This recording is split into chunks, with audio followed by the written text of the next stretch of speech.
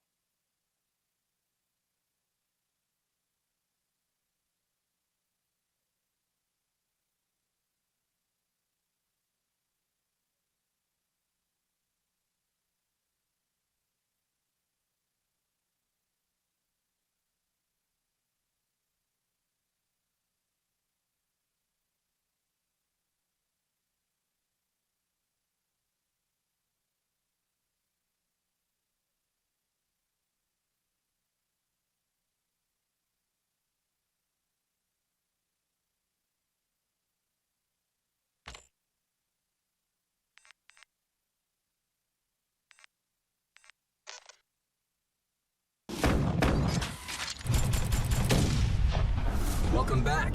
As you know, I am the quartermaster, and today you are in for the drop of a lifetime, my friends. First in the drop, a modified ERAD. I call it the Cyclopean. It fires a concentrated energy beam. It's like a laser pointer. That'll kill you. Second, the EMC Switchblade, modified to fire like a shotgun. It is not a knife, but it will cut through your enemies like warm butter. Introducing the Mark IIs, a weapon variant with plus 15% XP for kills. Hoorah! That there is some delicious camo. The Mauler, Sentinel. Feel the power. The Slicer gun turret lets it shoot a vertical column with bullets. I assume that was painful. Oh look, a bespeckled cephalopod. Next, the KBS longbow, Bombshell. As you can see, the headshot from the bombshell made his head go kablammy. Now, if you'll excuse me, let's get back to learning to cook. Someday I'll be able to flip those damn pancakes. See ya!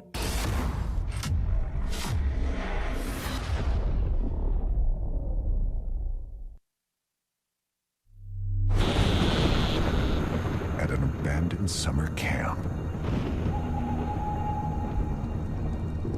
deep in the woods, 4 stranded companions will become the life of the party. We got recast and the script has been flipped. Zombies, welcome to my party.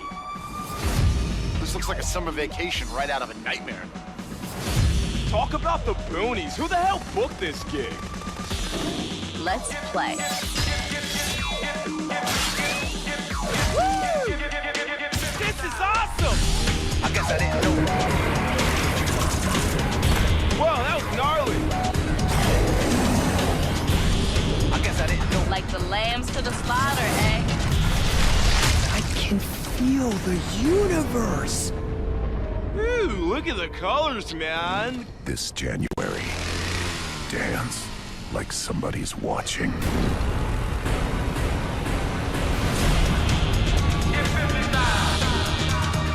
From the rave to the grave. Like a boss. You dead now, Holmes?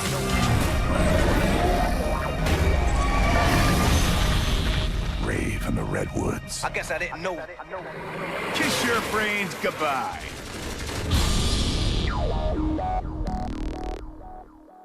Get the season pass now, 4 DLC packs for one great price.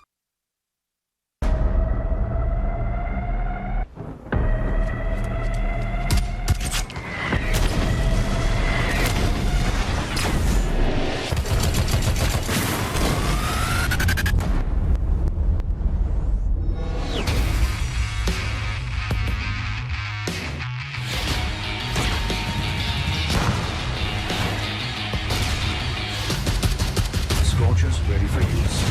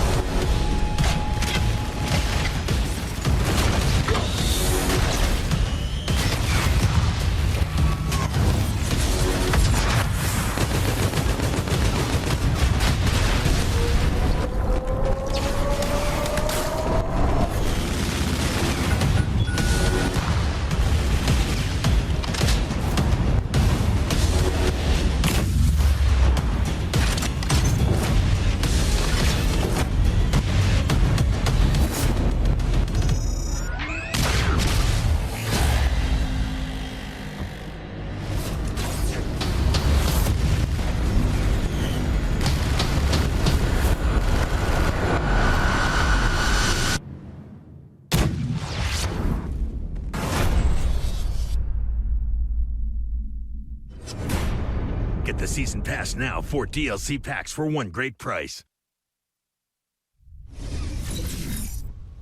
Scorch Hardpoint, a scalding hot mining facility on the surface of an asteroid that sees its start at the mid-bridge. The hill is highly contested, making it difficult to secure long periods of control. Early setup for the turbine hardpoint is key. This is where you can rack up huge objective points and build towards score streaks. The sky bridge can be used as a fast but risky route and rotation to the hangar. The third hill in the rotation is another solid chance for your team to punish the opposition, with players inside the hill focusing on close-range gunfights and objective control. The other team members must lock down the backside of the hangar to ensure favorable spawns and continued reinforcement. It's time to head to our fourth and final hardpoint. A popular route will be through rocks and straight towards the drill.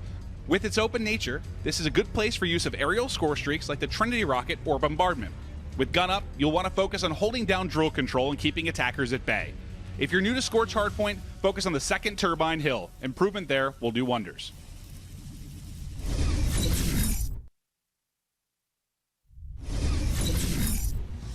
Pre-Sick Uplink, located in progressive Japan in the early stages of the STF invasion.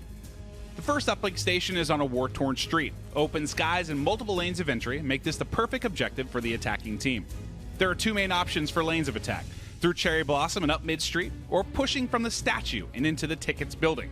Either option, if done correctly, can provide positive results. Teams will find the drone at mid-map in the lobby. Control here is essential and hosts some of the most important one-on-one gunfights. The second uplink station is in an alley in the back apartments area. The defense and hold of the construction building is imperative. Once lost, attackers will have free reign of your base.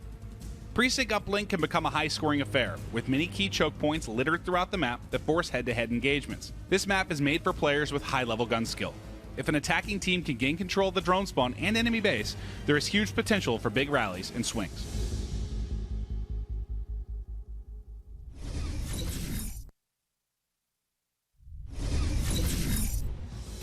Frost Uplink, a multi-lane research facility atop the icy tundra of Jupiter's moon Europa.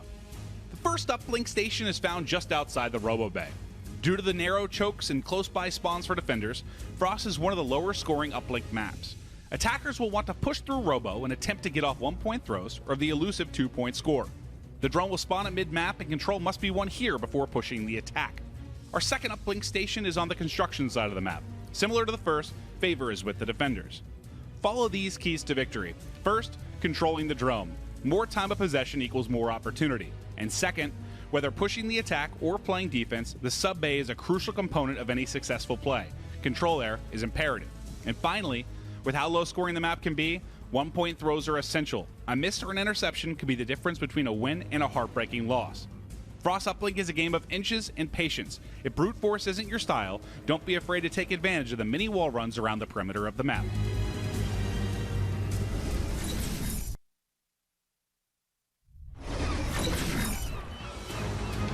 Retaliation Hardpoint, a classic-style map set in ravaged Geneva during the thick of the SDF invasion.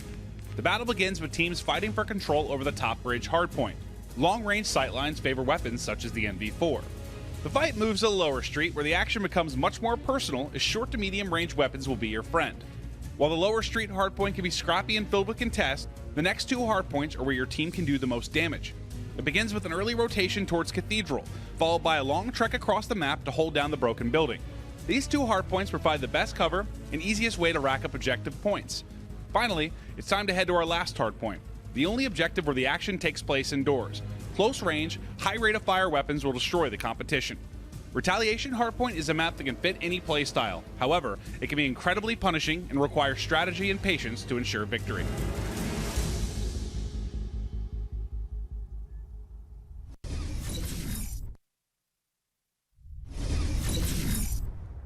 Crusher Search and Destroy, a medium-sized SDF munitions factory on the outer edges of Mars.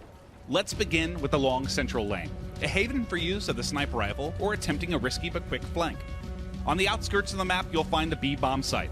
For the attacking side, this is the more popular of the two objective locations.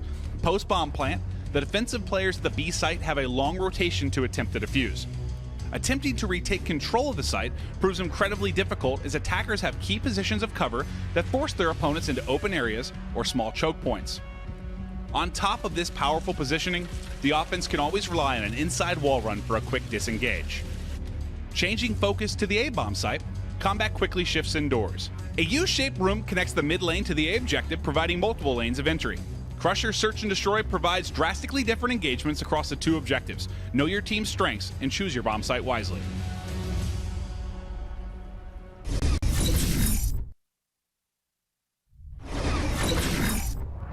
Throwback Search and Destroy.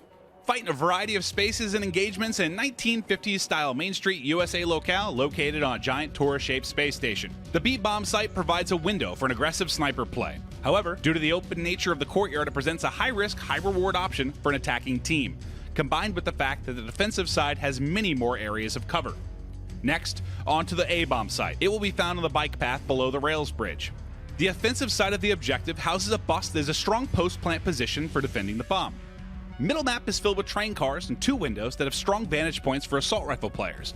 From these positions, you can quickly rotate to either bomb site or use numerous lanes for flanking routes. Throwback Search and Destroy showcases some of the more diverse attacking strategies from the offensive side. This is due to the fact that both bomb sites present strong opportunities for successful attacks and bomb plants.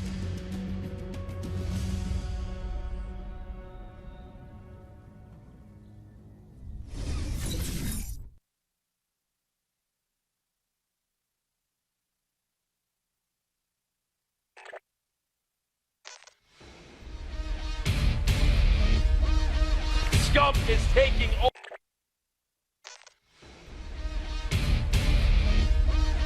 Scum is taking over. Gets 1 second. Player is there. Scum gets owned. I believe Scum is on it. He's halfway there. You're the divine stack form. Scum kills all 3. That play was awesome. Yes. This is where Scum gets scary. Scumpy, he just blew them out of the water. He's 24 and 8. And look at Scum in the camera's face.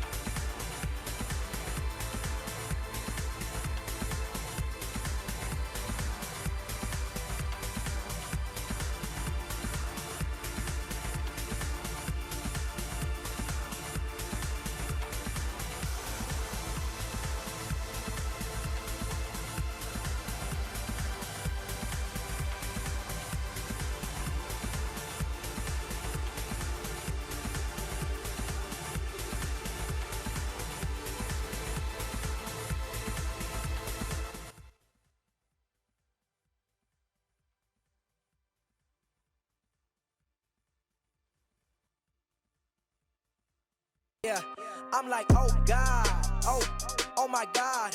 Bitch, I run the game, y'all just commentate from the side. I'm like, oh God, oh my God.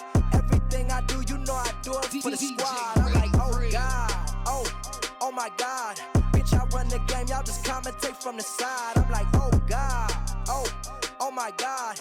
Everything I do, you know I do it for the squad. I'm like, this the type of shit they said they really wanted. So I gave them this right here, now go get blunted. Check my last album, all y'all know I run it. Flip the script just cause I couldn't fucking stun it. This the type of shit my life is all about. Check the Forbes list, you know I'm ballin' now. They say Logic, you too humble, boy, just let it out. Fuck 'em all then, I'm a dead it now. Like, oh, I think I know. This flow, this super flow, out of control. Like, whoa, this shit like, whoa, I think I know. Like, whoa, like, whoa, like this that execution. This is what the people said they wanted from the young boy, from the guy. This that execution. This is what the people said they wanted from the rap guy, from the guy. I'm like, oh God, oh my God. Bitch, I run the game, y'all just commentate from the side. I'm like, oh God, oh my God. Everything I do, you know I do it for the squad. I'm like, oh God, oh my God. Bitch, I run the game, y'all just commentate from the side. I'm like, oh God, oh my God. Everything I do, you know I do it for the squad. I'm like, hold on, let me bring it back. Everybody know I'm bringing the facts. And they wonder why I got it like that. Cause I put everything right on the track. And you know I'ma fuck around and let it go. I've been living like war, I've been living, you already know it. These motherfuckers wanna take it but never mistake it. I'm sure where I'm going and I'm knowing what I'm doing. Intuition, never switching on a mission. Motherfucker, why is you bitching? Why is you bitching? Like goddamn, I'm like, oh God. Hold up, wait a minute, they ain't ready for the hook. It's another day, another book. I feel like Indiana and Atlanta, hotter than Havana, coming with the stamina. Bitch, put down your camera and live in the moment. This shit right here, everybody gon' want it. So what up with it?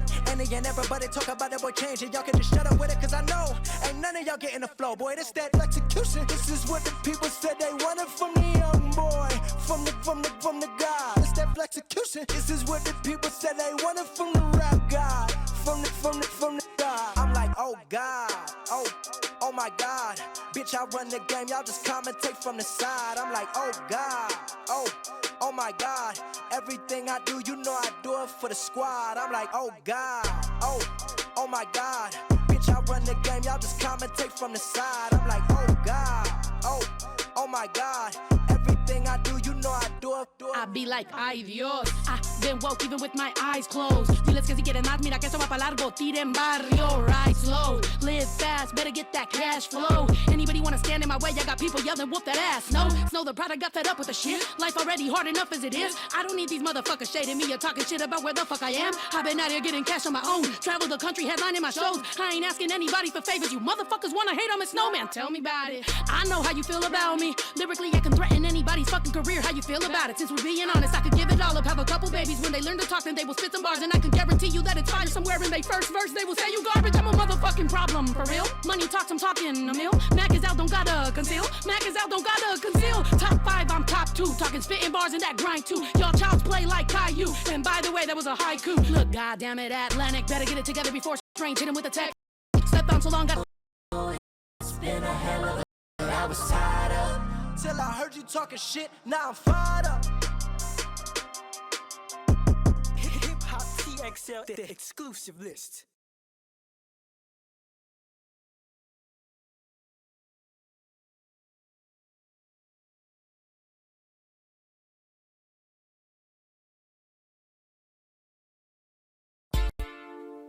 Wawa, 1738. Yeah, boy. I'm flossing, pouring a drink, baby. 50K in my jeans, baby. I don't give a fuck what they think, baby. There's everything in the bank, baby. Hey, if I want it, go for it, baby. Hey, if you with it, then go for it, baby. Hey, you light up like a blowtorch, baby. Hey, and they know I'm flossing, baby. Hey, I'm like, what would they causes, baby? Hey, Zoo Gang, I'm the boss now, baby. Hey, Gritty made me a star now, baby. Hey, now they know who we are now, baby. I'm bent up, I just broke the bank. Roll backwards, all I smoke is dank. And I'm ballin', he fallin'. I don't know why his bitch keep calling. Hey, it's the Zoo Gang, Honcho, and Zoo Vid, baby. 17 1738, you know who near, baby. Left a lot of pussy niggas in the rear view, baby. I'll never let these pussy niggas near you, baby. In my past life, I hope it don't scare you, baby. Young buster, get his ass chunked up and talking like Wu-Tang, screaming out Zoo Gang. So you came with, I went from the block to being famous. My mom was first to feel changes. I put so much kinds, I swear it felt stranger. Catch me on the highway, beamers, no rangers. Big zoo, walk all hard, collect faces. I drink white and dark, I'm not racing. Drop 5, 7, and 5 for one bracelet. I don't want your bitch, cause she basic. I drink red Chicago, not the Lakers. In my kitchen, I love the bacon. Bacon so the hits a pot and start scraping. Papa smurf big blue bands while I'm caking. Papa smurf big blue bands while I'm casing. Wow. Hey, I'm like gone. Hey, DJ Ice. And I stay flossing and that candy paint, rolling paint, sipping drink on top of thing.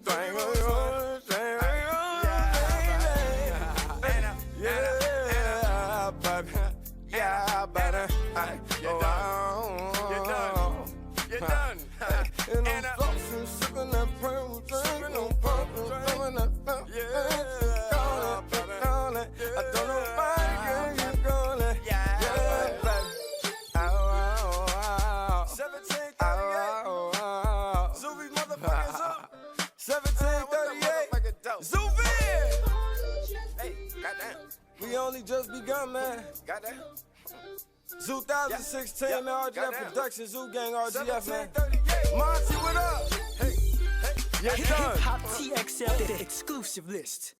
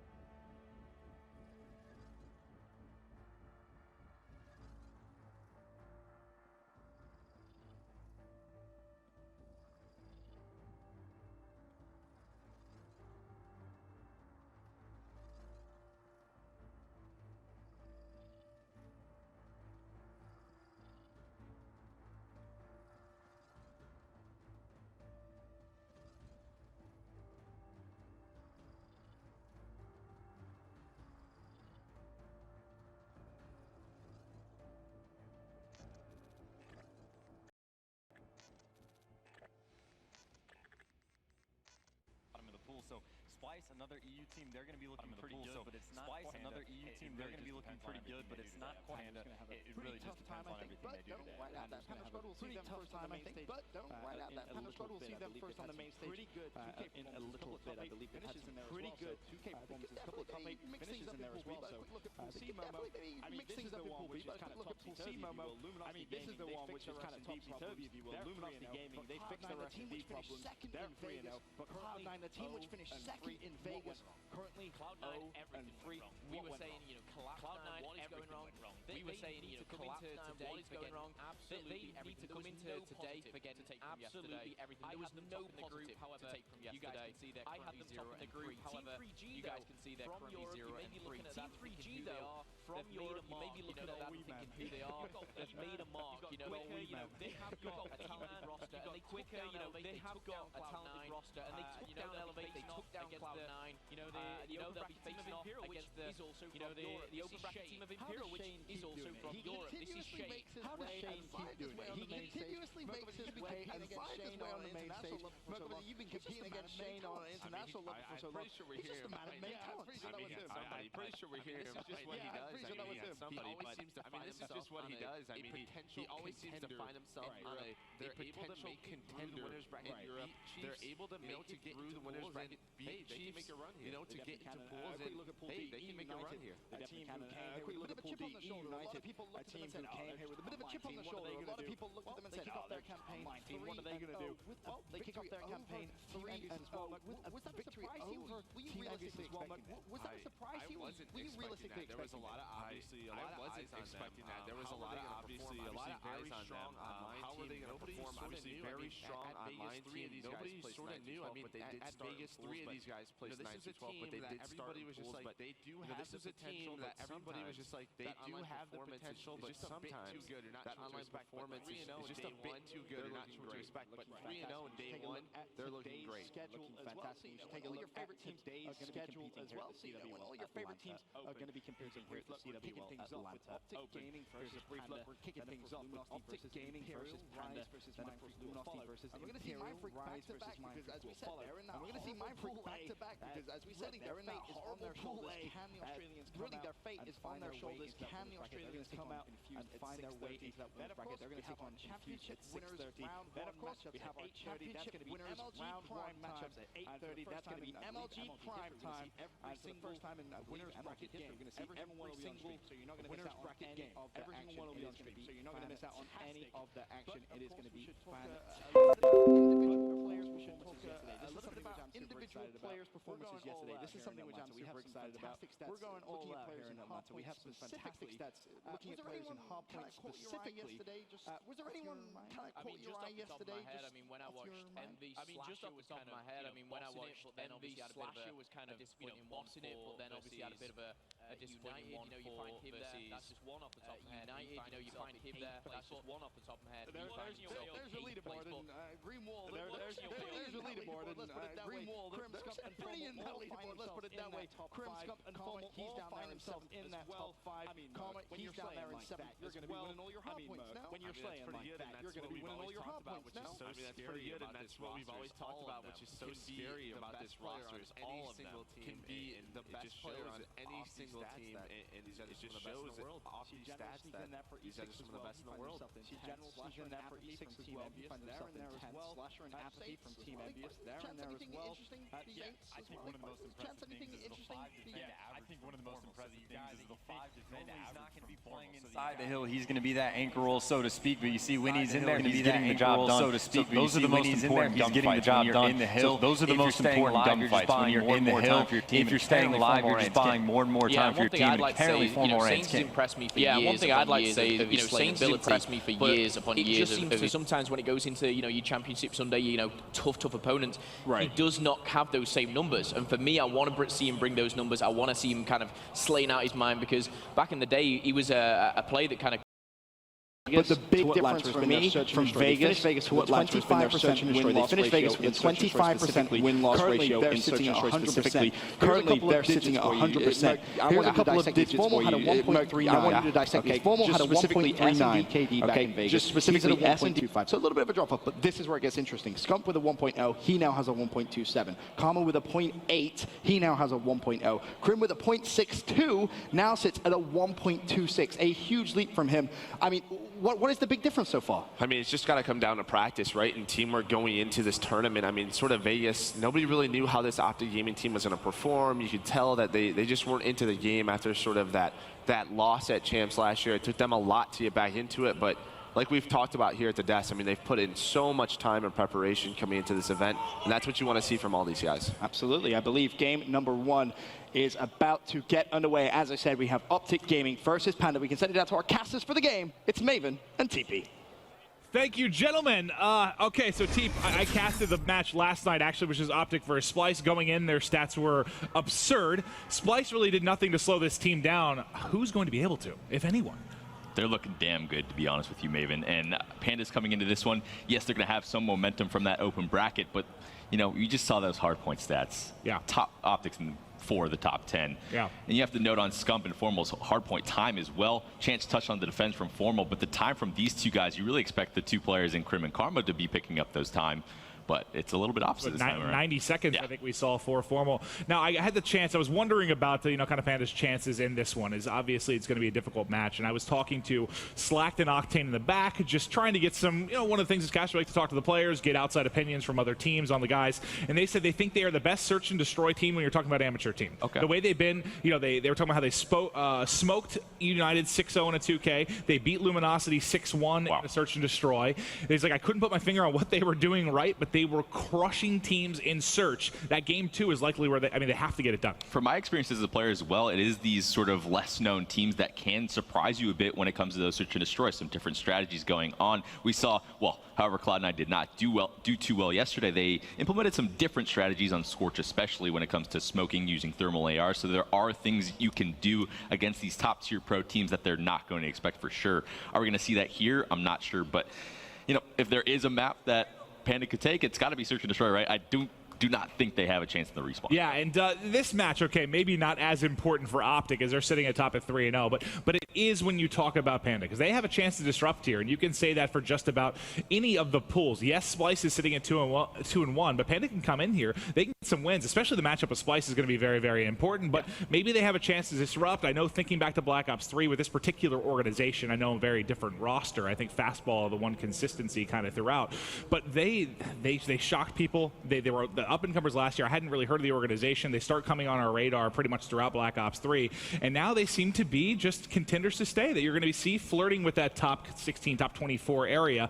I know when you're talking about the recent 2Ks, I believe in the past 3, they've had 2 top 8s, so that's really, really strong, and I know people like to say onliners, blah, blah, blah, but after seeing how E United kicked off day 1, it's kind of, I think people are starting to realize, usually if you do well online, that's going to carry over to LAN in some capacity. Yeah, for sure. E United obviously playing absolutely dominant online, so not sure what to expect from Panda coming into this pool. It is a tough one. It seems like Optic and Splice really have those top 1 and 2 spots locked down, but you can make some noise here. They should anyway, yes. But Panda, I mean, if you sneak a win here, if you're able to take out Optic Gaming, all of a sudden, if you're Splice, you're looking over your shoulder, right, and you're wondering what is possibly to come.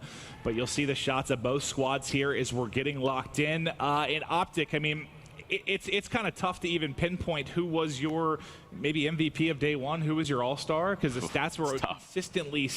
I know I was highlighting before Splice. Formal kind of stood out to me because he had like a 1-5 in Respawn, 1-3 in S&D. But now that the Splice series has gone underway, they're all just sitting pretty. I mean, they're pretty much similar across the board. Yeah, and that's something that was, I guess, is a little bit different compared to Vegas. Scump didn't have the best of tournaments. We gave him some flack at Vegas, but obviously he'll admit that too. Yeah, exactly. He was not, you know, happy with his performance, to say the least. So they've obviously put in the work. They put in a lot of practice. Been watching a lot of their streams, especially throughout the 2Ks and stuff. So seems like they have that Optic confidence back, which is cool to see. One thing I have to note on, though, is looking back at Vegas, the open bracket team that came into their pool and wiped the floor with them was E6 at the time. Yes, different meta. The OSA came into play and really caught Optic off guard, but it was that open bracket team that came through and stormed the pool. It's possible. Well, I'm kind of curious. I can't remember who said it. I want to say it was... God, it was one of the amateur teams, but they were speaking, I believe, with Jack, and they had this line saying they used to be this. You looked at them as like this final boss, right? They were this formidable opponent, right? But you saw now they're vulnerable. You saw you could beat them. Like I almost want to compare it to like kind of Tiger Woods in his prime, where he would get into, you know, there's 1 or 2 people in contention maybe down the stretch, the final couple holes. But if you knew you were playing against Tiger, like you'd see these guys cripple, and Tiger's always clutched. He always came up big. But now that you've seen like Optic look a little bit vulnerable over the past 6 months without getting a victory, maybe you're opening the door for some of these other teams to make runs against Optic Gaming. But speaking of Optic, let's check out this video of Scump. Without question, the biggest player on the planet. Now it's Scump in the 1 versus 2. Pressure coming in from Rock. Gets 1. Second player is there. Scump gets both. The 3-0 sweep.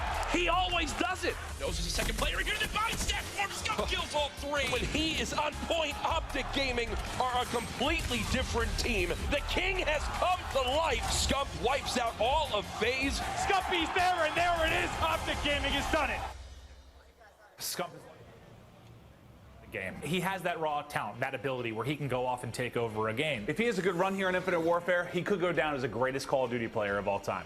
Scump is an extremely aggressive submachine gun player. The thing that makes Scump so special with his play is he plays at such a fast pace. But when you really break it down and watch what he does, he's always pre-aimed in, which is a little bit more of a slower player's tactic, but he's always able to just snap on players, pick up those fast kills, makes Scump's gameplay so crazy to watch. Scump has been one of the top Call of Duty players since he began his career, but it's no secret that the one thing he's missing is that elusive Call of Duty championship victory. The guy's basically won everything else. That is what his sights are on in Infinite Warfare. Can he do it? We'll have to find out. And maybe this is the year the Green Wall can get it done, bring home that championship. You know, they're so used to basically winning everything up to that, at least over the past couple of years, and then sort of falling short. Maybe the slow start here this year, it'll get the gears turning, maybe turn them on try-hard mode a little bit earlier. I don't know. Yeah, you got to think maybe it's just an overconfidence thing going into champion in the COD champs for each year. They've been the sort of heavy favorite going into both of them, just coming out a little bit short. So maybe this short start to the year, a bit of a reality check for them. They got to put in the time. They're not as top dogs as they were in the past, basically. All right, well, they're getting through the rig draft now, and we'll be ready to hop into our hard point here for game one. It's going to be on Scorch. All right, let's talk a little bit about Scorch. Is this a map that you think, oh, okay, we have to say hard point plays strongly in Optic's favor after seeing the stats? Yep. I mean, there's no way it doesn't, but is there something about this map that maybe Panda, something they could abuse, something you give them a chance in? Optic's just been playing such a good team game, and that shows in their KDs. It's not like one player is completely taking over in the stat. I'm making you dig for something here, buddy. It's really tough. I don't think Panda has much of a chance. Really, you have to go for, I guess, the quote-unquote money hills. Rotate very early for those ones to get the sort of easy setups. Second hard point especially is Turbine. Yeah, something that's a little bit easier for them to hold, because on those a bit more scrappy hills, Optic's going to get the better of you for sure. You would think, and that's how it's going to start off. We kick it off on the bridge.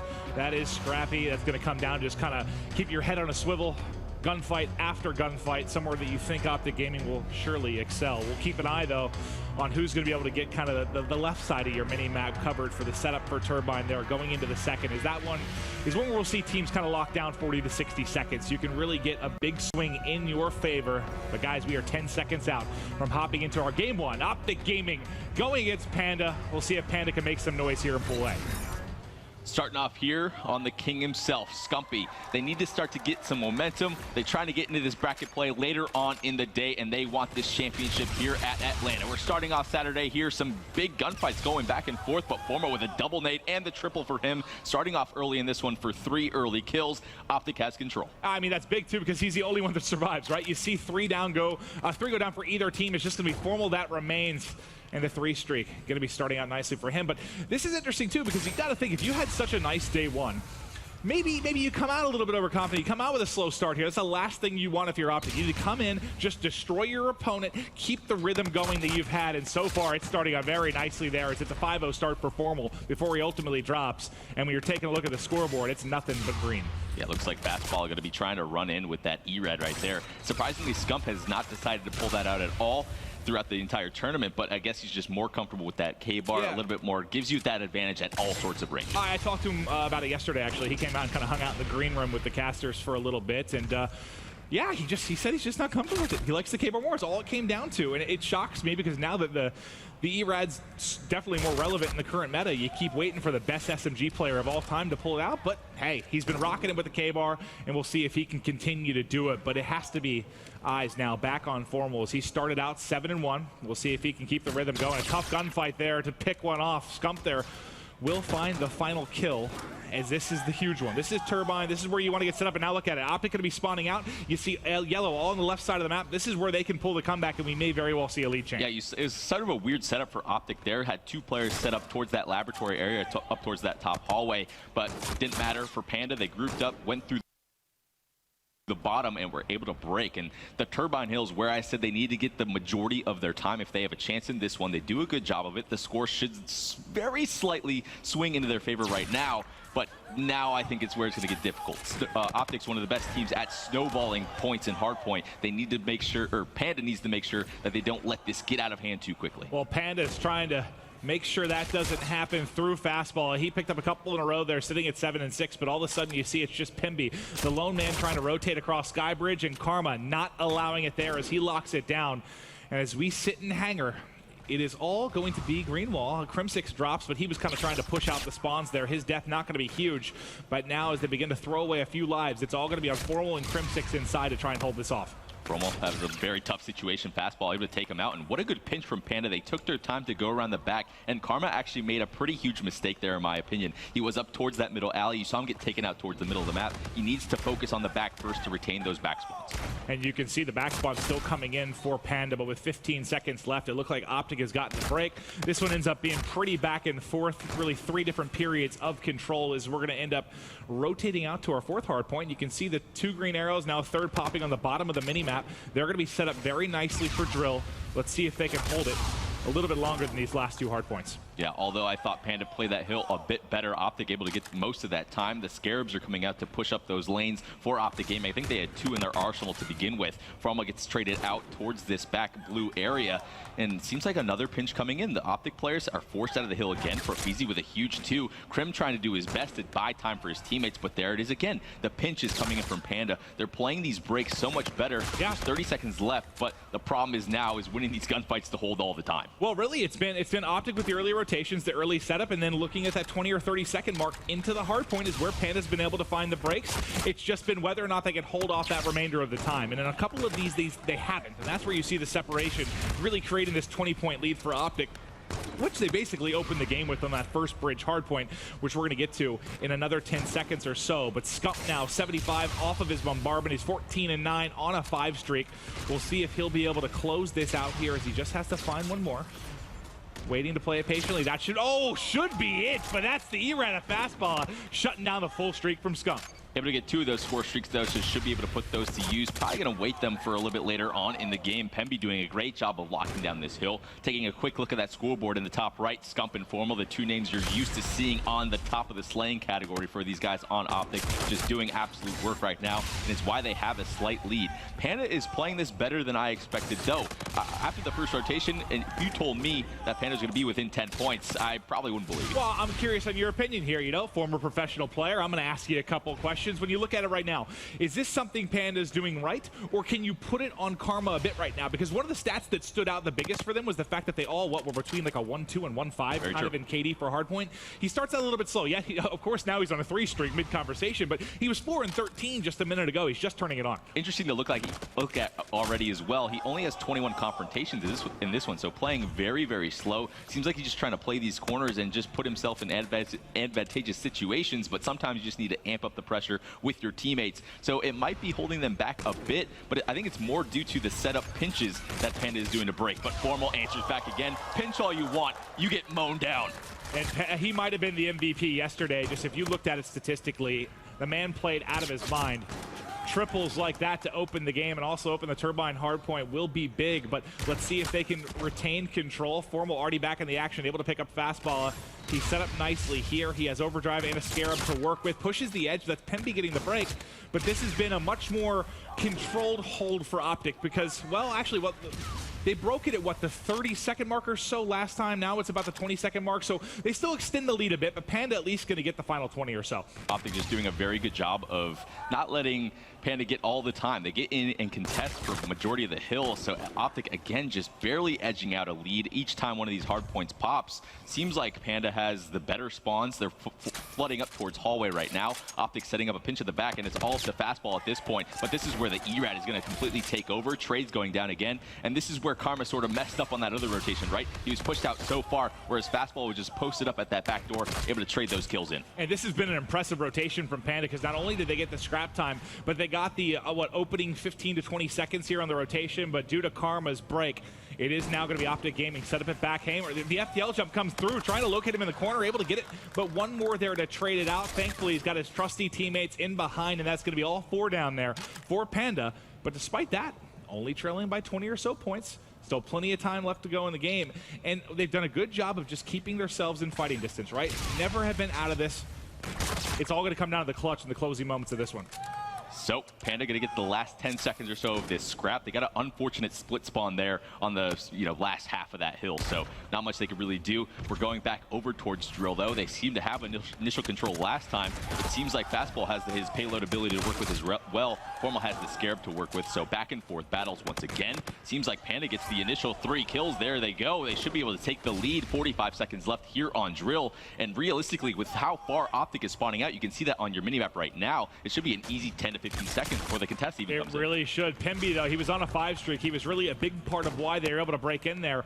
As he drops, we'll see if they can retain control. Coming back in with Camo is going to be Fastball.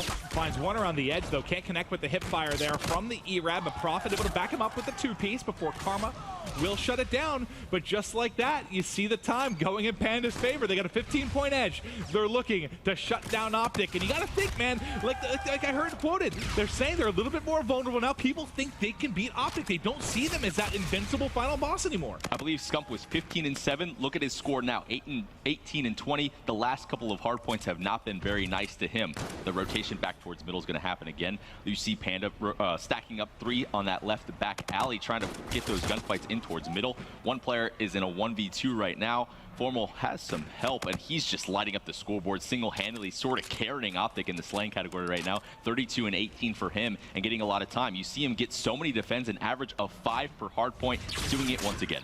He's the only one positive right now. He's plus 13. Everybody else in Optic Gaming is negative, trying to put the team on his back in the slaying department now. But this is going to come down to the stretch. We should see another lead change momentarily here as Panda has bridge lockdown. Pemby trying to hit this wall run over the lava pits, try and flank in behind, works brilliantly, and there he's going to line up Crim 6. There's one more in front, Pemby finding 2. He's got Centurion to work with. He's got the Scarab as well. And how many lead changes are we going to have in this? Like, if they take it over yet again, this has got to be our 5th or 6th. And now for Turbine, you're going to have this set up with Centurion. You've got a good chance to pick up a lot of points here.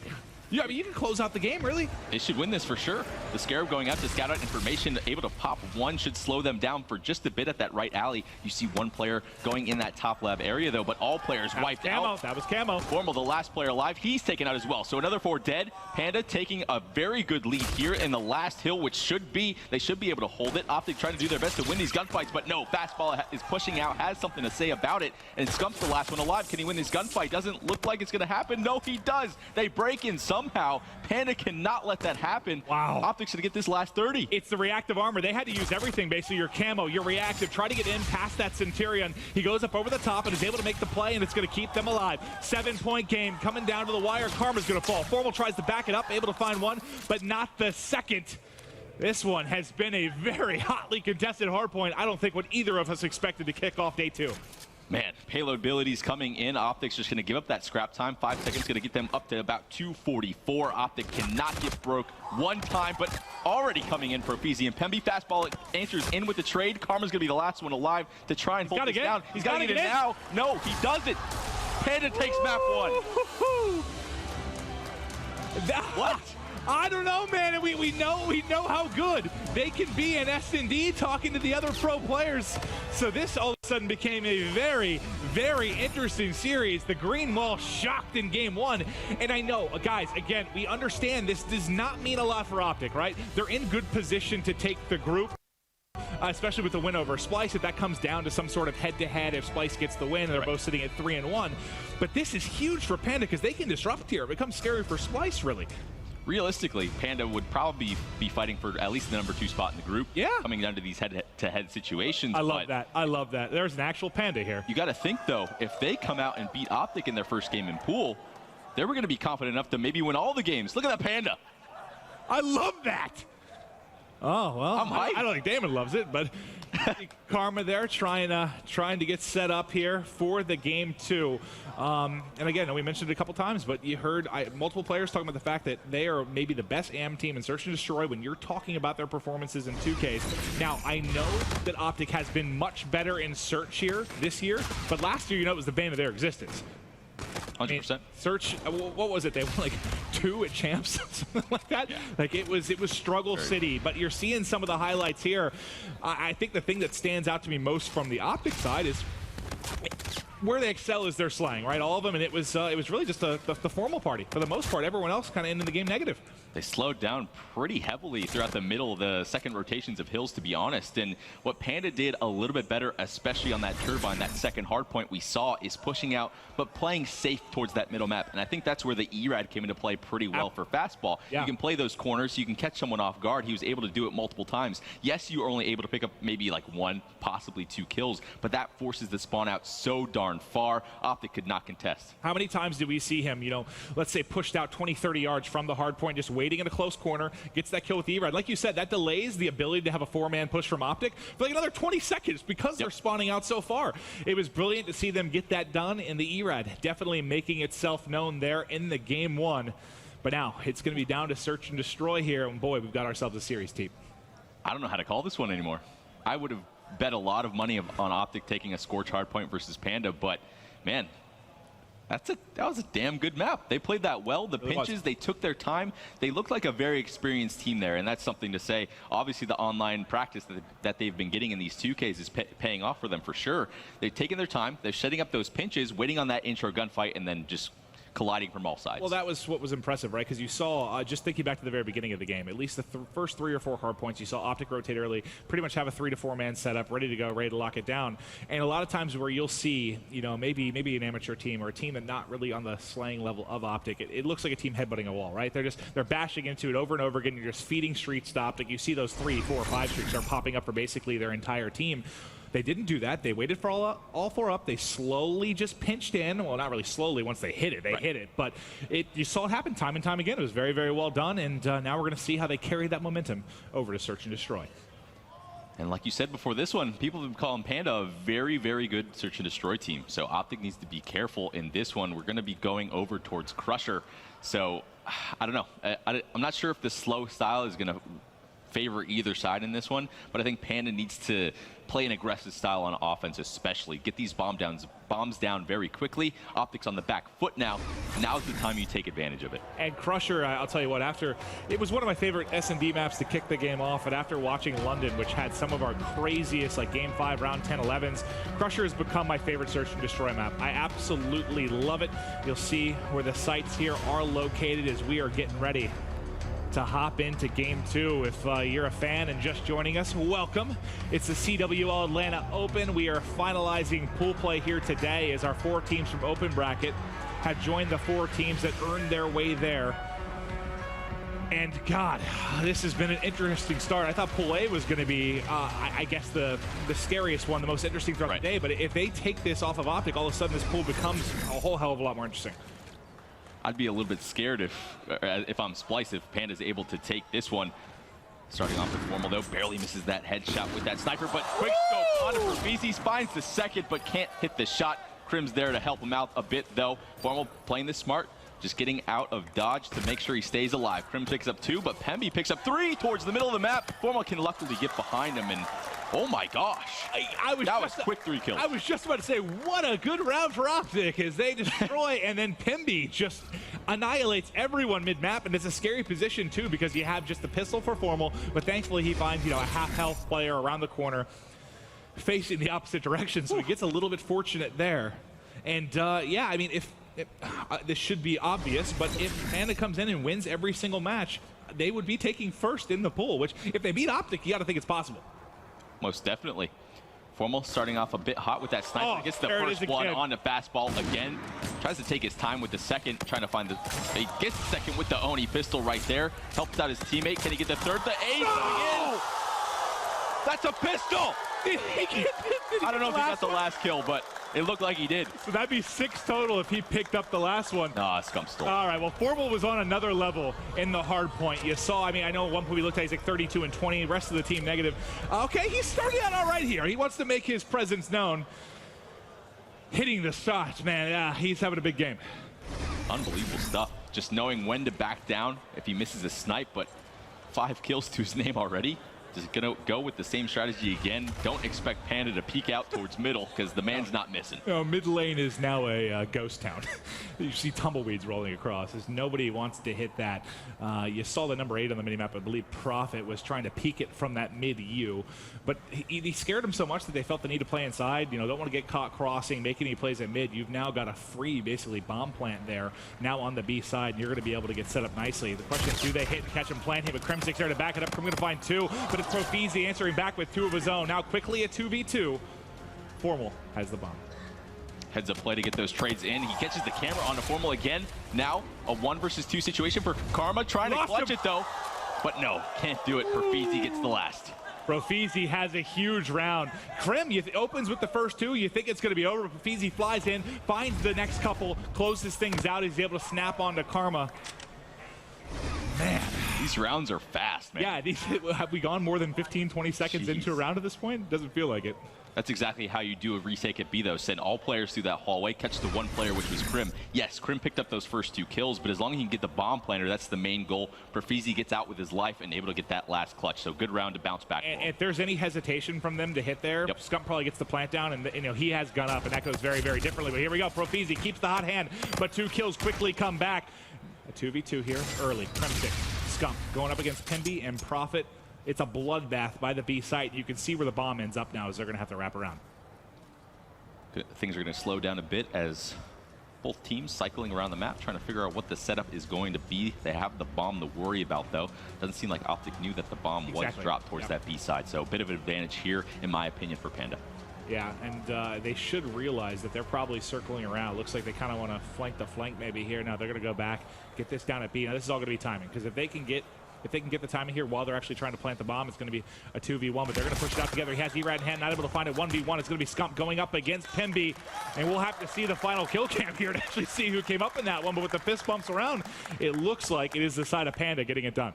Actually, the Scump. Oh, it is Scump. Never mind. Okay. He got the corner around Pemby. Didn't have his gun up at the time, so good stuff from Scump to get that trade over. Optic taking a 3-1 lead in this one, and I love how both these teams are playing these rounds, grouping up together and taking those gunfights. I think Panda should have maybe played it a bit more patient. Fastball can't get caught that early over towards that B side, especially on offense, but you know, there's 2 ways to play B. You play that retake style that we saw from Panda, or you hit it like Optic to make sure they do not get that bomb down at all. Looks like we might have another bloodbath at B coming forward, and it's 2 kills early, but Crimsix answers back. Remember, this became a 2v2 really fast last time, and here we go. Yet again, 2v2 quickly as Crim's able to find 2, and he wants to keep fighting here, but now Pimby answers it. 1v2 for Formal. Finds 1, only 6 bullets in the clip, trying to get away. He's getting pushed. 1 around the edge, can't gun him. Nice job chasing him down, gets caught mid-reload.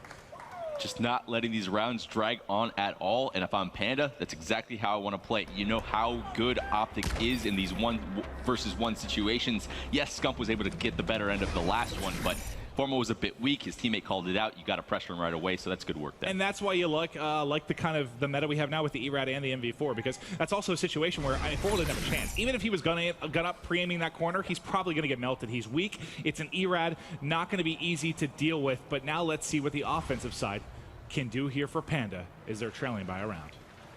Going over towards this B side again. Karma with that NV4 towards that back right rock gets the first blood. Really expecting to try and lay this bomb down and back up, but Optic got that first blood. They're playing a smart fastball. Jumps off the map or something. A Scarab coming in as well, and the trade's coming in. I'm not sure what happened with fastball right there, but he just died out of the blue. Yeah, I think he took a dive off. Maybe, I don't know. I'd have to see that again, where he actually went. If he was trying to dodge some shots, maybe, and just took it off the edge. You think he got, like, jammered and he fell? Yeah. And I don't even know what happened there. All right, well, we'll see if they're able to bring it back now, trailing by 2 rounds. Offense going to be going back to Optic Gaming. They have Centurion to work with. You can see the split on the defensive side. It's going to be stacked heavily towards A and really just one watching mid-map. So this is going to be similar to a couple rounds ago where it was wide open. They try to get the bomb down, but they hit it at the perfect time that they catch Scump while he's planting. Let's see if that happens again. This time Krim plays a little bit more forward. He's going to be able to get the call out. Scump, I believe, trying to get this bomb down. Only difference this time is Crim has this Centurion to place down if he decides to, but nope, Panda decides to hit it very quickly. Profik opens up with 2, Pemby with the 3rd, and they hit that timing just perfect. You need to do it before the bomb goes down or right as it happens. Karma stuck in the 1 versus 4 now. Should be dead in a second, and there it is. Perfect.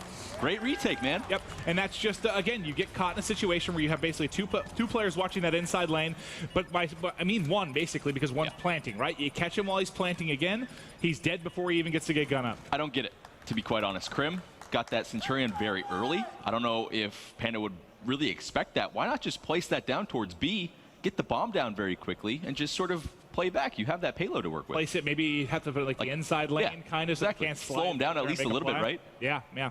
I don't get it. Well, he still got it to hold on to at least.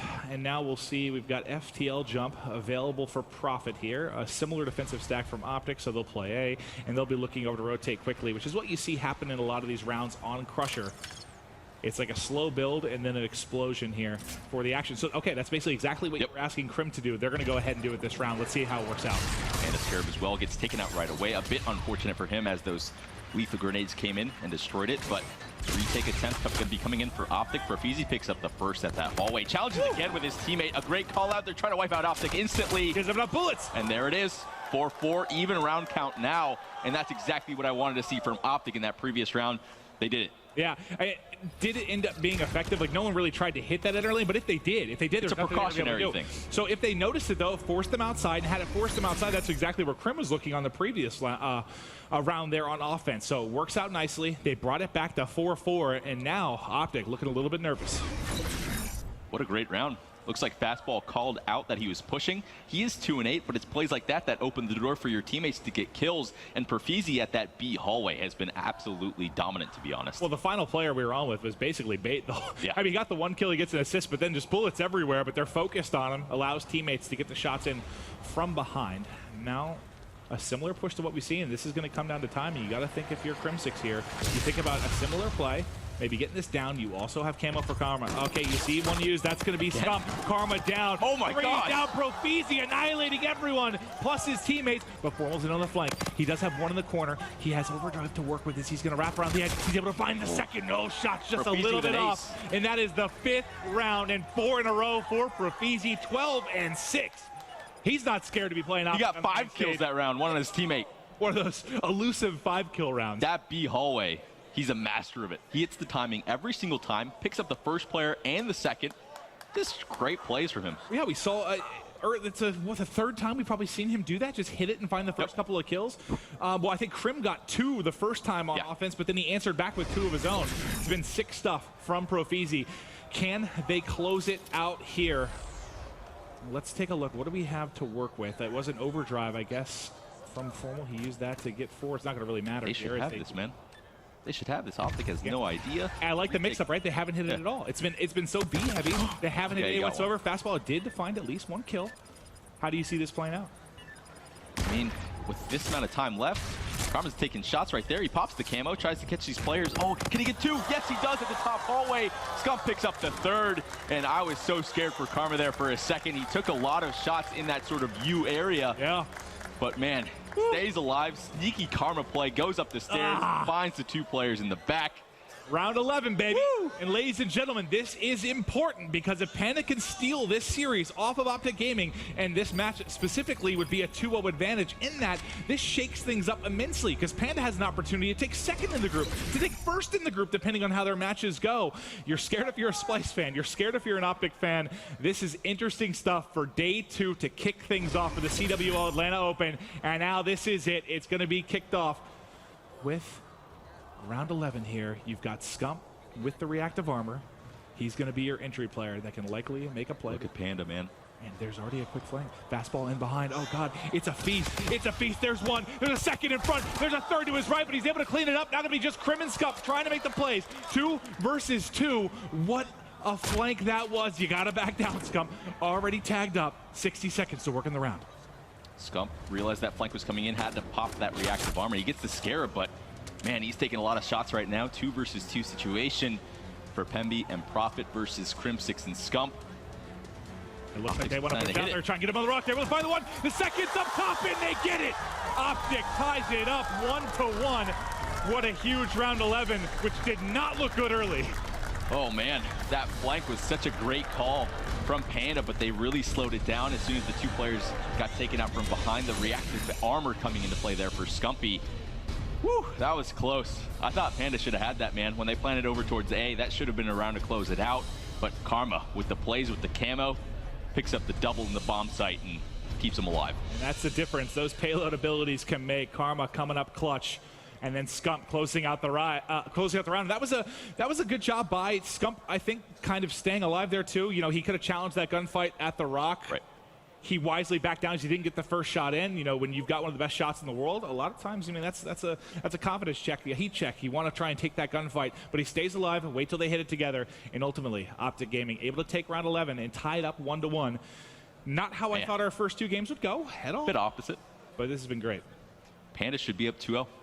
Yeah. I think they overall played that better, a more decisive style of play. And you see in each of those rounds, the team that played it more aggressively actually got the better end of it. So group up, get those gunfights, get that team shot going down. Optic barely able to edge that one out, but man, some huge plays. We got ourselves a series. It's going to be Uplink Throwback next. Guys, quick break. We'll be right back.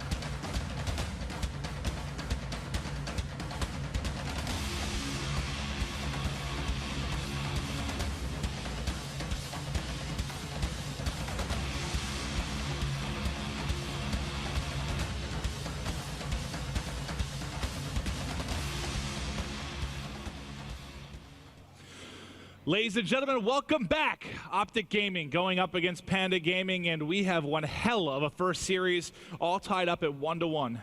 Game 2 came down to a crucial round 11. But let's talk about what you've liked so far about Panda. I think they've played them very, very tough in the first two games.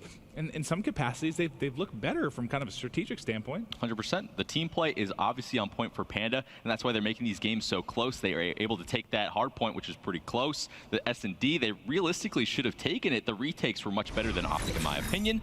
But overall, we're tied up at a 1-1 overall, and that was a huge win for Optic, to be honest. Yeah, it really, really was. I mean, going into an 0-2 hole, are they capable of battling back? Sure. But they want to close this out, make sure they have first in the group. They don't want to open an opportunity here for Panda maybe to sneak in and steal that away from them. So now, let's see what they can do to bounce back in the uplink. Now remember, yesterday, the only map they dropped was an uplink to EG, I believe. So not to talk too much to that. It's one map that you lost, but maybe a little bit more vulnerable in that compared to other game modes. So we'll see if this is somewhere where Panda can maybe steal back the series. A sort of common trait, especially throughout last year, is these sort of amateurish teams struggling on maps 3. The uplink and CTF only uplink now, so it's going to be interesting to see if, you know, we're going to see that sort of trend continue throughout this year, or if these teams have developed that style of play on uplink, especially to be a little bit more consistent against top teams. All right, well, here we go. It's going to be Uplink to kick off our Game 3. Just checking out the minimap for the opening break. It's going to be Profizi, who has been a hero here so far in the series, finding one and tagging up a second. Playing high since, yes, exactly. A bit of a spaz, but it's working until, well, I take it back. The quick one going in. Scump gets the interception, though. Man, they tried to get that quick one up towards that underpass area, but Scump was on top of it, spawned under his portal, and now the pressure coming in on this right side from Optic Gaming. Pemby and Profizi answering back, though. The trades going down very quickly. A high-intensity game. All these games have been extremely fast between these two.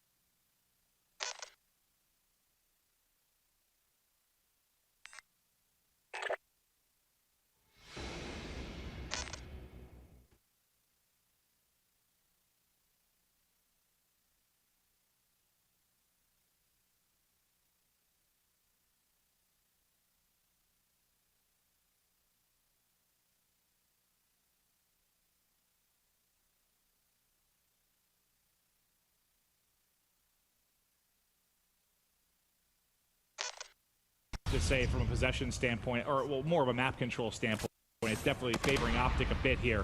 Karma, they're finding two nice shots at the MB4. There's one inside of bowling. You hear all the shots going down around him. He can't get to the edge before he ends up drop. But it's only Pemby up now. And once again, you've got the base cleared, but no drone with you to put points on the board. Optic just taking a tad bit too long to pick up that drone. It resets towards middle again. I really thought they were going to be able to get points, but now a heads-up play. Karma shuts it down right away, though. Can he pick up the third? Fastball trying to open up this lane. The drone carrier gets the beat down onto Scump over towards this track side, so that's actually a huge kill. Scump was probably going to be able to get that kill and take it up towards middle on that right side again, but keeps the play alive for Panda. Keeps it alive for the time being, but the defense of Optic looks strong enough for now, but maybe not. His fastball, it does find two, but Karma, only man up for Optic, has drone in hand. He's going to push this across courtyard and try to get set up in blue. We'll see if laying prone here is going to work for him. Was he spotted? It looks like he certainly has been. Can't survive for long. His Prophet gets it. That's now 3 down for Optic Gaming. Prim, really the only one with a chance here. Quick 4 dead for Panda. They decide to go back to the drone reset. They need that drone to get some points. They're still set up on this right side, though. The pass going down. Profizi's trying to open up this first kill towards Barn. Not able to do it. That's going to force them to take their time and go around the right or maybe in towards Barn. Last player alive. Prophet picks up the double beatdown. Gets the... Oh, no. Drops right before he gets the shot off. He was a bit tagged, and Karma gets just enough in there to close it out before the 1-point shot comes in. So, with 60 seconds left, still looking at just a 1-point lead here for Optic Gaming. They're looking to get control of mid-map yet again, and inching his way forward is going to be King Scump. Wants to get into their top window, finds a kill from behind eventually. One able to rotate him behind though to clean him up. They've got the drone down at bike path, but as Crim 6 falls, that's going to surely shut down any kind of push here for Optic Gaming. Double beatdown. You don't see that too often in an uplink. Very good plays. I know that's his 4th melee kill with the drone so far. Optic needs to play a little bit further away. Optic gets a quick 3 dead, only 1 player alive. Pemby trying to pick up a kill, but he's behind enemy lines now, putting his team in a very tough situation. Optic should be able to get some points here. The 1 does not get off, though. Profizi shuts it down, picks up the 2nd. Formal trying to get the 2nd as well, gets the drone in his hand. does not get it though out of his hand to get the one. Scump answers back, gets the dunk in at right about halftime. And that was actually Scump shooting Formal in the back is a big part of the reason he wasn't able to get through for the dunk, but he gets the other 2 kills that matter as well, and you close out the half with a 3-0 lead. And that's got to be frustrating for Panda because you play them tough for 4 minutes and 50 seconds basically. I know possession was predominantly for Optic Gaming. When you look at offensive opportunities, they had 10 or so. I mean, 2 times we saw just the ball not picked up in time, really. It ends up resetting, so you can't get off that late toss. But how do you feel about a 3-0 lead for Optic right now?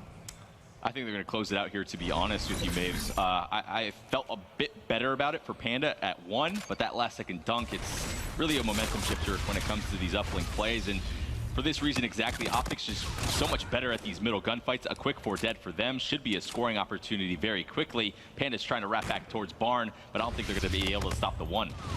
Well, it looks like I think Karma's the man with the drone trying to find an angle up over the top. It's a little bit short, not able to bury it. So the lead will stay at 3-0. So TP, if you're Panda, and you had the rough start. Well, I mean, they played them close, but you had a bit of a rough start there, especially the closing of the first half. What do you think they can do differently here to try and get the edge in the second half? I think they just need to slow it down at these middle map situations and pick up intros. They need to play their corners, find out where Optic is setting up, and be able to set up a sort of scoring opportunity like Optic has had many a time. They're working this drone up towards this left side, though. They make it into blue with the drone. The 1 should be going off, but no. Karma shuts it down, gets the second with that NV4. Prophet in a tough situation should be able to get taken out soon, but playing his life. Yeah, stayed alive for just a moment, kind of misses the jump on getting into that blue window. I think regardless, he was likely going to be dropped. So still you see Panda being shut out here in the uplink. It's going to be now a fight back to middle as the drone resets. You see all the yellow arrows on your minimap. They've got early position. They just need to win these gunfights. Prophet was able to win the first, but Krim and Scump coming in quickly to answer. They're trying to flake around the back. This might be the opening they need. Could be points on the board. Looking for the dunk. Might get a little bit overzealous, but there it is. Dunk comes through. Now only trailing by 1. I love that. They only had 2 kills. Still 2 people up for Optic, but they hit it quick. There was no hesitation, and they got through for the dunk. Great stuff from Profizi, leading the way for his drone carrier to get that dunk in, and now we have a game here. Every single game has been close in this series thus far. It's happening again.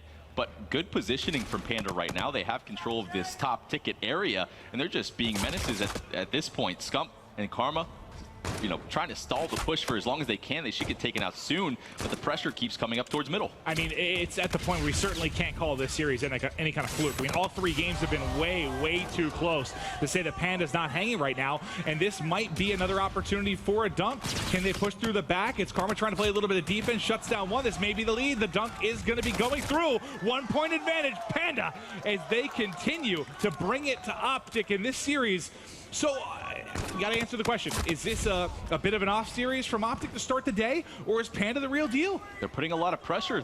This is the preferred side for them, pushing up towards this back folding area, and they keep spawning Optic out on that top side of the map, or on the mini-map there. There's not much you can do when you're consistently wrapping back towards spawn. Another dunk going to be coming in just a second. They decide to hold it, though. A smart play, a 6-3 lead for them now. Finally, Formal's able to break out of his base for just a little while, but he's alone. This could have been a 3-0. Now, I know there's still 2 minutes left, but that game 2 was in the hands of Panda after taking the hard point. But don't put it away for Optic yet. They may be able to climb back here. We're watching Prophet right now set up a top window, trying to make sure there's no mid-control currently for this side of Optic. He'll ultimately get cut down.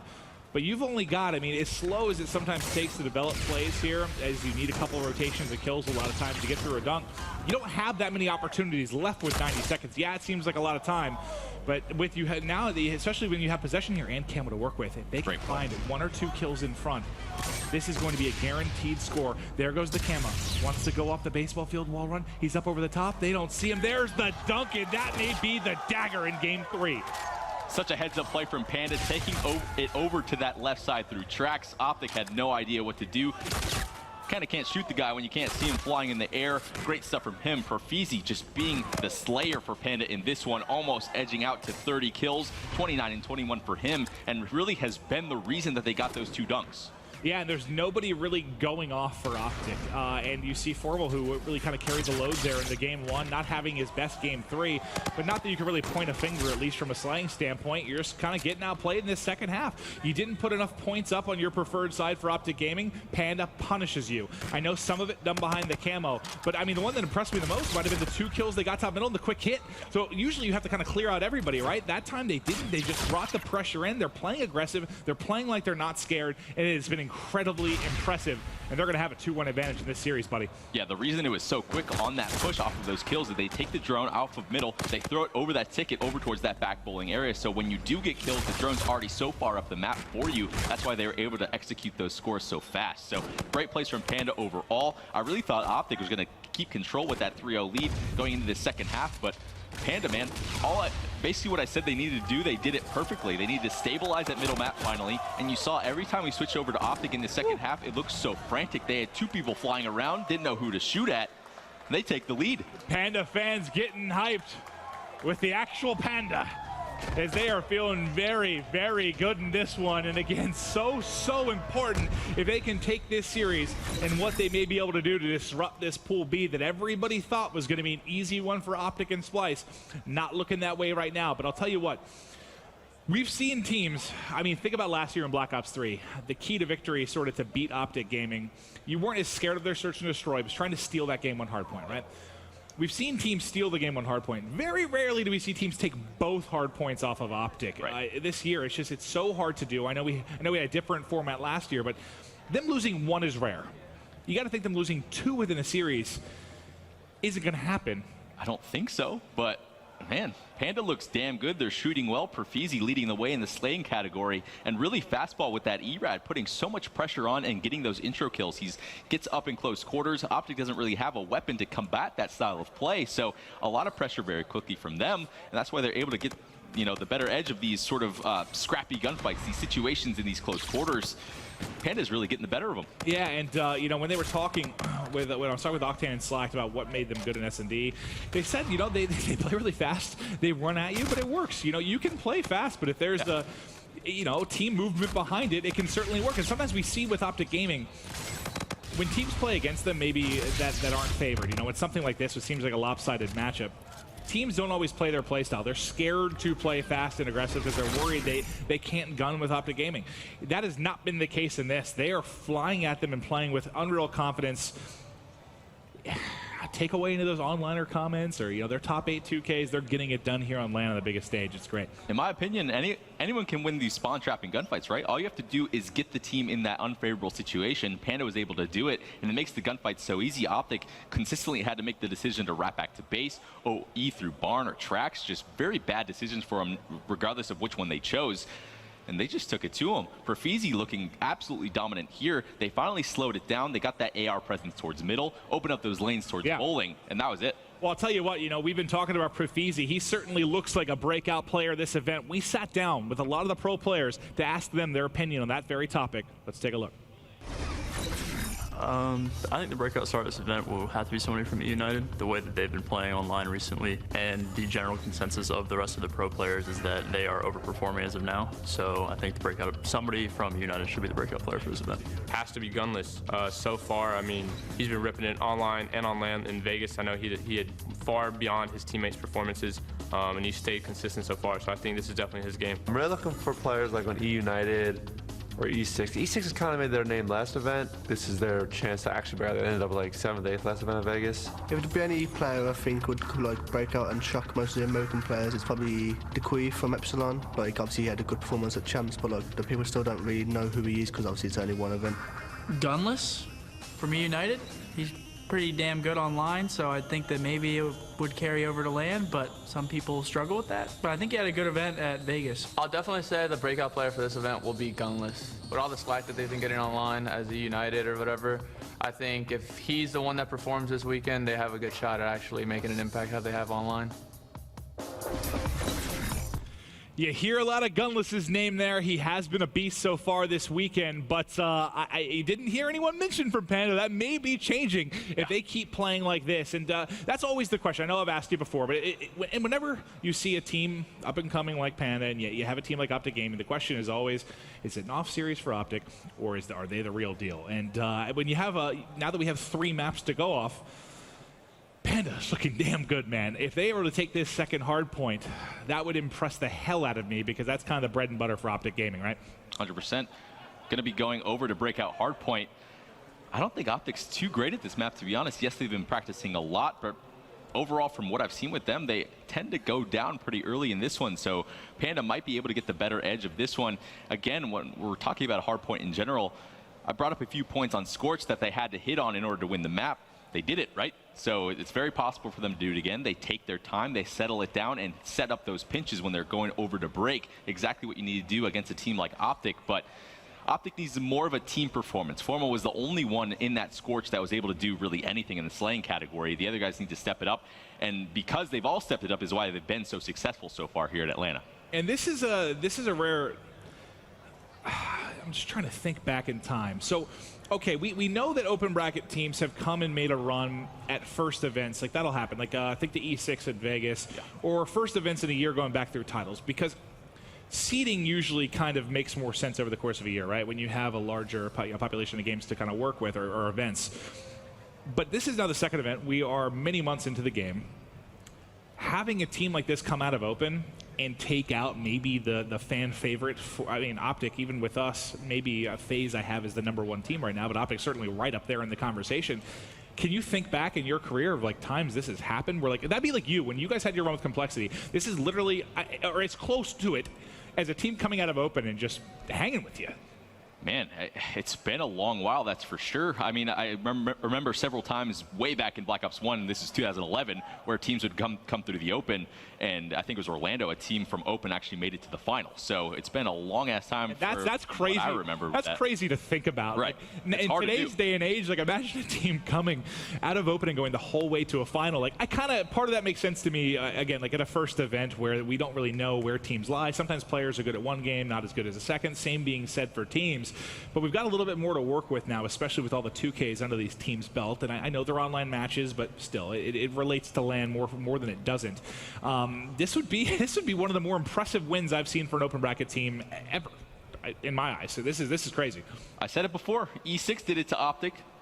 Panda's doing it again, it seems like. Yeah. Granted, they didn't get the 3-0. It should have been a 3-0 if they were able to close out that S&D, but... E6 has become more and more of a household name. I know there's like a little bit of a skip in their resume because they were under 18 and they sort of had a year off last year, and now they're back. But, they built upon that. And I'm curious now if these guys can keep it up, if Panda and these these players are going to become much more of a household name. This is going to be awesome. But we're just waiting for the guys to get the game started here to kick off the game 4, and I see the 1-1 there, guys. I assure you, it is not 1-1. We've got a 2-1 advantage for Panda Gaming. But before we hop into a hard point, let's take a look at this quick breakdown. Oh, well, we are still here. Hardpoint Breakout will be the next map. I thought we were going to Hardpoint Breakdown. We are going to be still hanging out, team, you and I, as we still get shots of the guys, just waiting on them to get this one started. Profizi, what has been so impressive for you about him in particular? Really, that Search and Destroy was the most impressive for me. Yes, he was playing very, very good on that uplink, and especially the hardpoint too. But just the way he was able to hit that timing over and over again on that S&D over towards that B hall bomb site, and Optic wasn't able to do anything about it. You can pre-aim it all you want, but if you can't win the gunfight, man, he was just getting the better of it every single time. The man just knows what he's doing, seems very practiced. He's leading his team in the slaying category, and it's really getting them far in this series. I'm just curious if they can get 2 done is the big question here. Should be hopping into it momentarily, and I don't know, who do you think is going to take these? You think they push it to a game 5? I'd love to see a game 5 for our first series. I think Breakout is a map that's going to be a little bit slower of a style. Seems like when the games speed up, it favors Panda. They're using a submachine gun. Optic's not really playing that sort of style. But when everything settles down, slows down, we saw it in the uplink on that first half especially, Optic Gaming seems to be doing better in these slower situations. So, going to be slower. I think Optic's going to take over. Formal's been shooting like an absolute madman this entire tournament.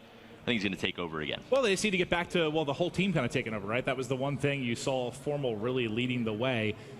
Needed a little bit of help there in the game one. I know he struggled a bit in the uplink, but now we'll see if the entire team can get it going. I do see the rig draft getting started off to my left, so we should be ready to get the ball rolling here. Now, what do you think this mixes up, though? Let's say Panda is able to close it out and they do take the series. What are you thinking if you're a Splice player right now? Because there's no way you expect this coming in. You think you basically have the second spot in the bag. You maybe come in today thinking, you know, your opening match isn't that huge of a deal playing the open team. That's completely shifted now. I'd be a little bit scared, to be honest. Panda coming in, taking out the #1, ranked team right now in the group. Panda should probably take #1 if they beat Optic, right? I would think so. I mean, they certainly have the ability to. They've played them so tough. And, I mean, Optic, yes, the games with Splice were relatively close, but they won the series 3-0. They won it with relative ease. So you got to think, if Panda can get this done, they certainly are ready to shake things up. You'll see no Synaptic here as recently, if you haven't been following maybe the Call of Duty World League, it has been removed. So you're going to see a lot more of Centurion, more FTL jumps going to come into the mix. And so far, have you seen, I know we saw the silly FTL jump the other day. Have you seen any crazy ones since you've been casting or on analysis yet this weekend? It really seems like a lot of players aren't extremely comfortable with the ability yet. They just kind of pop it when they get it to not really set themselves up. I feel like you need to pop that ability after you pick up a kill. Make the second one a little bit more difficult for that player rather than initiating with it, if that makes sense. No, I gotcha. Okay, well, we are going to be loading in. It is going to be Breakout. This is one of my favorite hard points, certainly in the rotation. It comes down to early rotations, getting set up, and locking things down. We're going to be starting at mid-map, scrappy, similar to what we saw in Scorch. But do you like it now more with the, I know it's been 2 events, but with the hill kind of set up at the top instead of the bottom of that visitor room? I think it plays a lot better. I think it's way better. It's more of like a contesty style of hill. The bottom one was too enclosed, in my opinion, gives more lines of sights, makes loading more, viable overall as an area to lock down. I think it plays a lot better. All right, well, off to the races. It is going to be Karma we're going to start off with here. It's game 4, 2-1 advantage for Panda. Optic back against the wall here, and I know you got to think they have this group locked down, but nothing is done yet. If Panda goes perfect in the group, they will take that #1 spot as Karma gets cut down by some patient positioning there from Profizi.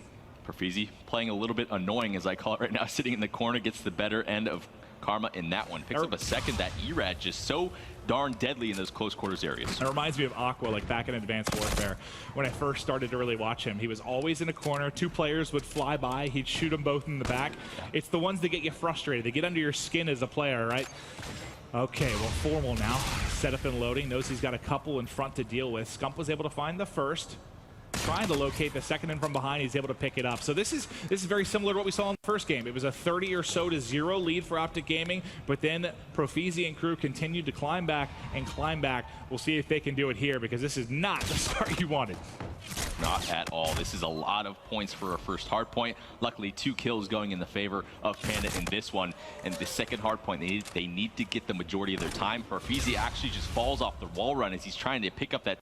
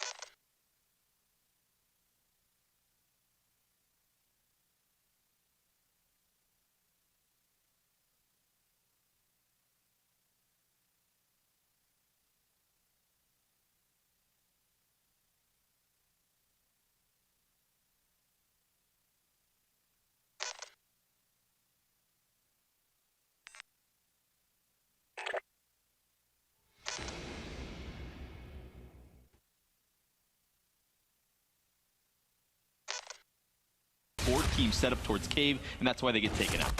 And this is a map where you can set up at least for some longer range gunfights, and maybe the ERAD won't be as effective. I don't know, because like they kept trying to hit the wall run there. You're not. What are you going to do there? If you have Formal looking over with an MV, Scump with the K-bar, it's not going to be as big. And we know the ERAD was a big player in that game 1. We'll see if maybe they can find some spots to really take advantage of it. But so far, the ARs are reigning supreme as this is just a monster lead for Optic Gaming. They have Panda spawning out pretty far for the next as well. They decided to go and fight for this scrap. 10 seconds left. Optic does not even want them to get to 15 points. Almost should be able to... Nope, Profizi gets that last one. Optic getting some pretty darn bad spawns over towards this last hard point now. They're going to try and take their time towards around the back.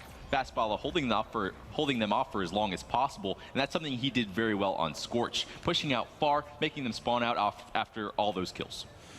Well, Panda starting to show some life in this one as they're going to break the 30-point mark here shortly.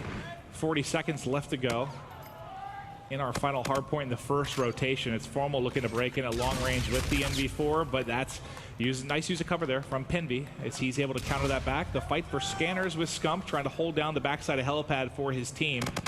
As you still got about half of this hard point to work with. Have you let it slip a little bit here, Optic? I feel like you had the chance to kind of go for the throat. Now Panda's kind of inching their way back in. It's just a good rotation from them overall. Profit picks up 3 in the hill right there. Profizi follows up with a 4th. And right before that play happened, Fastball fell off the map. So I thought it was going to be a little bit scary. Optic was going to storm through the back and get control of it, but Profit has been super clutch to get them back into this one. Finally, 60 points for their name. He actually jukes out that kill cam, I think. That's a really cool play to talk about. You get the other team to call out where you're going and then run back the different direction. He did, and ends up giving him a kill there with Karma. And, you know, with one more in front, can't win that, but this has been some gutsy stuff from Panda, because some teams in their position, you get down, I can't remember what the last, when they got their first point on the board, 80-0, whatever it was. You might just kind of put your head down, get frustrated, get tilted. You don't have leadership. There's no one there to kind of step it up for you, but they bring themselves back in it, and they're still just in kind of choppy distance. They have a chance to get back in this for sure. So a lot of time, a lot of rotations to work with. And Fastball starting to come alive as he is 8-13, looking to pick it up. And look at this. That's almost that actually is the exact same stat line for Karma. We saw him 5-13 in the game 1 when Optic was struggling a little bit. But it's, I mean, Scump, just what do you do when you have something 18-4 for Scumpy? A great bombardment use from Scump there to clear out that middle hard point. 10 seconds going to be going onto their side right now. The two players from Panda trying to hold down the back, but Krim takes out both. When you have a double anchor back there, you have to trade out that kill. Krim, just a great play to take out both. He gets them. And now we have to go to Scump. It's 18-4, and he's got a 2 streak to work with. There's one underneath window and one at bottom visitor. This should be an easy kill for him. Now, the one pushes back. I guess that was going to be picked up by Formal. No, Profizi, sorry. He flanked the whole way around the back trying to get spawns for his team.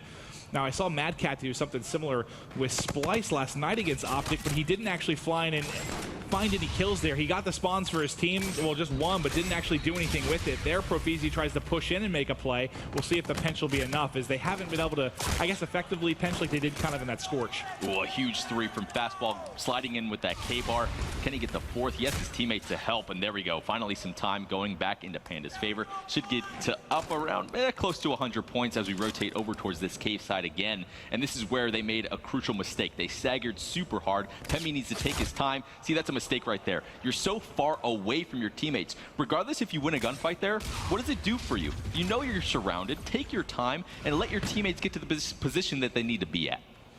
And now everything kind of gets shut down. You do see the spawn out. That's going to be for Profit. He's going to spawn all the way over by Helipad. So far, this has been a perfect hold for Optic Gaming. I know we're only 15 seconds in, but they haven't allowed the Panda to really even get close here to Graveyard. I'm just trying to stare at the minimap and see where the key gunfights are going to go down. Profizi can't win one against Karma.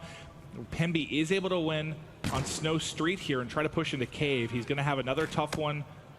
Gets a couple shots in, but he's got no help here. Is now a teammate going to fly in front? This will open things up for him to get things done with the MV4. Optic just getting way too much time right now. Now over a 100-point lead for them. Pemby trying to trade as best as he can, but Scump gonna storm in again. The trade's finally going into Panda's favor, but it's only 10 seconds to scrap. Optic not too worried about that one. They just took too long to set up over towards that cave side. They eventually make the right play, but it took 30 seconds to set it up. Slow it down, communicate better. That's why they're down 100 points. It's far too late, and now Optic looking to close it out, but they're gonna have to get a break here in Commissary. It's gonna be Pemby watching the mid lane towards Scanners with this NV4. You can see on X-Ray several plays from Optic trying to wrap around the back. He's going to give that call out to his teammates and check mid there by loading, getting tagged from both sides, but somehow still up. And him just staying alive here, providing a great distraction, so those two players couldn't focus on the hard point. They had to deal with Pemby first.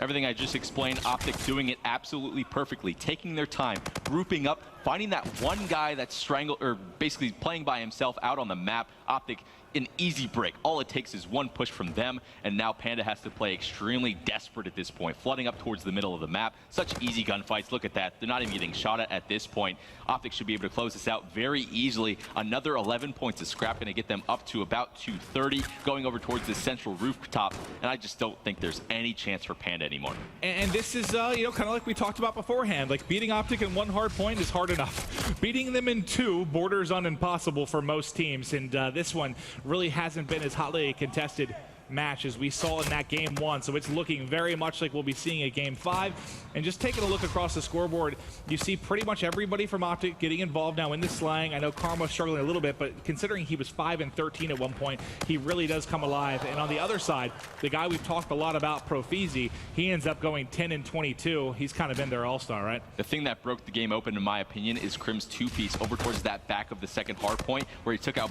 both of the anchor players. Not just one, both of the anchors, spawning out so far, and look at them go now. Crim on a 7 streak, 21 and 15. Multiple players. Karma's about to get 20 as well. The quad 20 bomb about to go in, but I don't think there's enough time. That's the last second there. 250 to 131. Optic absolutely decimating Panda on that one. I really expected it though. Yeah, again, 2 hard points is going to be so hard to do, and you got to think that's their bread and butter. You're a little bit pissed you lost the game 1. You're not happy with the way this series is going. You poke the bear in a way, and now they've come alive, and that's what you sort of expect there in the hard point. But now that it goes to game 5, and we've touched on the fact that you have a strong search team in Panda, this is anybody's game in the game 5 for me, especially after our game 2 went the whole way, the distance to the round 11. Definitely, it could be going down to another round 11, to be honest. And I don't know which way to call it, to be honest. I guess I would give the edge to Optic just because that was such a dominating performance on that hard point. That's demoralizing, right? Only 131 points, definitely not what you want to see, especially after how you played that first Scorch if you're Panda. So they just didn't play the fundamentals correctly at all. I was very critical of them on that map. Granted, yes, Optic was playing those situations well, but that was way more Panda being nervous, frantic, not doing fundamentals more than anything. I mean, exactly what we saw them do on Scorch, though. And really in the uplink, that's what you kept stressing, the fact they were doing the fundamentals, the fact they were being patient, pinching, and all those times you saw them wait for the 4-hit. This time we saw those stragglers, like Pemby a couple times you highlighted, kind of killing off by his own. When you then spawn out, it delays kind of your 4-man push another 10 seconds. And Graveyard was kind of where the dagger was for me, because you almost got a full 60 kind of on that after we saw Panda climb back in. But really, you just can't have a start like you did for Panda. I mean, it was 68 to be fair, on the board before you got your first point. Scump got streaks, absolutely dominating off the rip of that one. So great stuff overall. We're going to take a little bit of a look at Scump going off early in this one. The 6-0 start picks up the player on the wall run, and that's number 8 for him. When you start off with Scorchers, Bombardment, the Trinity Rocket, all that stuff, they had a lot of Scarabs as well, so that's very good when you're holding down the initial time of Hill. It's basically a 5th player. You go out and scout information, and it makes the other team slow down. It's just too much for the other team to handle, too much utility, largely due to the hands of Scump and Formal. Yeah, and had Scump slowed down at some point over that, maybe you give them a chance. But he started out hot, and you saw he was, 20 and 3, but it ended up going 23 and 9 across the game. He never slowed down.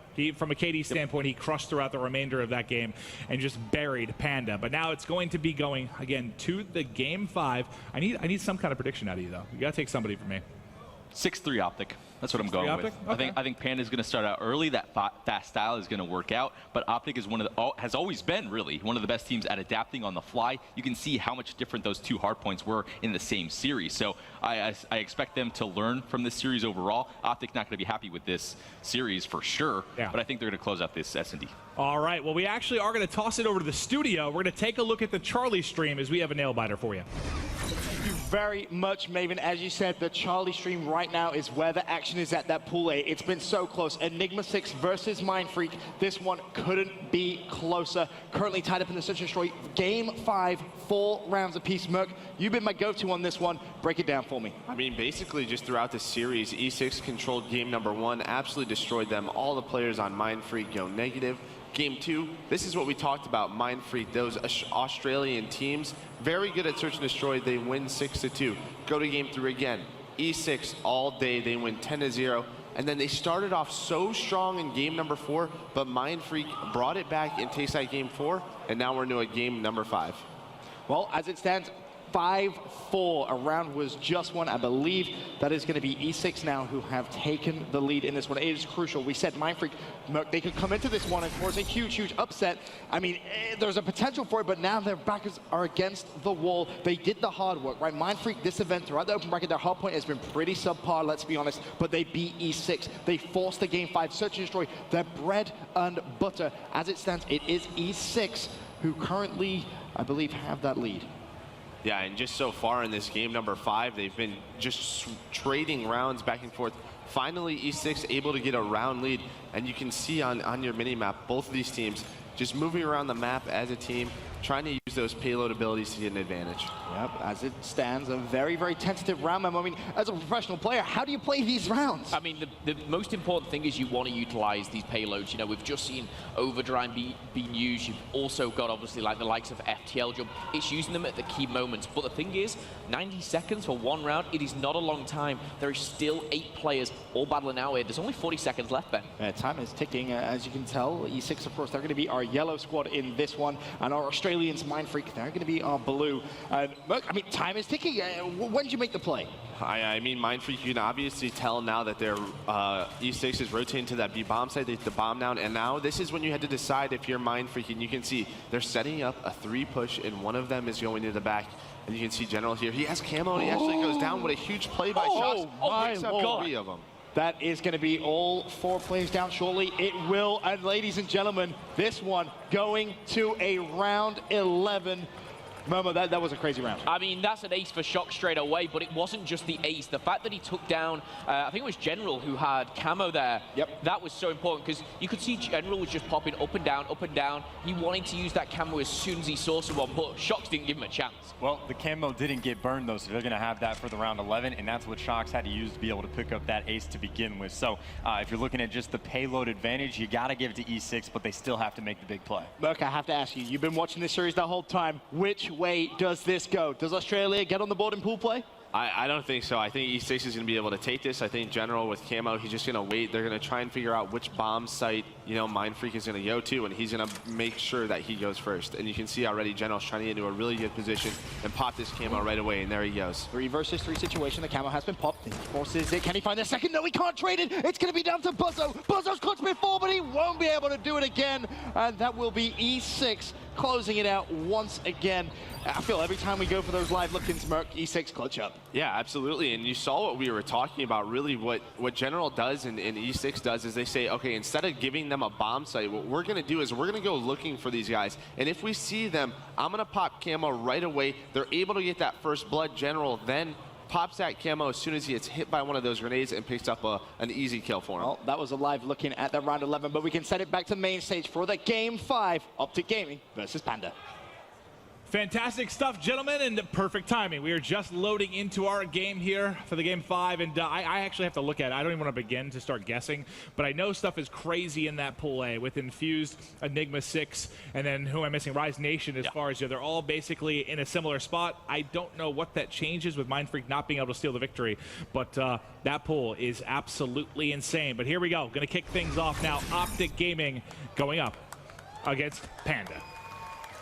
On map 5, did not expect it when we looked at this series originally, but Panda playing very well. We're in this first round of retaliation. Optic just slamming over towards this B site. Formal and Scump pick up an early 3 kills. A very quick 1 versus 3 for Perfeezy. If there is one player on this team, he's probably the one that could do it, but about to get pinched, and that's a quick round. Optic Gaming not wasting any time at all over towards B, and just could not do anything against Formal's AR. Yeah, and we talked a little bit about the fact of, whether Panda's a real deal. Is Optic starting slow? And you got to remember, guys, if you weren't watching earlier today, obviously Panda had to play this morning to get into this match, right? So they've been playing all morning. They're a little bit more warmed up, and it sort of seems like Optic, if you compare the first hard point versus the second, it seems like they're getting a little bit more into this. And that might be a big part of what it was, just getting a couple games under your belt. What's it like? I mean, you were a pro player, just getting a few games in?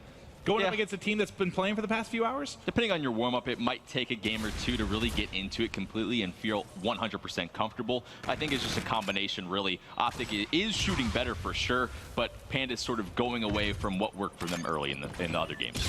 All right, well, now it is going to be Bomb planted. Optic going to have to work on the defuse. They've got the edge. They have a two-man edge now, surely to be 3 here. It's going to be on Profizi and Prophet. Now just Profizi again in a 1v3. That's back-to-back rounds where he's going to be relied on to make a hero play. Bomb hasn't been stuck yet. They've got him in bedroom, and that's 2 rounds for Optic Gaming.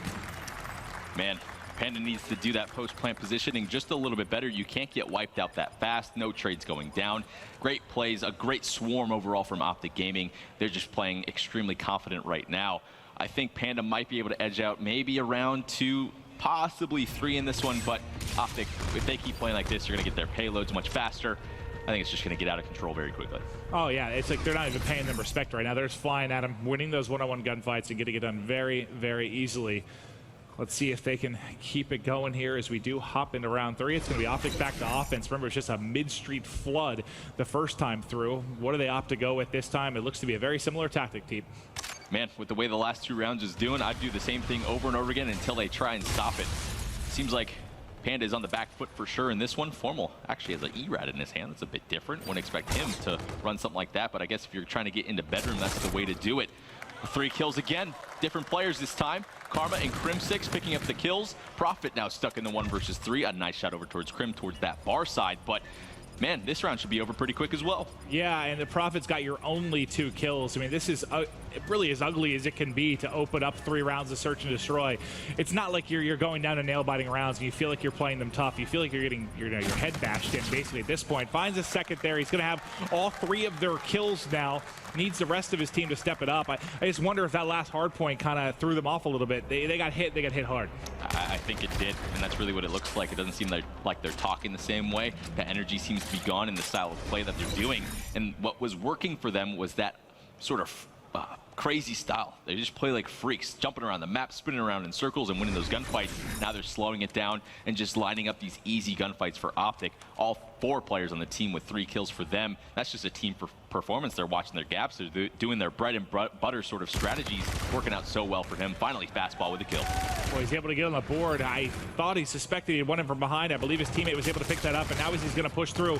Will get dropped. 2 players left in Crim and Scump here to try and clutch up. Prophet's set up there at top balcony, but not going to matter as Scump is able to find the kill. And you had the early edge, but it may not matter. But with that kill, you do put Crim by himself, looking to clutch a 1v2. Does have an NV4, which is going to be nice for the range of these 2 gunfights, but they know right where he is, and he's in a bit of a trap here. Putting some shots into Crim right now. He's in a tough situation up towards this top plat. This player's just messing with. All they need to do is get him over to that bomb site. Only 15 seconds or so to work with now. And yeah, there's no chance for Crim in this one. Panda playing this one perfectly. Finally, took them 4 rounds to do it, but should get 1 on this one. Good patience, good discipline there, just kind of teasing Crim, not allowing him to make a play. It's like they let him put just enough bullets in there that he didn't actually fly at him to try and realize he needed to finish the kill. He thought maybe they'll feed him 1 and then he can take it to the 1v1. Nice job there. Profizi now closing it out. As we continue on, Panda needs to get a couple more rounds under their belts to make this a contest. I know they got 1 there, but the first 3 rounds were brutal. This is the defining round for me. Is Panda going to switch up what they're doing on defense or not? Optic's just doing the same sort of strategy over and over again, just taking it to them, flying at them basically, but looks like a lot of aggression coming up towards this middle hallway. Might be to catch some timing on some players, but Formal's all over it. Trade's going down. Formal does get the first blood, but like you said, answered pretty much immediately. We're watching Prophet with the ERAD. He's already close to that FTL jump as he was the first one to really get anything going for this side. We'll swap over to Formal's POV. He's going to get challenged by 1. 2 more come through. They're able to trade it out. Now going to be a 2v2. Karma and Scump going up against Profizi and Prophet as they're going to have to try and push through this very deadly choke here through the stairwell. He's getting shot through a bike. Scump able to find 1. They see him in the corner. You're not going to find that kill. Good positioning by Scump. And just that's not an easy retake position from the side of Panda. It's not easy, but they made that very, very easy. One player just runs into a wall. The other one stomps down into Scump's sight. Not the best attempt there. Scump's like, thank you. Free 2 kills. Yep, it absolutely was. And now a 4-1 advantage here for Optic Gaming. Panda trying to take this game 5 and get a great foothold in this Pool B. A win here would be absolutely massive. A win for Optic Gaming cements them as the top team in the group. Looks like the same sort of strategy over towards B. Optic just doing so much better. Fastball just needs to chill over towards that hotel side, getting taken out early again. He's playing way too aggressive. Did not have a good S&D map in map number 2. The guy needs to slow it down and play with his team.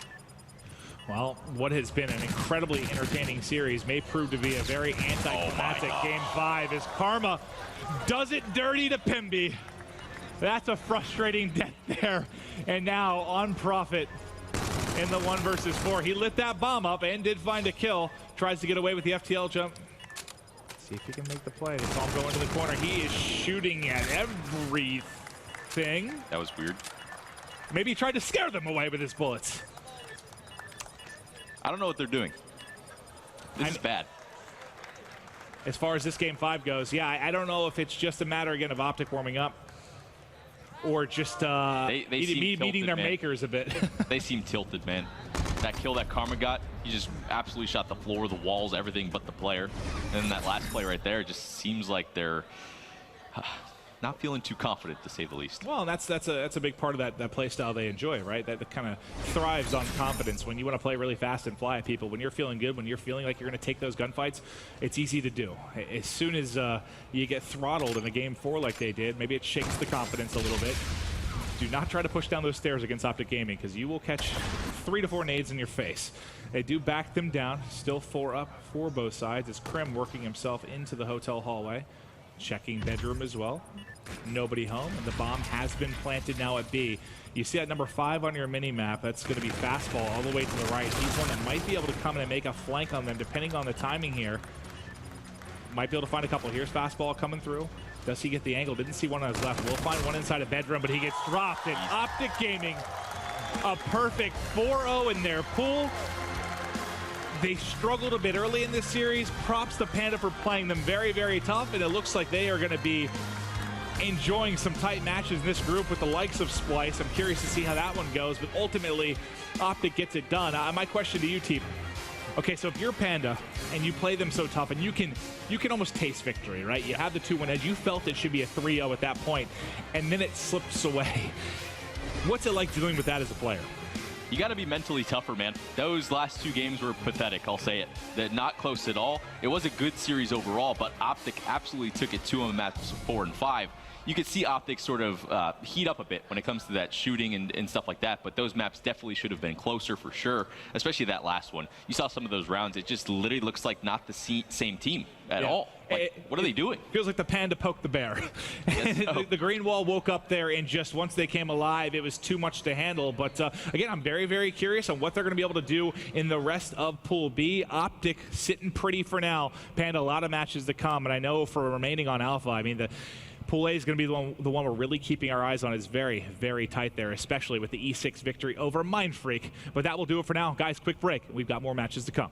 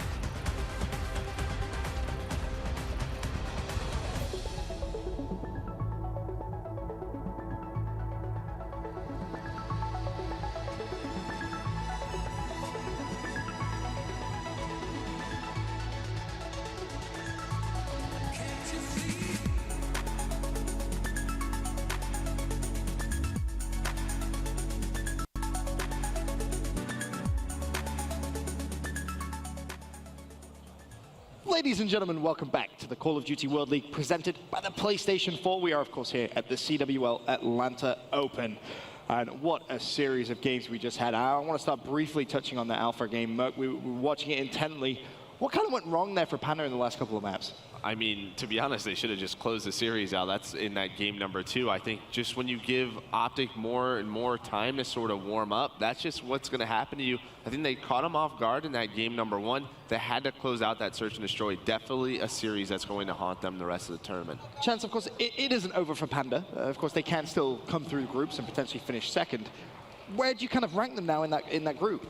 I think it's going to be a battle. I think the Optic game is a bit of a confidence boost. It's definitely a tough loss, but if they can go to toe-to-toe with Optic, who came out 3-0s on groups, if they perform like they did in at least the first 3 maps, they can handle it. But still, they were making a lot of small mistakes in the search and destroy, quite a few big mistakes as well. So they have to play clean to be able to get that second place spot. Of course, whilst that game was going on, there was action elsewhere in the CWL Atlanta Open.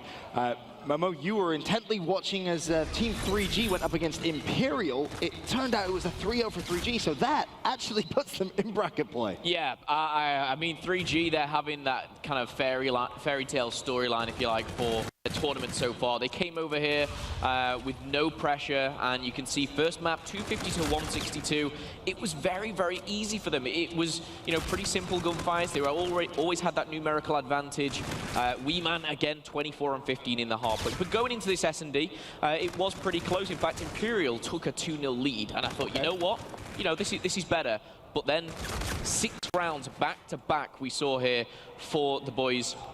You know, it's just not what you want to happen. These guys, you know, they fought back into it. Shane and Jora as well. You know, those first 2 rounds are crucial. Losing 6 on the bounce, so demoralizing going into, of course, that uplink. But this was the final 1 versus 1. It was Sambi versus Zerg, a bit of a do-or-die situation.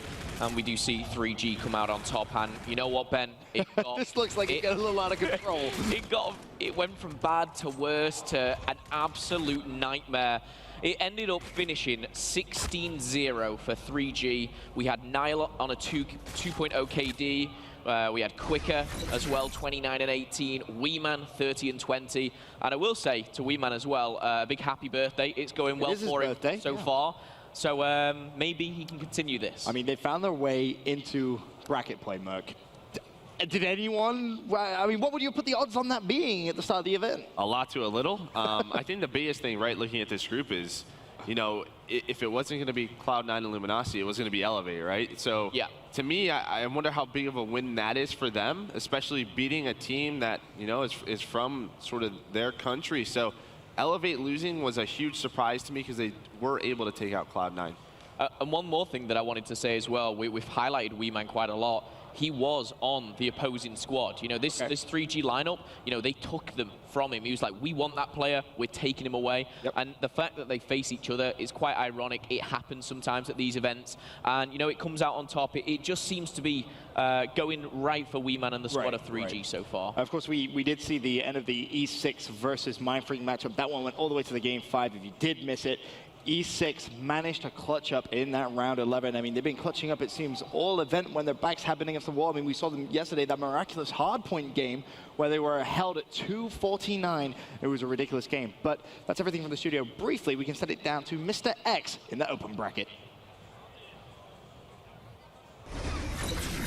Behind us, we have the open bracket area. We got a lot of teams battling through losers, some very notable squads. We got G2 down there. We got teams like Tainted Minds, Chiefs as well. Tweet us who you guys want us to follow in the loser bracket. Keep giving you guys these floor updates throughout the day. Back to you guys on the desk. Of course, so much action still going on behind us, that losers bracket. I mean, Merc, have you ever been a part of a massive losers bracket run? I think I was the 2014 you know, World Championship, but it's something that, you know, we see a good amount, you know, some phases runs, you know, in 2014. It's just one of those things as a team, you get so many games under your belt and things just start to flow. I think that's what we're going to see sort of with E6. The more games they start to play and the more they play, the better they're going to get. Of course, elsewhere in the tournament, there was action with Orbit and Detroit Renegades. Detroit Renegades coming into pool play. Chance, I know you were intently watching that one. Didn't go well for Detroit Renegades, though. No, it was a complete beatdown. I can basically just read scores, get the entire stories. 250 to 87 in the hard point. Urban just went on a field day. Finished on like a 10-kill streak. Completely feasted on them. Then in the Search and Destroy, it was a 6-1. I think 5 of the first bloods went the way of Orbit. They were sniping when they wanted to. They were mixing it up quite a bit, actually. Going to the B bomb site on offense, you don't see that very often, but they were making it work for them, and there was never a response. Orbit completely outclassed them, and then it was 14-1 or 2, I believe, in the uplink. And again, it was just everything that could go right did go right. So just not much there for them. Renegades has not looked good. That's unfortunate. I believe they are actually currently in a game now versus Fnatic, and Fnatic did win map number 1. We have, however, had a ton of fantastic plays here at the CWL Atlanta Open. So, without further ado, let's take a look at yesterday's top 5 plays. It's Ricky, who's sitting at 1 and 3, looking to see what he can do. Ricky playing slow. Does he check his corner? He does. He's able to find it. Now it's going to be a 1v1. See the ball, and they're gone. Ricky clutch it up there on the 1v2. E6, look as if they're gonna do it. I can't believe it. They were so close to throwing this away, but Proto steps up to the plate. And look at that, E6 has just held infused at 249. It's not over, it is now. Zuma versus Pacento for the game. Zuma tagged up, running away, 24 seconds left on the clock. Zuma's gonna find him. And Attach still picking up some kills on a 6 streak, make it 7. But still a 2-0 lead with 2 minutes to go in your first half. And Attach is on a 9 streak, 14-5. He's fully streaked out. But now it opens things up for Krim to try and make a play, and Scump has now found 2. Working on the ace. As time continues to tick down, Vance by himself. Pushing on up towards this top side. Scump sees him, it's the ace. Look at that smile. Of course, some fantastic plays coming in yesterday. One of the ones I think we all kind of look at each other and say that was epic was the E6 moment, right?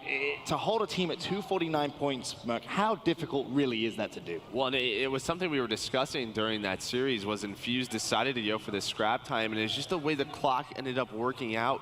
It's just left 1 second left on the clock. They're stuck at 249. E6 is able to get those rotations. They have the good spawns. And they said, you know what? Let's just win all these entry fights, because as soon as you do that, as soon as you win those few entry fights, that's when Infuse, has to start staggering and challenging 4v2s. So as soon as they stop that first push, that's when E6, I think they knew they had it. Of course, yesterday was a pretty tense moment for E6, but they had another one earlier on today. In case you missed it, they played against Mindfreak. This one went all the way to a Game 5. We have some replay packages for you to take a look at as well. Look, you were the guy for this one, watching it from the very, very beginning. Break it down. What happened throughout this series? I mean, just sort of the respawns early on were all controlled by Enigma 6. You'll see as this sort of time goes on, Mindfreak was sort of close, around that mid-game point, but then Enigma 6 just starts taking off, and you'll see on that scoreboard, nobody on Mindfreak will end up really finishing around that positive mark, and that's what we sort of talked about, is these European and APAC teams, if they want to compete with North America's best, they have to slay the entire game. Search and Destroy, though, this was all for Mindfreak. They end up winning this 6-2. And it's another point we talked about with this Mindfreak team. They're a very good Search and Destroy team. And you saw it here in this scored Search and Destroy. Australians always been very well known for their Search and Destroy, but throughout even the open bracket, they struggled with hardpoint. It really was tough for them. And heading into that kind of Game 4, it was almost like the COD Champs 2013 Envy versus Freako Impact. It was, when Envy took that hardpoint, you're thinking, oh my God, how did they do that? Freako Impact at the time, the best hardpoint team in the game. It was kind of like watching that. You're seeing Mindfreak kind of slowly come back into that one. And I mean, when you saw that moment, was that when you kind of thought, okay, Mindfreak, they're taking this going into Game 5? Mindfreak, they had all the momentum. They've won a game type which they've looked so sloppy on. They've been 80-point club, 100-point club. They've been pretty poor. In fact, single point club. That's been generous. They have been awful at hardpoint, and they win a hardpoint against a team like E6 going into S&D. You're thinking, they can take this. This is their chance to kind of run. I think Chance actually said, you know, that S&D could, you know, be a $5,000 game or something for them. Right, and you know, you're completely right. I mean, you saw how brutal the uplink was. Finished 10-0. Was not pretty at all. But then here's the closing moments of this hardpoint, Chance. Yeah, I mean, the way it worked out in the end is kind of similar to what we just saw with Panda. It's like the open bracket team comes out. They have a really good opportunity to kind of make a name for themselves, fight for that, you know, #1 or #2 seed. If they had pulled that off, their tournament run would have been a lot easier for them. But now they've got to go through, well, the rest of that group of death kind of gauntlet. And of course, here was that round 11. Merc, having a chance to kind of go back and look at that, what kind of went wrong from Mindfreak there? I mean, it's just payload execution. Obviously, General has that advantage going into it. You know, if you're Mindfreak, maybe you know he sort of has it. You sort of try to bait it out. But it didn't seem that like they knew it in that round 11. General just doing a very good job hanging on to it and making the correct play. Because we have seen sometimes when players seem to preemptively pop that camo and get nothing out of it, General knew as soon as he saw a player on Mindfreak, he was going to start the fight and engage. Of course, we've had some fantastic games here at the CWL Atlanta Open. And I'm pretty sure we're all excited for the next stop on the tour. Of course, CWL Dallas. Let's take a look.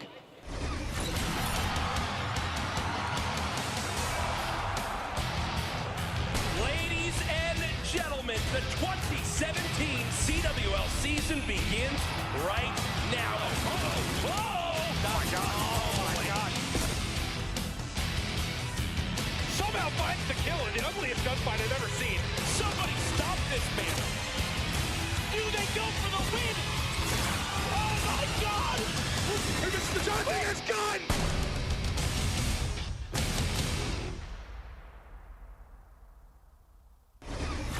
Cannot wait for the CWL Dallas Open.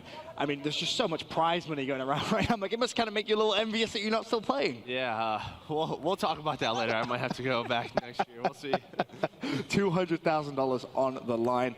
I mean, I feel like, you know, Vegas was a fantastic first event. Here in Atlanta, all the analysis guys were talking about was, you know, the skill gap seems to have closed. These groups are so close.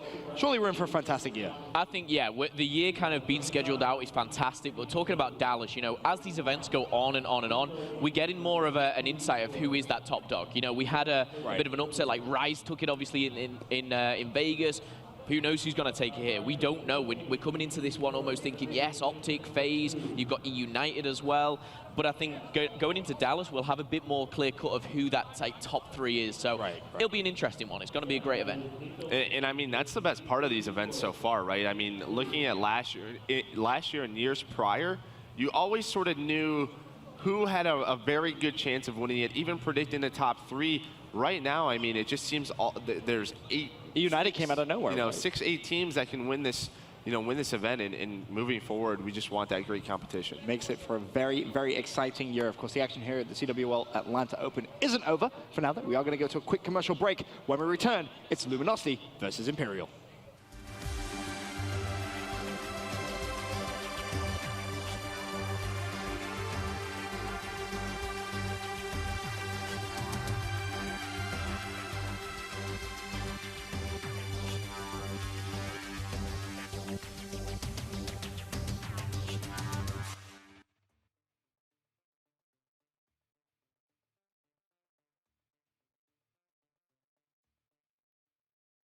I'm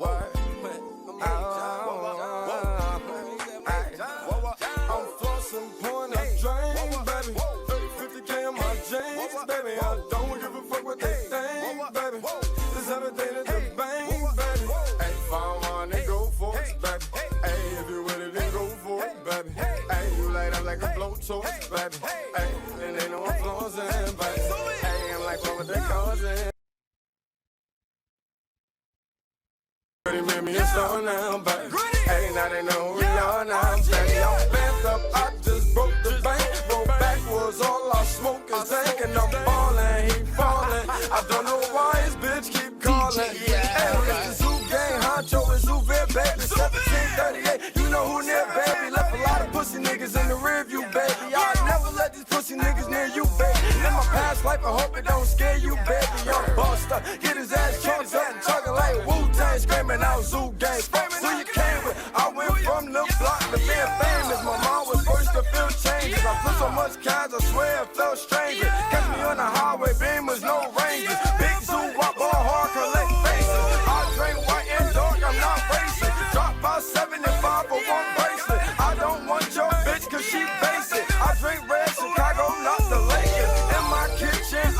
to Vegas. Vegas on the hits apart and start scraping. Papa Smurf big blue bands, boy, I'm casing. Papa Smurf big blue bands, boy, I'm casing. Wow. Hey, I'm like gone. Hey, DJ Ice. And I stay flossing and I candy paint, rolling paint, sipping drink on trap of thing.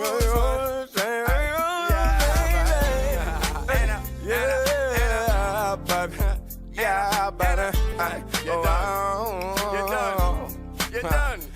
And I'm flossing, sipping that pearl, drinking on purple, feeling that purple. Yeah, call it. I don't know why you're calling. Yeah, baby. Ow. 1738. Zuby's motherfuckers up. 1738. Zuby. Hey, goddamn. We only just begun, man. Goddamn.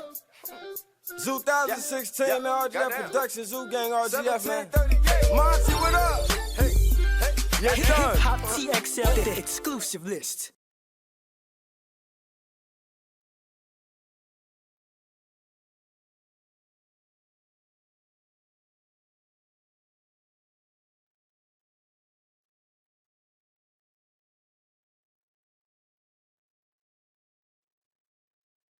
All-star teams you could put together.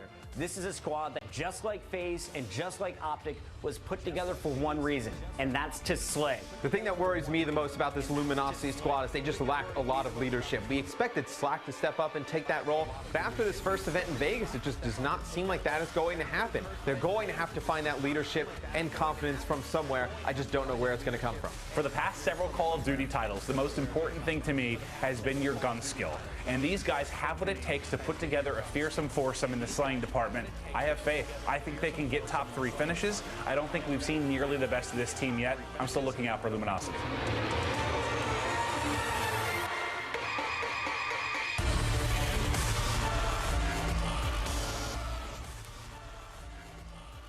Welcome back to the Call of Duty World League, presented, of course, by the PlayStation 4. Up next on main stage should be a pretty good one. We got Luminosity going up, of course, against Imperial. That's going to be, of course, Shane's squad. We're excited to see Shane back on that main stage. But just talking a little bit about Luminosity very briefly, we mentioned in Vegas it was their S&D, which was just looking abysmal, Merc. They seem to have fixed it. You hope so, but you know, you're not sure what sort of competition they've had yet. I mean, looking forward to the tournament, that's where that real test is going to be versus, you know, sort of top 8, top 12 teams. Obviously, though, they've made improvements. Maybe they've put a lot of practice, and one of the biggest things is maybe they found the correct shot caller. Well, Shane finally finds his way back onto a main stage, and we can set it down to our casters, Puckett and Chance. Thank you, Benson. That's right, we got Chance in the building. What's up, man? You've been at the studio all weekend. Now we get a chance to cast NA versus EU. Imperial, though, not a European team. We really expected to make it into pools. No, not at all. And this is one of those things that I know it's a bit early for predictions, but if it's not a 3-0, I'm going to be a little bit surprised. Luminosity, it was mentioned before by Merc, their search and destroy has been weak, but I don't think it's going to happen in this tournament in Imperial. They got bowled over by 3G, and there was not high expectations for 3G coming into this tournament. Let's take a look at our rig draft here for game number 1. It's going to be throwback hardpoint, and of course, we're going to see the norm. We got FTL jump, active camo, reactive armor, and Centurions coming in. Anything special you're seeing from either team? No, you're never going to see anything kind of mixed up in terms of payloads. However, FTL jump, it's one of those things, I'll just talk briefly about it. The Centurion, reactive armor, and active camo are all very, very good, especially that camo. It's difficult almost to misplay using those. The FTL, though, it takes a lot of finesse to pull off any cool plays. I know notably Silly back in the 2K was able to just, you know, dash past 3 players, turn around, completely break open a hill. So it's incredibly situational, but the players that do it, when they do it well, completely changes the game. Absolutely. Throwback hardpoint game number 1, and Imperial is coming off a huge loss to 3G in their first round. Meanwhile, for Luminosity, this is your chance to lock up the pool. They're a perfect 3-0, looking to go 4-0 with a win here. And you said they were weak in S&D. Honestly, I was looking at some of the numbers. I think they have 3 players in the top 10. So game number 2, it should go in favor of Luminosity. This hardpoint, I also think it's going to go in their favor. The question is, how big of a margin will it be at the end? Well, I mean, I want to just, you don't want to call it too early to give credit to these players over on Imperial. They have been playing all day nonstop, so they're at least going to be very warm. Luminosity, that's not the case. This is how they're going to open up their Saturday. Either way, though, when you talk about margins, if they 100-point club them, I will not be surprised. Nice sneaky play from Brain at the start. New Classic was going to play aggressive, shot him in the back. Saints on your screen, though, has been a monster. I've seen him drop so many big numbers in the respawns. He's also been on point through his searches, and he is going to be running the ERAD this tournament. It's nice to see him being so flexible with the ARs, but also going back to his SMG roots. Yeah, and then Saints is also a player that he can kind of feast on these lower tier teams. I know this is something TP talked quite a bit about. If you could get KD separation between like the guys that are in the top 8 versus everyone that's below that margin and compare different players, Saints is going to be probably one of the best players in the game when he's playing kind of those lower tier talent. So again, look out for him this match, already starting out at 3-1.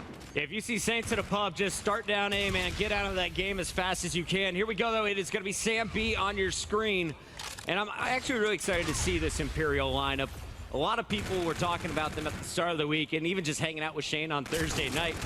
They didn't come into this one super confident or with huge expectations for themselves, but they've been playing very well. They powered through the open bracket this morning, causing some upsets, and now they have a chance to shine on the main stage. Sam going to be hit with a few grenades, forced to back up.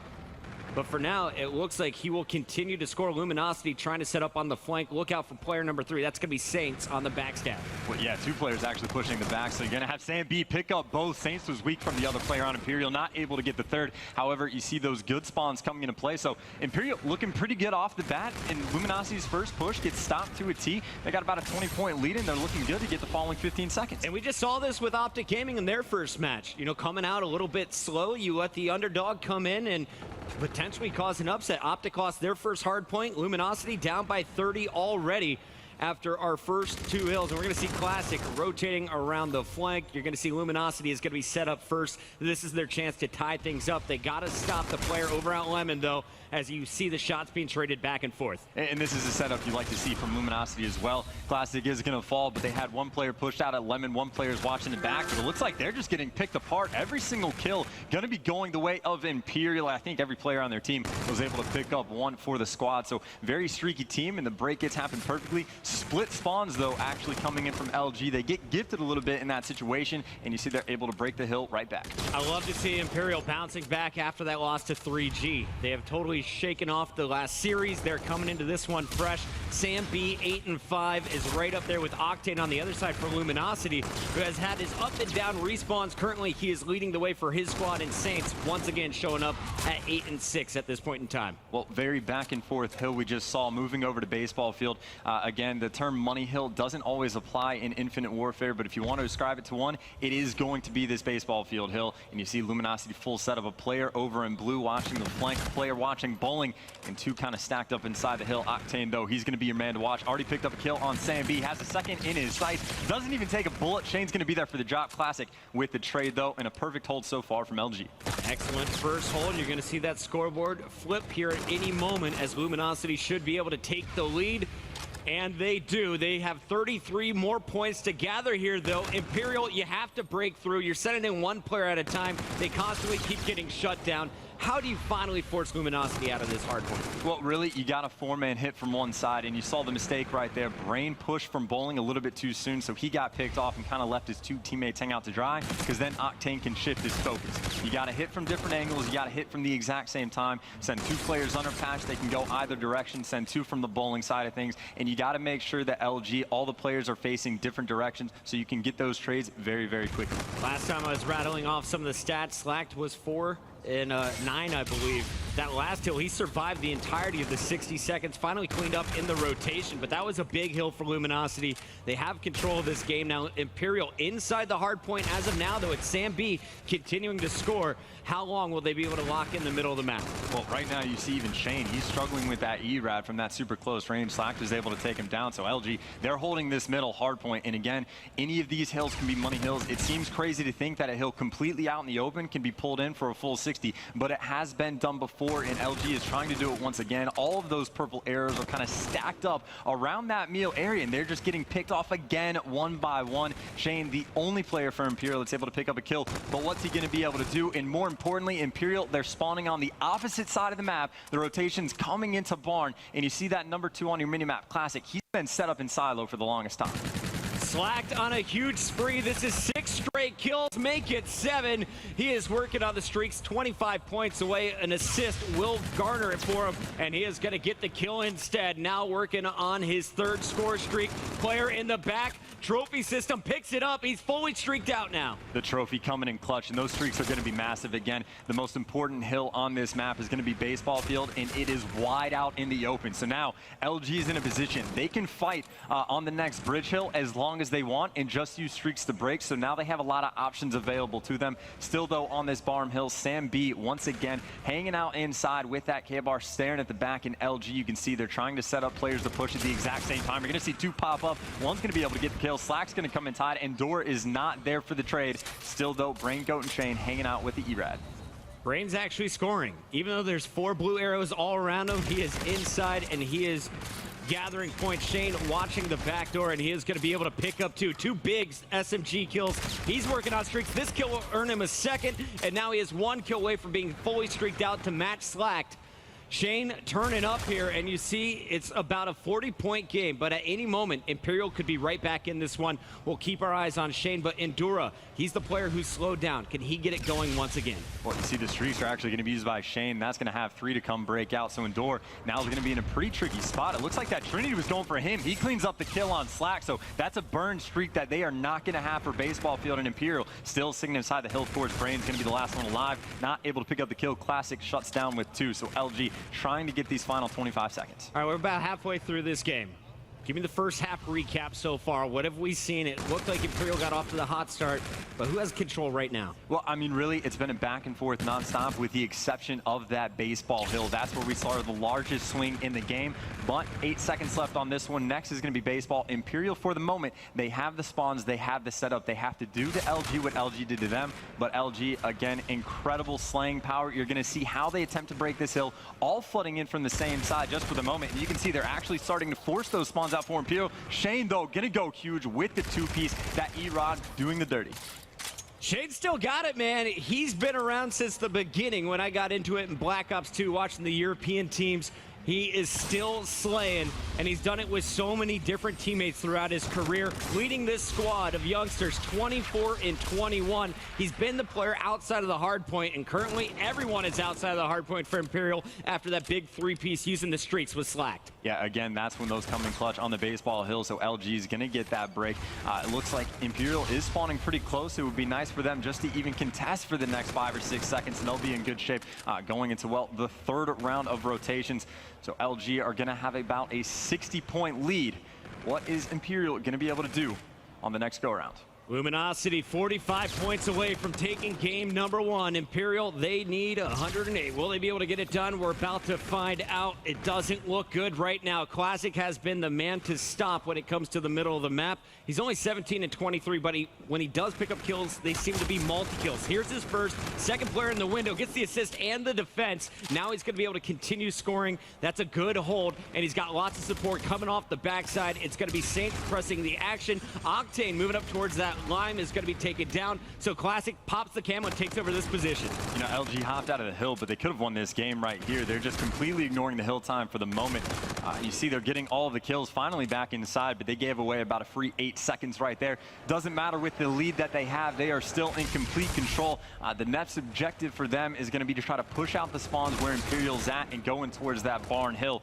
And it looks like Imperial, they're just kind of give that up for free. They kind of attack them on the middle hill. There wasn't enough time left in the hill for LG to get the win there. But now they put themselves in a very, very tough situation. 17 seconds is all LG needs, and they are in complete control of Barn. That's a big first kill from Sam B. Unfortunately, though, there was Slack shooting 2 players in the back. So it's Luminosity to the Barn first, 8 points away. And it looks like that kill there should seal the deal. Just one more challenger, it's Shane, and as soon as this kill goes down, Luminosity is going to take game number 1. Fantastic stuff by LG. And again, I think that kind of goes back to, you see Imperial, they've been playing all day, they're very warmed up. It was incredibly close up until that baseball hill. And not only did LG get all the time in the world, Slack was able to pick up streaks for the next go around. So there's only so much you can do. And you can also talk about some of those little mistakes that came down as well. They're flooding the middle hill towards the end. Imperial, when LG isn't going to win the game off that hill, they don't win any of the gunfights. They spawn out and put themselves in an impossible situation. And LG, everything else they did flawlessly. It's great to see Octane smiling. He's in a great mood today coming in. They have no pressure. Right now they're 3-0 in their group. This is to officially lock up their spot in the final 8 that we'll see in the winners bracket a little bit later on tonight. But a great first start. Octane, he was one of their main slayers right there alongside Saints. Let's take a look at some of the highlight plays, starting with Saints and the E-Rad early on in the game. And something to point out as well, you're going to see Slack get off to a terrible start. I think you pointed out he was 4-9, 4-10, something along those lines. Despite that, he completely turns the game around. And of course, got to give a little bit of love to Imperial as well. Again, they're going against some slaying juggernauts and what we've seen in the past from LG. So they kind of held their own just a little bit because, again, they looked pretty rough against 3G as well. And just a little bit of love for the E-Rad. That is one of my favorite things so far that's been going on in this tournament. Whenever it gets used, it is able to do damage, but you're only going to see it on very specific maps. If you guys watched Vegas, you saw a lot of OSAs. That gun has been banned for this event, and now we see a little bit more weapon diversity. You see a lot of the KVAR still in play, but that E-Rad, the up-close game, that's where you're going to see it playing out. Saints, one of the best with it. On the other side, who do you like to see from Imperial to potentially match up against Saints in an SMG battle? Well, I mean, you're going to have to say Shane, right? He's the veteran of the squad. He's been around for an incredibly long time. This is a situation that he is not foreign to, even if he's foreign in the country. But again, you talk about going up against a player like Saints. These are the players that he feasts on, and really just all of LG. Again, Slack turned around, finished about +10. He earned all the streaks that he would need, even getting triple kills with bombardment. Classic was going off. They've got the ball rolling. This is a bit of a tune-up game, it looks like, for LG. And the question is, of course, whether or not they can continue to do this in the Search and Destroy, what was their weakest game mode back over in Vegas. Imperial, they already were handed a loss to start off the day. That was against 3G. And I know there's one team out in the crowd right now that's going to be cheering on Imperial in this one. It's Cloud9, who is currently at the very bottom of this pool. They're 0-3 right now, and the only way they get set a little bit deeper in the losers bracket is if Imperial finishes this group 0-4. Well, you're going to be cheering a lot for C9, of course. Got to need a little bit of love. If you have that rough Friday, the rest of the tournament, it's going to be made that much more difficult, and really it's just not in your hands anymore. When you're relying on other teams to either do well or do poorly, it's a very tough spot to be in, and it can be kind of mentally wearing on you. You can't even just focus on your own match. You have to pay attention to so much else that's going on. But again, if you think of a team that's going to be able to bounce back on Sunday, C9 is definitely going to be one of those that you're going to be looking out for. There's a look at Saints. Papa Saints on the main stage. He's always been a player to watch throughout the Call of Duty history, and this is just a slayer, a pure slayer, a guy who is going to be pressing the action, always forcing the issue. In the past, sometimes he was labeled as kind of an X factor for his team. Now I feel he's kind of a role player for this squad, and it's Octane who I have my eyes on. I know what I'm getting out of Classic. He's an objective-minded slayer. But Octane, he's had his ups and downs throughout his Call of Duty career. A breakout player back in AW. You saw him in Black Ops 3 last year having some phenomenal series. This tournament, this is some of the best gameplay I've seen out of Octane. Yeah, and I mean, if you think about it, LG in general are going to be that top 3, top 4 team. That's their expectation. But if Octane can ever return to form, when he was at his best, the argument was who's better, Octane or Formal? And you can make an incredibly good case for that actually being Octane. He had a 3 or 4 month stretch where he was one of the best Call of Duty players that we have ever seen. Of course, you know, it's very tough to maintain that. You can only be at that level for so long. But again, even if he can get 90% of that, this team is going to be more than a force to be reckoned with. Imperial down 1, hoping to tie things up when it comes to Search and Destroy.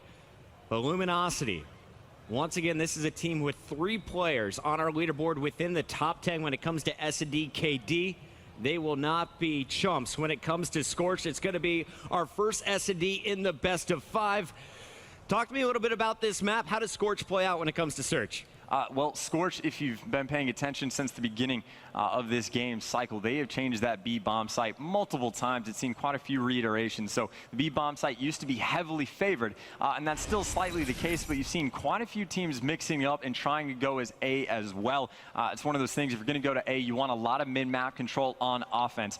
There's also been teams that have been playing very, very slow on offense because either bomb site is very difficult to get control of. Of course, that B bomb site on the opposite side of drill that's facing observation. If you want to plant it there, you have to control the entire enemy side of the map before you can even think about getting that bomb down.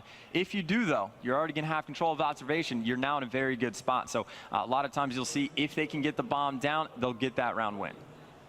We take a look at our rig draft resupply being used here by Sam B. Meanwhile, you're going to see the Shockwave pulled out from Saints on the reactive armor. And honestly, what do you think here of the FTL versus Overdrive choice? I got to give it to the FTL. I mean, on this map, there's not really any rushes that you can hit. It's pretty easy on the defensive side of things to watch everything. So if you're going to use it on defense, you're pretty much just hoping for kind of a prayer flank and assuming that the other team isn't going to be watching it. So incredibly difficult to catch a team off guard. And the FTL jump, again, it is incredibly situational, but think of the number of gunfights that go around that drill area where players are just 5 feet away from each other on the other side. FTL jump right past them, turn around, pick up the kill. Again, that's a golden situation that I'm talking about, but it certainly does have its uses. I'm looking forward to some FTL plays as well. We should point out that Slacked, he is going to go for that trophy. And he is going to, of course, be using the Centurion here. It's search and destroy your first team on the attack. It's going to be Luminosity, the bomb carrier. Well, it looks like Saints is going to be sprinting for it, but I expect him to be charging in for first blood. He's sticking with the ERAD. Looking across the board, is anything unique coming out of play here from Imperial? Looks like pretty standard stuff. Your opening rush, as you see the players all surging forward for the top bridge. It's going to be Saints leading the charge with bomb in hand, and now the opening battle at the bridge. Well, this is something you almost never see. Shane, though, we talked about that SMG gunfight. He's going to be the player that comes out on top. Slack is able to pick up one with the grenade, but that is not quite going to be enough. So that bomb is already down mid-map. Imperial already has complete control of that B bomb site, and that's where players primarily tend to go on offense. And LG, they're going to be rotating directly in and got to win the gunfights. A team kill actually came in right there. Luminosity are shooting each other in the back, giving that an easy cleanup kill for Imperial. And actually, that might work out ever so slightly in their favor. The team kill means the other team is not going to be getting any points. So on a round that isn't necessarily hopeless, but basically lost a small shining light. But either way, Imperial bouncing back from the hard point with that 1-0 I'd call that a failed attack here from Luminosity. A little bit, Things did not go well. Shane setting the tone early here for Imperial. Brain is going to be your bomb carrier for your purple squad. And it's going to be Brain on your screen, looking for players to challenge in the center, and Luminosity is playing very passive defense here. Yeah, Luminosity was a little bit slow on noticing that they're coming through mid, so you're going to see Imperial get pretty far pushed back, but it doesn't matter how far you get back. You can't win the gunfights. Another team kill coming in, actually. You're going to see Sam B in a 1 versus 2. He's able to get the first kill. He's going to have the players are challenging. Gets the nade kill as well. Has the 1v1. Players are going to be playing Ring Around the Rosie, and he is going to fall in those final moments. So a near desperation round coming in for Imperial. That would have been huge for them to have gone up 2-0. Octane shooting Saints in the back, who just got in his way, gave Imperial a chance, and that grenade from Sam B gave him the 1v1 opportunity. Unfortunately, though, it's 2 failed offenses. Luminosity will be attacking next. And there's a look at Slacked, the young veteran. Been watching this guy grow up throughout his Call of Duty career, and he has been such a fun player to watch, such a talented marksman, and he is going to be sent on the far left flank. Meanwhile, his teammates are going to be pressing the action down the center. Your bomb carrier, once again, is going to be Saints, who's off to a slow start at 0-2. Well, LG is purely playing for picks right now. They've spread themselves across the entire map. They're waiting for someone to, from Imperial to just get antsy and make a mistake.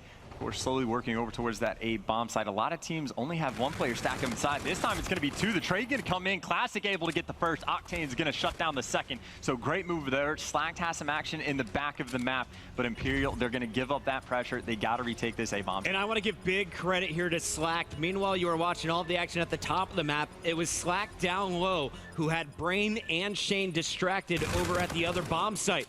So that made it a 3-on-2 attack for Luminosity, and it's paying off here. Shots being traded back and forth, but it's a 1-on-3 now for Brain. He's got the GOAT in the clan tag. Can he pull this off and try and make his argument? No, we can't. No. Those are 4 letters that are very difficult to earn, but sometimes it's as simple as just typing them in.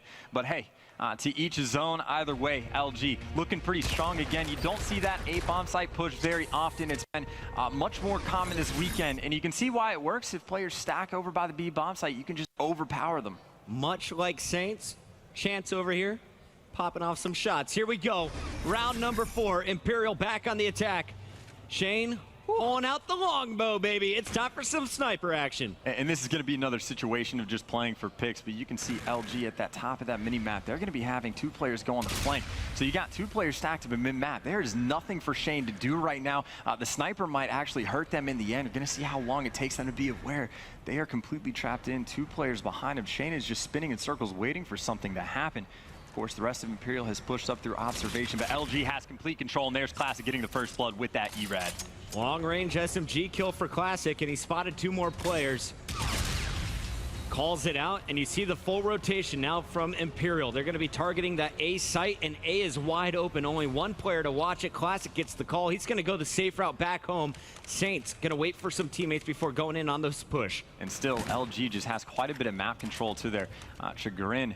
Still, Imperial, 3 players just kind of stacked up in A. Saints, it looks like you recognize that a player is going to be on the bomb. As soon as this gets planted, you got to expect the kill to come in. That's going to be Classic. Gets out with his life as well. So the bomb is planted. LG, though, with that man advantage. Classic's going to fall. The trade needs to come in. Sam B's going to pick up 2. Saints in the 1v1 versus Sam B. Both players know where the other is. Saints is going on the hunt. They are going to be circling around each other. Actually, that's a bit of Call of Duty time in action. Sam B is going to fire, though. Gives away his position. Saints is going to be on the chase. Didn't see him go down the wall run, but Sam B getting 3 kills to close out that round, clutching up for the squad, and that's what they need to do. Imperial, they have to make these big plays.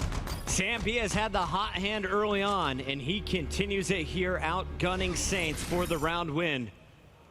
And you can just see the focus from the Imperial players. They battled all the way through the open bracket, winning 6 rounds. Now they are here on the main stage after faltering early in their first pool play match, going up against the toughest team in the group. And we're going to be on board with Luminosity once again. It's Classic on your screen. He's currently 6-3, leading his squad. On the other side, it's Sam B dominating for Imperial, and there is your first kill coming in with Classic's grenade. On the other side, you're going to see Saints was picked off for Luminosity as well. Shane, though, on the flank is going to have 2 players in front of him. Has to finish the kill in the first, able to get that. Another player coming to challenge. Has the ERAD, might be able to finish this one off. Octane shuts him down with the NV4. Sam B able to get another trade, another 1v1. Can Sam B continue? He's got the overdrive, which isn't the greatest payload to have in a 1v1, but he's been going clutch. He might actually pop it here. Once this bomb goes down, Sam B has to get there quick. And I think, honestly, he's going to want to save that for later. Go for the slow play here. You have no idea where Octane is. You got to check every single corner. And Sam B, he just looked at the bomb site, didn't see anything. Now he's going to traverse the middle of the map. Octane, he has no idea where the defender is. So this is going to be a tricky situation with time counting down. The pressure is on Sam.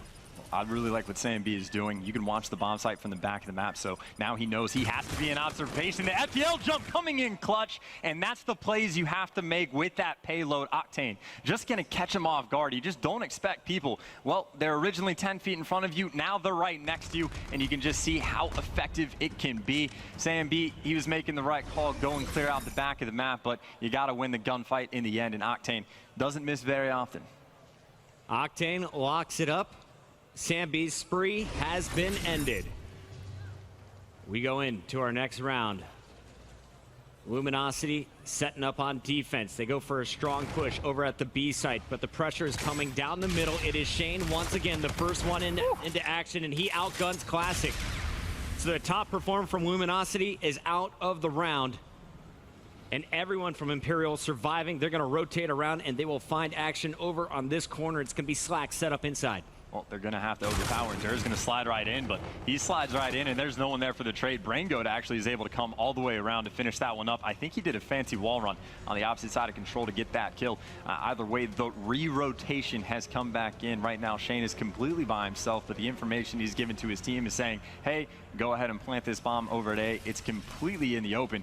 Shane, though, needs to make sure he doesn't get picked off. He doesn't have teammates near him for the trade. Either way, though, LG in that 2v3. Can Saints and Octane make anything happen? I was going to ask you, Chance, what is the best way to set up once you get this bomb plant down? It depends on the information you have. So when Shane clears out the back, they know the 2 players inside of A don't have to focus on that bottom lab nearly as much. So you can just play corners and expect these players to come down the wall run, come down the hall. So as soon as Saints pushes out, he's going to get spotted by 2 separate players in either corner. You got to finish the gunfights, though. Saints is able to get 1, and he is in a very sneaky spot right now. Shane able to pick up the second 2v1. What can Saints do? They know where he is, not able to get out of lab. That one's going to get shut down. But again, just to go and touch on that point, you afforded 2 players to sit in corners inside of that A bomb site. And even despite the fact that Saints was able to pick up 1, there's nowhere for him to go because, you know, how many corners are in that building? 8 or 9 that he has to check just to clear it out. And then Shane's coming in from the wing either way. So perfect setup right there for Imperial, tying this one up at 3-3. I have to say, I am so impressed with Shane, the former Lightning Panda, coming in. He is the first one into these engagements, and he has won a number of them, giving his team the advantage. And then you can see him just being the shot caller, saying, rotate behind me.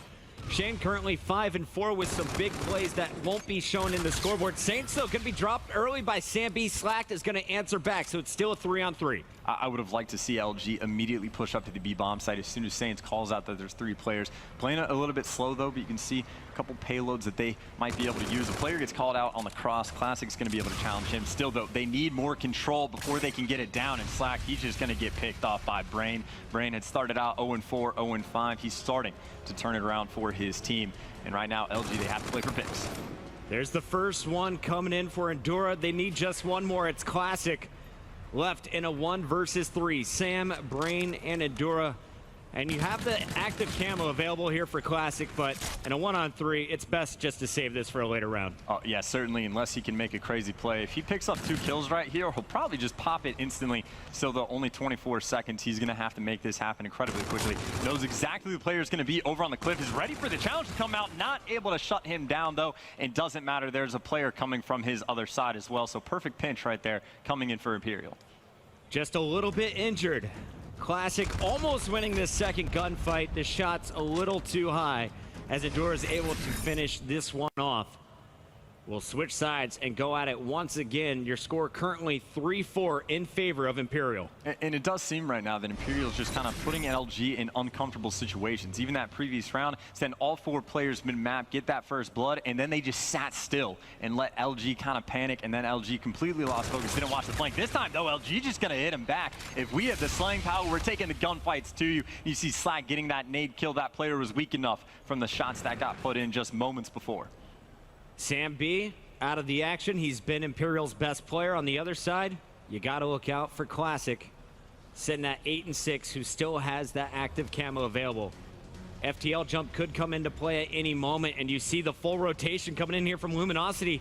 They bid on some bait over at A, or just a miscomm, and now this is an empty bomb site. This is the second time LG has completely given up map control when there's absolutely no reason to. No one showed their face over at A. They only rotated because nothing was going on over at B. Either way, though, 1-for-1 trade. LG still has that advantage. Shane, though, in a great spot with ERAD. Has 2 players in front of him. Gets the first. Refires the second. Has the third. Not able to shut it down, but the trade comes in. Shane making big plays with the ERAD, and he's getting excited. He's getting hyped.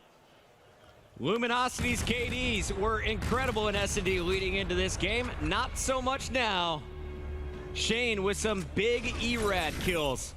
The SMG up close causing frustrations. You can see it on Octane's face. Luminosity down 2 rounds, but definitely not out of this one quite yet. They'll be on the attack here, and it's going to be Saints once again grabbing the bomb. The player to watch, Classic. Well, going to be a little bit of a slow play. It looks like this time Imperial, they're going to be ones playing a little bit aggressively on that drill site. See 1 player's posted up in front. You're going to see Classic pops the camo to make that kill happen. It's do or die for Luminosity. They need 3 rounds in a row.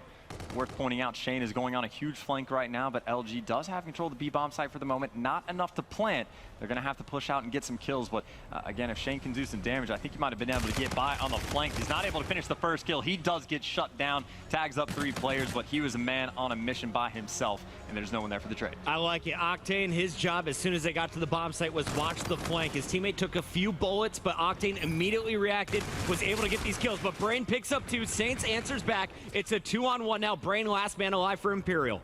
Of course, bomb still in hand for LG. Things are looking good for this round win. They're actually just going to go on the hunt. They don't need the bomb. They're just going to get the kill. It looks like they've actually cleared him out. That's some Call of Duty timing if I've ever seen it. Slack checks the back as he was behind that pillar. So it looks like that bomb is going to go down. And this is actually a reasonable situation for Brain to be able to pull off. LG, you can see what they're electing to do, just kind of playing corners as has been done before. He's got the first one in his sights, has the second one again. It's a doable situation, and he spotted him on the wall run.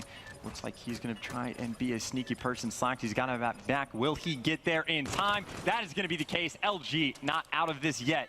Going to be able to clutch up that 2v1. We're going round 11. I feel it, Chance. It's coming. Luminosity on the comeback.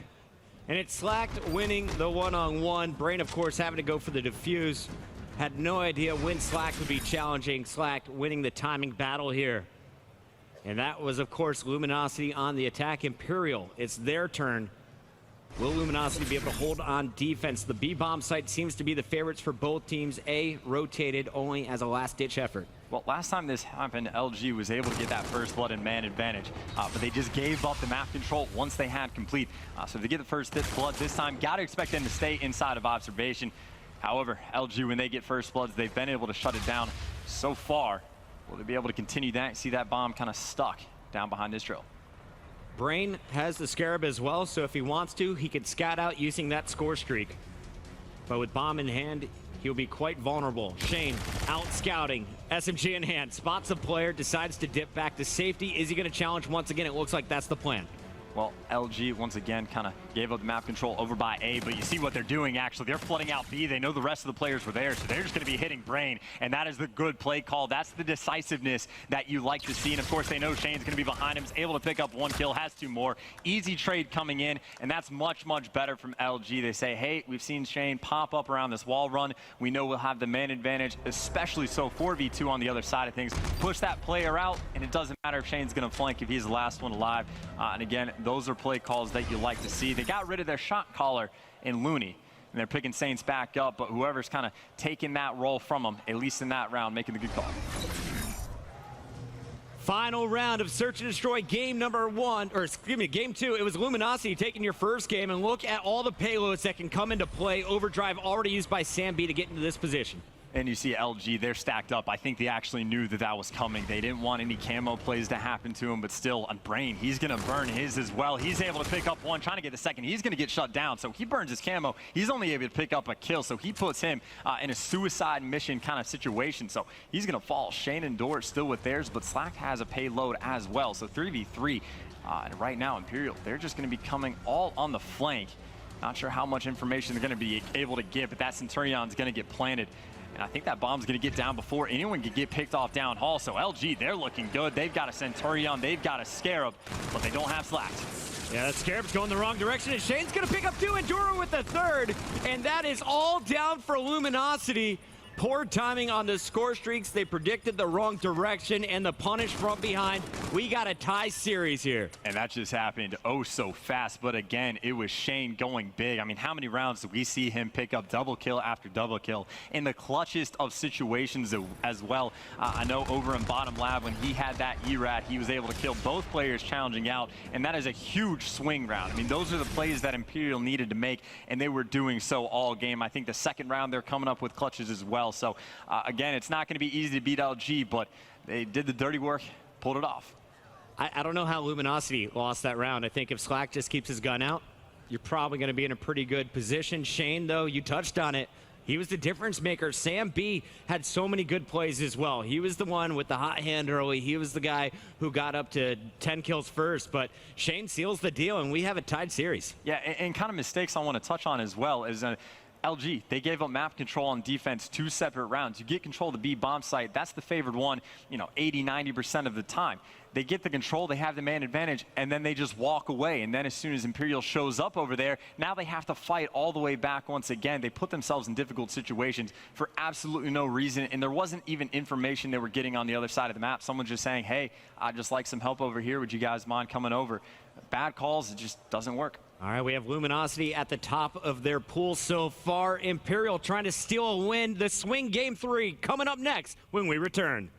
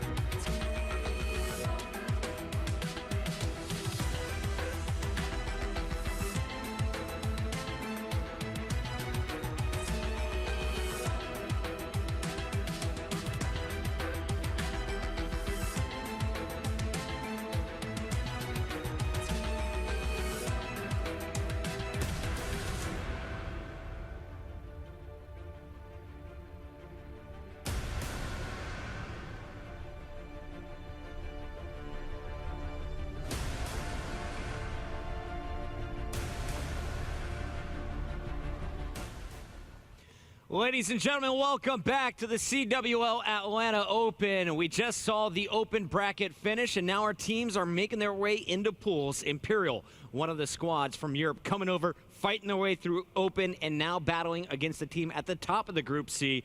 It's Luminosity. Yeah, and it's one of those things, the Search and Destroy was a must-win game for them, and they pulled it off. So now moving into Uplink, kind of going back to a not a Slayer-heavy mode. There's still a lot of teamwork required, but something that you definitely give LG the edge for. And again, I think this is another must-win, because again, going back to that hard point, first time around they lost by 100, 110 points, something along that lines, and that's when they had a fantastic start. So got to expect that the Search and Destroys, they have to absolutely win, and Uplink is in that same category. But have quite a bit of momentum. All the big plays back in that Search and Destroy they were pulling off. There's one from Shane as well. Plays like that are not only ones that win you games, but win you championships. However, Imperial's got a very long way to go. Shane finishes the game 11-8. Sam B with 9 kills, the 2-star players for Imperial in Search and Destroy. Shane also topping the leaderboard for his squad in the hard point. Definitely the veteran is the player to watch on this squad when it comes to gameplay against Luminosity. On the other side, it's been a little up and down for your blue team. We saw the rig draft, pretty much same stuff as always, but now it's time for some uplink. Talk to me about Precinct. What should we expect to see from these two squads? Well, each side kind of has a direction that they're going to be trying to go, and it's one of those things, uplink in this game, you got to get that 4 down twice in a row to expect points. So if you're fighting from the statue side, you're going to be pushing up just the left side of the map, try and get those kills on the players coming off spawn, and you can get a dunk, but a lot of times teams will elect just to hit that 1-point toss off the wall run. And then from the flip side of things, it's all about that ticket or glass control. If you get players inside of there, you can set up a spawn trap and you can just start racking up the points. So here we go, swing game is kicking off. It's uplink. And we are going to see the action in the center to start things off. It's Saints taking down Sam B. Shane looking for the trade. He's going to find one. Endura helps second, and Brain will find a third. So opening will exit. For now, Shane's going to toss the drone out as a distraction, spot Octane, and they could go in for their first score. They got to get control of this ticket booth, though, and it's going to be up to Sam B to lock it down. He loses his fight at the top. Classic's going to fall as well, so Shane's now going to be the last player up for his squad. He's going to get taken down as well. So now LG has a moment to get on the attack. And something that's interesting about this game, you see that drone is going to get tossed up about 50 feet just for the sake of control. But one of these things that teams sometimes struggle with is that drone is going to get reset after about 15 seconds if no one keeps it up. So you got to keep that in mind. Meanwhile, though, Brain on the attack. Sneaky Brain was able to grab the drone, almost put himself in a position to get the 1-point toss off. Instead, ducks into the ticket booth and will be chased down. Big kills, though, being scored by defense. It's here Luminosity with Slack locking down the ticket booth. A player trying to sneak in behind him. Shane once again causing problems, and it looks like Imperial going to try and turn this into points. And this is what I was talking about. Get players in those ticket area, cause all sorts of problems. Octane, he's going to fall as well to Shane, so Shane doing the dirty work. But despite the fact that they have ticket control, they're going around the opposite side, trying to hit the flank with the drone, and more kills coming in clutch. And that's actually going to be Shane. Not only does he go on the 3 streak, he's also able to pick up the dunk. Means he's working himself close to streaks. Now just 150 away. Very nice dish there by Sam B, which led to the dunk from Shane, and Sam B is going to gather that drone once again. Endure, though, was taken out at the top, so no points coming through on their second attempt. Instead, it's Luminosity pushing forward, and Luminosity, they're playing from the more difficult side. We have seen a few teams score going in this direction, but most of the time, you'll be happy if you go into the half with a few-point lead or even just down by 1 to 2 points. And the biggest advantage on the side that Imperial is on is really just the spawn trap potential that they're going to be having. So far, though, LG doing a pretty decent job to make sure that they don't allow that to happen. Now, of course, going to be moving on the attack as well. You see how far pushed up Imperial are. They're going to be stacking up just kind of that right mid side of the minimap. Someone's kind of on the flank, though. Looks like that is going to be Saints. He is going to get taken down. Still, though, the 1-point toss might be coming in. Oh, just short. Just short. Not going to land. And you can see the defense holding strong for now. Slack trying to turn the tide. Picks up one. Fighting a second. It's going to be up to Sam B. Hiding behind the wall. Sam pokes. Going to be double teamed here. Slack finishes off the kill. Now you see this drone coming forward in the hands of Saints. Well, it's going to be interesting how Imperial reacts. You see Brain's just going to fly out as soon as he dies. There's going to be no one else, and the dunk is going to come in. You see Octane is actually in a fantastic position as well on top of the statue. He's going to be able to pick up 2 players. He is not missing, and he knew exactly where those players were going to be coming from off spawn, and it looks like Imperial was just not ready for Octane and that NV4. Octane with the drone once again. They've already tied the score, trying to take the lead. Can't get the toss off. Instead, on defense, it's Endure once again hiding behind the corner. He started this game 9-2, currently 11-8, has been shut down in the last minute and a half. Slack coming in to punish with 3 down. That's a guaranteed dunk. 2 more points on the board for Luminosity. And if the side that Luminosity just came for, pushing through mid-map, if you don't hit that 1-point toss, you have to completely overpower the enemy to make that even, thinkable of something that you can do. But they're able to do just that, taking the lead. Octane still posted up inside. He's able to get 2 off the break. Last time, this time, only able to get 1. But Octane always knows where he needs to look, is always prepared for where Imperial's going to be coming from. Now, once again, LG moving the drum. LG is just a squad that bullies you. They surround you, they swarm all at once, and they power their way through. They've been able to do it twice, as you see it converted into points. Will they be able to do it once again? No. 3 kills being scored by Imperial. Traded back by Slack, trying to slow things down. Drone reset to the center. And with 40 seconds left, expect Luminosity to just play out the clock at this point. That is now the 2nd time this series we've seen Slack kind of get himself killed, calling in those scare ads. It's incredibly situational of when you can use it, but if you know you're not completely by yourself away from the enemy, there's only so much that can be done. Imperial, though, on the attack, 20 seconds left, gonna go for that 1-point toss, and Octane is gonna be there. He has come up huge so far this game. Man with another interception. He's gonna be rotating. They got 11 seconds left. Can they put 1 more on the board? Saints gonna fall. He was the first attacker, and you're gonna see more kills being scored by both teams, but Shane on defense is gonna stop this push. It's 4-2 at the half. Luminosity, though, playing from the tougher side with the lead. This is not going to be easy for Imperial. I mean, that's incredibly solid, because the only time Imperial was able to get points on the board, it was the responsibility of Shane being just such a big nuisance inside of that ticket or glass area. He's able to pick up 2 or 3 kills, and then he puts in the dunk as well. So again, outside of those big plays from Imperial, they're not getting anything done. It's just Luminosity continues to overpower them time and time again. Shane talking to the troops. Not focusing on what happened, but what they need to accomplish here in the second half. Early start for Sam B, not going to go his way.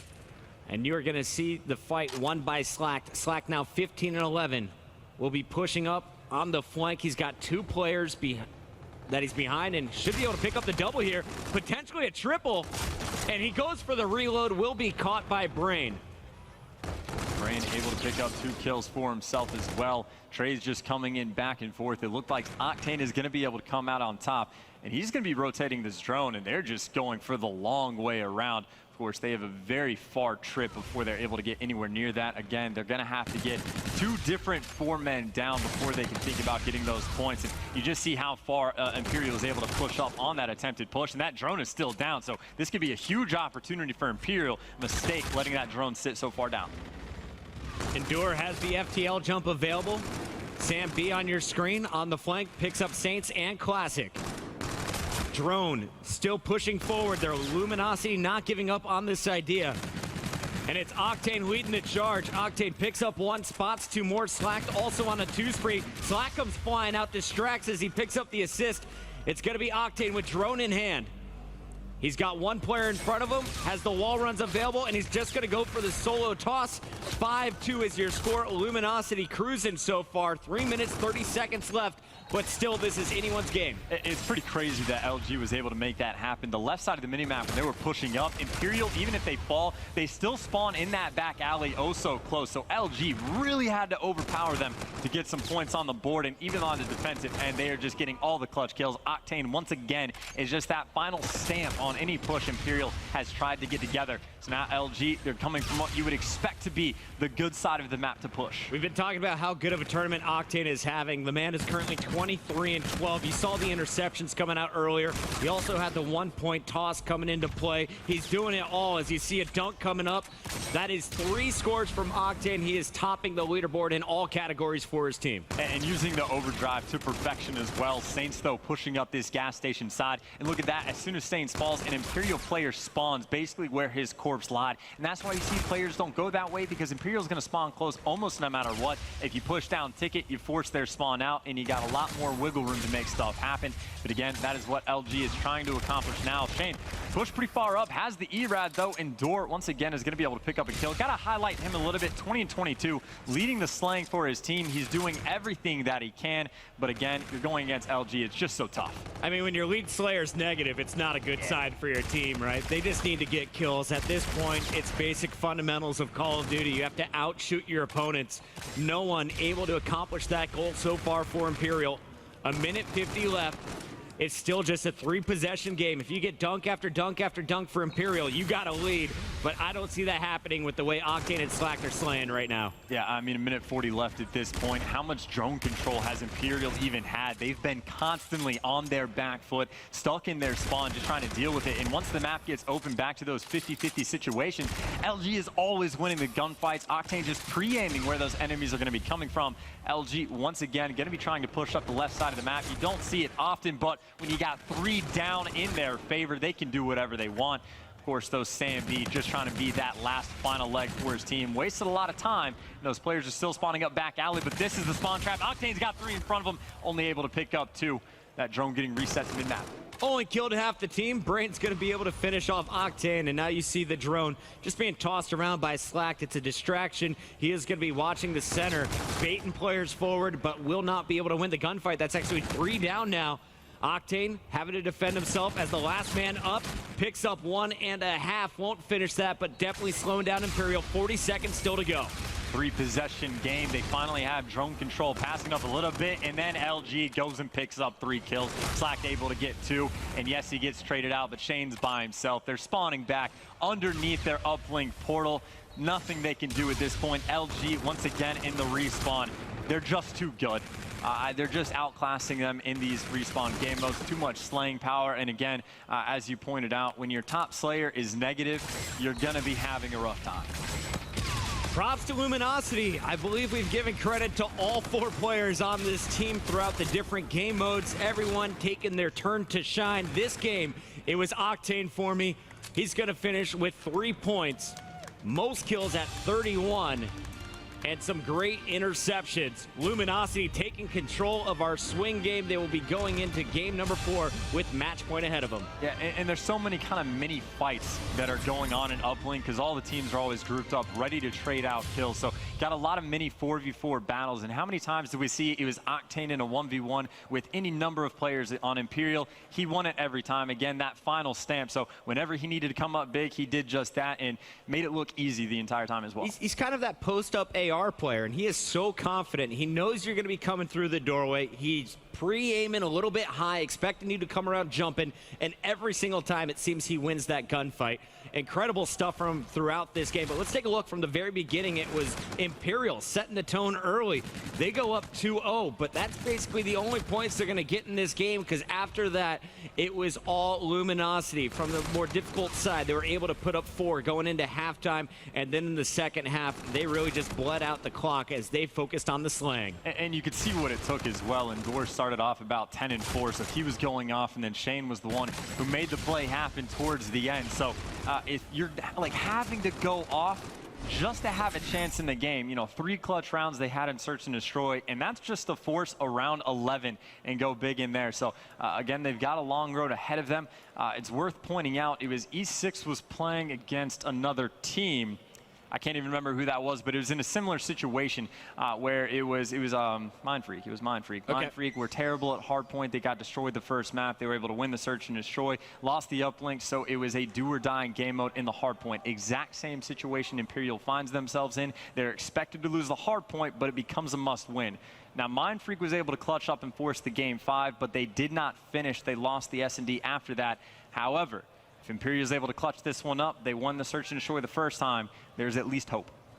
If you're looking at the big picture right now, Imperial, they're just 0-1 in pools. They've only played one match. That was against 3G, who stomped them out 3-0. They're playing much better now as they start to warm up on the main stage. They took a game off of Luminosity, but Luminosity, this is a team who had a perfect Friday. They went 3-0 in the group. This will make them 4-0 if they can complete it here in Hardpoint. So the pressure is on Imperial. They still have a chance of even finishing second in this group or tying 3G for a 3-1 record, but it's not looking good here. There is a look at the main stage. Our crowd filling up. Shout out to everyone who came out to see WL for the Atlanta Open. This has been one hell of a tournament so far, and we are just at the start of day 2. It's probably one of the best things about open bracket as well. You know, you go through pool play, you kind of get a feel for teams. Like Optic Gaming was looking like one of the best teams in the game. The open bracket team comes in and starts to shake things up. They were not able to close, but Imperial's in that same situation. Luminosity started off 3-0 looking fantastic. Can Imperial just kind of throw everything out the window and make things interesting? So far, not so good. However, the hard point would be the perfect game mode. You just need consistent play. You need all 4 of your guys to play at the top of their game. You've had some stars in individual moments. The whole team hasn't been clicking as a whole yet, though. They need it now more than ever as we take a look at the rig draft. FTL jump in the hands of Octane. Centurion's going to be used by Slack. Once again, it's retaliation for Hardpoint, and this is one of my favorite game modes to watch. Where's our money hill as we take a look at the map? Where can you collect all the time? Money hill doesn't exist on this map. All 4 of them, you can pretty much hold the other team to 0 points. And it happens semi-regularly. Kind of the most important hill, though, you don't want to call it money, is going to be that back graveyard hill. But that hill plays one of 2 ways. Either you get the early control and it takes the team 30 seconds to break through and then they get the final 30 and then you're guaranteed the broken spawns at the very least, or they don't break through on the only real attempt that they get, then you get the full 60 and then you go back to fight for broken. So again, 2 situations there. Either you get the full 60 or you get that 50-50 split and then you get the spawns for broken. Graveyard and broken going to be the key here. Saints on your screen to open things up for Luminosity. He had a great game, number 1, leading the charge in the first hard point. Shane blowing up a teammate, not the way you want to start, already losing 3 players in your first 12 seconds. And again, we're going to see how LG is able to set up. So far, Imperial, they're going to be sending all 4 players for the moment, just sprinting at their opponent, but LG is set up, and this is the one thing you do not want to try and do against LG. You are going to struggle trying to overpower them. Endor, though, able to win 1 gunfight, hasn't gotten traded just yet, but just goes right into the pre-fire of Saints. And again, that is very, very problematic. You're trying to take these guys one-on-one in gunfights, and they've been coming out on top this entire series so far. Octane starting game 4 just like the way he finished game number 3, already 5-2, leads all players in the lobby. But it's going to be Imperial finally breaking through after 28 points are scored by Luminosity. They will pick up this scrap time here. It's going to be about 22-28 with Luminosity set up first. Pretty 50-50 split so far on the hill. This is the gunfight, actually, and Shane's able to come out on top. That K-bar just ever so slightly favored over the NV4 at that close range. So Shane milking that hill time, and this would be, well, a pretty important hill. Again, it's not necessarily considered a money hill, but you can still lock it down for a substantial amount of time. So far, they're doing just that. However, LG, they are flooding this plat area. Going to start making the moves in just a second. That kill from Shane, so big, and his teammates rotate right to him. They're able to set up, and a nice comeback here from Imperial on this lower street. No one scoring at the moment. Finally, they're back inside the hard point.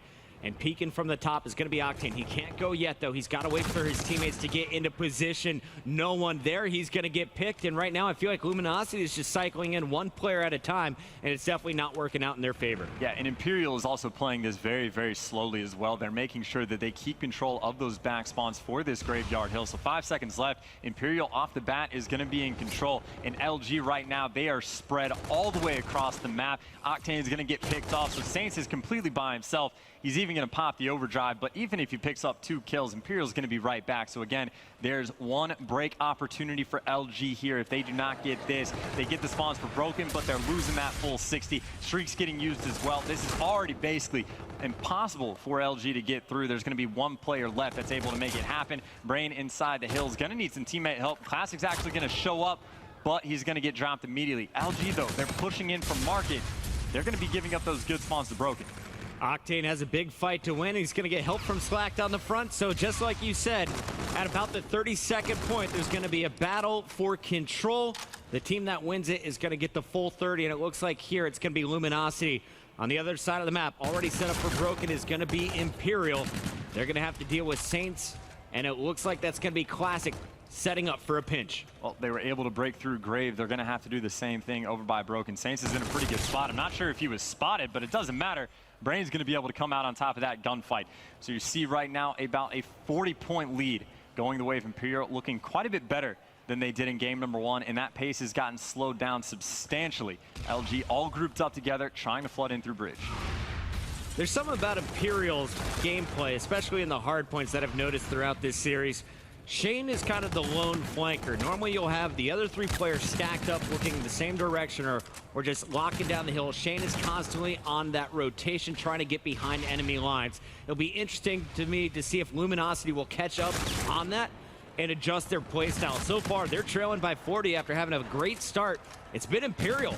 Not only rotating better, they're also winning the gunfights. And these are important decisions you're seeing coming out right now that can really impact the game and potentially lead to a snowball. You saw how much pressure on the Graveyard Hill LG put on it. They were all in market, flooding through, even there was only 28 seconds left, which they did get all of that time, but they gave up Broken. And how much time did Imperial just get? About 45, 50 seconds. Really blew open the lead right there, all because of those small decisions. However, in this hallway, LG, for the moment, does have complete control. And as we've seen on Retaliation, this could totally go the opposite way when we get back to a second round of rotations.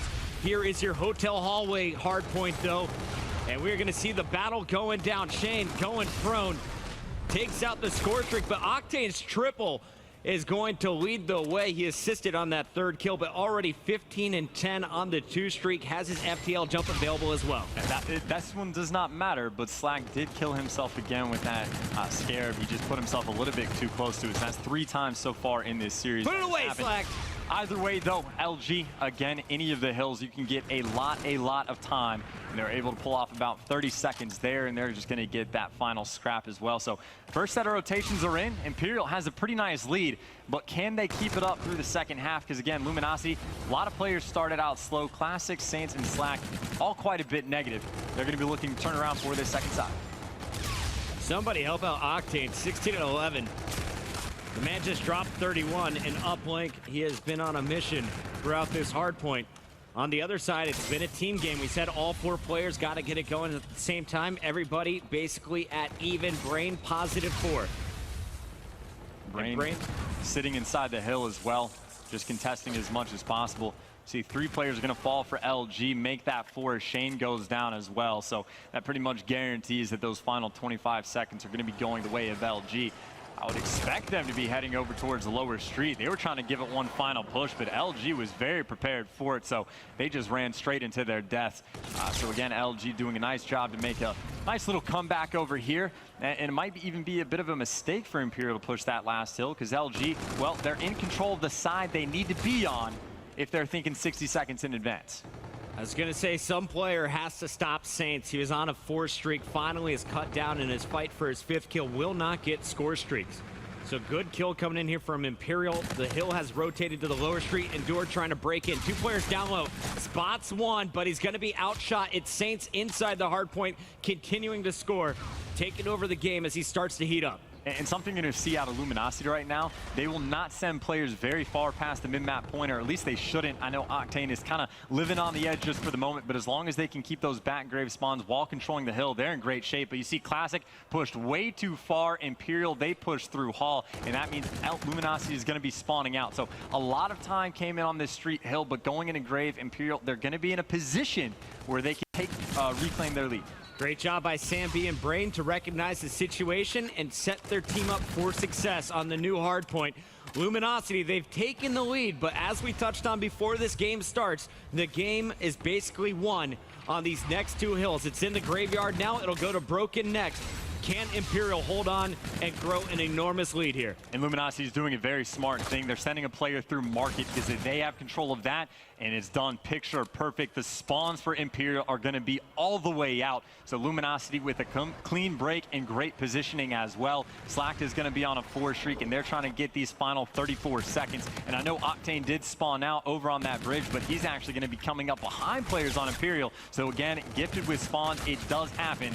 Brain has a couple of gunfights as well, sitting inside of curves. Not going to be able to finish the second. LG getting that scrap. Imperial only got 15 points on this hard point. On the other side, Luminosity going to collect 40.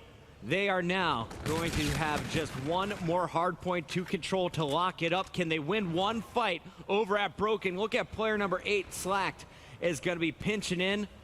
He is going to be in a big fun gunfight here in the back, and he's going to lose it. Brain with a big first kill. Can he hold on? Well, 3 players right now for Imperial are surrounding the hill. Shane's going to fall as he pushes out. Classic trying to rip that player's head off, not quite able to pull that one off. But you see Luminosity again, they have flooded up the map together, and that is pushing the spawn of Imperial out. 2 down in their favor. Clean break. They only need 25 seconds to win the game, and there's 38 seconds left on the hill. They could do it right here. Saints this time using the Scarab. Endure's going to pick up 2. Saints in all kinds of trouble. He has 1 player to support. Both are going to fall. It's Brain and Sambi breaking through. So Imperial not out of it quite yet. They'll pick up the final 20 seconds. In fact, it looks like Luminosity might challenge here for the ult. Now they decide to change the direction. They're going to go through the middle of the map. Imperial is waiting for them. A good hold. It's anyone's game at this point, but Imperial needs to win this rotation battle. Well, in the first time around, LG was able to hold this hill for a substantial amount of time, and they're getting the opening kills as well. You see Octane going to be inside, and Imperial, they know exactly where they're going to be coming from, all from where they had just had the hill over by Broken. But see Endure is able to pick up 2. Classic going to be able to shut him down. LG still in control. Luminosity in control. Imperial has to flood. Classic inside is going to put his team within 5, 4.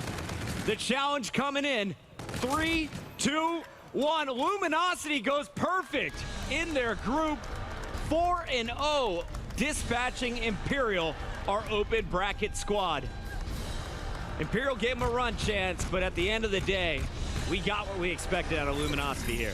And again, it goes back to just overpowering in the slang. Quite a few perfect breaks they had on the Graveyard Hill, sending a player through market to force out the spawns. Coming back to retake Broken, they at least made it 50-50 enough that once they got to that hall, everyone from Imperial has to be flooding in from that Broken side, just running into the pre-fire. And again, you know, Classic was picking up 3 or 4 kills on the hill, putting in complete work. All 4 players for Luminosity doing pretty well for themselves, firing on all cylinders. I'm pretty sure Luminosity went 3-1 in all 4 of their matches so far. So don't need clean sweeps, but they had strong performances across the board. They have to be happy with the way they played here in Pool C. And now we know they're heading into the winner's bracket. They're guaranteed one of those 8 spots to close out our night. When we come back, we're going to break down all of the action from all the other stations here in the venue. Don't go anywhere.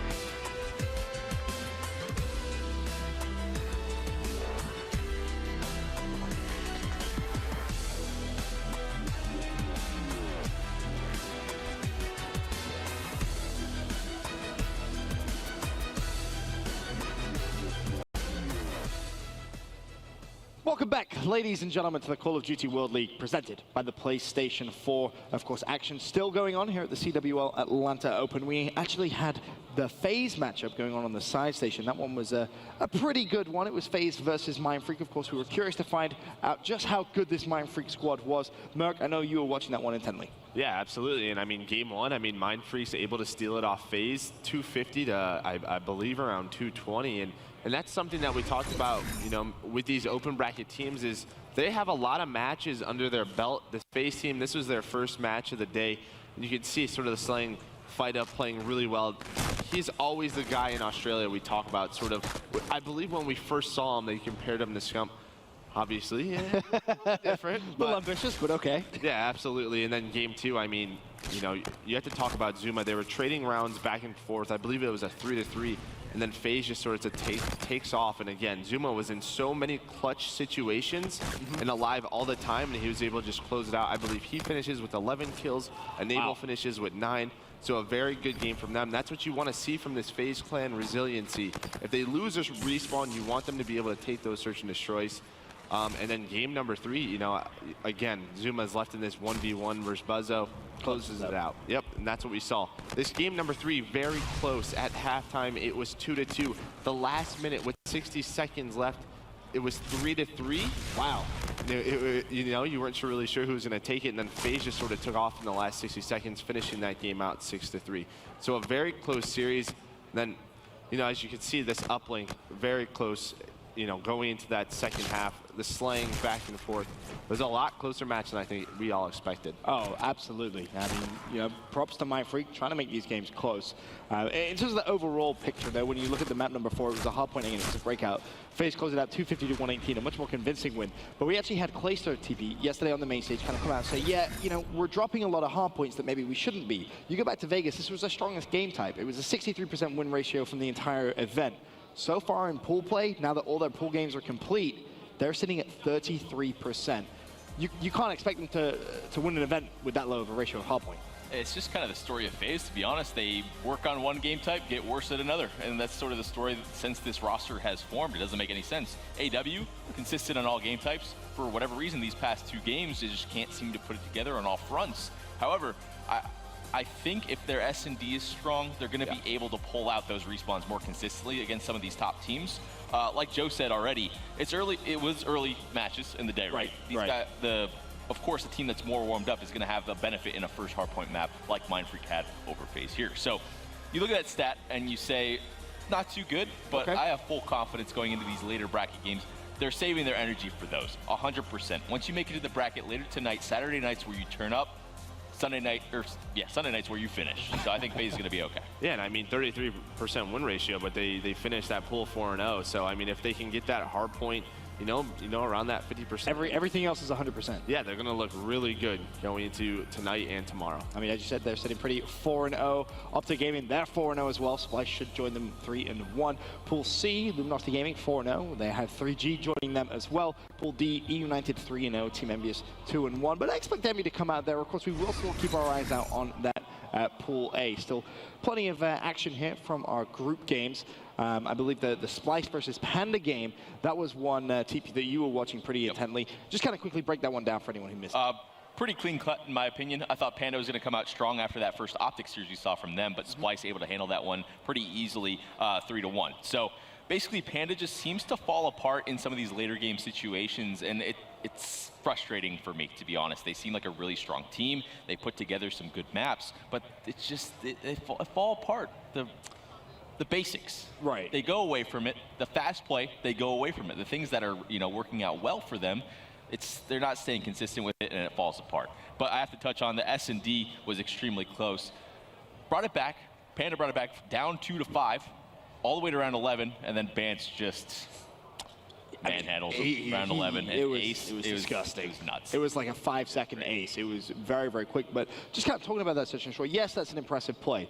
But you can't rely on a teammate to do that every single time. And I mean, remember, search and destroy has been their weakest game. They finished Vegas 33% win-loss ratio, and right here, they're 33% as well. So it hasn't improved, it seems. It's not great, and I think, you know, you can see that watching them and speaking to the guys on Splice and even the other European players. One thing that they've kind of said is, you know, this Splice roster, they've got 4 kind of super slayers. They've been put together, and you look at the leadership, and a lot kind of look to Josh, and I think Vance is the actual captain, and there's no Tommy, there's no Swanee, there's no kind of calming presence, and I think Mlg touched on it yesterday, and I think that's maybe what they're missing, but I don't think that's a good enough excuse. You know, to be getting 33% or whatever it may be, I'd like to see them maybe work on it a bit more. But for Panda, another round 11 loss. We saw it against Optic, we saw it against Splice. That is so punishing. That you look at their group now and they're 0-2. It really doesn't tell the story of how Panda have played. Yeah, they definitely played a lot better with that, but that could just come down to composure, staying composed in those final moments. But speaking of those European teams, we actually have Maven on the floor talking all things international Call of Duty. Hey guys, Maven here. I am down on the floor with an open bracket update. I've got FaZe and Mindfreak fighting behind me. There's a ton of matches going on in the background as well.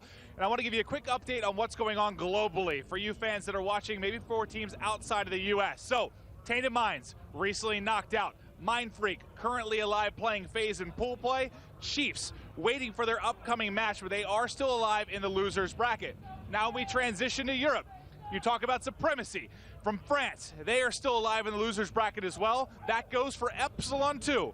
And for you North American fans, I know there's a lot of Team Caliber fans out there, Echo Fox as well. Both those teams still alive and fighting in the losers. It is going to be a bloodbath here down the stretch as all these teams trying to qualify for the championship bracket. There's so much fun to come here at the CWL Atlanta Open, but I'll toss it back to you guys on the desk.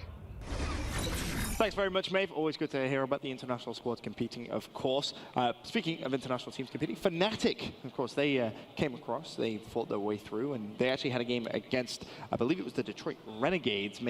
I'm sorry, you were watching that one. What happened? Yeah, I mean, this was really kind of a proving point for the Renegades. You know, they came into the Pool D. They had a kind of I'd say the easiest game first of all. You know, they weren't put against the big dogs. And Fnatic have had a bad pool. You know, they've not had the best of starts. However, going into this one, first of all, the hard point, it was pretty close. We saw that in 250 to 228. Fnatic in particular looked, I'd say, a little bit more structured. We had Tommy doing his thing as usual, but for me, Wuskins was kind of the man to watch on that. He was slaying like he does online, and a few people have said, you know, will he be able to come to the big stage, MLG Atlanta, and prove himself and do the same? He did replicate that performance, and in the end, you saw him take that one 250 to 228. But moving on to the Search and Destroy, we go to Scorch, and again, you know, Fnatic, they cleaned this one out. I mean, it ended up, again, Scraps, Wuskin's twin brother, he's kind of the Search and Destroy specialist on that one, and that ended with a nice victory for them. So taking the lead 2-0, going into Uplink, this is where we've seen sometimes Fnatic fall,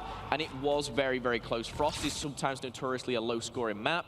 That one ended 4-2, but a Fnatic 3-0, they have a lot of fans back home. I have so many people tweeting me, update me on Fnatic. How is Tommy doing? Tommy in particular, a very, you know, big streamer out there for Europe. So that'll be, you know, a lot of good news for some Europeans. Absolutely. In terms of the bigger picture, though, TP, for Fnatic, is it just they do need more time to kind of gel as a team? Is that what you really kind of put this up to?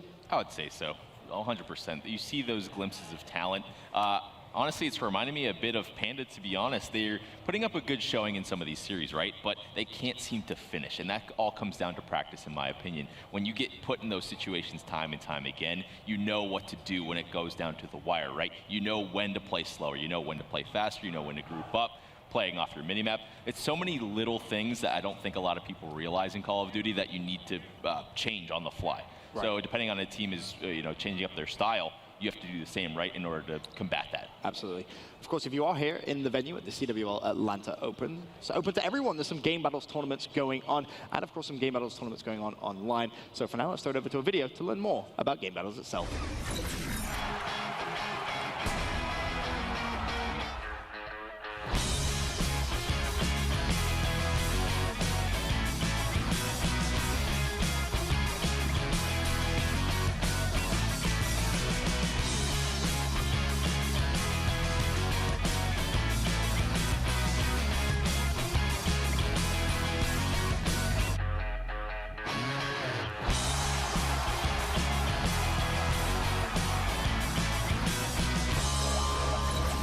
Of course, I'm at the analyst desk here with three former pros. Mlg, I know game battles has a special place in your heart.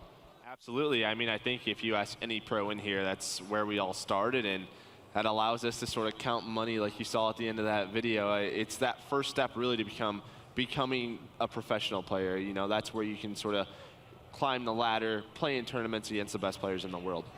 I think we all went through the same phase when we started playing competitively. Game Battle sort of legitimizes that. When you get that first check in the mail or your first credit win or whatever it may be in order to keep playing, it's the best feeling in the world, right? And it only goes exponentially from there. If you're doing well, consistently getting more pro points, things like that, you can make it up to a stage like this.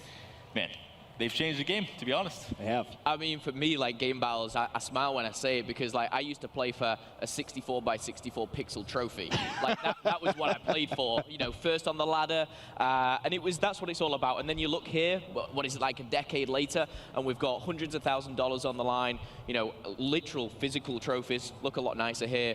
But all of that, it does. It started with game battles and, you know, still going today. It definitely is. Of course, up next on the main stage, we have Rise Nation versus Mindfreak. This one should be a pretty good one. Of course, Mindfreak, they've looked better than I think maybe a lot of people anticipated, it's fair to say. Rise, of course, they had a bit of a shaky start yesterday. Do you think they're going to be kind of business as usual today, though? Absolutely. I mean, this is a must-win for them, and they're going up a tough opponent. I think Mindfreak is a team that's just going to get better and better with more, you know, sort of North American competition. All the international tournaments they've attended, they've always been the ones in the pro lounge just grinding as much as possible, trying to sort of learn more and more and adapt to that playstyle because, I mean, North America has dominated for so long and they understand that, so they always are trying to get that practice in. So the more they're playing against those top teams, the better they're going to get. Of course, there's a lot of eyes on Facento. He was last event over in Vegas MVP. So let's learn a little bit more about Facento.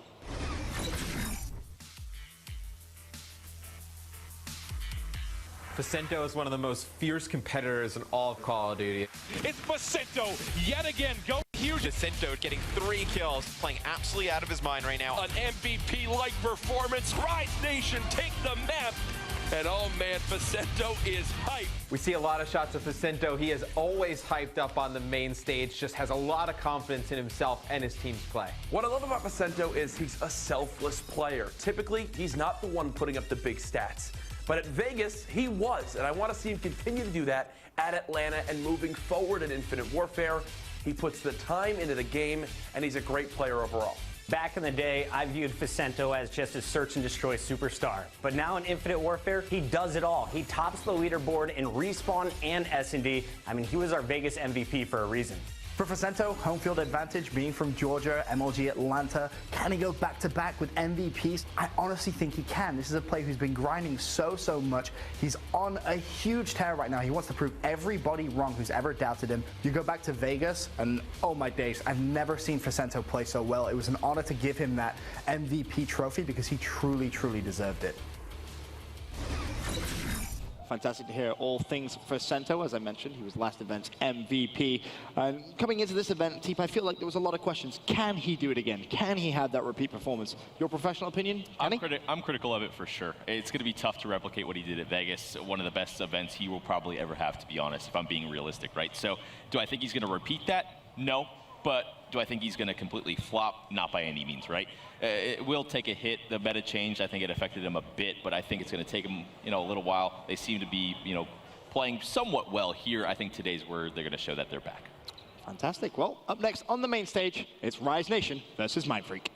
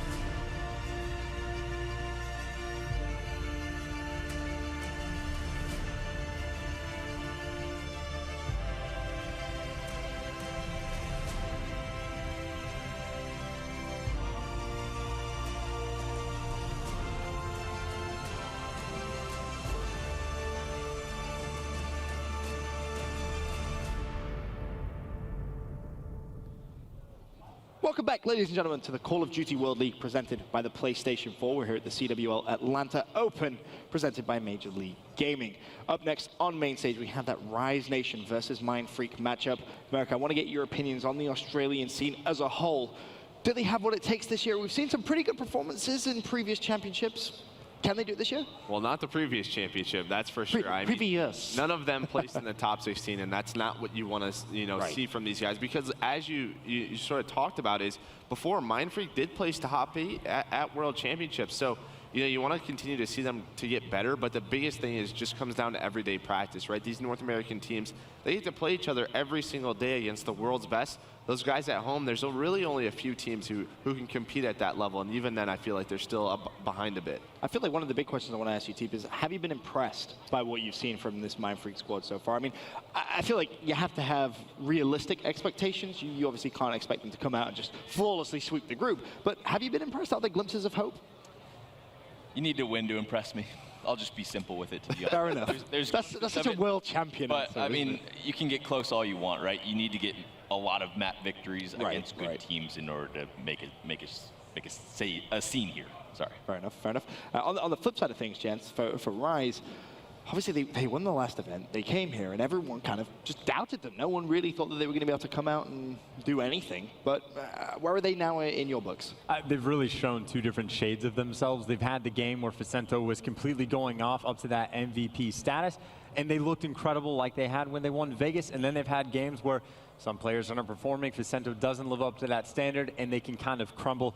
I still think they're definitely, well, obviously one of the very top teams. They're definitely going to be in that dogfight for top 4, and potentially they could still win the game, but it is going to be very difficult for them to be able to pull that off. I mean, obviously, we talk a lot about the bans that came through, obviously the OSA, SkinnyBot, etc. Has that truly affected Rise maybe more so than other teams, in your opinion? I don't really think it's affected them more than any other team. I think if it affects anyone, it's Facento, and that's sort of your MVP at last event. So it does affect them. I think there will have to be some changes, but I think as more and more matches are played, they'll gradually just get used to it. It's worth mentioning as well, elsewhere in the tournament, we have Cloud9 versus Imperial going on. That's going to be on the Charlie stations. Cloud9, Chance, a team that we had high expectations through again, but is that one of those situations where, I mean, same question I kind of asked Merc, have they been affected by the OSA and SkinnyBot ban? Well, I mean, it's going to affect everybody. However much it affects any individual team is going to be up, well, for this tournament to kind of decide. It's at least have a bit of an impact on them. They've definitely been struggling quite a bit. I know Aches was the one running that Synaptic, and well, he hasn't exactly had the best performance so far, certainly not to the standard of his previous events. Of course, here is actually a live look-in of that matchup. This is, of course, going on the Charlie station, Cloud9 versus Imperial. Teep, I know you and Aches, you've had those historic losers bracket runs. You've done it before with him. He definitely has what it takes. We know for a fact that he is going to be in that losers bracket. Can he do it again now, though? Is the old Aches back? I think it's possible. That's something Pat is known for. I talked to him quite a bit last night about what their struggles were. I just walked up, I'm like, what the hell's wrong with you guys? It wasn't even the same thing, even close to what we saw in Vegas. And he said, they just didn't have the fire. And that's one of the most important things. It sounds simple, it sounds cliche, but you need that energy. You need to get loud, you need to get Lacefield pumped up. And if he's playing at top potential, they're a top team. If he's not, they flop. And I think you hit the nail on the head with Lacefield. He's sort of the guy that just destroys teams. We were talking with Pat last night. He goes, dude, this was the guy who literally 1v4'd Optic. I didn't have to do anything. So a lot of pressure on those young guys to play Fair enough. Of course, the game on main stage, Mindfreak versus Rise Nation. We can send it down to our casters for the series. Thank you very much, boys. And yes, we've got Mindfreak going up against Rise. The boys from Australia, and Mr. X, you've obviously spent some time over there. Australian expert. You know everything about them.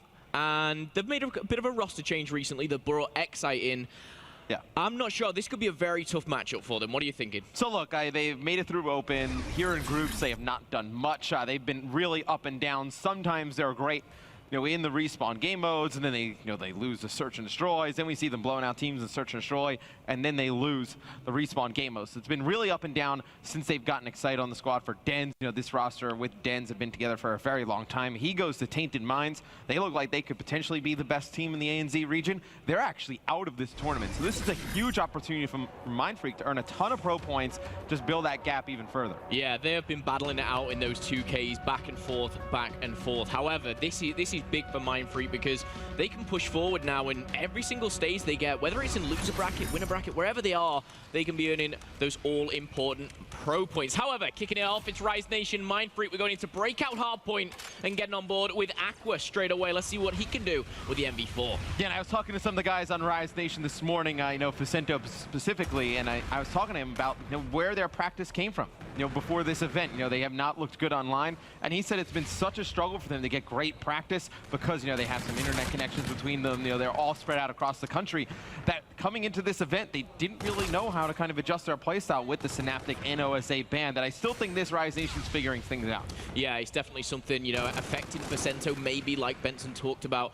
The one thing I will say, just as we get into the start of this hardpoint, Mindfreak have been so inconsistent. I say that in a good and a bad way, because they're taking hard points off FaZe, yet they're getting, only 80 points against Orbit. It's just the consistency isn't there for Mindfreak, and this map in particular, Breakout, we can see big leads. Yeah, you see Rise getting out to a really nice lead here early, and I do think, Mindfreak is definitely the cream of the crop in the APAC region, the best team down there. I think that's solidified now, but they need to get better practice against these top teams from all over the world.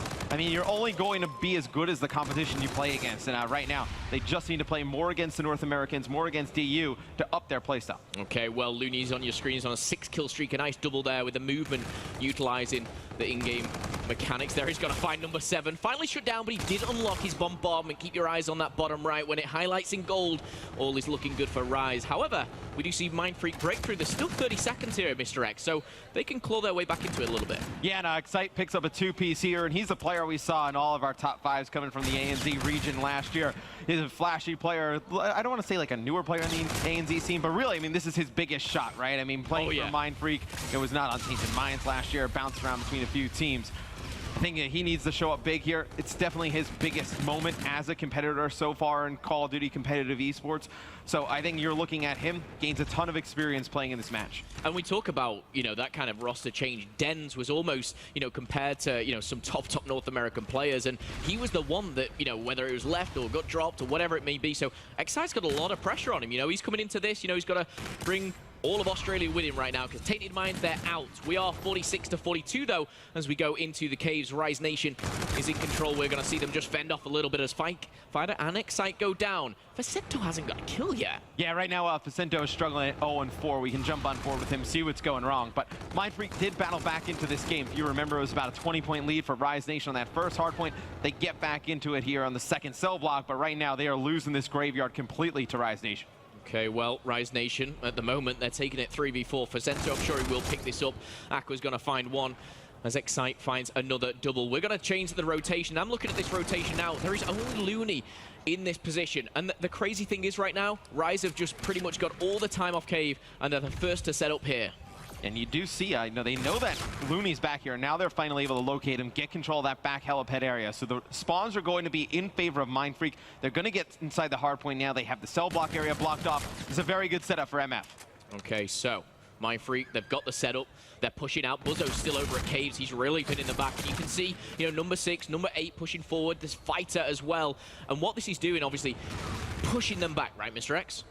Yeah, you can see. I mean, right now you're going to have Fighter just pushing straight through this back. He's going to split the players on Rise Nation. They have no idea where he's coming from. He's going to be able to pick up one. Going to get control right back for Mindfreak. So when Mindfreak gets broken right there, Fighter comes through, makes a big play, able to get the hill right back. Okay, well, so far it is pretty even. You know what? I'm impressed with Mindfreak in this hardpoint. I thought it could have been a little bit of a blowout. Rise Nation, a lot to prove here. Of course, your previous champions come in from Vegas, and Facento, shaky shooting there as he does find number 2. Can he pick anything up? The scrap points, I say scrap, it's only 1 or 2. We're going back to the middle. And Mindfreak is a team that Rise Nation cannot take lightly. This is the best team in Australia. They won everything down there last year. They just did not put a good performance forward at our last run of the year at COD Champs. This is a team, though, they're looking to come in here, make a statement that they're back playing at the top level of international competition. And they're ready. They've come over here, they're fighting. And you know what? They don't have the practice against international teams. Some of the European squads, they have, they've just had CWL London. They may have a little bit more practice under their belt. can Mindfreak make a run? This is a huge game for them, and just to kind of stress the importance, this is a must-win for Rise Nation, right? Yeah, without a doubt. I know Rise Nation, they win this game, they're in a good spot. They control pretty much their own destiny in this group. They lose this game, then you look at the next one, Mindfreak versus Fuse. That is a very big matchup. Okay, well, so far so good, as we do have about a 25-point lead here. Rise Nation in control of the rooftop. And this is a point, of course, where you will be wanting to focus on that rotation. And it's Rise Nation once again. They're going to back away. They're going to set up. And this is going to be a very hard job for Mindfreak. They're going to have to push as a team. I mean, look how far away Mindfreak is from cell block. I mean, the hill just pops up. Rise in a perfect position. Mindfreak all the way across the map. If they lose this first rotation of kills here, Momo, they're in a very bad spot. They may never even get a chance to get cell block. And the one thing about this as well is Rise can start accumulating some score streaks. You know, if they can get a few kills back-to-back, they're in good positions. They can really push it back. However, Mindfreak breakthrough. They didn't expect Buzzo pushing through on that wall run. Took him by surprise here, and Facento's going to be the one trying to take control. 40-point game right now. And if you're Rise Nation, you can't let that happen. That's the spot where you feel like you can blow the game open. You're in position. You rotate early. All you got to do is pick up some easy kills from behind cover. You know exactly where Mindfreak's coming from, and you're just not able to do so. It's 3 kills in succession for Mindfreak. They're able to break that with ease. They pick up some time here towards the end. Rise Nation doing a good job. The later portion of cell block able to contest for a little bit, but now this is going to make Grave even that more important, and Fida picks up a real big 2-piece. Yeah, that is huge. That's going to set the precedent going into Cave now as well. And you know what? He's just carrying on. That's going to be number 3 for him. He's 11 and 12, but those 3 kills have single-handedly given his whole team the full control of this graveyard now, and he's in a power position. He can dominate right now. Yeah, you do see, though, it's going to be that number 1 on your minimap. Looney was coming on a pinch. You'd like to see his teammates push through the front side of Cave there. Then you would have been able to spawn Mindfreak out. The other members of Rise Nation just a little bit too slow to get that pinch going, and it's going to be Mindfreak able to hold on to the hard point. Okay, Buzzo, he's going to be the one trying to collect these last 30 seconds. They're in a fantastic position. No one from Rise Nation is pushing through that middle. They're thinking about the next one as well, because, you know, what do you do here, Mr. X? You could try and get these 20 points, or do you back off? I mean, you can see what Rise Nation is doing. They're going to back off of this. I think you may have been able to get one more attempt at it, but I think Rise Nation, they're just focusing on that commissary hard point. They're going to play for that back helipad spawn. I mean, Mindfreak is going to go up by a few seconds here, but, you know, 2 or 3 kills at the beginning of this next hill. Rise will make that right back. Well, Looney is 18 and 8. Is almost going to notice because of the score. Well, he converted that into a victory here. Excite on your screens. Aqua and Fighter are going to find a couple. Aqua, in fact, biting back, and there we go. Majority of the kills do go to Rise Nation. They can set up strong here, as we do see Mindfreak spawn out. Yeah, and that's why it's such a smart play to give up on that graveyard. Go set up here. They pick up the 2 kills at the beginning. Kind of ruins Mindfreak's initial push, but Excite just comes straight into the hard point. Picks up 1, Shocks in the back, grabs another. Mindfreak gets control of the spawns. And the hill, if you're Rise Nation, you got to expect the pressure to come from these angles. That's not once, but that's twice now Rise Nation have given up hills when really, you know, we're looking at that minimap, we're thinking they're set up well, a couple of gunfights go in the wrong direction. However, Rise Nation bite back. The last 15 seconds should go to their way. We're going to be heading to that central rooftop for a 3rd rotation here. 182 to 164. This is a very close game here. Yeah, they do have to be careful, Rise Nation, because Mindfreak is definitely hung within striking distance in this game. This next hard point in the middle of the map, you expect not a lot of time to be taken on either side. It's that cell block, the one that's going to come after this. Yeah. That's where Rise Nation, they need to get there early, and they need to lock it down. They've done a nice job getting there early, just not picking up the kills. And of course, this stage of the game, you're going to see the payloads maybe come into play a little bit. We can see Excite's got 1 as well. He's 19 and 6. Really impressing me, actually, for the Mindfreak squad. He was doubted by many. But Central Rooftop is in possession of Rise Nation. They're going to break 200 at this rate. Aqua fending them off. He's going to struggle a little bit. He may be taken down. He will be. That's a double for Mindfreak as they do bite back, and we're going to see them fight for this last 30 seconds. And what I've been impressed by from Mindfreak is just their ability to break these hills. Usually that's like one of the harder things to do as a team, especially against the caliber of opponent as Rise Nation. But you know, they've given up the rotations every time to Rise. They're able to fight back and break these hills, which has kept them in the game. So this is what we're talking about. Look at your minimap. You do see the players for Mindfreak backing up here. They do have cell block blocked off. Rise Nation going to need an early break. Yeah, and you see here, number 8 and 5, Buzzo and Excite, they've already got those spawns. Shocks is coming over to back them up. This is fantastic for Mindfreak. If they can hold like they can break, they have got this in the bag. They'll be pushing forward. They really need to get these next couple of kills are important. Fighter coming from the flank as well. Has been tagged from the middle. he makes this next kill, this is huge. He just needs to stay alive. Just staying alive, delaying the push from Rise Nation is good enough. He's going to be able to take out Looney in the middle of the map, but Felony has snuck behind enemy lines here. Needs to wait for some teammates to get in position where they can pick up some kills. Fida takes him out as well. Fida going big on this hill. He's on a 4 streak. He got Shocks on a 6, and Mindfreak takes the lead here. Yep, Facento's going to fall to Excite as well, and with a 20-point lead here, there is 25 seconds. They cannot end it right here, but they can get a significant start. Shocks on a 7-kill streak, Fighters on a 4. It has all been Mindfreak in this last quarter. However, look at the rotation, Mr. X. Talk to me. And Shocks has these streaks, so Graveyard obviously a wide open hard point. Mindfreak can take the last 8 seconds here, not have to worry about rotating early. You can force those players back in a cave, get all the position on the hard point. Mindfreak in a very good position to close this out here, Momo. Excite, he has FTL jump as well. They're 4 points away from taking this. You can see Rise can't even get on the hard point because those streaks are coming in. Shocks is going to pick up one, Fighter with the second. Another one surely securing it right now. Excite's going in, and there you have it, ladies and gentlemen. Mindfreak, they take it 250 to 200 in Excite. He's excited. Yeah, and you saw there at the end, it was Shocks and Fida. They go on long streaks. They build up score streaks towards the end. I believe it was a 9 streak for Shocks, 6 or 7 for Fida. And those two, from cell block to Graveyard, really won the game for Mindfreak. Well, that man right there, the one closest to you, Excite. Some say is the the Australian Jack Dunlop. Yeah. For me, he's a lot better. I mean, he is performing there. He has stood out for me in that Mindfreak lineup. Maybe not as funny. I've never spoken to Excite, so I don't know if he's funny or not, but no, definitely a better player than Jack. I think that goes without question. But Mindfreak comes in, stuns Rise Nation in game number 1. And this is huge. We talked about how big of a series this is for Rise Nation. They lose that game number 1, puts a lot of pressure on them going into the Search and Destroy. So, Mindfreak, you know, can they continue this? We've said they've been a little bit sloppy sometimes. They've hard points. They've been getting absolutely trashed, but then dominate. They took a hard point off FaZe. Let's just have a quick look back at this, though, and see how it all panned out. Yeah, now you saw that what happened was here, I feel like, during this game almost, Rise had a lot of opportunities to put Mindfreak away. When they get to cell block early twice, they get there, they hold it for a few seconds, Mindfreak's able to break. You get to the commissary, Rise Nation is there, they're set up, Mindfreak's able to break. There were a lot of points in this game where Rise Nation could have pulled away with 2 or 3 kills. That's all they would have needed. You get a nice 60 points on cell block, you earn some streaks, you can go over to the Graveyard, just kind of snowball the game in your favor after that. And they just didn't take advantage of it. Okay, well, sitting pretty here, Mindfreak 1-0 up in the series if you are just joining us.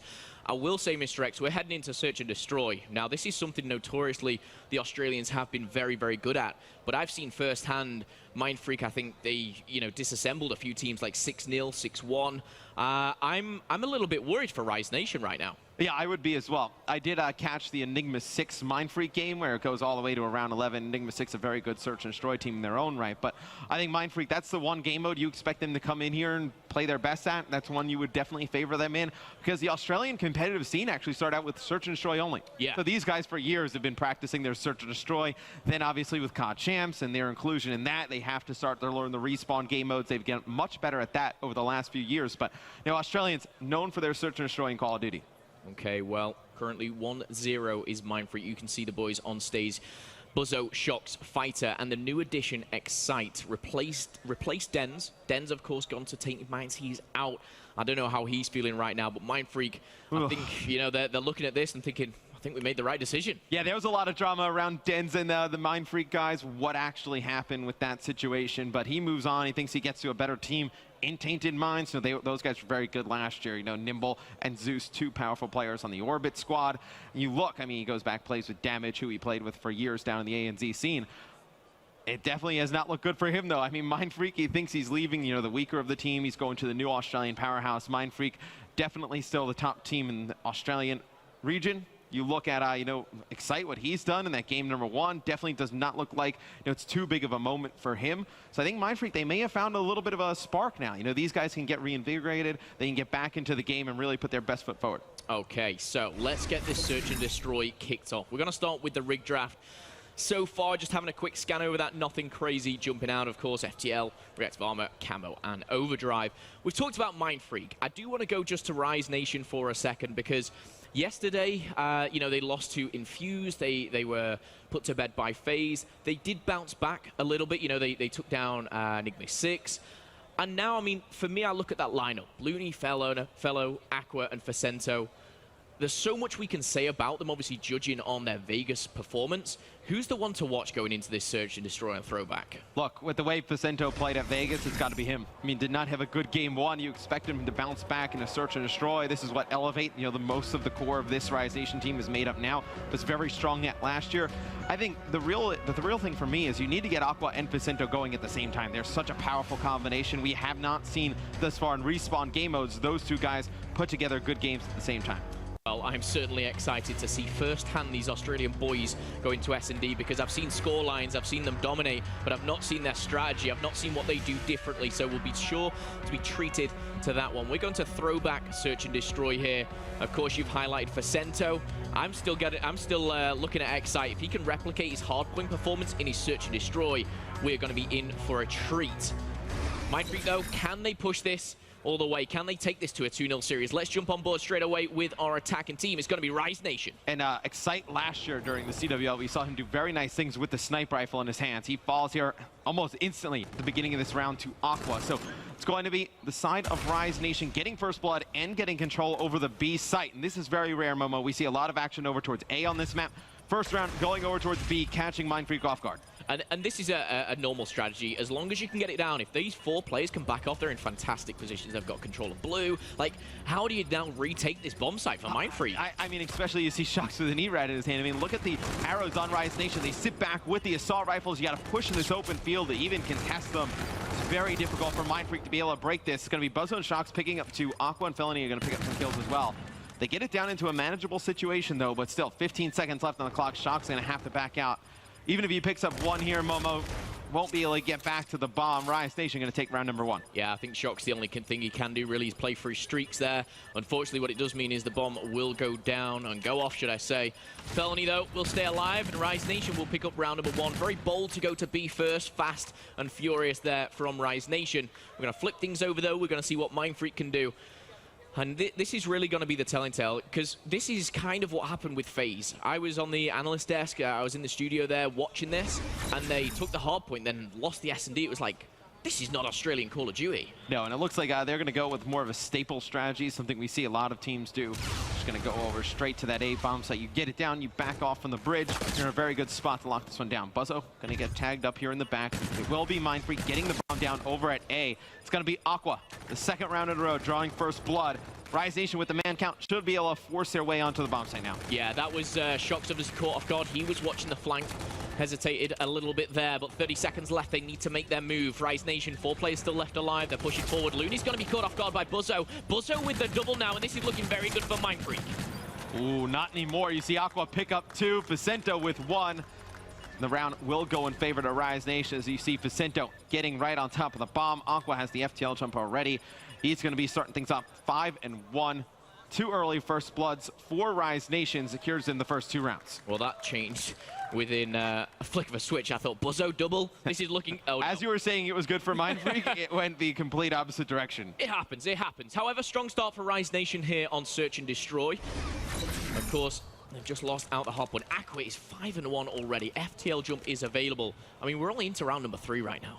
I was trying to think of some creative ways you can use FTL jump, like maybe even use it like a split-second overdrive, just gain a little bit more advantage on the map, move a little bit further up. It's going to be Looney getting a pick there early against Shox. So first 3 rounds here, Rise Nation has drawn first blood. You're going to be obviously behind the 8 ball. Very difficult to win these rounds if you keep getting first blooded. Well, it is a 3v3 right now. We do see Facento is actually flanked right around the middle of the map. It's now a 2v2. Fighter's left in the difficult position, and he's actually right at the back of the map. He's going to be challenged by both. Surely double teamed. I think it's a wise decision to get away from this. But you know what? Looney and Facento, if they go on hunting mode right now, it's going to be very difficult to stop. Yeah, I mean, they just need to stick together right now. Looney and Facento, I mean, we see teams, in 1v2 situations where they have the man advantage. The only way they really lose it is when they split up. You need to just stay together, use that buddy system, roam around the map, and you should be able to take out Fighter with ease. Well, Fighter seems to be trying to hunt them down himself, but 25 seconds left on the clock. You can see on your mini-map, and in fact, directly in front of you, Facento's going to make the move, and Fighter, he's miles away here. He's going to have to get involved as soon as possible. But again, it's that B-bomb site. And I couldn't think of a harder situation to fight out of in a 1v2. I mean, now you just have to pick up 1 in the wide open, then pray the second guy just misses a lot of shots. You're able to take him out. And you see Fighter get some eyes on 1. just going to back out. Rise Nation has all the advantage here in this round. Okay, well, they've split up for a second. He's been seen behind the plant there. He's going to find one, and this is, oh my goodness, he can find it. There we go. Fighter manages to pick up the 1v2, and Rise Nation, that is a round you cannot lose. How do you give that away like that? And it's pretty much what I talked about. He gets the other side of the map, just praying the second guy misses. The second player there doesn't even really fire any shots at him. I mean, that's a pretty easy gunfight for Fighter to win, coming through the air, towards that right-hand side. He loses a little bit of vision there behind that cover. It's a big round for Mindfreak there. The one thing I would say is Fighter kind of made his way from the bomb to that blue building without being seen. Pretty quick, too. Yeah, and that was the one thing that kind of went into his advantage. If they saw he was pushing, they could have backed off maybe. However, first round on the board for Mindfreak, and they're acting fast. Fighter, the man of the moment there, does go down, and then again, first blood for Rise Nation. Yeah, Rise Nation's got first blood in every single round thus far here on Throwback. See Mindfreak now. I mean, they are in no man's land. Facento's going to be able to take out Shocks. Buzzo, last one alive. I mean, even if he gets this down, you imagine he's going to fall very quickly. There goes the bomb. There goes Buzzo. Rise Nation taking round number 3. Yeah, I'm not too sure about the plant there in a 1v3. I think he may have... Yeah. I think no matter what, it's a difficult position, but I would have liked to have seen him try and pick up a kill, maybe use that time a little bit more effectively. I mean, you're giving Rise Nation free points for one of their players towards streaks. Yeah. I mean, right there, what is, like, the idea? I mean, to get bombed down and then kill everybody? I mean, it's just not practical. Well, there we go, Rise Nation. That was a very quick round as well. You know, Fighter, you come off something so crazy like a 1v2, and then a round's just taken away like that. It's currently 3-1 as we head into round number 5. Rise Nation looking strong on Search Destroy. This is a bit of a different push, though, Mr. X. Yeah, and I like this strategy from Mindfreak on defense. We don't see this too often. They try and come through the mid-rails. It is quickly picked up by Rise Nation, though. They get 2 first kills. And now you see Buzzo and Excite, the only 2 alive. Buzzo's going to have to back up. The entire bottom of your mini-map controlled by Rise Nation. They have pushed the side of Mindfreak all the way back, and they're split up. They have nothing really they can do here. Yeah, this is Excite, Buzzo. They have a mountain to climb, but as soon as a bullet is fired out of one of these weapons, they're going to be taken down. In fact, he doesn't even get the chance to. Buzzo, 1v4. I don't think it's going to happen. There we go. Shut down in Grannies. Rise Nation looking dominant here. And this should really be 5-0 in favor of Rise. I mean, this one has not been too close. 4-1 is the current score in favor of Rise Nation, but every single round, First Blood has gone to the side of Rise. Tonight, we talk, winning Search and Destroy, how important it is to get First Bloods. You're not going to win games against teams like Rise when you're just giving up that first player every single time for free. And again, it's so strange to see. You know, they've been so good in Search and Destroy Mindfreak, and they've come out, they've stomped, well, not stomped, but they've taken the hard point, which was fantastic for them. But they're falling a little short here. Like you said, it could very easily be 5-0. And Mindfreak, they just seem to have the same strategy. They haven't changed things up, but this time the bomb will go down and they are all still alive. Maybe, just maybe, they can pull something off. Well, Looney gets first blood for Rise Nation yet again. And for Mindfreak, you do have bomb down, you do have eyes on the site, but Vicento with camo could make a play here. Felony picks up another one. Looney just flies right at Buzzo. Not scared to challenge him. Shock's trying to get eyes on the bomb. Another fast round for Rise Nation. 6 rounds, 6 first bloods, and honestly, it should have been 6-0. It really should. Rise Nation, though, they're going to pick up their 5th round here, and as you can see, Aqua, calm, cool, and collected, ready for that maybe final round. And I think Mindfreak is just trying to find something that works, trying to get going a little bit, but I mean, it seems like their strategies, they just rely on the same thing on offense, going over, by that bike path, getting bombed down, and then backing all the way up. And usually it works for some teams, but Rise Nation has no fear in challenging them over in that area of the map. They just push straight through, and you see Mindfreak, they're going to hit this mid pretty quick and together. Rise Nation going to go back over towards the B site, and Mindfreak has no idea. Wow, I mean, Mindfreak, just to point out, they are so close. Call of Duty timing coming in, and Looney, he's going to find one. That's tough. He's going to be traded out, though, luckily for Mindfreak. But again, this is very fast. The bomb goes down. A 3 versus 3 is on the cards. For Center, though, he still has camo. And I don't think you really need to use it this round. I mean, maybe if it gets down into like a one-on-one scenario, sure, but I feel like you hold on to it potentially if things get out of hand in favor of Mindfreak, but it's going to be Fighter, the only one alive yet again. He falls. It'll be Rise Nation taking game number 2, 6-1. Well, that was not what I expected going into the Search and Destroy. I thought this is their chance. They've maybe upset them at hardpoint, but that was so one-sided. That was 7 rounds we saw where Rise Nation, they picked up first blood every single round. Yeah, I was just going to say that. I mean, you said it's one-sided.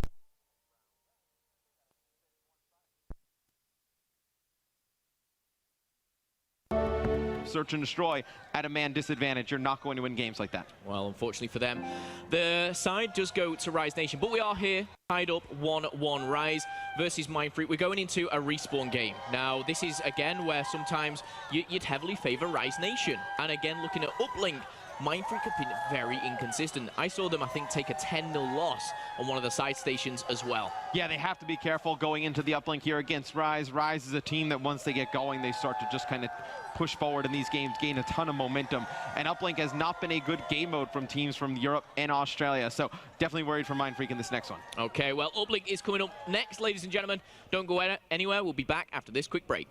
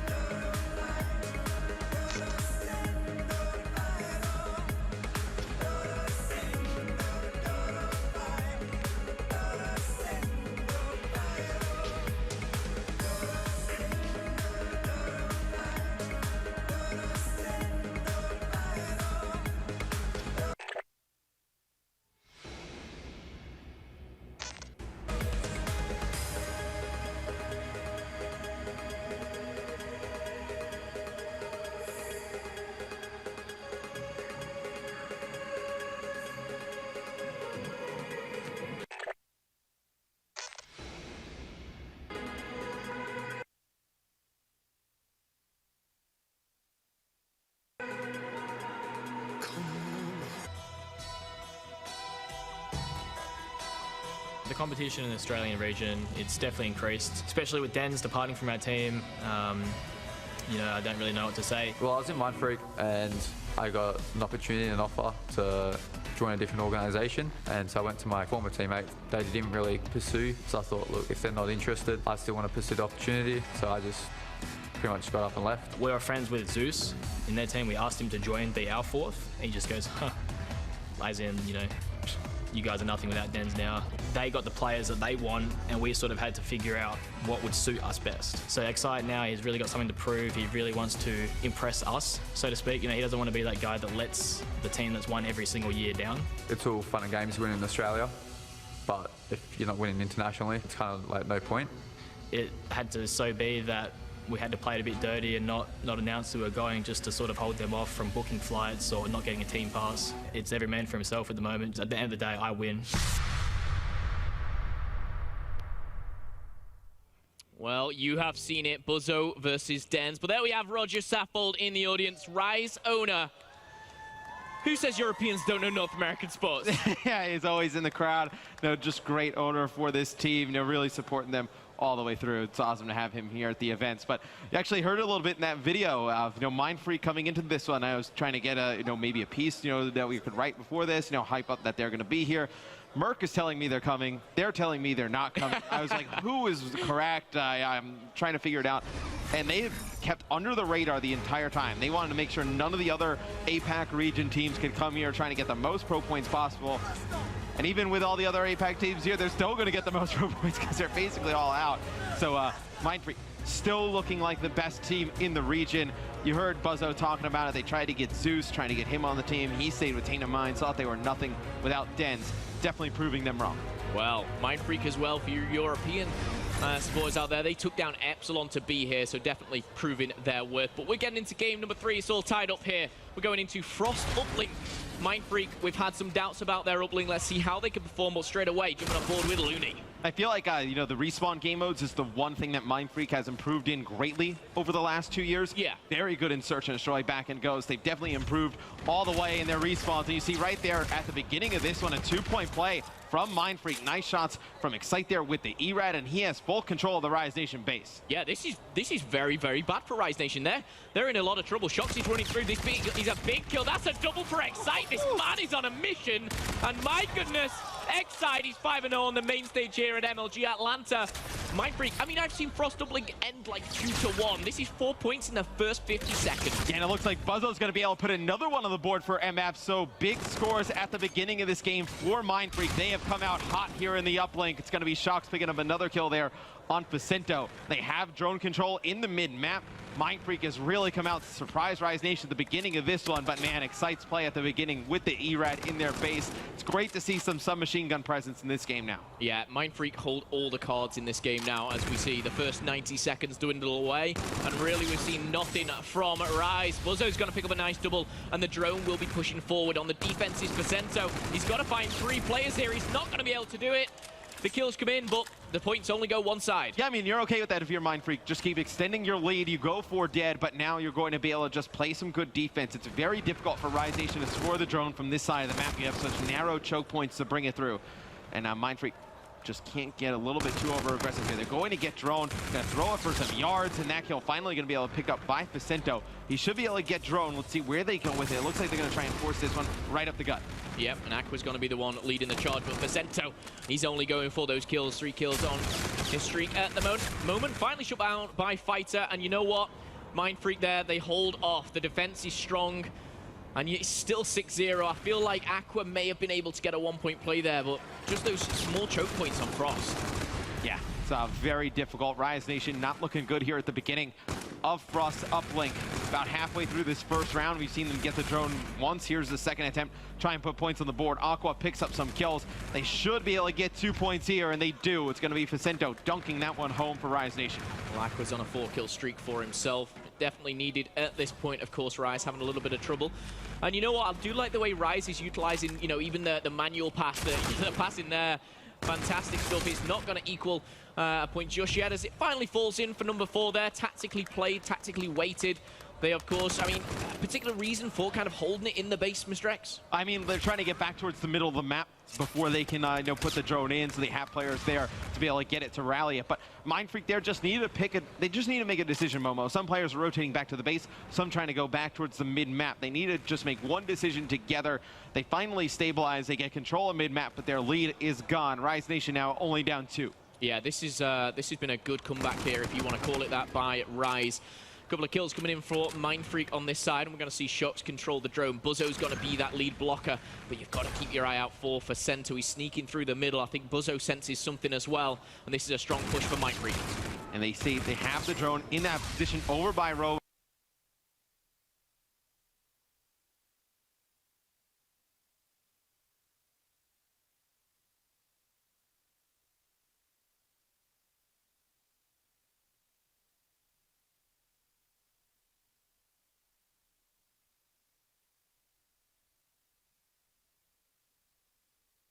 Well,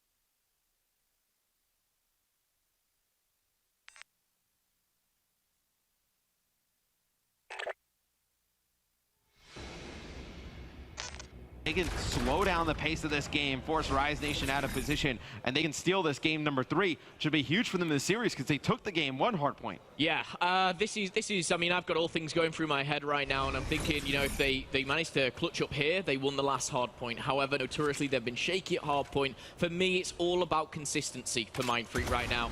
You know, it's I'd say a newly formed squad, but that would be incorrect. It's just the addition of Excite, but the man is going off right now. He's 14 and 13. He's got his FTL jump. He started strong, and he does again with a kill for his squad. However, battle in the middle. Looney's going to find another. And the drone, no one's fighting for this drone. It's all about map positioning and map control. While Rise trying to get Fighter out of their base, he's just given up so much map control for the side of Mindfreak. They're able to get the drone over on Cliffside. This is usually a route we do not see many teams take with the drone. Very difficult to put points on the board here. Really only option is to use this wall run, try and get a 1-point play out. You do see Excite gonna hit the wall run. One player from Rise Nation gets him weak. He goes around the corner, drops.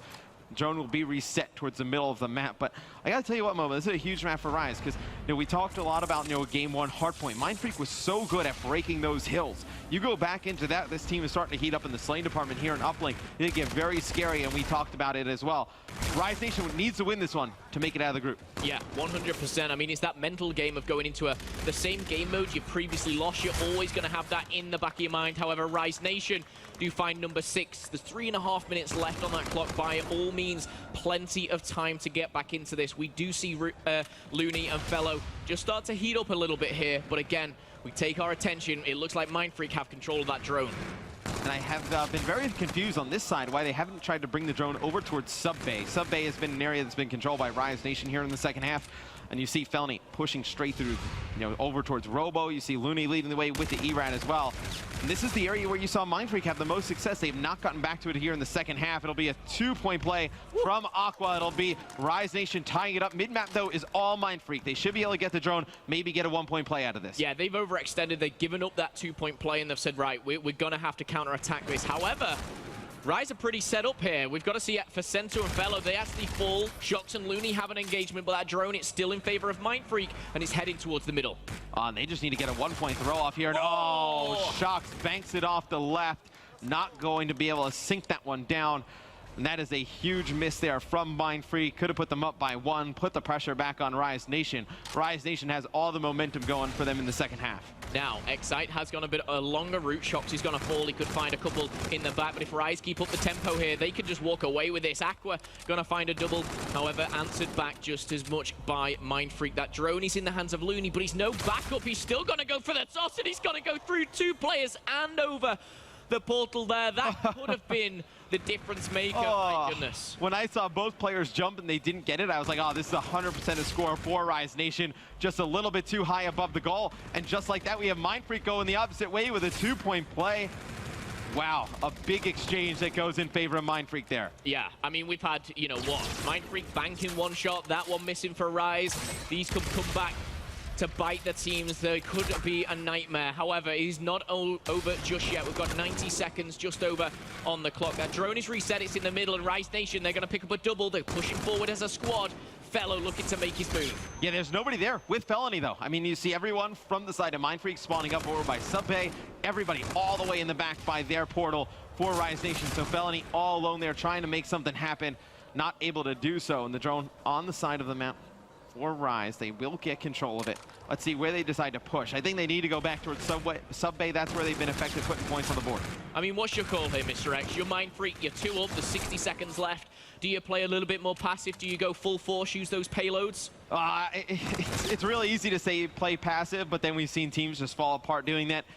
I think you've got to stay the aggressor. You've got to just keep putting the pressure on Rise Nation. I think a good offense is a great defense, right? Yeah. I mean, I think you just keep putting the pressure on Rise Nation, and you'll be able to put this game away. And that's what they're doing here. They're not particularly playing for the drone, but Buzzo and also Excite, they were pushing forward, trying to maintain those kills. Looney and Facento say no. However, Fighter back in the action. 27 kills for the man, and also 4 points for his squad. This man is on a mission. That drone is going nowhere. He's got anything to do with it. Yeah, right there. It was Mindfreak actually in control of the drone. They had nobody putting pressure on it from Rise Nation. They take it over towards Cliffside and throw it off right away. I'd like to see them wait until that player with drone gets pressured before they get it off. So you see Shox here hitting this lower wall run. As soon as he gets some shots in him, he's just going to throw the drone down or just fall with it. It's going to get reset back towards the middle of the map, but You see, it's Mindfreak with nobody there. It's going to be Rise Nation pushing the drone forward here. Aqua trying to make a play happen. Uh-oh, this is Buzz 2-point play. Makes the one, but with 7 seconds, surely it's not enough. That needed to be a dunk, Mr. X. Yeah, you had no option but to get a two-point play there. I don't know. I mean, look, you obviously want to get the one, you know, maybe have enough time to go back towards the middle of the map, but you just got to force it in for 2 at that moment in time. I think we both agreed that he probably wouldn't have got the 2. No, he would not like have, he did. But what my mind goes back to is, you know, minute 4, minute 6, where those 1-point plays were a little bit sketchy, where maybe Rise could have sealed the deal there. However, Mindfreak have taken 2 respawns away from Rise Nation. Yeah, our Vegas champions. I mean, Mindfreak has looked very good in this matchup. They looked very good in this group. I mean, the results do not show that, but I mean, they go to a Game 5 versus Enigma 6. They play FaZe pretty tough. So Mindfreak has definitely come in here, played well in Atlanta. Okay, well, let's have a quick replay. Let's just recap what we've just seen here and break it down a little more for you. The uplink on Frost started. I don't even know how to describe this. It was just all Mindfreak. The first minute, they scored, I believe, 5, maybe 6 points. Yeah, it was 6 straight points, and Excite really took control of the game at the beginning. He was inside of the Rise Nation base the entire time with that ERAD. Was able to pick up kills, open up lanes for the team to put in some 2-point plays.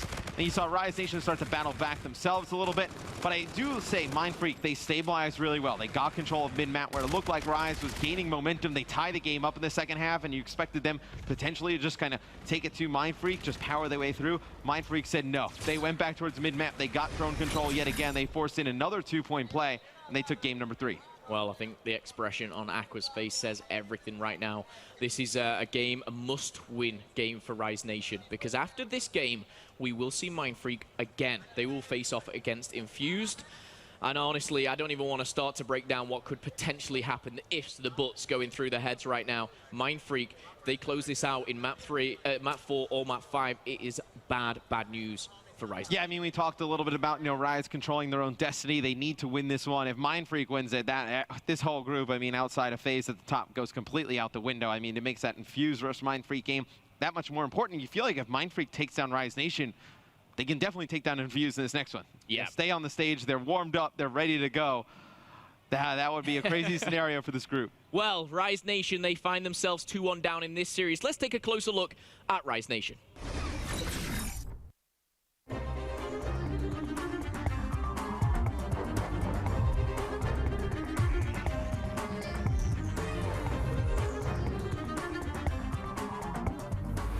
One of the key strengths of Rise Nation is the fact that these guys are all great friends, right? Team chemistry in Call of Duty is absolutely massive. We talk about it every time Roster Mania rolls around, and when you are good friends with your teammates, it's only going to be a good thing. Rise as well, they have a lot of confidence winning the last event. I mean, that's going to do wonders for them as they head into MLG Atlanta. The addition of Looney, that was massive for them in my opinion, and you look at Search and Destroy, I think Rise are arguably one of the best teams at it right now. It's no secret that on the main stage, in the toughest moments, that this trio at points was a little inconsistent. You needed Aqua to always go off last year, and you didn't always see that. Yes, now with Looney being added into the lineup, I think that helps, but they need to remain consistent not only from this first event at Vegas, but now coming into Atlanta. They cannot take the foot off the gas pedal. You look at Infinite Warfare and you think of Rise, and I'm so excited for them for the entire year. I think if they can keep their heads down and keep grinding all year long, stay as a team when you know many other teams are going to make changes, this is a team who, come COD champs, could make a serious run and potentially walk away with that trophy.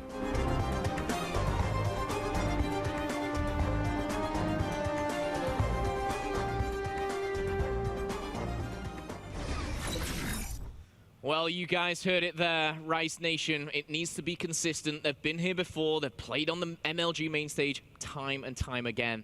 I mean, Facento, that's your MVP of Vegas. They surely know what it takes right now. Yeah, they just have not looked great this weekend thus far. I mean, still a lot of time left in this tournament, but I think the real story here is just Mindfreak. I mean, battling through open bracket, getting all the way through that, coming into this group. I mean, 1 round away from beating E6. They take that round. They're 1-1 in this pool right now. They're in a pretty good spot if they beat Rise Nation to make it out. They fall a little bit early to E6. They fall to FaZe. They put themselves in a tough spot in the pool, but I think they're definitely going to be a tough contender the rest of the way. Yeah, it's really showing that Australia at the moment, they've come. This is their best squad, and they're proving that right now. I mean, the rest of Australia, you know, they've got to be looking at this and being, you know, a little bit worried because, You know, I'm sure Mindfreak want to go all the way, but those pro points are starting to rack up, and that's what it's all about. Yeah, and I bet you once they saw Mindfreak kind of break up, I think Chiefs probably said, hey, you know, this could be ours for the taking. Same with Tainted Minds, but Mindfreak definitely has come and asserted their dominance as the best team in ANZ this weekend. Okay, so Facento, Felony, Aqua, and Looney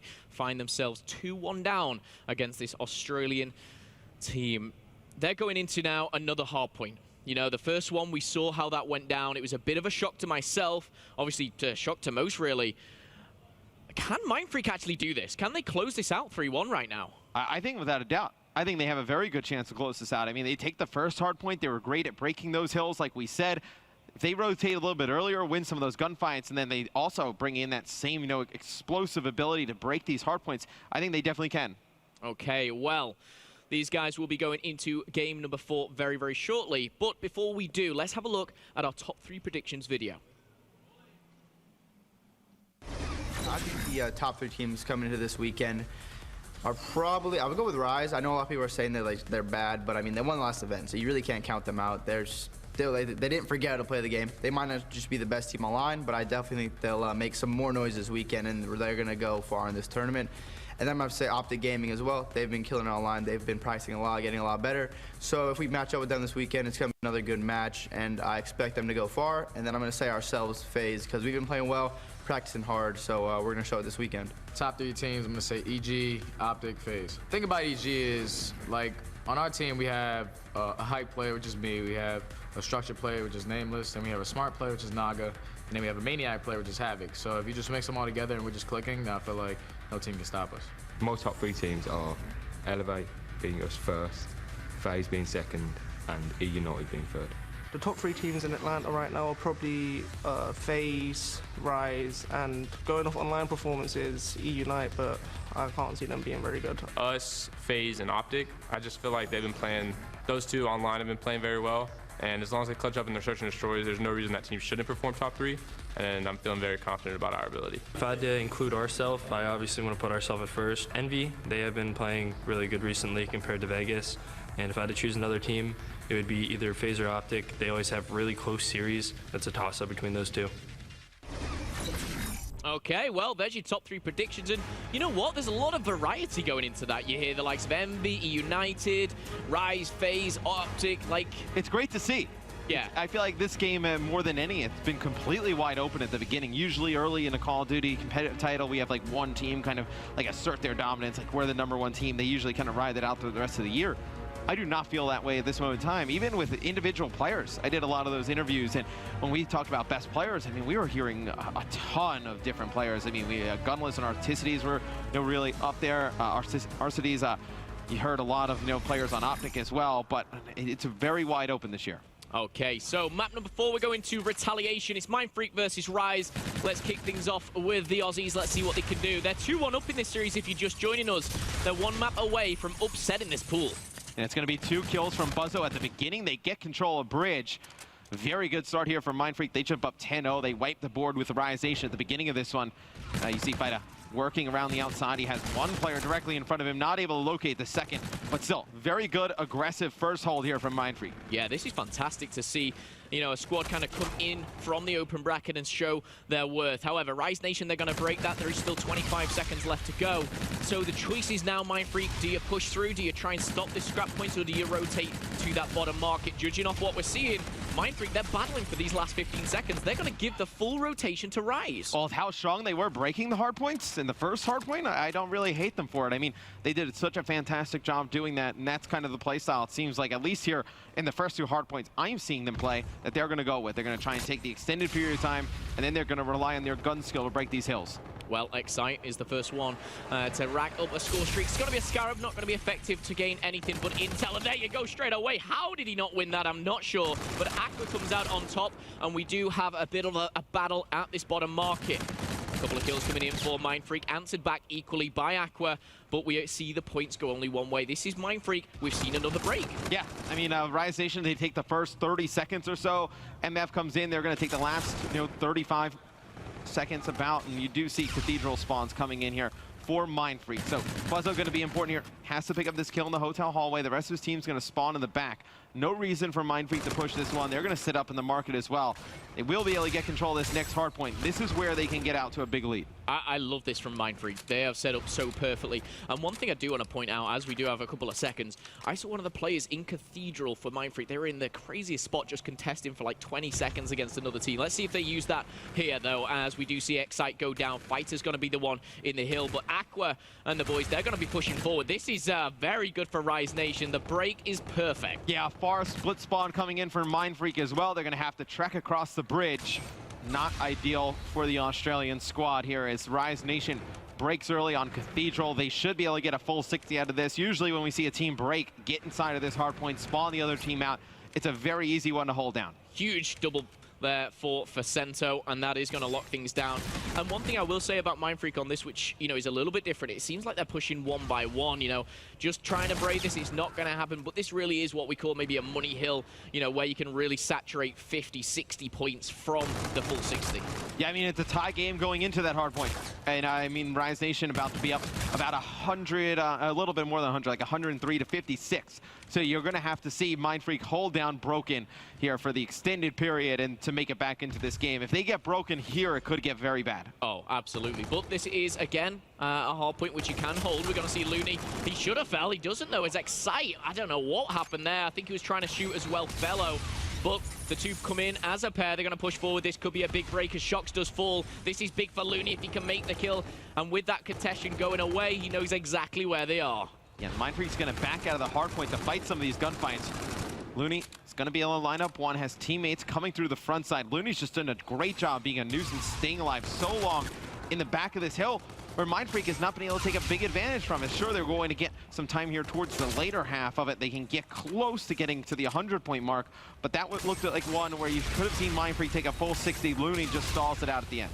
Well, before we go to the middle, Rise Nation, are they going to go for one more push? It doesn't look like it. They're backing off. They're going into bar, and you can see those 4 red arrows just kind of clumping up in the middle. You'll see why in a second. However, Aqua, Excite putting kills on the board. Shox, he's going to get the scrap point, but over here, Fighters trying to break through. A very difficult job. Is this reminiscent of the first hard points? Because for me, I kind of feel like it's just kind of the flow of the game from the standpoint that it seems like Rise Nation, like I felt like in the first rotation hills in the first hard point, they gave a ton of love to Rise. We're like, oh, they're doing so well.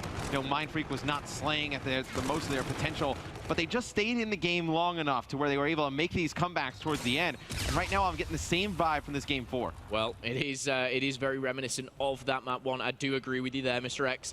And you know what? Fighter's in a great position here because what he's doing, obviously just sitting back, he's not really on the hard point, but he's giving himself a little bit of leeway. Not going to work out for him there as Rise does break through. We're going to see around about 20-point game here for Rise Nation. If they take the rest of this time here. I mean, there is nobody on the hill right now for either team.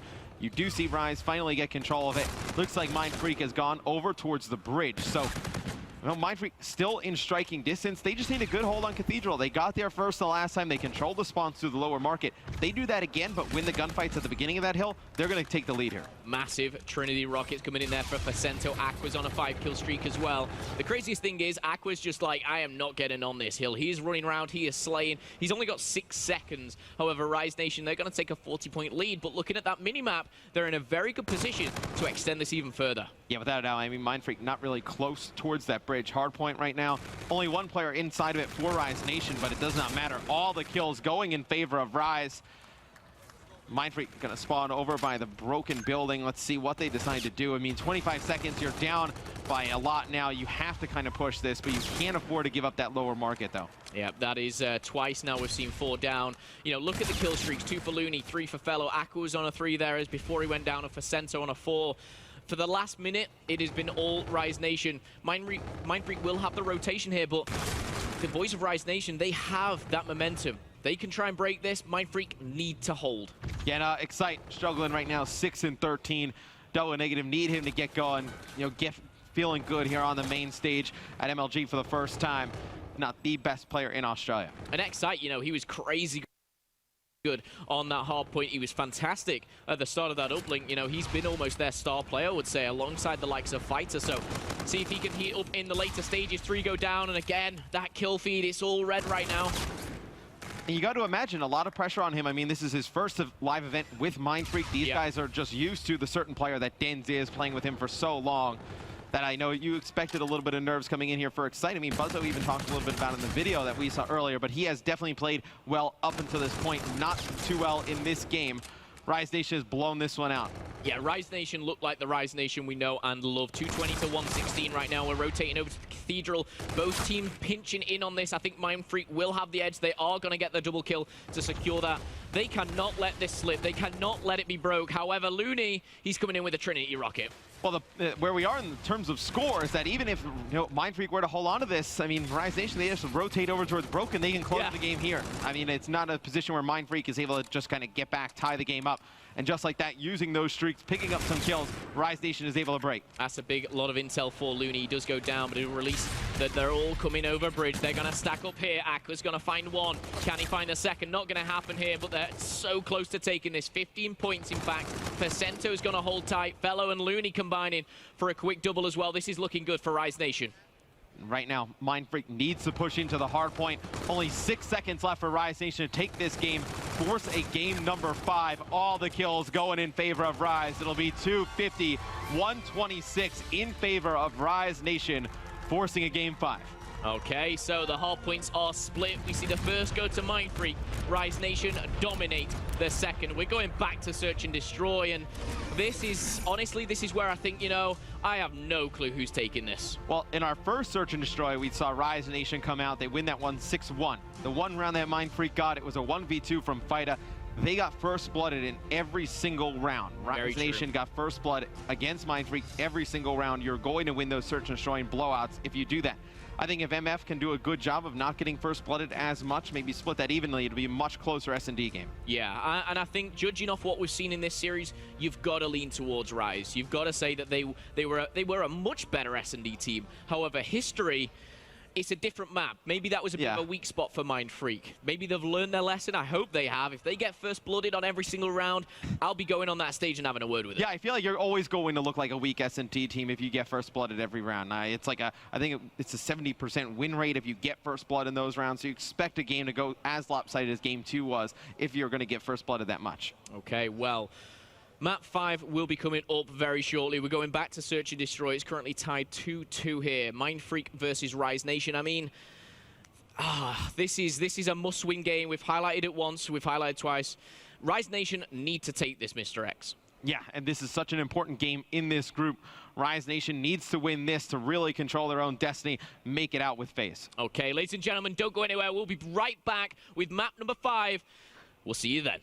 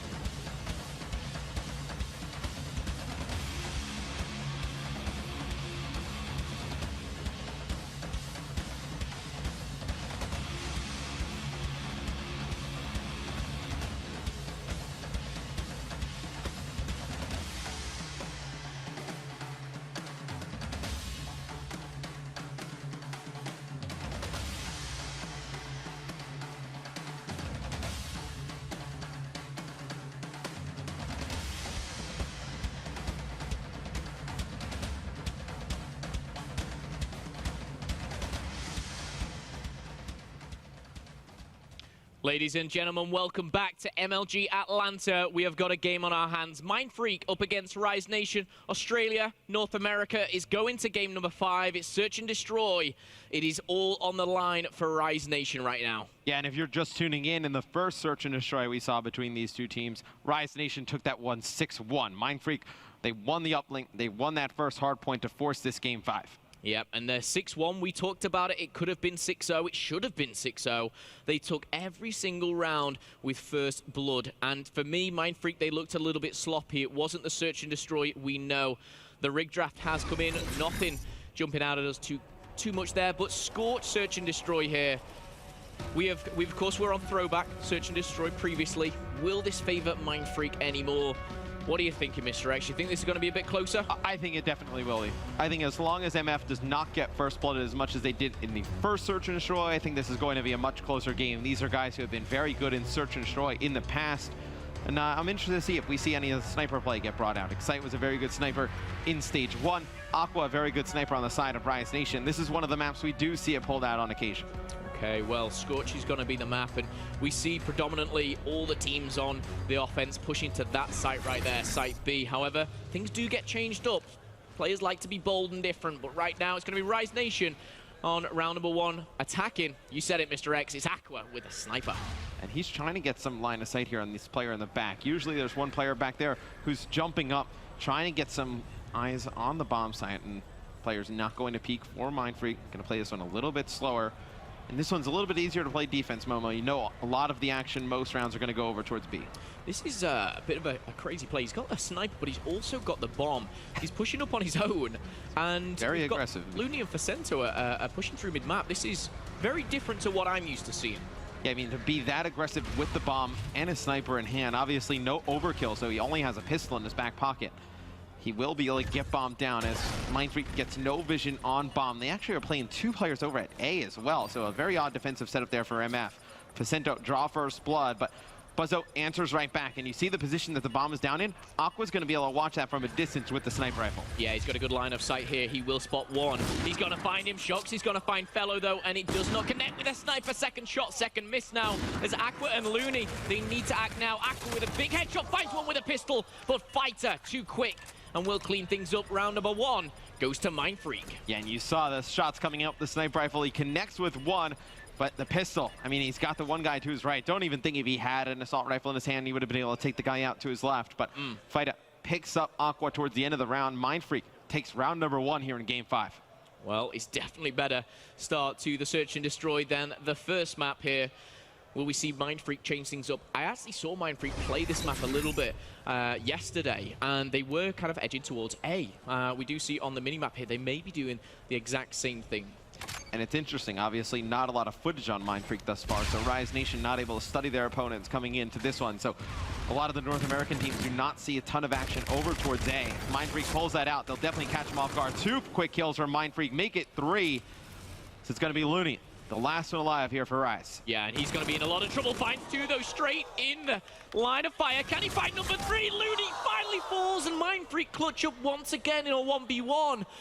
But oh my goodness, that was a little bit too close. That shouldn't have happened. Yeah, definitely can't body stack like that. You saw both players just standing on top of each other for Mindfreak.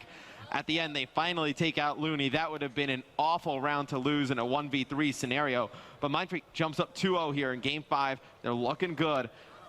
We need to see them get these first bloods, though. We have seen Rise Nation get it in the first 2 rounds. They've traded it out pretty quick, though.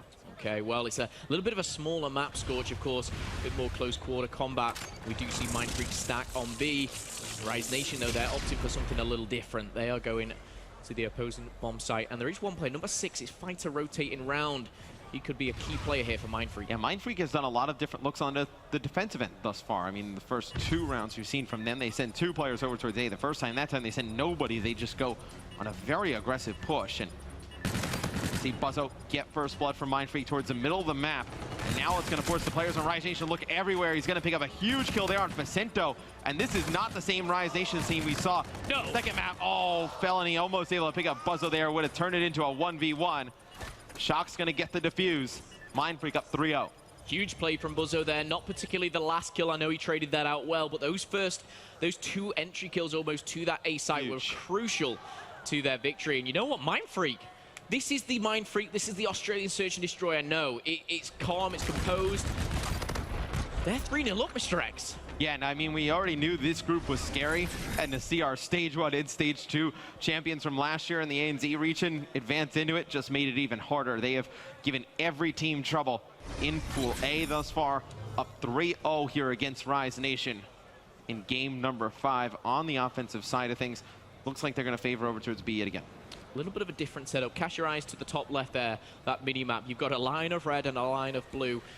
It's who is going to make the first move. Mindfreak are on the offense. Fighter's going to be the one carrying that bomb, but very hesitant play. This is a little bit strange. Is there anything that you're thinking here from Mindfreak? What's this? I mean, a really slow play from them, trying to catch somebody from Rise Nation off guard, maybe getting a little bit too aggressive, looking at maybe Felony pushing up mid-map, maybe somebody like Facento as well getting pretty aggressive, but you know, Rise Nation not falling for it.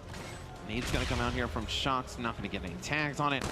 Just forcing the side of Rise Nation to play both bomb sites with some respect. They could push over towards them, but looks like the action going to go down over at B. This could be good for Mindfreak here. We see Fellow almost all alone. Grenades are going down. A grenade is either side. He's not going to get tagged, but he needs to stay alive right now. He'll be called out, and who gets the first blood is important. It goes to Fellow. Rise Nation, they can play this a little bit slower now. 25 seconds, the bomb is not down. Yeah, and I feel like Mindfreak just did not give themselves enough time when pushing over here. I mean, they waited till about 40 seconds left. 2 more kills coming in for the side of Rise Nation. Shots trying to stay alive, picks up 1 more. But it'll be Rise Nation getting their first round on the board, but Momo, you can't make that push too late in the round like that. Yeah, and that was, I think you put it, you know, nail in the coffin there. It was too late. It was something where they needed to act quick. They went into that round almost with, you know, let's catch one person on the flank, let's catch one off guard, but it didn't work out for them. I hope they learn from that and adapt. The first 3 rounds were very, very nice for Mindfreak. Let's see if they can bring that back. Yeah, we have not seen Excite with the sniper rifle in his hands, and it may just be that Mindfreak is not used to playing with somebody who's very good with the sniper rifle. I mean, we saw Buzzo pull it out last year, but I would not say he's on the same level of Excite with the sniper rifle, and it would be interesting to throw that into their game. Kills being exchanged over by the B bomb site quickly into a 2v2. Yeah, but one player is still lingering around. It's Aqua here. He could find 2 in the back. Well, Facento in a very sneaky position. Could a pinch come in? The one thing I will say for Mindfreak, they're grouped up. They should trade out. However, Rise Nation, they're completely split apart. Buzzo's going to get first. It's all down to Facento. He's going to go around the corner. He's going to find 1. I think he knows that he's in and around this building. He'll have been called out, but the bomb is still, it's lingering. These 45 seconds are going to be very, very tough. Fighter, though, he's backing off. Still a ton of time left in this round. I mean, Facento knew exactly where Fighter was. He gets out of that position. He's going to put all the pressure here on Facento to try and make a play. Fighter going to fall all the way back. Now Facento has no idea where Fighter's gone. He had an idea early, now he has no clue. And this is a real change in momentum. I will say, you know, from experience, almost 3-2 and 4-1, they are worlds apart. This is, I feel, if Rise Nation can take this round, this 1v1 with Facento, it'll be a great momentum shift. However, 1v1, he spots him in the corner. He's going to be taken down, and Fighter, the boys of Mindfreak, are going to take this 4-1.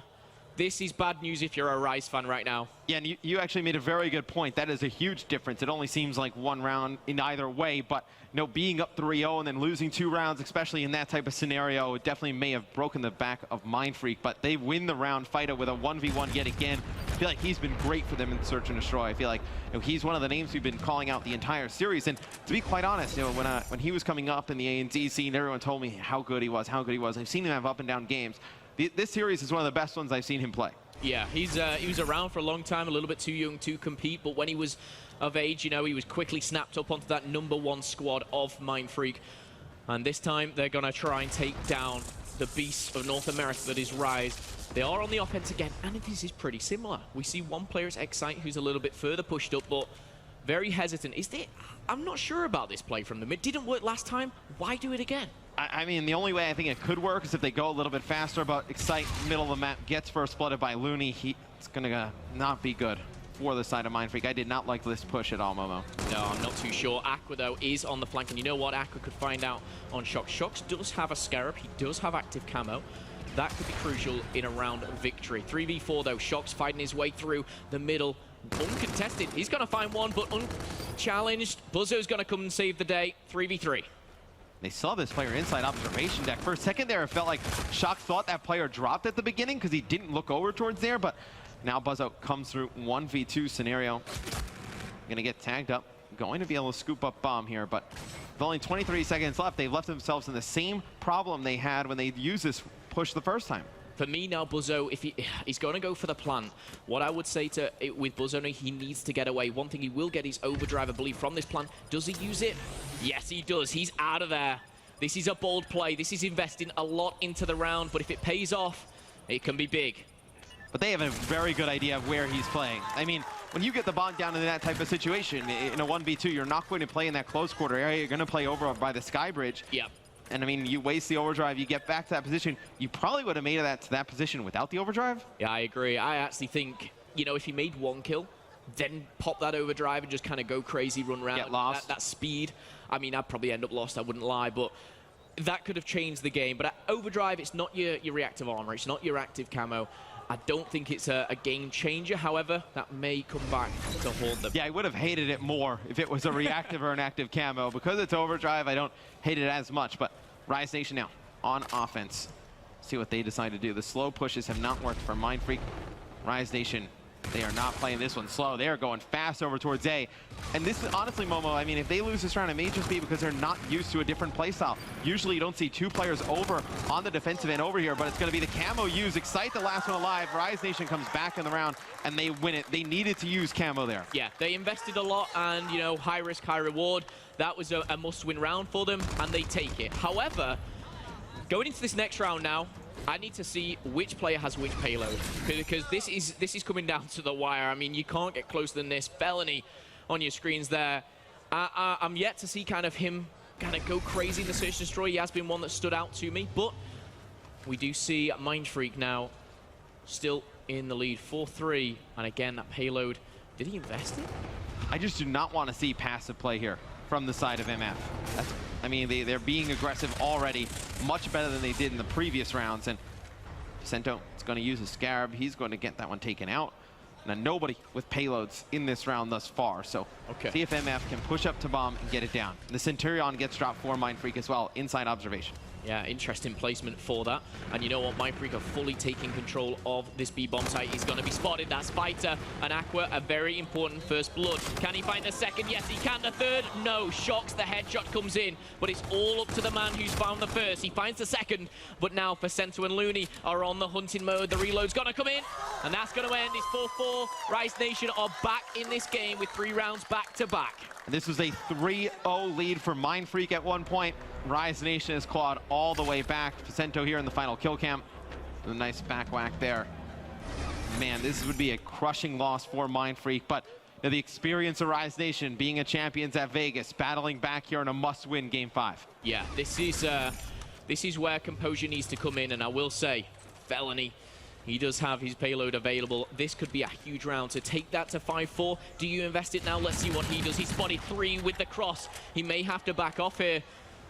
And that's what he's going to do. We see some Trinity rockets coming in as well. That's going to come in the favor, I'm not sure of who, but 7-kill streak coming in, and now Vicento is lighting up.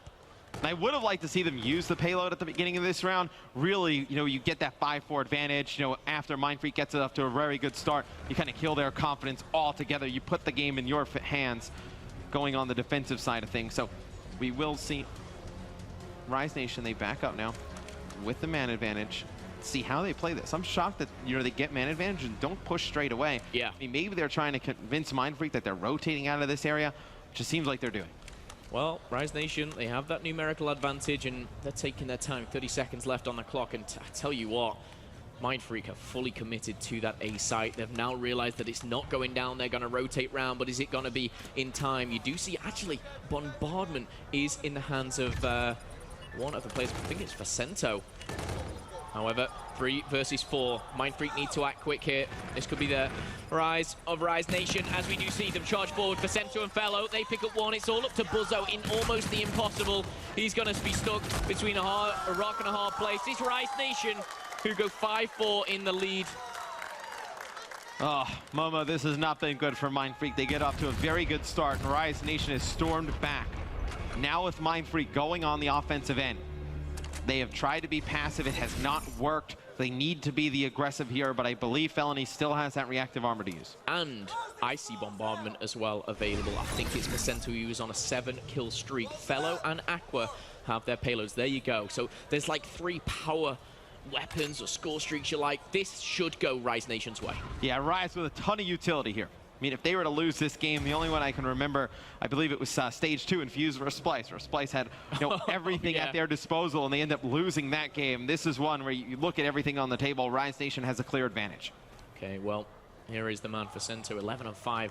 Excite, Fighter, they're fighting from the deficit here, and you know what? It's mentally draining when you do have that advantage. You know, you go up in a series or in a map, and then you fall behind. 50 seconds left on the clock. This is a big push from Mindfreak. They're fully committing to this. And who's going to get that first blood? I will say, I would like to see Mindfreak potentially even push A on this one. I think that's probably where they could have taken advantage. Felony puts a lot of shots on one. You're going to see a team kill come in there, and 2 more come in favor of Rise Nation. Shock's the last one up.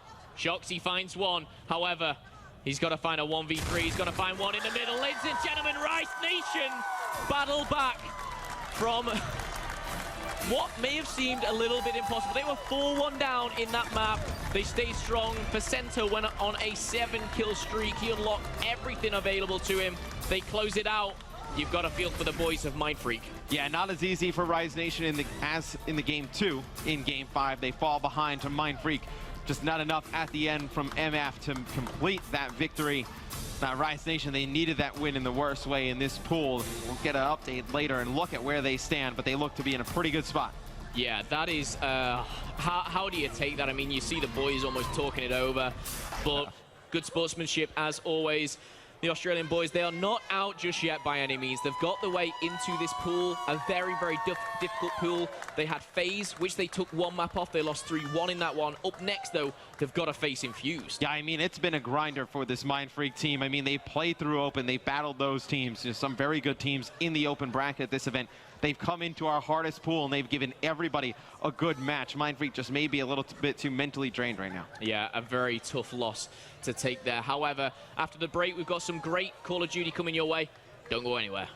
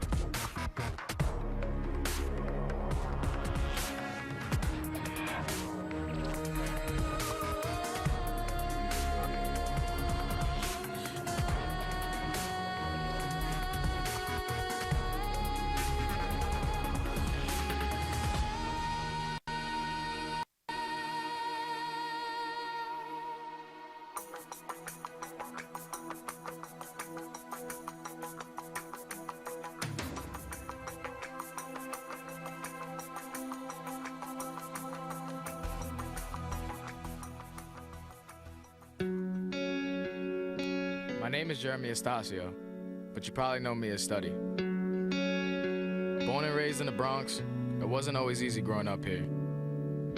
I had a pretty rough childhood, stuff you probably couldn't even imagine. As a child, my mom worked 2 jobs. My brother Jacob and I used to dance on the New York City subways to try to help her out.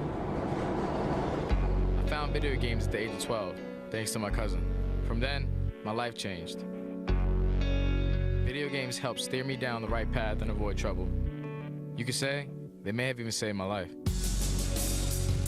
At 18, I got offered to join Team Envious. My family thought it was crazy.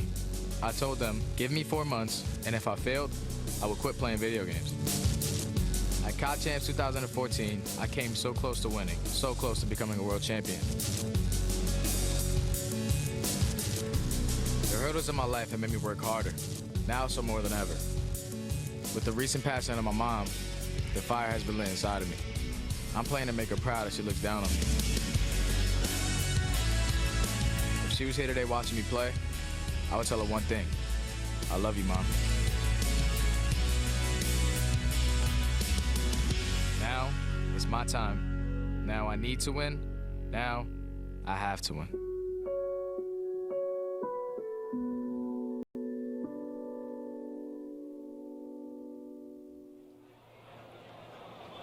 Welcome back, ladies and gentlemen, to Call of Duty World League presented by the PlayStation 4. Our hearts and minds, of course, still with Steady after his difficult loss. Steady, a player we know extremely well, always plays with his emotions and his heart on his sleeve. I mean, we've seen fantastic performances from him throughout his entire career. I mean, you go back to 2014 COD Champs. I mean, we heard it in the video. Placed second there, obviously so close. Teep, you had to just ruin it for him back then, obviously. But still, you know, we've seen him have just amazing performances time and time again. We just got word Evil Geniuses, they will be making a run through the losers bracket. Something we've seen Steady do before. Merc, in your opinion, can he do it again? I mean, absolutely. I mean, talking about that run, this is the guy that really just sort of sparked it. I mean, he was, at that time, at that event, like one of the best players in the world. It was absolutely ridiculous, and he just has to sort of find that energy. If he's able to sort of bring out that beast, I mean, we haven't really seen him get loud here at this event. That's when he thrives, when he's becoming sort of that different animal. And Teep, what's it like to play against a player who has that much emotion and really does get loud? We talk about Clayster being one of those types of players. Obviously, you teamed with him for a big part of your career. But playing against Steady, what was that like when he was getting loud? I mean, especially at that time, just an absolute showstopper, to put it simply, especially with a sniper. The man just doesn't miss when he's on, like, electrifying like that. So it's definitely possible. It's going to be a long road for them, no doubt. But that's the guy that could do it for sure. He just needs to light it up. Yep, losers bracket run is going to be very tough, of course. Chance, here a look at the gameplay. It started off very well for Evil Geniuses in what was a must-win against Panda Gaming. They won the hard point, and their search and destroy, by God, it was close. This one actually went all the way down to around 11. Evil Geniuses was able to take it, though. And, I mean, search and destroy, we've kind of looked at Chance with Evil Geniuses saying they should be better at it. They should be better at it. It seems maybe things are clicking in place now. Well, they've got incredibly unique players for it. It's one of those things that you still have to figure out your play style for every individual player for every single map. And as you're going to see later on in the final search and destroy, they haven't quite gotten Crusher down. And then, of course, the uplink, it was a bit of a struggle. That's where the tides really started to turn in the favor of Panda, because Panda completely took off and then just never looked back. I mean, this Panda squad, you're going to look at their results in terms of pools, and it's not going to tell the story, is it, Teep? I mean, they've been very, very good. They went toe-to-toe with Optic Gaming early on in the day. Unfortunately, didn't close that out. They have finally closed this one out against Evil Genius. Of course, here, look at map number 4. They take this one, but even this went all the way down to the wire. There was actually a moment in this hardpoint, Teep, where we all kind of looked at each other as if maybe EG could make that comeback. Definitely. I thought they were going to be able to do it, but regardless of how this series went, Panda's going to be scary going into this loser bracket. They had very close games so far with all the teams in the series, really, especially against Optic. Splicer was close, and then obviously this one able to pull off the reverse sweep. So, man, I feel like this is going to be good practice going down to the wire in a lot of these games that'll prepare them pretty well for those loser bracket games that can be pretty darn tense. And just kind of building off that, where is the limit for this Panda squad? They have a huge support here. We were kind of joking around earlier on saying, hey, you know, the Panda crowd, like, they're loud. They're not a quiet force.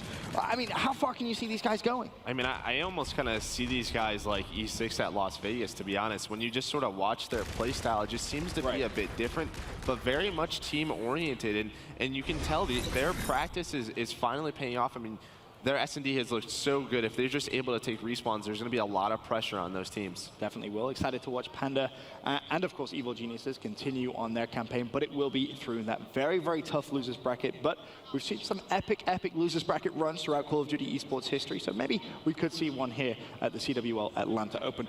Moving on, however, Cloud9, they took on Imperial.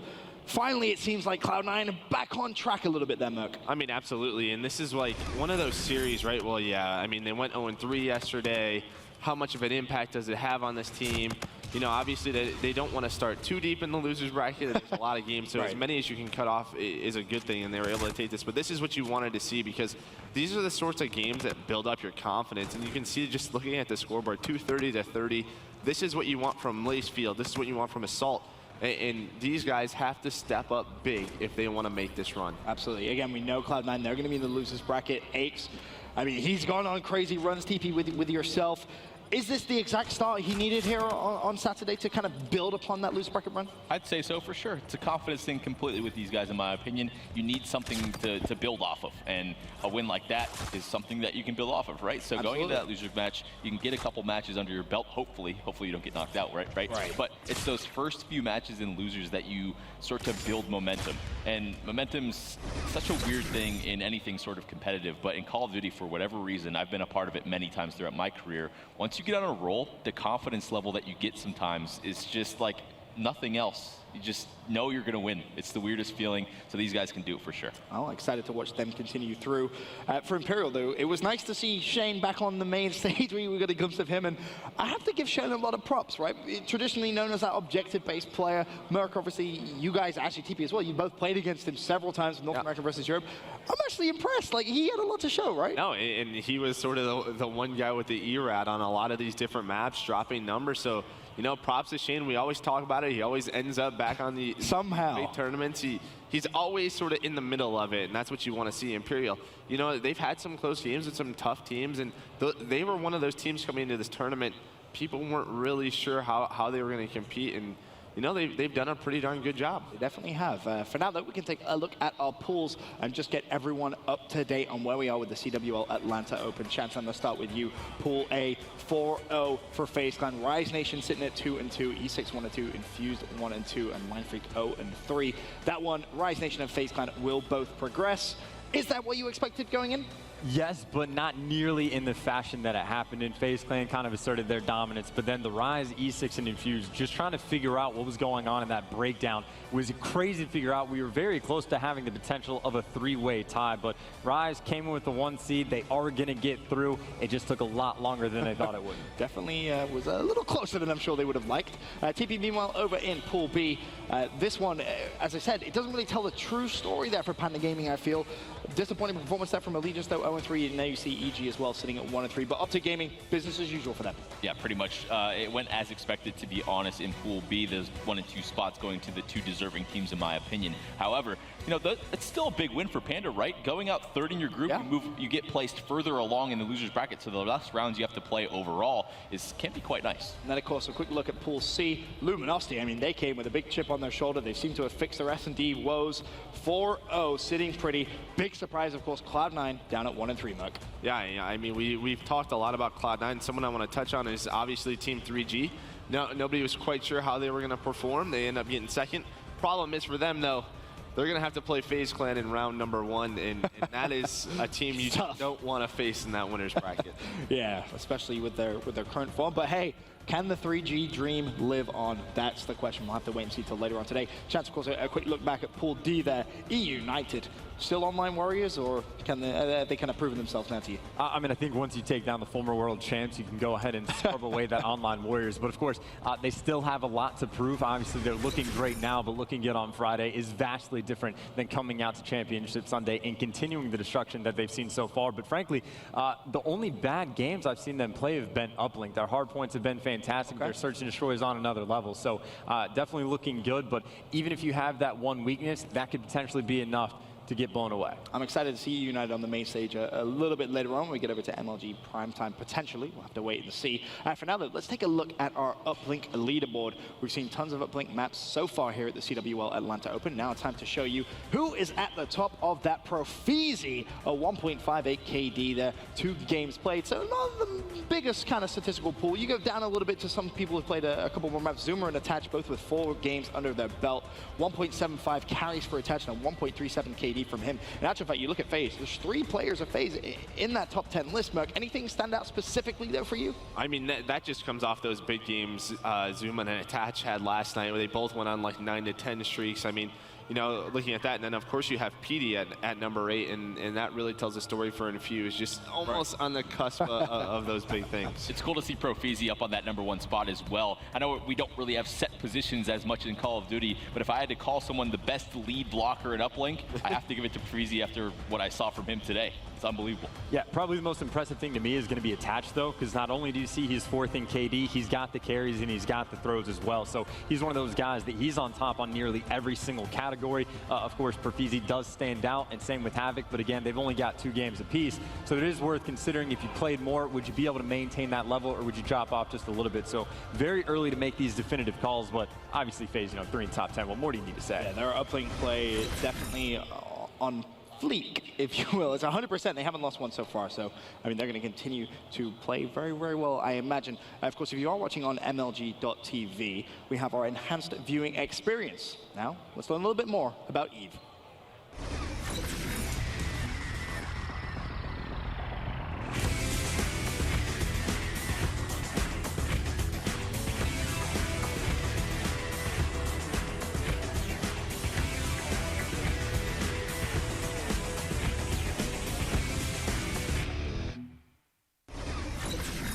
Of course, here, a quick look at Eve. You saw it in the video. Tons and tons of information. We're talking stats. We're talking just everything you could possibly want. It is a fantastic, fantastic tool. I definitely recommend watching the CWL Atlanta Open on Eve.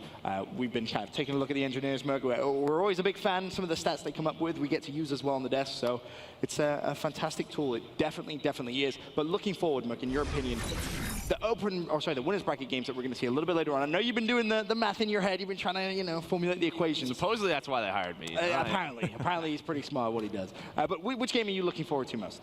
I mean, you have to either talk about potentially Optic Envy matchup. I mean, everybody sort of looks at those 2 juggernauts, E Classico as they call it. Or, I'm honestly pretty pumped to see FaZe and 3G, just to see how 3G can perform on the big stage. Okay, I'm excited as well. As we said, so many more games here at the CWL Atlanta Open, and pool play isn't over just yet. We're going to get to see Mindfreak on the main stage one more time. This time, though, going up against Europe's Team Infused. Be right back.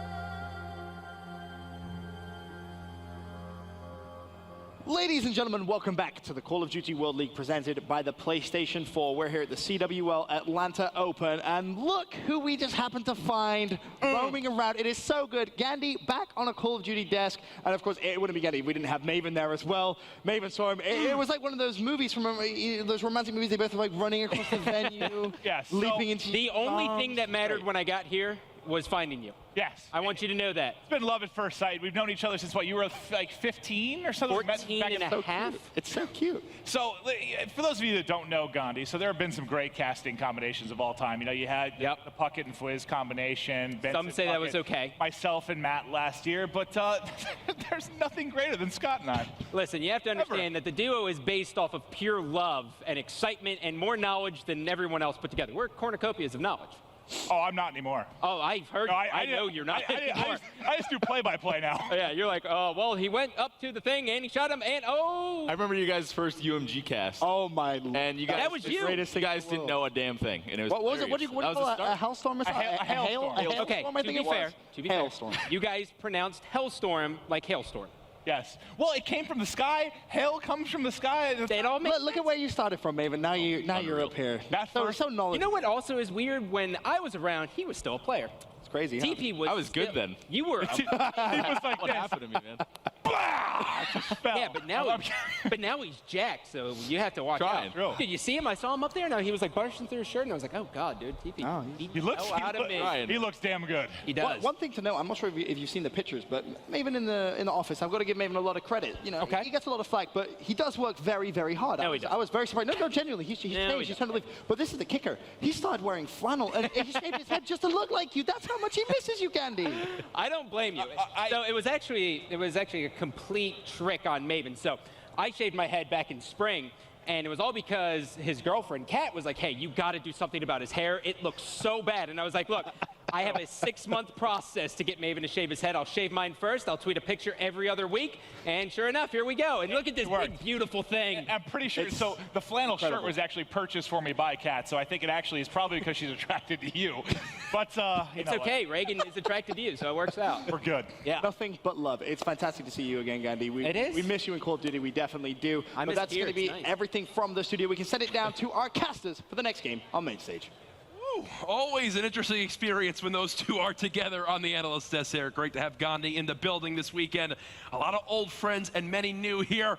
One of my old friends now, though, is Joey Merc DeLuca. It was just as great as that thing on screen. You I was saw like, that what down is there? that? That was beautiful. We recorded those for about an hour. There's one that I think we haven't used yet of Maven giving me a piggyback ride. Yeah. A couple others where they wind up throwing Maven's jacket in the garbage, the yellow jacket, all sorts of things. We're trying new things this weekend. Hope you're enjoying it here at the CWL Atlanta Open.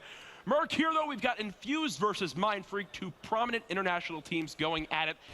I want to first hear a little breakdown from you. What are you expecting this matchup? Who are you watching out for? I definitely just want to watch Mindfreak and see how they keep improving. Obviously, Infused, they've had some close matches as well. Both of these guys, I mean, they were thrown into a very tough pool. I mean, we can agree it was definitely the pool of death, and they've played relatively well. And I saw some people tweeting about, you know, Mindfreak.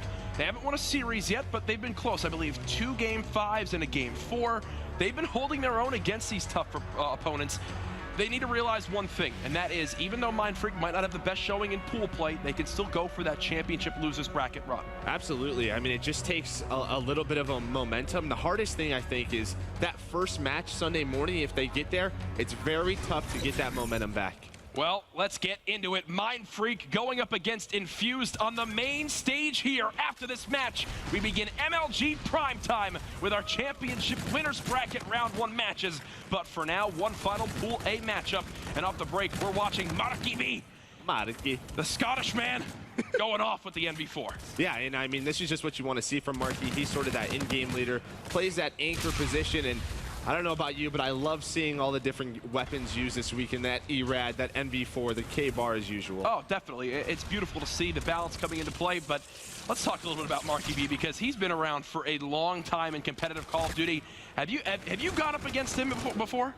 Too many times. Too many times. Good. I just remember, you know, preparation for 2014 champs. Marky and his team came to the Envy House and destroyed us, but somehow we finished second. But you can just see they're such a talented team. Oh, definitely. And with a great leadership like Marky B, another one that comes to mind is Josh, obviously from Splice. some veteran European players still competing here in 2017 as we begin the rotation towards the barn.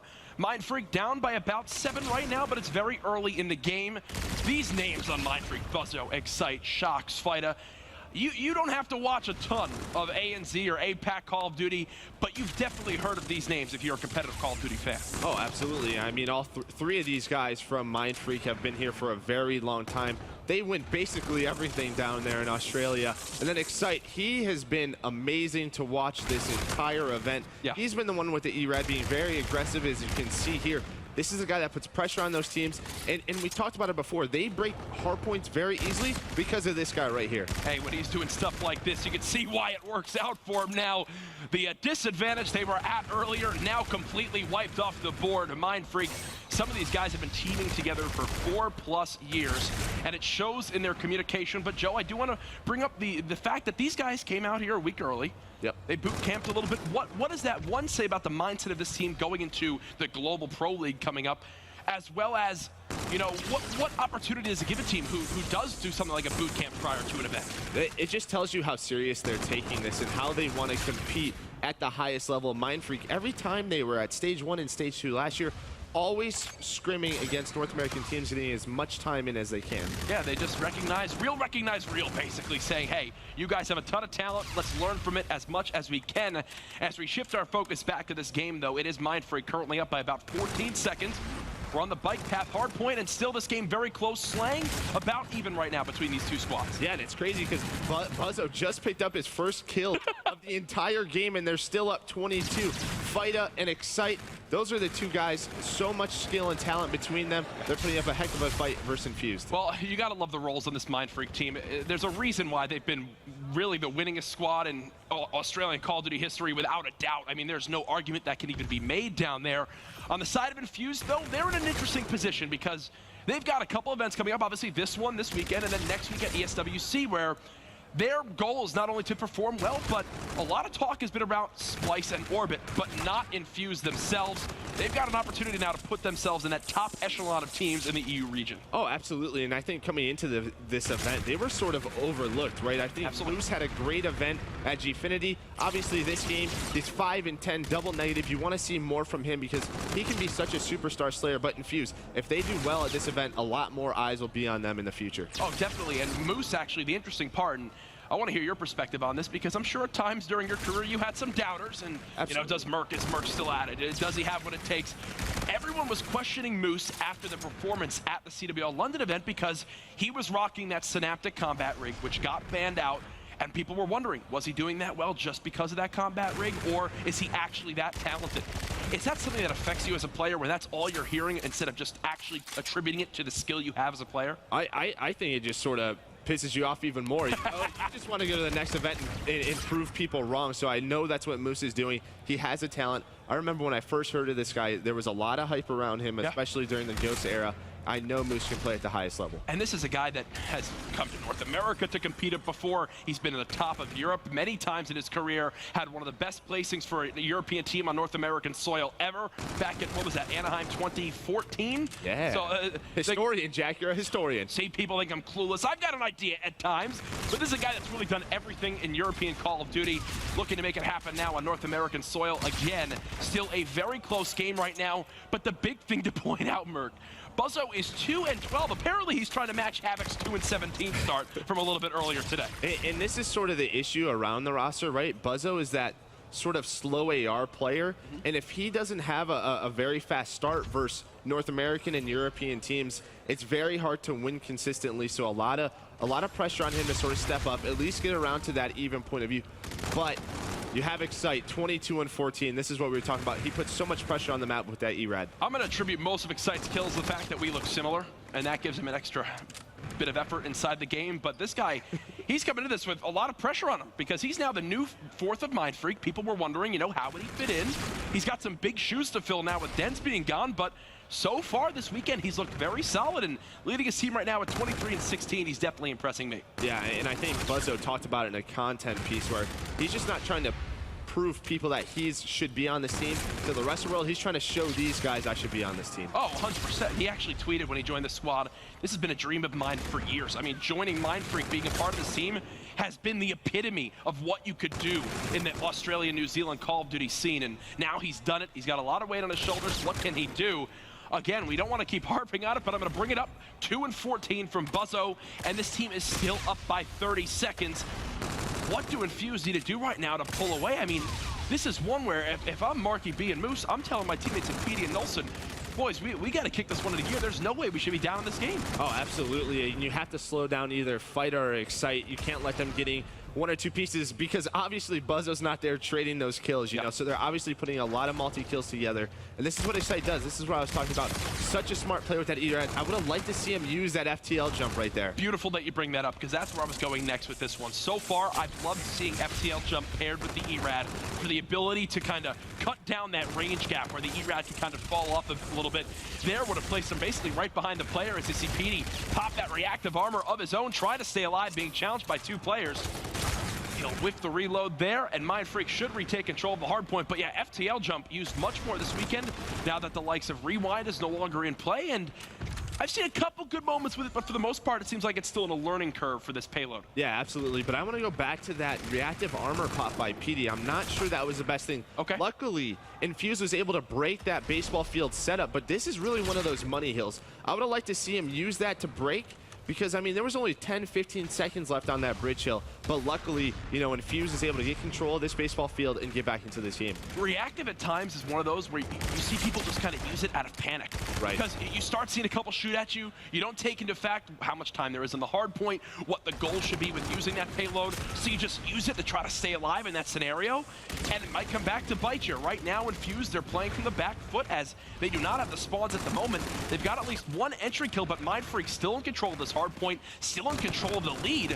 And at the end of the second rotation, it's the Australian crew still in command. Yeah, and they've just been getting better and better at hardpoint. I mean, I know there was a lot of eyes on them in the open bracket, and they dropped a few, or a good amount of hardpoint. So a lot of people thought going into pool play, these guys are going to get absolutely destroyed by some of the top NA teams, but they've been taking away some of those games. So it's good to see them improve throughout the weekend. Oh, and this just gets me excited for what the future of Call of Duty World League is in 2017, because the big focus has been the global aspect. Both of these squads heavy favorites in their region in regards to being in that top 3, being in that top 2 with Infused and Mindfreak. Infused, they've been fighting from the back foot this whole game. What is one thing now after watching about 8 minutes of gameplay from these guys that they just need to change up in this one? Is it the rotations? Is it the entry kills? What is it for you? Well, we touched on it before. They're getting the rotations. Okay. I just think they have to hold it, and that comes down to sort of slowing down Excite and Fida. You can't let those guys sort of two-piece you and open up those hills and get those spawns. So it seems like they're obviously rotating, but they're just not executing very well. Exactly. Getting that first wave of kills is so key, and this is now a worry if you're a European Call of Duty fan, as Infused are spawning all the way out. They're trying to push downfield. They will get here in time, but it's these kills on rotation we talk about. They do get 2 for the moment, so that's a silver lining here in this game, as now Mindfreak look to challenge back in. And Joe, you're pointing right at the screen. Who is it? Excite and Fida with 3 to their name as they completely wipe Infused out yet again. Yeah, and this is what we were talking about. They were able to get a few entry kills. You know, they're spawning 2 of those Mindfreak players out, and then Excite just picks up a 2-piece. You can't allow that to happen. That would have probably tied up the game, maybe even gave Infuse the lead. I don't know what I'm watching right now. Excite is 35 and 27, 62 engagements. His teammate is 9 and 20, 29 engagements. Are they in 2 different maps? Absolutely. That just comes down to playstyles. This is what we're talking about. Buzzo, a very slow player. Excite, obviously a very excited player. And he has that FTL jump. Let's see if he's able to use it here. Again, I feel like that's one of those points where you just pop it and just have the defending player just look the other way. Yeah, but hey, credit to him because of your point earlier. In that situation, only 8 seconds left in that hard point. Maybe not the time to exactly use it there, but hey, when you're this close to winning, any second will matter for you. Infused, you need to put a good hold on this bike path right now. You've got some tools to work with. You see there from Nolson, the active camo ready to be popped at his disposal. Marky B also with that payload. They've got to stay alive as challenges are still coming in. You got Marky B and Nolson right now both on a 1 streak. But yeah, and there's the break. Yeah, absolutely. Again, I mean, it just doesn't seem like Infuse is trading those kills. And now Nolson's put into a position where does he have to use this camo now to sort of break this hill? I would love to have him save it in case they have to break that next hill. Because baseball field is one where they can definitely come back into the game. Let's see how Nolson plays this. Excite is looking lights out. Nolson doing everything he can to try to match this. A quiet game from him right now. Least amount of kills on his team, tied for the least amount of time as well. You just need a little bit more from this player. Mindfreak now within 15 seconds of taking map number 1. It is going to come down to this baseball hardpoint. Excite has some streaks to work with. Does he elect to use them here? Let's find out. Yeah, and I think he did spot that guy. Oh, gosh. He has FTL jump. Again, I would like to see him use it there, but that's what we're talking about. Nolson pops camo, so does Shox, though. And this could be a very huge play, you know, for Mindfreak to break this hill. This is one of those hard points that's very tough to beat. But again, Shox able to pick up one, Fight Up picks up another. And it looks like, again, Mindfreak able to break the Infuse setup. We talk about how important this hard point is. So many resources being used. 3 payloads already out. Streaks being called in as well. Infuse doing everything they can to stay alive, but it does look like Mindfreak have held it off for another second. FTL jump gets used by Marky B. It's for naught. One final push for Infuse. Can they get the break? It does appear so, as Nolson stays alive in the hard point for the moment. One more player there. Mindfreak should have it in the bag. There it is, 250 to 199. Yeah, and just a very good job by Excite and Fight. I mean, Buzzo obviously not having the best game, you know, at this event, but just doing what they have to do. I would have liked to see them rotate a little bit more. Yeah. I think that when they face sort of those top NA teams, it's going to be very difficult to break those hills if they're not rotated. Woo, tough first game there for Infuse, but Mindfreak, that one is a win single-handedly for me off the back of Excite. The new 4th player on this lineup looking so darn good right now. And you know what? That's going to be a great feeling for Buzzo because he's been a part of Mindfreak for so long. And now to have this new 4th come in and say, hey, listen, Buzzo, you might have had a slow start to that game, but I've got us. What do you drop? 40+ kills right now? I'm trying to look 41. From Excite, 74 total engagements. You don't see that very often in Infinite Warfare, not at all. I mean, it's just one of those games where those rotations are so key, but throwback, it can be a bit more fast-paced than maybe your Retaliation or your Scorch just because of those spawns. But a very good job by Excite. Oh, I absolutely love it. We'll take a look at some of the clips from that game. It's probably going to be an Excite show from what went down in it. But early on, we were talking about how these two teams look so even off the break. But we continued to see one player make the difference, and it was Excite with that ERAD. It gets me so excited, Joe, to now see those submachine guns come back into play a little bit here in Infinite Warfare. But for the most part, it's very clear to see that it is situational. Absolutely. It is around certain maps, certain game modes where it definitely works, but at other times, you just need to know when to keep that weapon away. Yeah, it's just going to come with the more and more people play with it, the more they'll sort of understand the aspects and where you need to position yourself. I think we're sort of seeing it with Throwback, with that Frost uplink. That's where you might even see 2 on that map. So I think the more and more that's sort of brought into the meta, the more we'll see players use it. And look at this, folks. A nice little box score breakdown for you of how that game all played out. The big thing for me, that barn hard point, Joe, and I know you're reacting to it now, 108 in time to the 48 of Infuse. That tells a story right there. Yeah, and again, it's one of those that's one of those hills where we saw Infused in favorable positions. They just weren't able to clutch up, and you can see how much it hurt them. And to be honest, I was just very impressed by this graphic. I thought it's amazing. Shout out to the production team, improving on, really, for me, every aspect since Vegas. It's great to see. So far this weekend, the coverage has been unmatched. The venue looks incredible, and there's only more to be excited about. We have not even started this championship bracket yet, but we touched a little bit on the ERAD, and obviously its use in certain areas definitely has a viability on Scorch, Search, and Destroy, which we're going to be getting into next. But of the teams in North America that are maybe struggling a little bit this weekend, or teams that you think can definitely go to the next level if they bring out that weapon, is there any that come to mind right now? I'm thinking Rise. Okay. I've seen Looney play with it a little bit, but I feel like they're sort of missing that OSA just a bit because it relies on that fast-paced action. I think that's how like Facento likes to play, how Looney likes to play. So we'll see if they're able to adapt to that and bring that into their game. Obviously, your Vegas champs, there was something there that sort of helped them elevate to that level, and I think the E-Ride could be it. the ERAD, a tool that could be dominated by teams if in the right hands.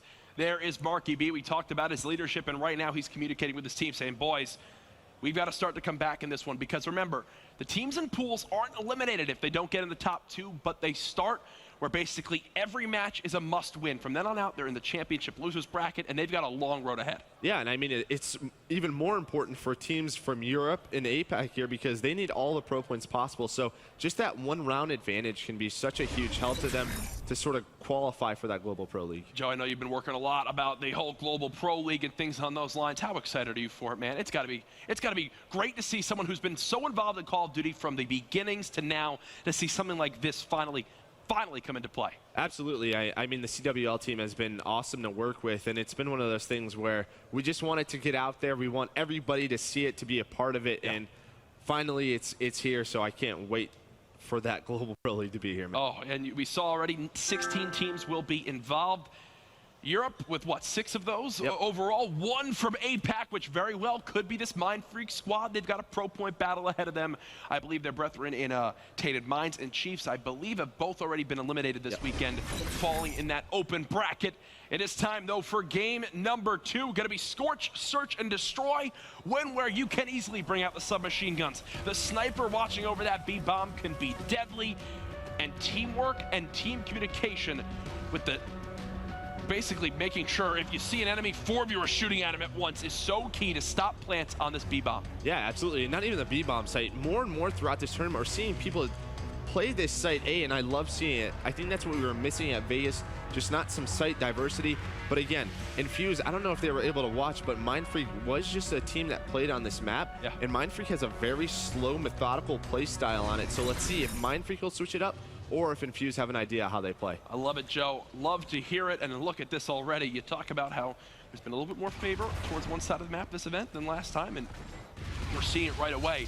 The reason why, you can get a great plant spot and rotate all the way back through that top sky bridge, but unfortunately, Excite runs right into the trap. There's the passive play from Infused, baiting the boys of Mind Freak right into their trap. Yeah, and it was just very odd to me. The Mind Freak, what they did, they sent 2 on that wall run, and other 2 were playing middle. Something we don't see as much, you know, in Search and Destroy is teams sort of split up from one another. Luckily, Shox was able to pick one of Infused off. Yeah. And you can see as a bomb, I believe, is about to go down, and all of Infused had decided to wrap that base. Yeah, the Europeans love to stay active on the map. That's one thing I noticed at the CWL London event. It will be a 3v3 retake opportunity as Fida just watching towards this backdoor. Petey will be the first to challenge. Does make it a 3v2, and he's going to wait for his teammates' help. They should know exactly where these final 2 players are here momentarily. Yeah, I do not see how this one works out for Mind Freak. Not at all. Petey cuts him down, Infused on the board first. Yeah, and Mind Freak end up going for that plant at A, and with that site change, it's so difficult to sort of defend it after you plant. I mean, you saw all 3 of them were just stuck in that hut. Yep. Makes it very difficult because all of Infused flanked that base, knew that they didn't go back to that offensive spawn. Yeah, and you can kind of see from Fida where he was watching, well, yes, they could have guessed that maybe they overextended. In that opportunity for Infused, they really could have been coming from anywhere. And Mind Freak, you could tell by just, hey, let's just hole up in this room. Hopefully we get a first kill, and then we can all push out one side. But the pinch came in once Petey got that first blood to open up that round for his team. Infused do strike first with that defensive round win, but now they'll try their hand at offense, and it looks like they're going to favor this B site. Yeah, absolutely. And you can see on Mind Freak, all 4 of those players very spread out, just trying to gain information. Infused, just taking their time, hoping Mind Freak won't see anything at this B bomb site and will over-rotate, and then Infused will have a 4-man push to try to get this bomb down. Yeah, we've seen that a couple times this weekend where teams will spot one player on a certain side of the map. For example, here, if Marky B shows himself, Mind Freak can't overcommit to one area just because they see one person, but with all these shots coming in, they should know, hey, there's some pressure towards B. We've got to keep some bodies here. Yeah, and you saw 2 of the players at Mind Freak that were at A. They knew they didn't see anything down that long hallway, rotated back to their teammates. Fida picking up that Marky B kill. It seemed like Marky B was trying to late flank, maybe just get an angle, but Petey does able to pick up one on Excite. It was more of a lurk play from Marky B, but the rest of his teammates make up for it there as it's now a 3 versus 1. Fida left last alive. That's actually a free kill onto Petey, so that definitely makes things a little bit easier for him.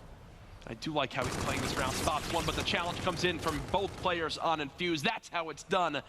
make him try to shoot at both of you at once, and unfortunately, there's no perk that lets that happen in Call of Duty. Yeah, and that's just something you were talking about in Fuse, just very active on the map, just looking for him. Even when they had 20 seconds to plant the bomb, they were looking for that gunfight. And it's great to see. This is that leadership we talk about. They know exactly what they have to do. I love seeing teams stay active. It's basically the idea behind it. If you're wondering why teams do that a lot, one is because it makes it a little bit easier to, makes it a little bit tougher for the player by themselves to clutch a 1v2 when you're both catching them off guard, flying around. But the other thing is that you're eliminating possible areas where that final player could be. It's basically just process of elimination. We've cleared this, we've cleared this, we've cleared this. He's basically just got to be here. And then when you fly at it, most times he is there.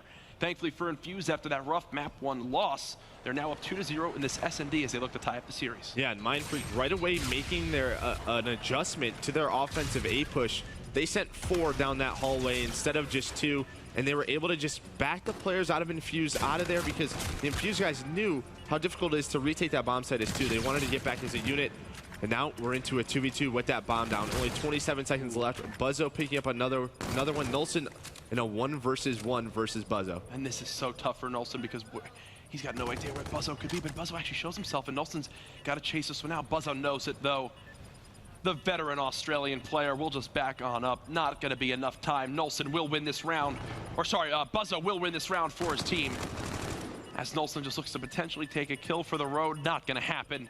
And that's just one of those plays where if you're Nolson and you see Buzzo just sort of get out of that door, just take a risk, get on that bomb and try to defuse it. It's the only thing you can possibly do. Especially in that scenario, right? It's one of those things where if you're going to give yourself any chance, he basically should just go stand next to the bomb. Right. So if Buzzo goes to fly at it like he did right there, he's at least near it to maybe hit that square and pick up the bomb right away and go for the defuse. In the end, it doesn't happen, and obviously we have a little bit more information than Nolson does with this Codcaster mode. But now look at the play from Mindfreak. They're getting aggressive towards this B side. Yeah, and again, Marky's all alone by Infuse, but all of Mindfreak decide to push out this bomb site, and now it's a 3v2 for Infuse, and this is what we were talking about, sort of that lurk play out of Marky. He's able to come through middle, but Fida is able to pick him up, and again, a 1 versus 1 for the round win. Moose versus Fida. A little bit of a pacing issue there, and Moose gets punished. An example of one of those spots where maybe different play styles can affect your team. Moose with that NV4. Obviously wanting to left trigger, go from range, and when his teammate Marky needs him, he's not there for the backup. Fida punishes him for it, as now we're tied up 2-2. Yeah, and this is one of those situations we were talking a lot on the desk, is when a team seems to be more decisive, they seem to take a round. Mindfreak just pushes through that A bomb site, picks up that first blood, and they're just able to trade effectively. What did we just see right there from Excite? Already. Who was that? I believe it was Fida already with reactive ammo. Reactive armor. Reactive ammo. Now that, I would like that. I would like that. As we'll see what he can do. Love this play, but unfortunately, because he does it without seeing anybody, this could be a waste of the payload, and it does appear so. I think he maybe hears a call from his teammate or just hopes that there's someone in there. At least Mindfreak do get this first blood, but you could say that was a waste of the reactive armor. Oh, it absolutely was a waste. I mean, that's such a powerful weapon. I love the idea to just use it right away, and Nolson almost able to make something of it, but MF take 3 rounds in a row. This is what you want to see from these guys, a great response. But again, back to that play. Yeah. You want to see him use it because I don't think Infuse expects it, right? And maybe there's another chance he gets it in a later round. That's the big thing, because there is a decision to be made. Right now it's 3-2. We're only 6 rounds in, but he had that earned from what? Sorry, wow, that was terrible math. We're going into our 6th round. We're only 5 rounds done.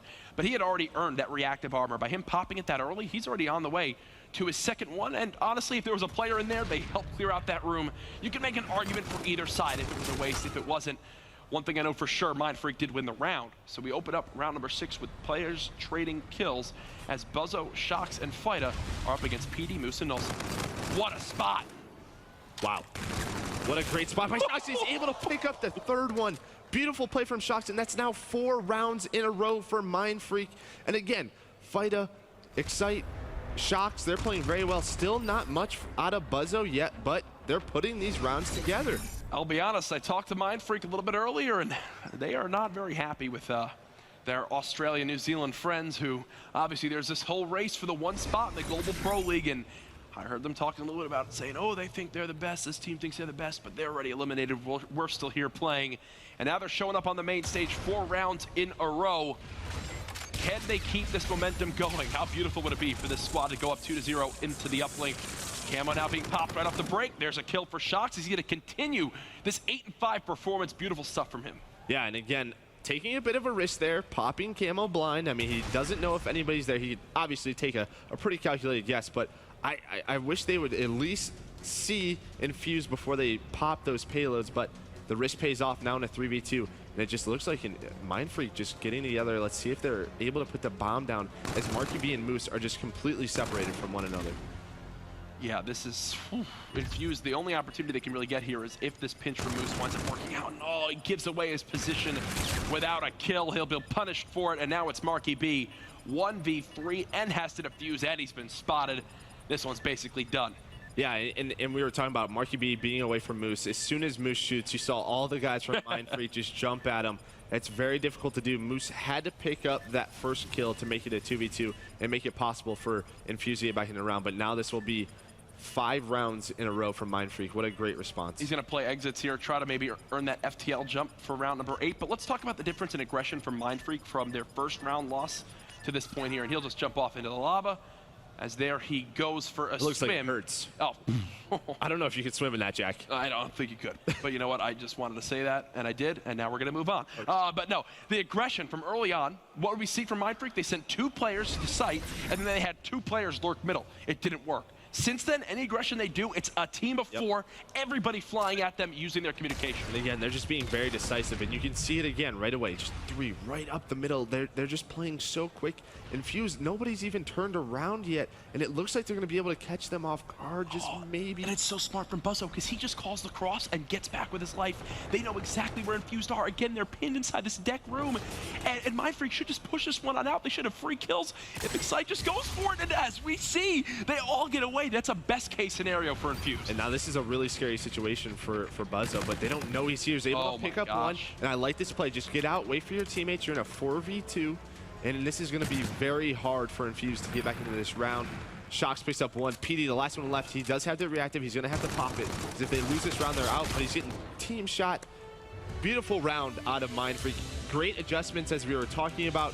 This is what you want to see from these guys. That decisiveness to just make a decision, hit out an area, and Fuse just looked totally caught off guard. 6 rounds in a row for Mindfreak as they figured out how to play versus Fuse, and they wound up using it to their advantage. They'll go up 2-0 now in our best of 5. You see it updated there on the main stage.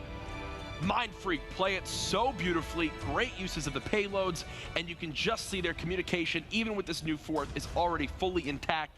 It's fun to watch, and now if you're Infused, your backs are up against the wall. This best of 5 series could potentially end here in Uplink. Yeah, and I mean, it just sucks for Infused because they had so many great series. They obviously opened the event up. They beat Rise. I mean, everybody's like, what the heck is happening? Then they lose a Game 5 to FaZe. So it just sucks to see because, I mean, they've had so many close series, but it just looks like they're out of this one. Hey, the series is not done yet, though. Don't count out the Europeans. We'll be back for game number 3, going to be Uplink on Precinct right after this break.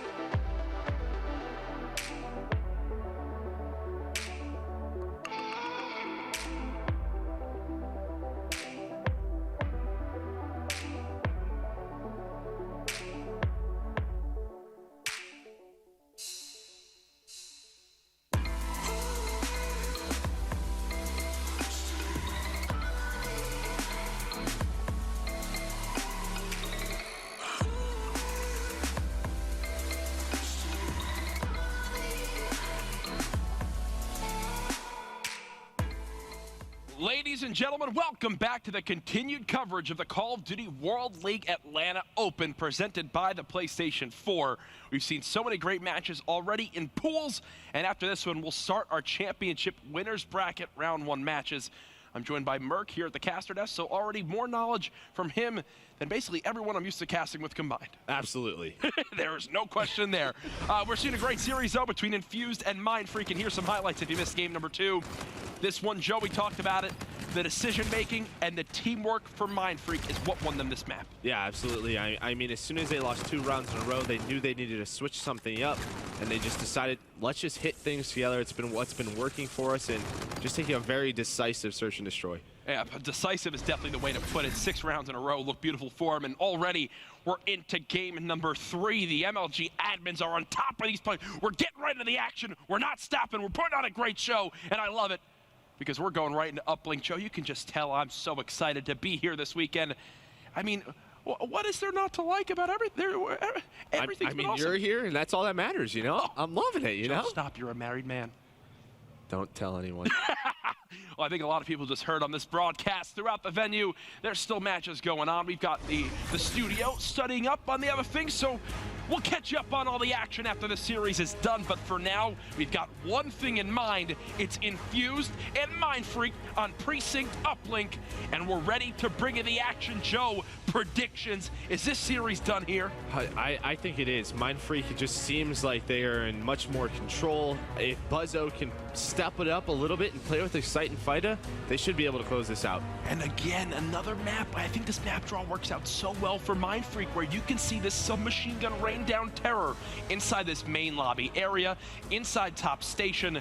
This one can get out of hand quick if the slaying power is still there for Fida as well as Excite. Let's get into it, folks. Game number 3, the Pool A matchup. Fida off the break, gonna be pushing towards this gas station side. Yeah, absolutely, and this is something scary for Infused because Mindfreak is starting on that preferred side, but a great start out of Infused. Well, this is a dunk. Absolutely, and all 3 of them. And this should be close. I think he went the wrong way. Oh. Very, very scary. They ended up getting shot in the back a little bit. All of Mindfreak though decided, let's just go to the reset, but Infused starting off very hot. Marky B already on a 3 streak, and they have control of that drone. Oh, they're looking for a second score already off the break. I will say that's one of the fastest scores I've seen actually going towards that side that Infused just did. Typically, you spot it for the other side of the map where it's like 15 seconds, you get a 1-point play. That time around, though, 24 seconds is all it took to get the first dunk of the game. Moose staying alive. Only player in the lobby that has yet to die in this game number 3. Currently sitting at 3-0, 2 kills off his next streak, but as I say that, Fida cuts him down. Yeah, and Infused just doing a great job sort of controlling that statue and that sort of drone area and constantly putting pressure on this Mindfreak base. And, you know, Uplink was sort of that second game type talking about Mindfreak where they're able to compete with the world's best behind their search and destroy, but Infused looking very good so far at the start of this game. Oh, they definitely are already with their 3rd point on the board. That was a 1-point throw that came in from PD, but Infused, they have one goal in mind, and it's how the right way to play Uplink. It's get the kills that you need to before you focus on the objective. You see the lesser teams try to grab the drone, force something to happen, run it all around the map. Instead, keep your 4 guns up, get the kills you need to, trust in your slaying ability, and then focus on the objective. Yeah, and it's something we saw a lot at Vegas, but again... Here's an example of it right now. Down by Mindfreak and Fida, the last one left. Let's see if he can try and stop this, but Marky B able to pick him up, able to pick up 3. Marky B looking so good right now, a dunk coming in for Infused. Beautiful stuff from Marky B, giving his team some life, and they need it if you're just tuning in. They're down 2-2. As we go to talk about it, the nades come in and he blows up to his own Scarab, so, well, they're probably on now top 5 spells of the event. Oh, well, either way, Marky B, a great start for him at 9-4, but Mindfreak right now, all their kills are getting, Joe, are in their own spawn. Yeah. Like, look at where their players are. The only position they have is the top restaurant side, and with Marky B shooting like this, you've got to think Infused are forcing a game 4. Oh, absolutely. And I mean, this is what you want to see from Infused, always fighting back. But if you're Mindfreak, you just have to get one push, can get out of your base together, get to that drone, and you can easily rack up a ton of points on this side, even with 2 minutes left. Yep. But they have to start slaying like they were in game number 1. Yes, the slaying has been the big difference for me. Excite, who dropped 41 kills in game 1, is currently sitting at 3-10. Not a recipe for success on this Mindfreak team. As you can even see right now, they're just doing what they can to just get out of the front line of their base, but with PD playing from this spot inside lobby, he's got his back lane watched. He has nothing to worry about with his flank, and it's letting Infused pick either lane to go towards, whether it's construction or that front park side. This potentially could be another dunk now for Infused. The throw goes up, intercepted twice. Moose is still there. He's now dead though, and Mindfreak stopped the push. Yeah, and they have to reset this drone, and that was a huge kill by Nolson to get Excite. If you're Excite there, just slow down. Your team's pushing up that statue side. Control that middle area. Infused has to push into it. Instead, gives Infused a kill that allows them to push up map control. And look, all of Mindfreak still stuck in that corner. Yeah, and this basically where they've been the whole map. Marky B, dude, he's just on point right now. The fact that he stays alive and gets a kill there and then falls back to just keep his presence on that side of the map, the drone has to stop in its tracks. They cannot afford to try to push up this objective, and Marky B knows that. It's why he's holding these off angles. Now his teammate will pick it up, and they'll look to begin to move this drone towards the area they want to. Infused are commanding the pace of this game, and a lot of it comes down to the scoreboard, Joe. Right now, they are a combined positive 15 on the first half of Uplink. Yeah, and look, it just Moose goes one way, and all of Mindfreak think he's going that way, and Infused able to take the drone. And again, all they need to do right now is play against the clock, because Mindfreak, you know, there's only 30 seconds left in this half, and this is that preferred side. So Infused is feeling really good going into that second half. Well, let's see if Mindfreak's able to get a score on the board before that halftime. We'll have to see if it works out for them. They do get the entry kill from Fida, but once again, Marky B is putting himself in the perfect positions to stop players from clearing lanes. 4 go dead. Mindfreak will go into the half scoreless. Joe, I will say it, that is one of the most one-sided sides of Uplink I've seen so far in the main stage this weekend. Yeah, absolutely, and it's so hard in Uplink when you're at a deficit because you always feel like you have to keep picking up that drone and making plays with it, and that's something that we were touching on. They're just not getting the kills that they need, and if they are, they're just picking up the drone and going instead of getting that second set. It's just that pressure when you're down 6-0. So what Mindfreak need to do, just control middle map, get that first set of kills, and don't be afraid to just slow down after that point. Don't force it. What's funny too is the teams that are best at getting that second set of kills are also the best at rallying drones, because rallying scores, because once you get that second set of kills, you get your teammates pushed up further up on the map, which is where you then can force the spawns for your teammates out into that back alley in the top left of your minimap, and then you can rally the drone in for a dunk, 2 dunks, 3 dunks, and really rake in the scores. Already Infused look to get this drone pushed up even faster than side number 1, which is a tough thing to do. Yeah, a very starting strat. All 4 of them just go up the middle, take the drone, and just try taking it towards take it. But that gives Mindfreak a little bit of map control. This is the set of kills that we were talking about. Let's see if they can get this, and they're able to put points on the board. Try not to force anything with the drone, but look at this. Fida going all the way behind them. Let's see if he's able to do anything. Oh, gosh. Mindfreak, though, needs to stay alive, because if not, those other 2 guys, if they go down, this could be another score for Infused. And look, great, yes, he does this, but what is it for? He's not there to help his teammates. Infused in the end get the drone. They're going to go for this throw now.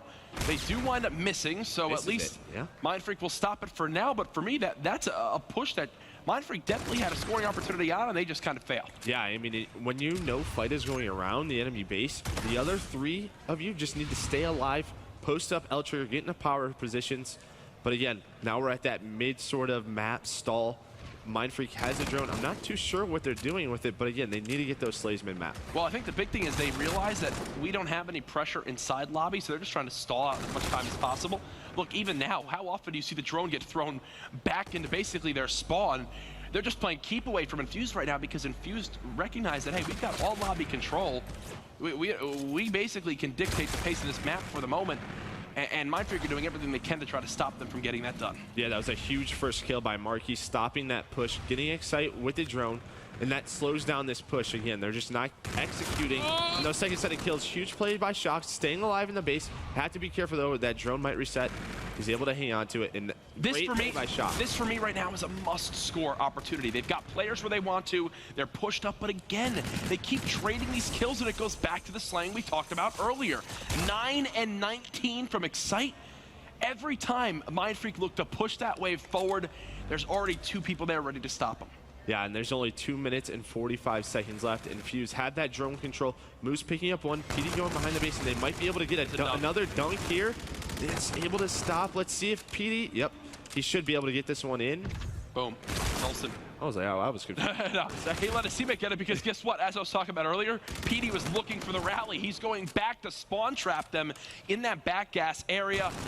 I think it's pretty safe to say with PD shooting like this, we are going to see at least a game 4 in this series, which will bring us back to heart. Oh, no. Woo. That's just not nice, PD. You are not a nice player. And this is scary for Mindfreak, because next up you go to a hard point, and if Infuse continues to slay like this, we could be heading to a game 5. And that's the thing that everyone talked about really with like the likes of Rise Nation with their performance in Vegas. Rise played exceptional, do not get me wrong. But I think the big worry people had was Vicento had an unreal event, and people were wondering, can he match that this weekend? Because it really put Rise in scenarios that they wouldn't normally be used to being in with how much of a slaying presence he bought. Right. Well, guess what? I feel the same way about Mindfreak with Excite's 41 kills in game 1. Can he match that? Remember, for a lot of that map, we were in a, 40-second game? It was still very winnable, even with the scores you saw being put up by Excite. Yeah, I mean, he just is going to have to continue in game number 4, get some support from the rest of his team, but for now, it's looking like Infuse is just going to be able to close this one out. Yep. A very impressive uplink. I think we touched on it. I mean, besides maybe FaZe last night, this is one of the more one-sided Precinct uplinks I've seen this so far. And I think the big thing, too, that we haven't really touched on is Infused really didn't look like a team through games 1 and 2, but now they seem to have found themselves, right?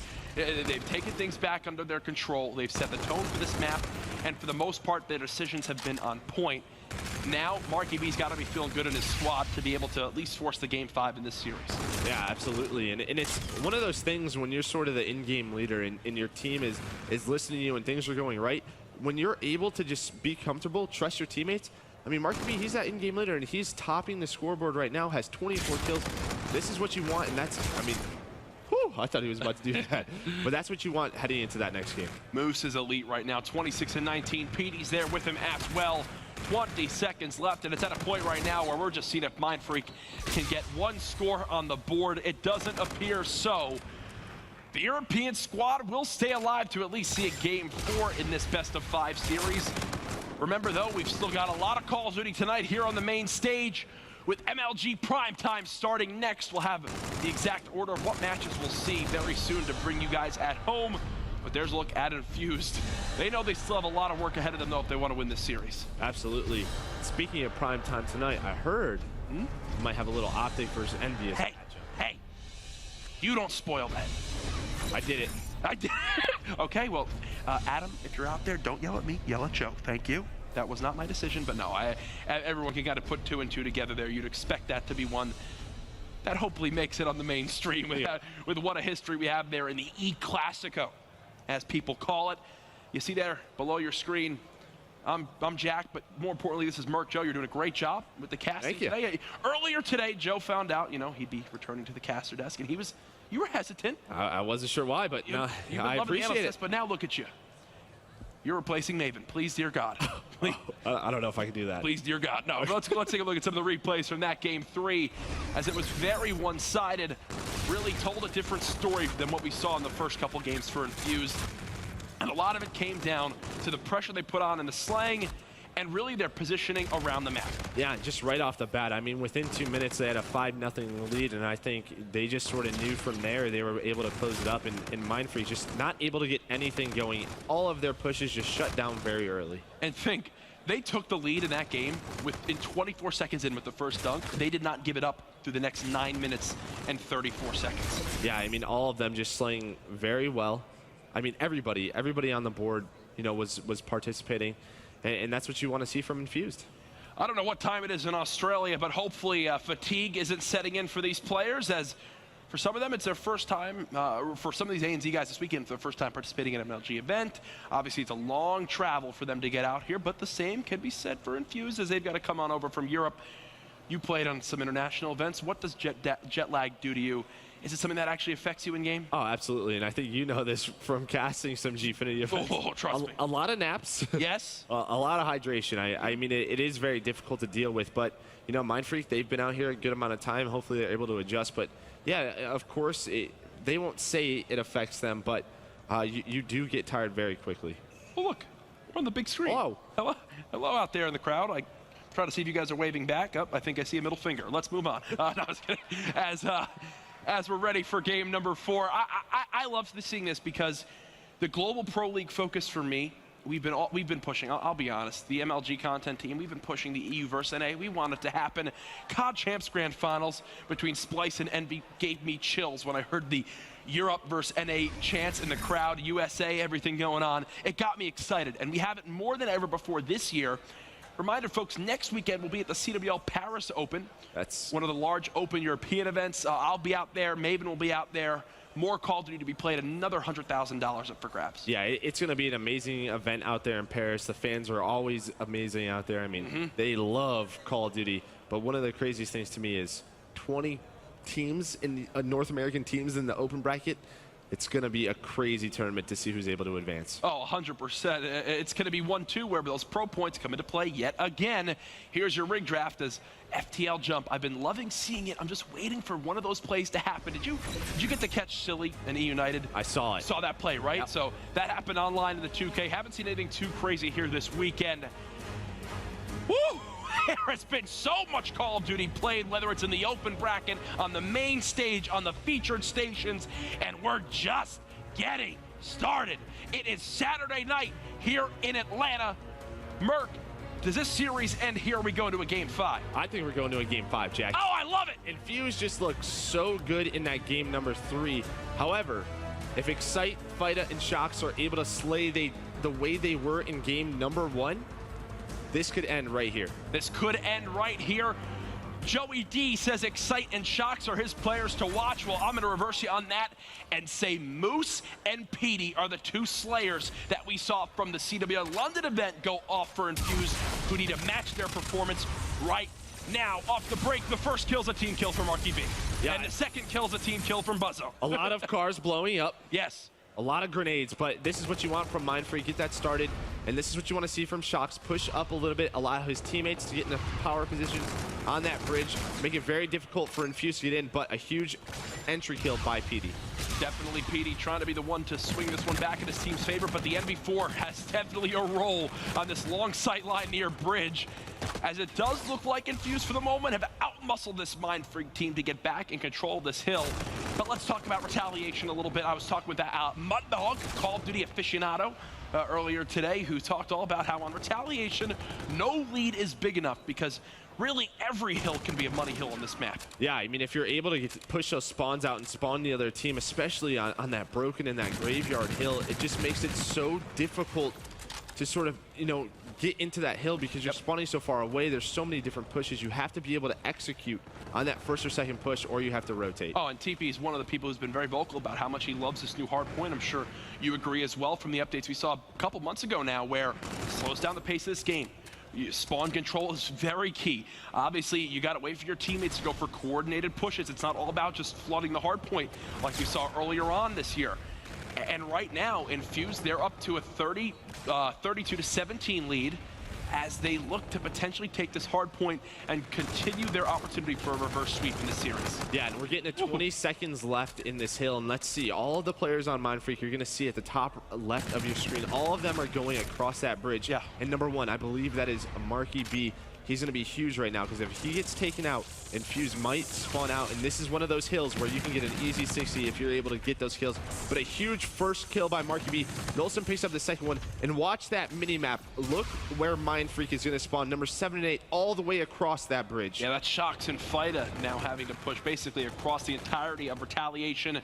And Marky B knows this. Look, as he goes to left trigger it, a little bit too late. I do believe Mindfreak will get the break. And guess what? It's because Excite is staying close alive near that front market area, which forces a spawns out for Infuse near that back scaffolding side, and it gives his teammate the lower street spawn near the bottom of your minimap. So Mindfreak do get some pressure towards this hill. Now it's Infuse's turn to try to flip this one in their favor. It does appear that it will happen now with 24 seconds remaining. Yeah, and look already. Look, number 8 and number 4 from Infuse. I mean, I don't know who that is. Nolson sneaking his way behind that broken building. He's going to make a huge play on rotation. But if Mindfreak are able to, sniff him out, he will spawn out. So this is a huge play. Nolson now needs to stay alive. A very big kill because he has no help from any of his team. A beautiful grenade right there from Buzzo, but I do believe it's about a second too late as his teammate did just spawn out. And I think Marky B and crew know this as they push the hard point. They break into Broken. And it's Shox last alive. How did he sneak in here? Yeah, but he's got to be careful because he has no teammates around him right now. Knows the players on that bridge, just trying to stay alive. Doing a very good job right now, and that's what you want to see from your Mindfree team. Doing such a good job staying alive. He's still alive, but Nolson finally took him out, and now it's a 1v1 to see who will get the rest of this time. Very good positioning by Nolson. Now, if they're able to hold, he's not getting into the hill, but now it looks like Infuse will have about a 100-point lead going into a reset. Well, his thought process there is that lower street spawn does get you back to the hard point a little bit quicker, so he'd rather play in the back of the map with that NV4, try to stop the pressure as his teammates can pick up that front side a little bit easier from that top bridge area. In the end, it winds up working out for him there as Infused will now grow themselves an 80-second lead, but we still have to preach what we said earlier. Yep. No lead is safe enough on a map like Retaliation as we move towards the final hill of this first rotation. And still, this kill feed is entirely red. It's a combined 10 streak between these 4 players. Yeah, I mean, this is just what we were talking about at the end of Game 3. If Infuse is able to slay like this, it's going to be very hard to beat. All of Mindfreak is negative, all of Infuse positive. And Joe, it's not all about kills, but as Mr. X will say, it is. It is, yeah, because guess what? You need to get kills to get in the hard point, and when you have 4 players positive, when you've got Nolson now on a 7 streak, I mean, where's your opportunity to come back if you're Mindfreak? Where's your opportunity to even stay in this game? Yeah, and it's difficult too because, you know, Infuse starting to rack up those streaks, they're going to get more of those payloads. But a very good job by Mindfreak to sort of insert themselves back into this game. Again, when you're going to that new set of hard points, if they're able to execute properly, especially on number 3, that Graveyard, and number 4, that Broken, they can get right back into that game. Ironically enough, Buzzo for Mindfreak, who had the abysmal start to that first hard point, is the one really doing the best statistically for his team. Yes, Shox is leading an objective, but that's only 27 seconds to his name. Basically, everyone on Infused has him beat there. At the end of the first rotation, this one was all Infused and Petey on a 3 streak, double positive at 16 and 8. Everyone spawning out for Mindfreak. This is an example of where, hey, even a hill-like bridge can turn into a full 60 for a team. Oh, absolutely. And I mean, just that lead is just continuing to grow. And what happens is Mindfreak gets into this situation where giving up scrap time is you're no longer able to do it. So you have to clutch up on rotations and get that scrap time.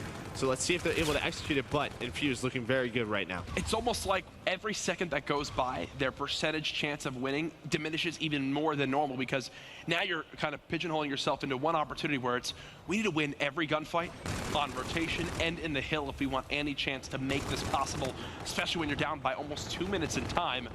We'll see if it's possible for Mindfreak. They're absolutely not ahead of it yet, but they basically need a flawless game, and it starts right here on the lower street. Yeah, and they were doing what we're talking about, got that scrap time, got 3 kills, but Marky B doing a great job staying alive, allows his teammates to get control of that patio. You know, you're able to rain down so much fire onto this bottom hill. It just seems like Infuse keeps somehow staying alive there.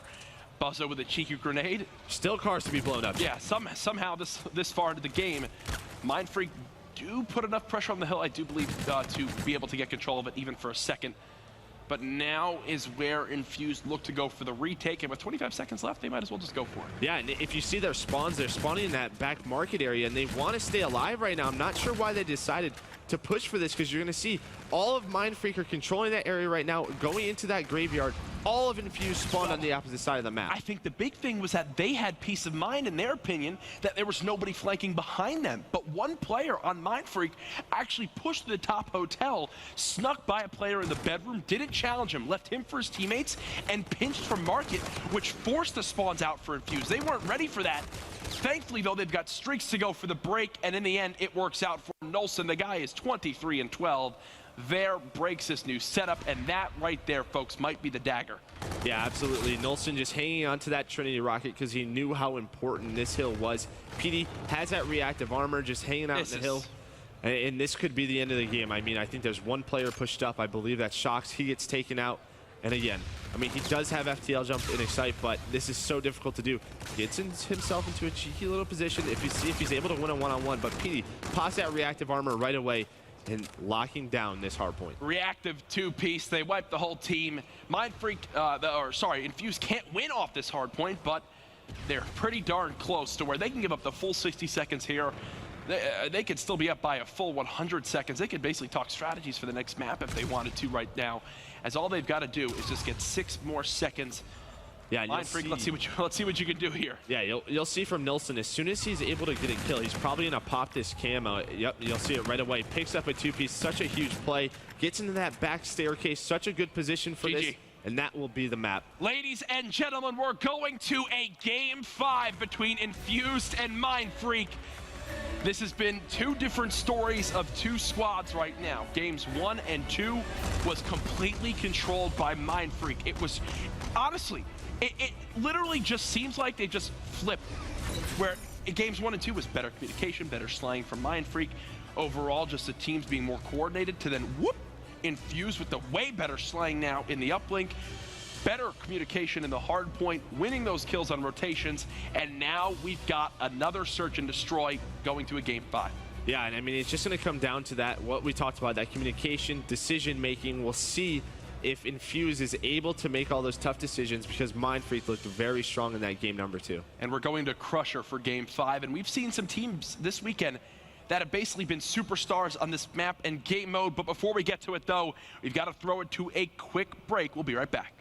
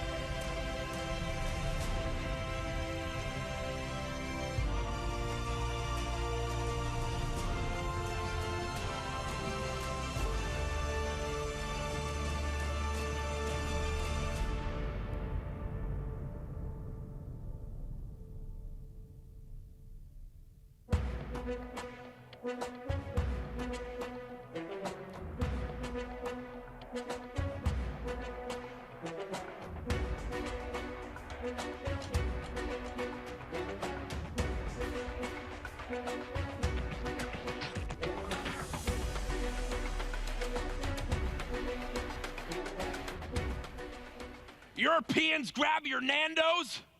Australians, get your kangaroos. We're going to a Game 5 between Mindfreak and Infused on the main stage.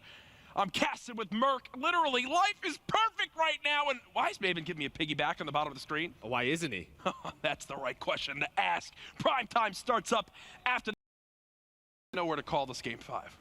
I think you have to lean towards Infuse, just because they've just looked like red hot. Just in terms of slaying, Mindfreak hasn't even been able to touch them the past few games. Here is a look at some of the hardpoint highlights. And this one for me came down to Infused winning gun engagements from the start to the end. And Nolson was a big part of that. He made a couple nice camo plays, went on a 7 streak here and there, was double positive through most of it. And again, Infused, they get the lead, they run away with it, and here's a breakdown again. Oh, this is so beautiful. Buzzo, another slow game from him, a .81 hardpoint KD, a 2.08 from Nolson. Most kills on the team for Infused, but look at the hardpoint stats at the top, 84-21 on that Cathedral Hill for Infused, a full 1 minute difference. Yeah, and I mean, looking at Hill number 4, I'm kind of surprised. Only 50 seconds total taken. Wow. And that's one of those, that broken building should see a lot more there, but Infuse able to take 50 seconds off that second one. I love this graphic so much. Oh, this is only going to get better and better, folks. We're going to keep improving as we move towards Championship Sunday. Remember, this is a $200,000 tournament. The prize pool's continuing to grow in competitive Call of Duty from some of the announcements earlier this weekend with the $700,000 for Stage 1, $700,000 for Stage 2, $1.5 million for Champs. And we're happy to announce that Joe and I will be a team of 2 this year. No, I'm just kidding, but imagine. We're going to compete in the Call of Duty World League Global Pro League.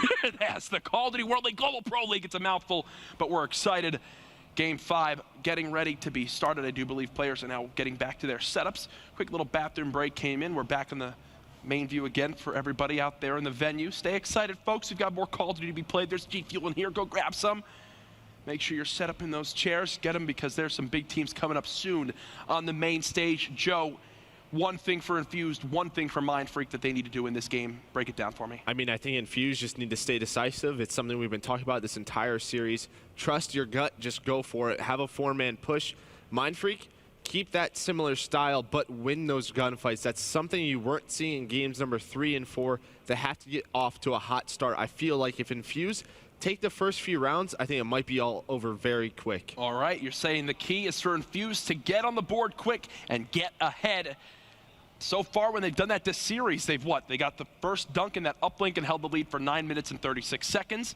They get the lead on that first hard point in that last game, and they don't look back from there. So that seems like the right call for me, Joe. It's why we brought you on here. It's why you're one of the smartest people in the history of Call of Duty. I'll say it right now. Buzzo and crew, what can they do? They're representing Australia, but what would be so heartbreaking for this team is if they do lose this series, they will go 0-4 in pools, which, okay, you know what? They're going to go to the championship losers bracket. They made it through that open bracket. But here's the thing. 3 Game 5 losses and a Game 4 loss. It wasn't like they were completely walked over, Joe. Yeah, I feel like, you know, when they get down to that losers bracket, they're going to face a few teams, so I think they're just going to be a little bit more superior. That's going to give them some momentum, and I think that's going to make them give that confidence back because, again, they got thrown into a tough pool. I mean, FaZe, Infuse, E6, you know, Rise.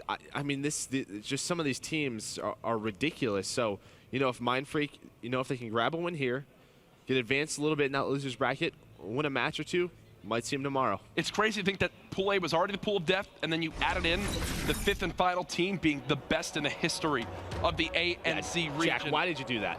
That was not me, that was Maven. Hashtag blame Maven. As always, there it is. That's Crusher. It'll be the map we're going to for Game 5.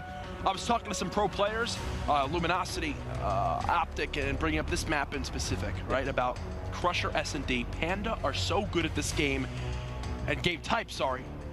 Why? Why are they so good at it, and what can teams do to match their gameplay? So there was a few things that I noticed. One was Profizi.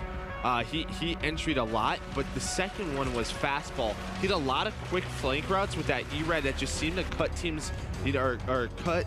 I don't know. I don't know what I'm saying. No, I get what you're saying. Catch them off guard. That's what I was saying, It's Jack. okay. It's a different C word. That's fine. As we're into Game 5 off the break, you see how this mini-map is developing. A little bit more spread from both of these teams, basically putting pressure towards every single lane. And this is surprising because this is one of those maps where you just see usually 4 to that B bomb site. Yep. Either the defense has to decide to retake it or push it out. But again, you know, site has that E-Rad inside of A site, but all across the board. And it looks like finally Infuse is going to group up, push through that bomb site, and see if they can catch Mindfreak off guard. And now they're just actually deciding to go back.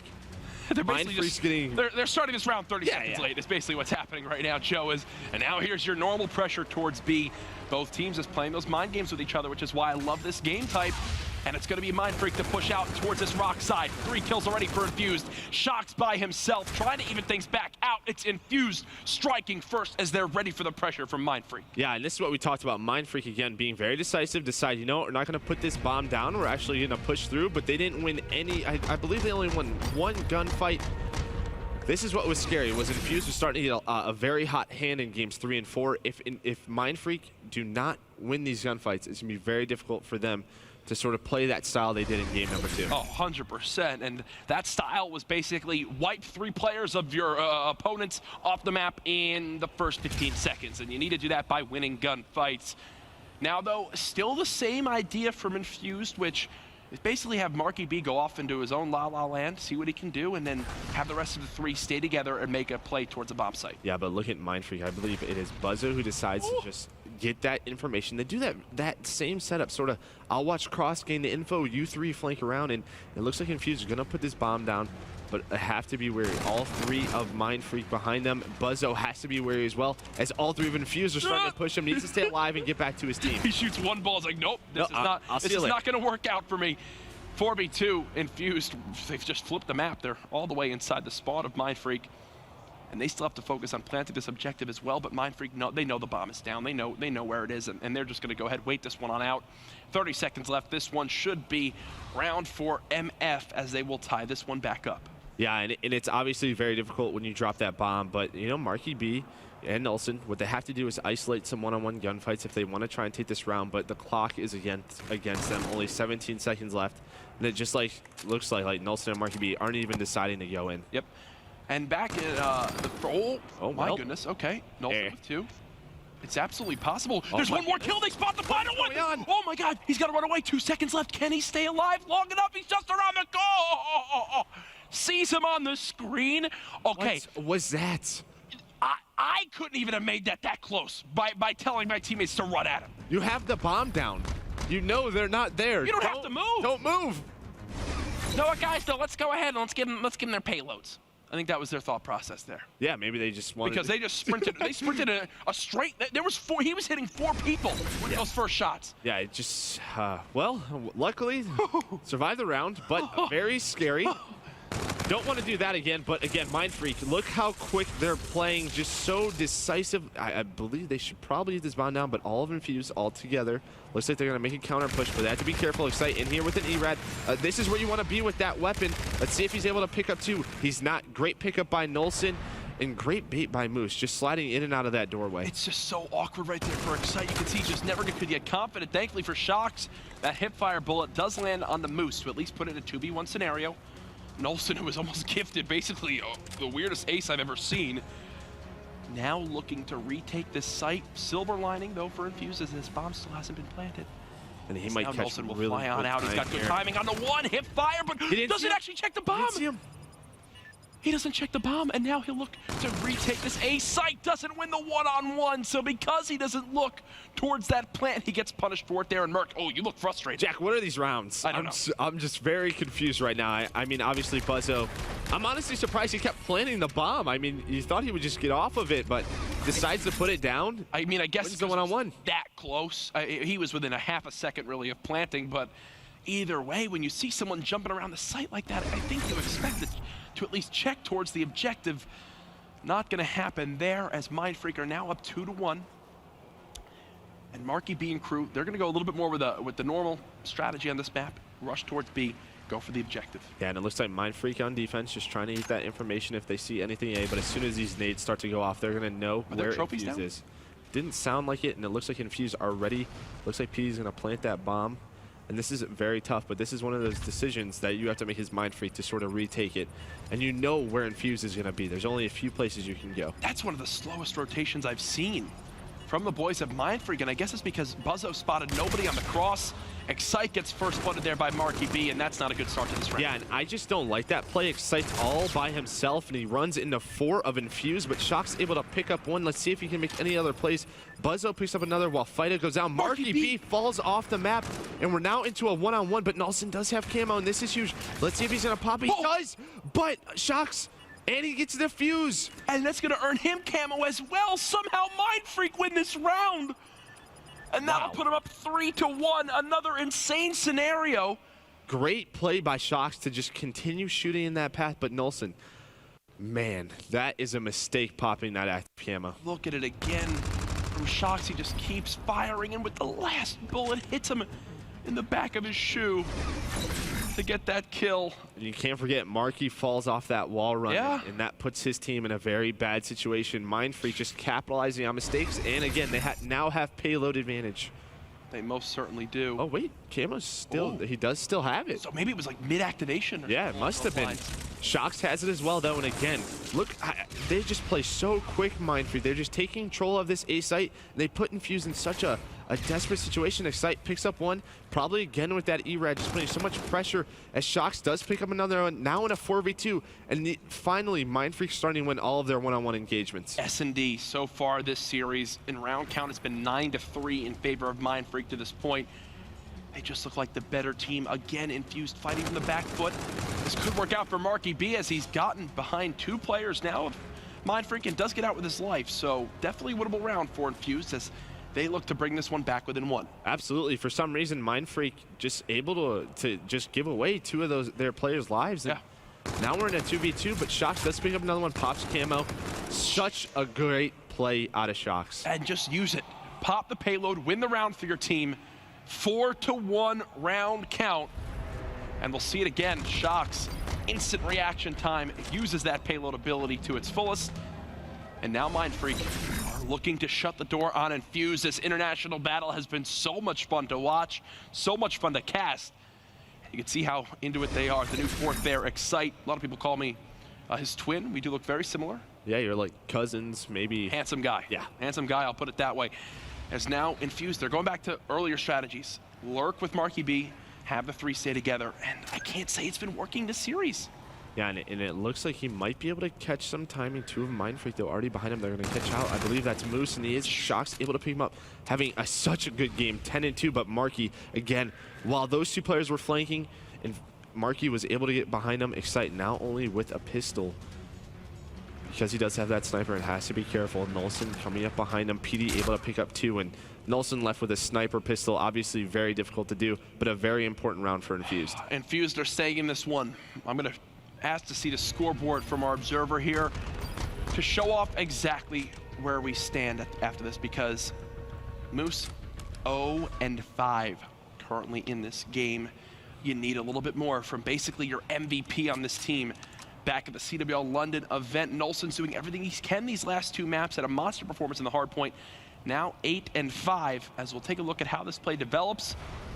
And look, Infused, they know where Mindfreak are going. It's no secret. Just get toward this area. It'll be interesting to see, similar to round number 1, if Mindfreak decide to just push through, or if they're going to put this bomb down. Looks like they elect to put the bomb down, and now comes a huge play out of Infused, because again, there's streaks coming down in Shox. I love this play. You have the round advantage. Use your streaks while you can. You know where Infused is. Excite picks up 2. I love that play out of Shox. Very decisive. Jack, we've been saying it all series. Yep. Force the hand. Absolutely. Use those streaks. Use those payloads when you can, and just make that round deficit even further. Beautiful stuff from Shox. Mindfreak 1 round away. Nolson, you've been going off, my friend, but right now it is not enough for your team. As we look to see if this series ends here, it has been a battle from game number 1. Fight is only 1-5, but guess what? When you've got Shox going 12-3, he'll make up for it right now. And again, Infused are still using the same strategy. They're keeping Marky B on the lurk, and now Mindfreak look to just outmuscle them here. I think this round's going to be done quick. 1, 2 kills, make it 3 now for Nolson. No, not going to happen. Marky B by himself in the 1 versus 3. And again, that strategy for me of splitting off 1-3 has just not worked for Infused this whole series. Yeah, not only that, but they leave Moose on by the wall run where all of Mindfreak decide to hit. So he's obviously in a 3v1 in a gunfight, and they lose that, and that starts the advantage for Mindfreak. And just look how they're playing together as a beautiful game number 5 out of Mindfreak. He's so, look at Fido, he's very happy to be able to win that game. And hey, a little dab there, Jack, from your cousin. All right, Excite, I'm going to talk to you about that one, my friend. But either way, Mindfreak get the series victory as they will take down Infused. And you know what? They won't end the pool 0-4. Yeah. They'll get a series victory, sits them at 1-3. And overall, they have 2 Map 5 losses, 1 Map 4 loss, and then a Map 5 win. Solid showing from the Aussies. Both of these teams. Again, Infused taking phase 2 of Map 5, beating Rise. I think they'll actually finish bottom of the pool because of this tiebreaker where Mindfreak beats them. But you know, a great showing from both of these international teams in a very tough pool. That was an absolute blast to cast here with Merc, but we've got some more Call of Duty to be played tonight. Do not go anywhere, folks. When we come back, we're going to kick off prime time here on Saturday night. We'll be right back.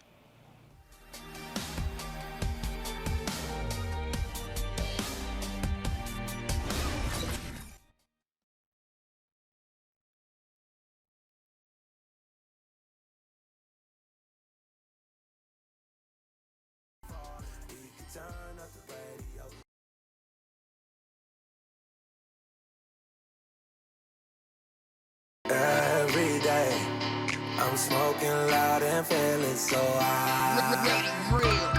I'm rolling good through my hood, getting lit like the fun. I got that exotic that you probably can't afford. We be going up like them butterfly doors. We ain't got no problems, cause we counting all this cash.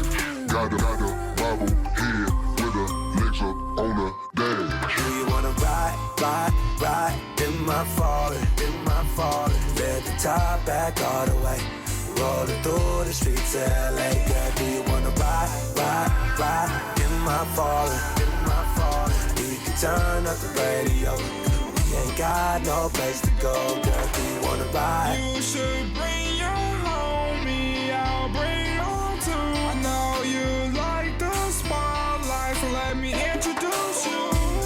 Just me and you, parked up at the top, looking at the view. So many things that we could do.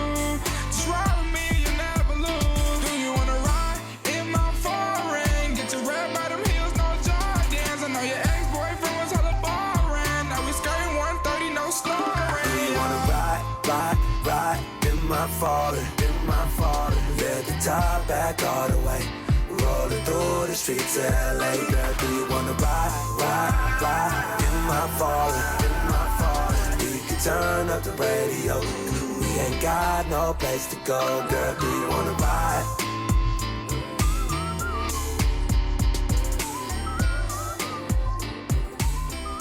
Hip Hop TXL, the exclusive list.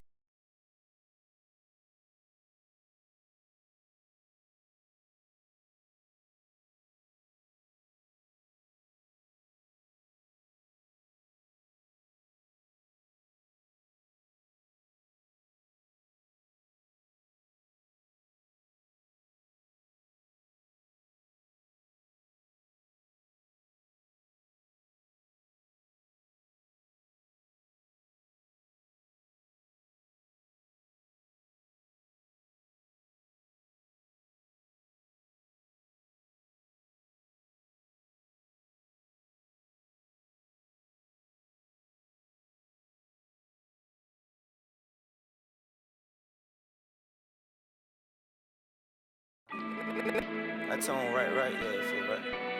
Stop. I got it.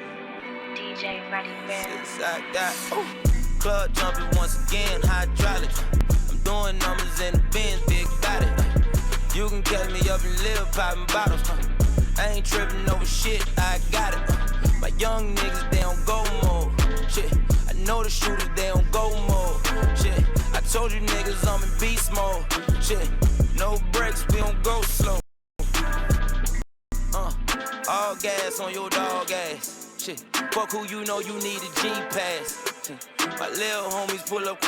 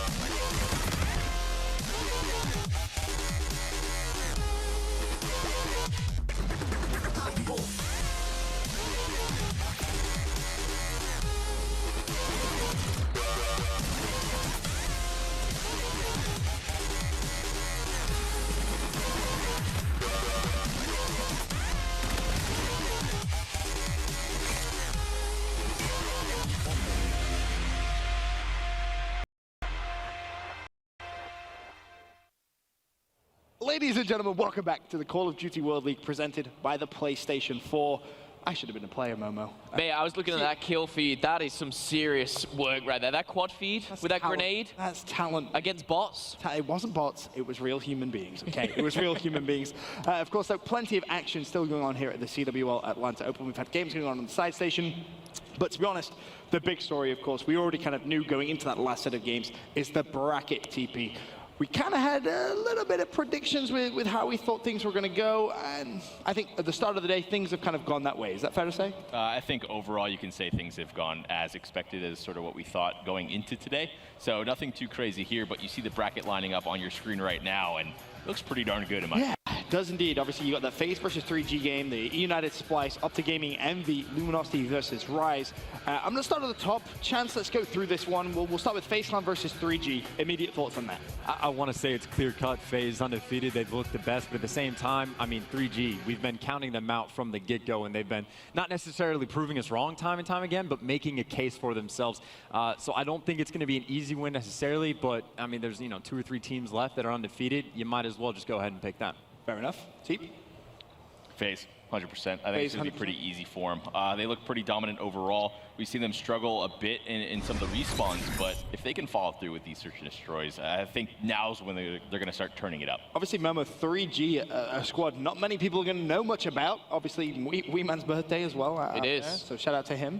Good luck in your matchup a little bit later on today. But in terms of FaZe, their realistic only downfall this event has been the hard point. They've just not looked good. Is that something you think 3G can come in off the bat and exploit? I think 3G's hard point is good. Yes, they beat Imperial, Elevate, Cloud9, but it's FaZe. It's a big step up, and let's not forget what FaZe has done already. They've topped their group. They've kind of run through their group almost. This is most definitely their hardest game of the tournament. But I think 3G, they're going in this with nothing to lose. They can say, look, we're playing for top 6 or whatnot right now, so let's give it their all. And so far, so good. Maybe it can be a big birthday treat for Wee Man. Can 3G do it in your opinion? Is it likely? I mean, it's feasible, right? So we talked about Sinful at the last event, that guy making a name for himself, coming out strong. But now Wee Man, I think you said this is his second event ever, correct? So it's his second event. This is the best opportunity anyone's going to have. And you're going against FaZe, big stage, top 6 in an event when no one saw you coming at all. Like, even from the European side of things, like 3G wasn't on top. And you're fighting FaZe. Like, this is the best opportunity you have to prove yourself. Obviously, TP's already said he's going for FaZe. What's your prediction on this one? I'd have to go FaZe, honestly. Again, undefeated team. Now you have to do it for Europe. All of Europe's looking at you, Momo. No pressure. No pressure, Momo. I would be very, very silly to not go with FaZe. I have to go with FaZe. You're a pretty silly man. FaZe. It has to be FaZe. But 3G, they go into it nothing to lose.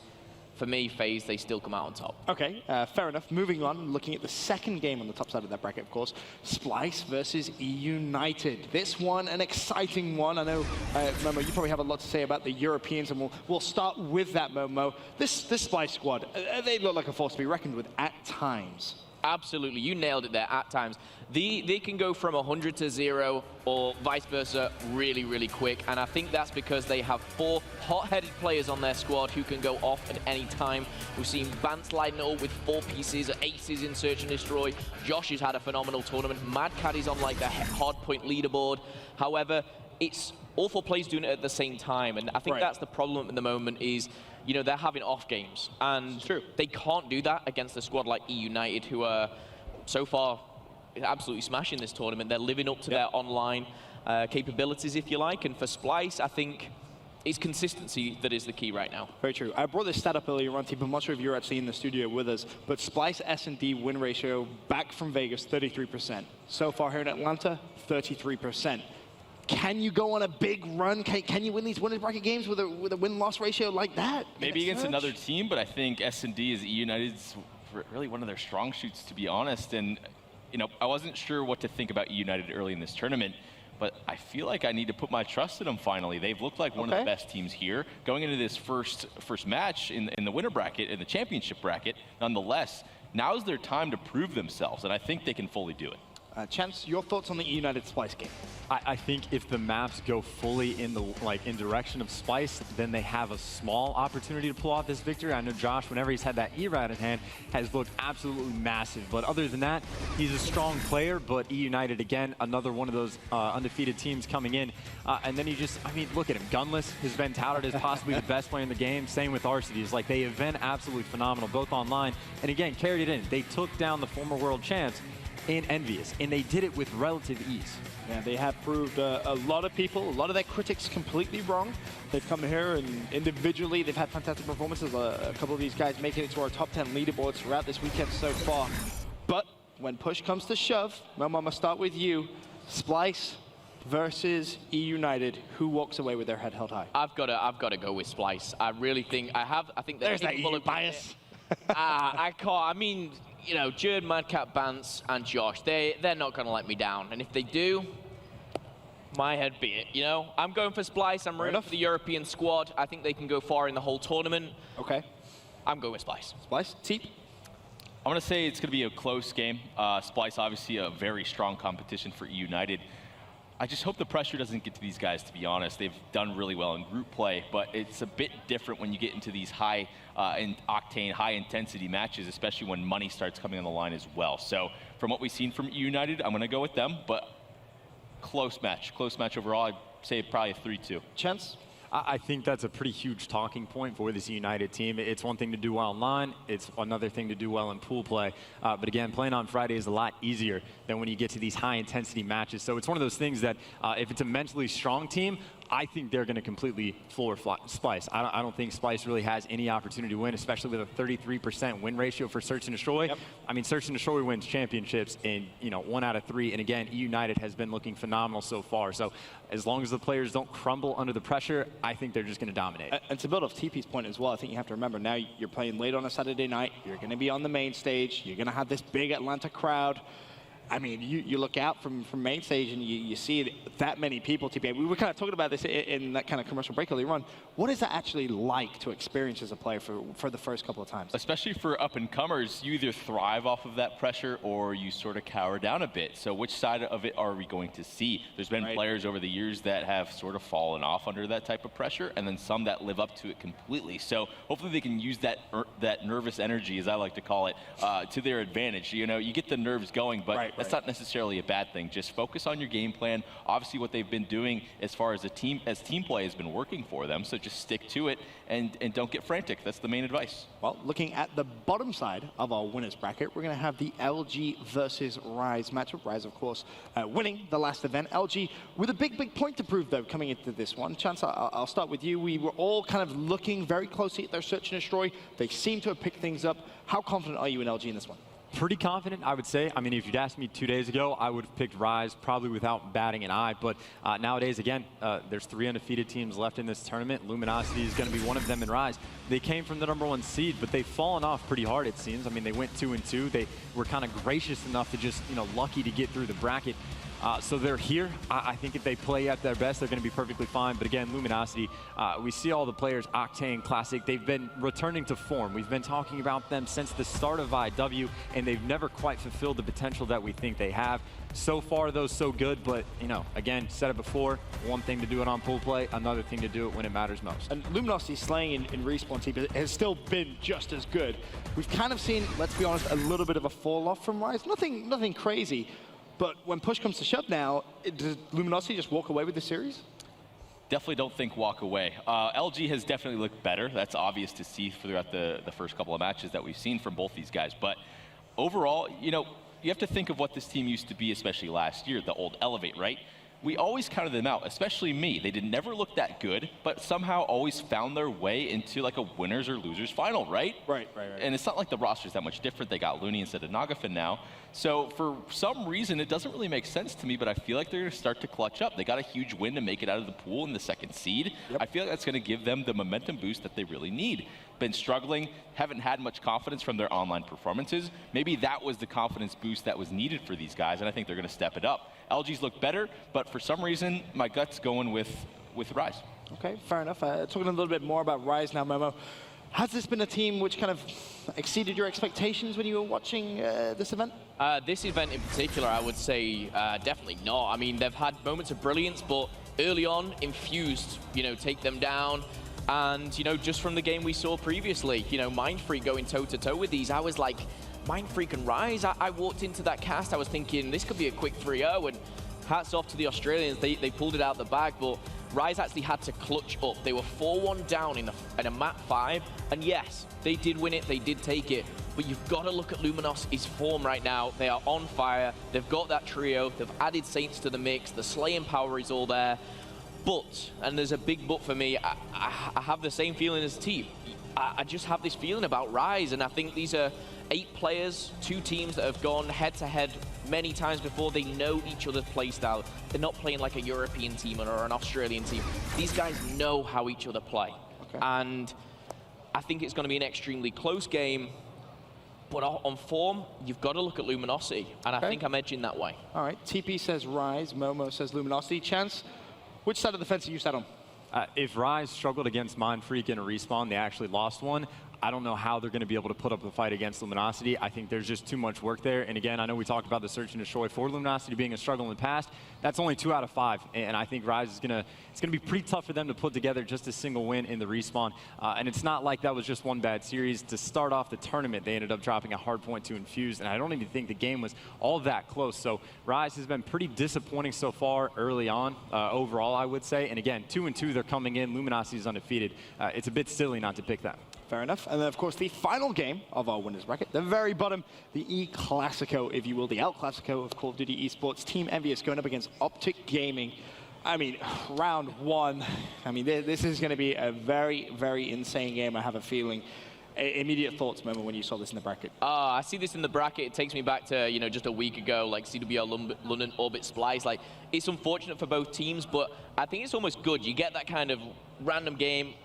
Win a bracket round 1, a lot on the line for these 2 teams, but they've got to bring it. It's not Championship Sunday yet. This is where we have a lot to prove, and I think again, Envious have done well in their pool. They've taken down some Europeans, and Optic they've done the same, like with Splice. But for me, these all know how each other play, and I think coming down to it, we look at kind of the kill death ratios, if you like, or the stats behind this. Optic Gamer are having a very, very good tournament. They're looking super strong right now. They are indeed. Of course, Envious are world champions from last year. Had a little bit of a slow start to Infinite Warfare, I think it's fair to say, TP, but are they back on track? Is kind of that old Envy, if you will, is that what we're seeing here in Atlanta? It definitely seems like it for sure, but you have to notice as well, they got second in their pool to E United. True. They're losing to a team like that. No offense to E United, they're playing absolutely fantastic here, but we're going into this elite matchup early into the championship winner bracket. Are they going to be ready for Optic? Yes, I know they're a lot better than they were at Vegas. They've been putting in a lot of work. They are the world champions of years past. So, I think they're going to do well. I don't know if they're quite ready for Optic, though. Yeah, definitely going to be one to keep our eyes out for. Chance, Envy versus Optic. What are your thoughts on this? I mean, to TP's point, I think E United really just is that good. So I think Envy getting beat by them, that's just E United being great rather than Envy not being quite at the top. I mean, if you look at the rest of Envy's matches, they completely rolled everyone else over. I don't think they even blundered a single map. I might be making one mistake or overlooking something, but they looked incredibly strong.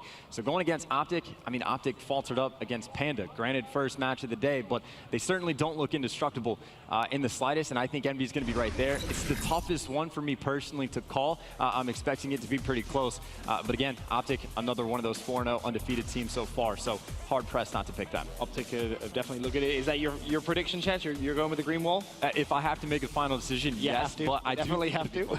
It's going to be close, but you're going green wall. Yes. TP, your prediction? 3-1 Optic. 3-1. Oh, I even get a score. See, that's a good prediction right there. I get the score line as well. Momo? I'm going to go 3-1 Optic again. I'll be even more precise. I think Optic will lose the Uplink. You're trying to get fancy there, even giving us the... I mean... now, you see, now Chance wants a little bit of it as well. He's like, hold on, no one can outdo me. Go no, I was going to say, to that point, though, like, to say they're going to lose the Uplink, I think it really depends on the map set for them. I think if we see another Frost, I think, Optic, they look fantastic on it so far. One of the only teams I've seen pull out double ERADs for it, and it wasn't even Scump doing it, and they still look phenomenal. So it's one of those things that certain maps go better or worse for other teams. So that's going to play a huge factor into it, certainly. Still not going to give a score, though. I'm going to be rebellious. Fair enough. Mr. on the fence, essentially, when it comes to the score. But still, plenty of action here at the CWL Atlanta Open, and still so many places to stop on this fantastic year-long of Call of Duty esports action. CWL Dallas coming up next. Let's take a look and find out more about Dallas.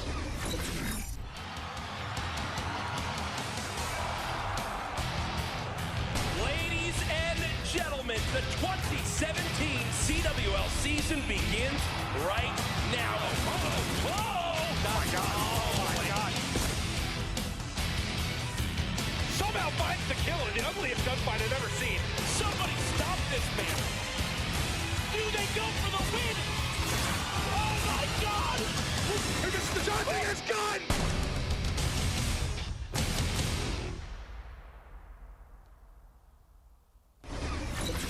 There, of course, a look at the CWL Dallas Open. Another massive amount of prize pool, $200,000 on the line. Teep, I asked Merc this earlier on. You must wish you were still playing.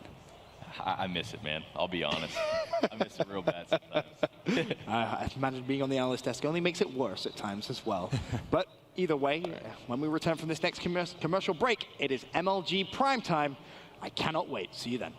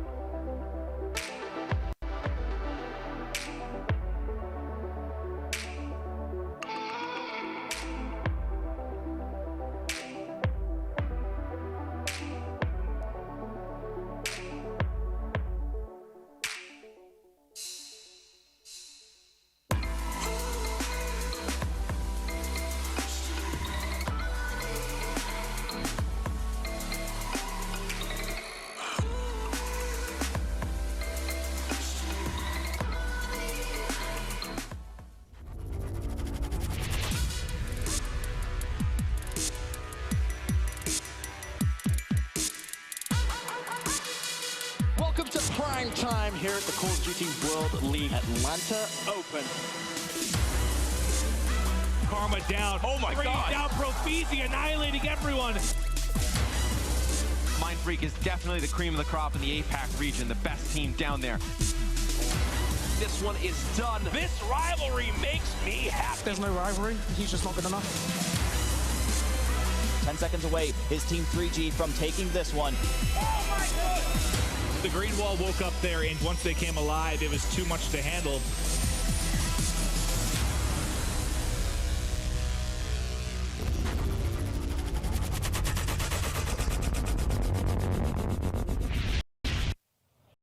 Ladies and gentlemen, welcome to MLG Prime Time here at the CWL Atlanta Open.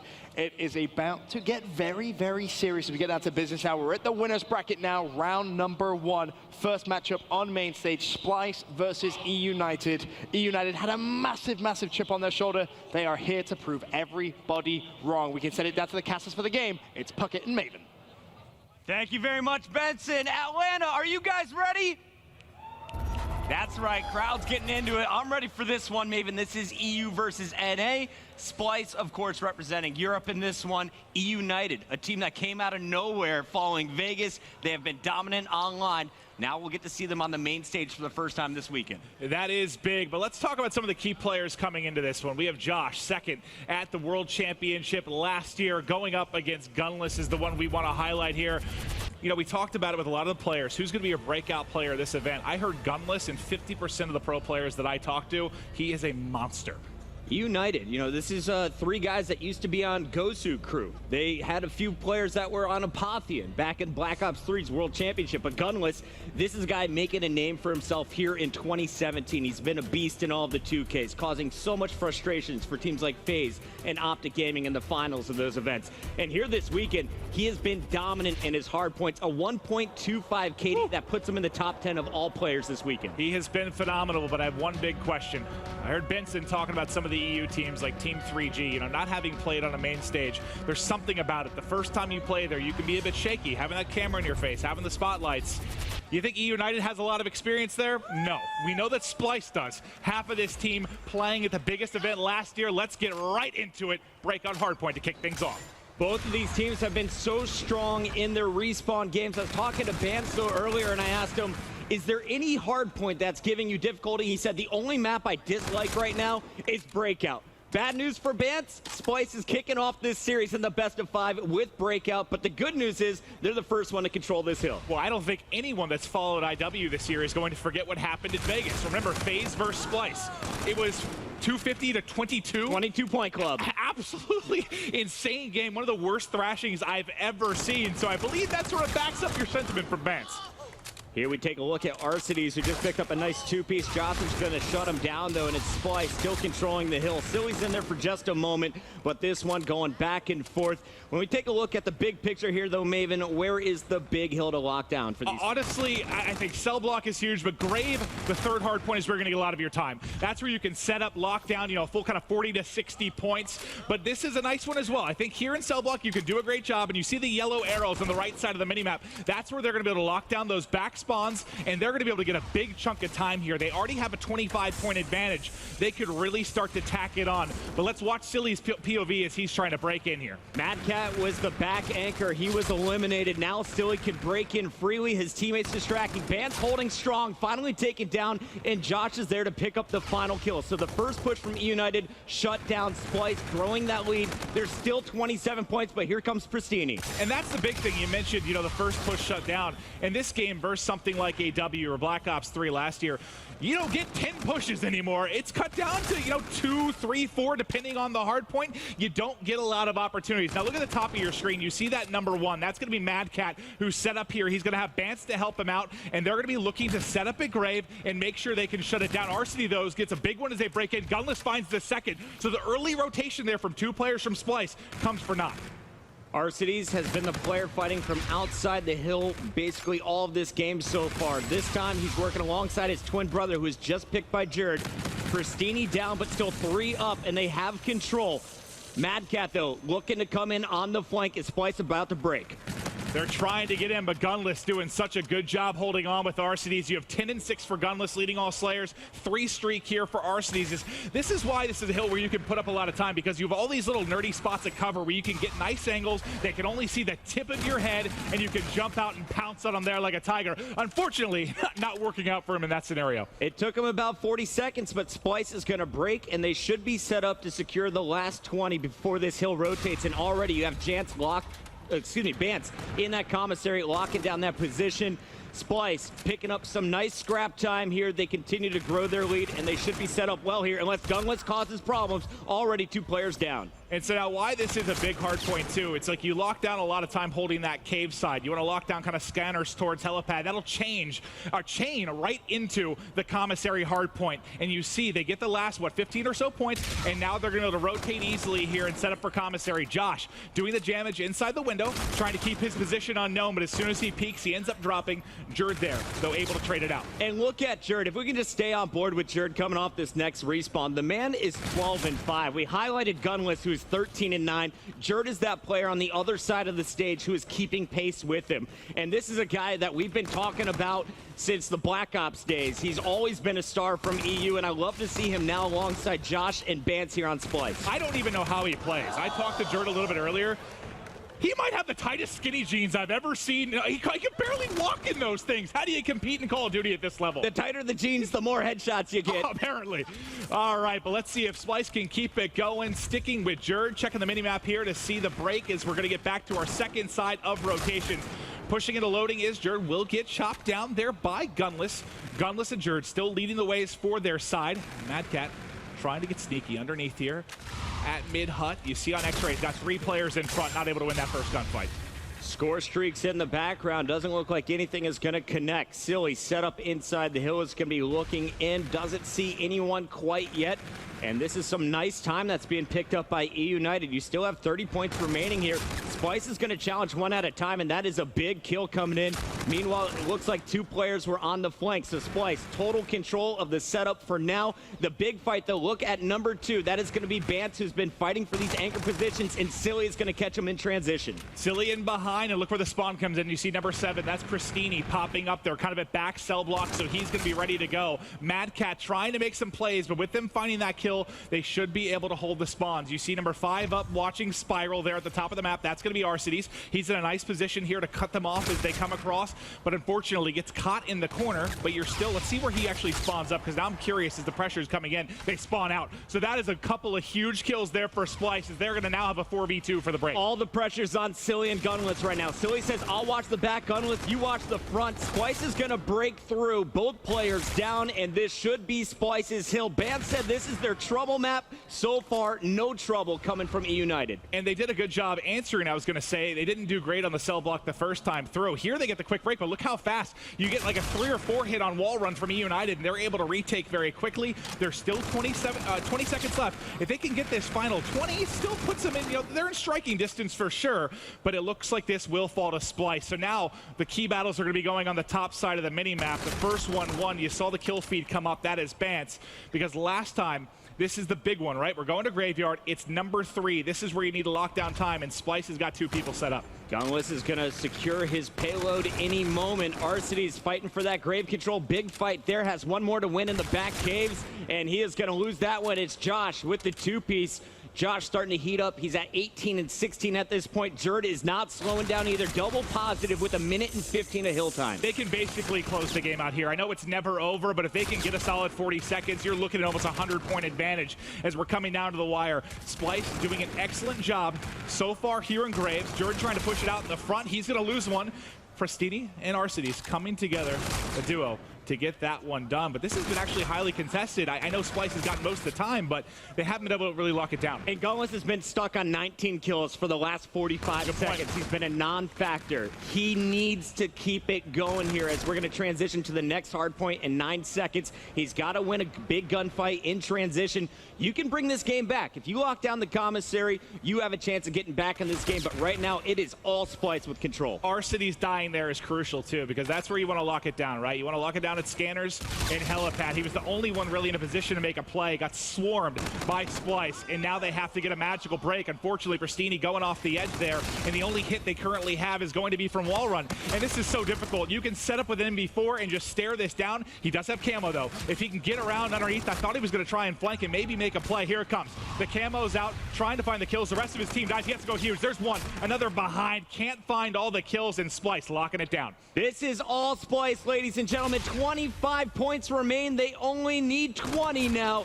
Will they be able to do it? Jerd on a 4 streak, Josh on a 3 streak. These 2 players are taking over the game.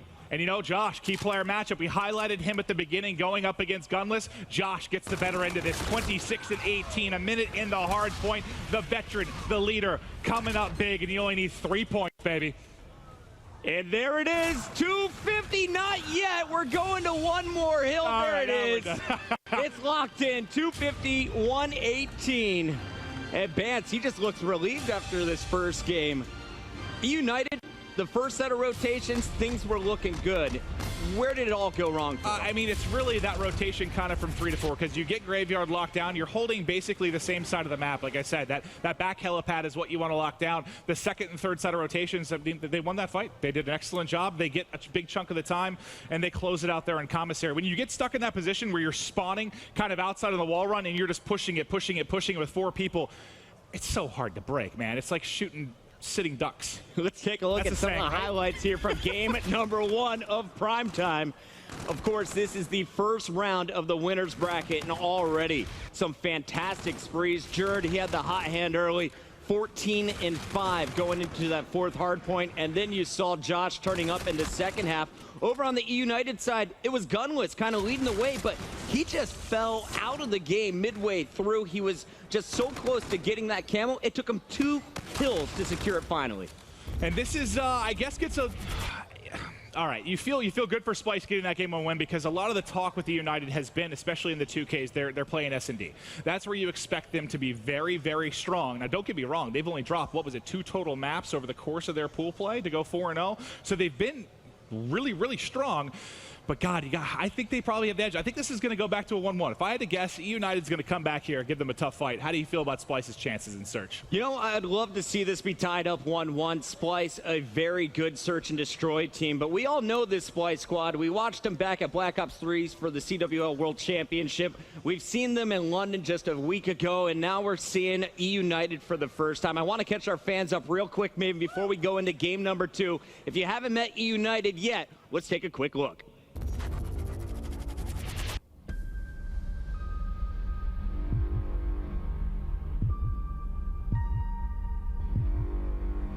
The C United team has been doing incredibly well in the 2Ks. They continue to impress. It seems like a lot of players, though, and fans in the community don't know if they have what it takes. They've been referred to as onliners, warriors. I don't buy anyone I've followed from any competitive FPS. If they come in strong online, if they're showing it consistently online, trust me, it's just a matter of time, a matter of experience before you're seeing them do it on LAN as well. What I love most about United is the potential of this lineup. You have Silly, who's always been on the cusp. He's had huge games, a lot of highlights, but he really hasn't seen those tournament victories. But he's surrounded himself with some young, hungry guys. Arcides, Pristini, the twin brothers. This is a young, hungry team with nothing to lose and everything to prove. I wouldn't be surprised, though, if you see this team somehow finish in your top 8 and even make a run for a top 4 if they're able to pull off an upset in the winner's bracket. United's not slowing down an inch.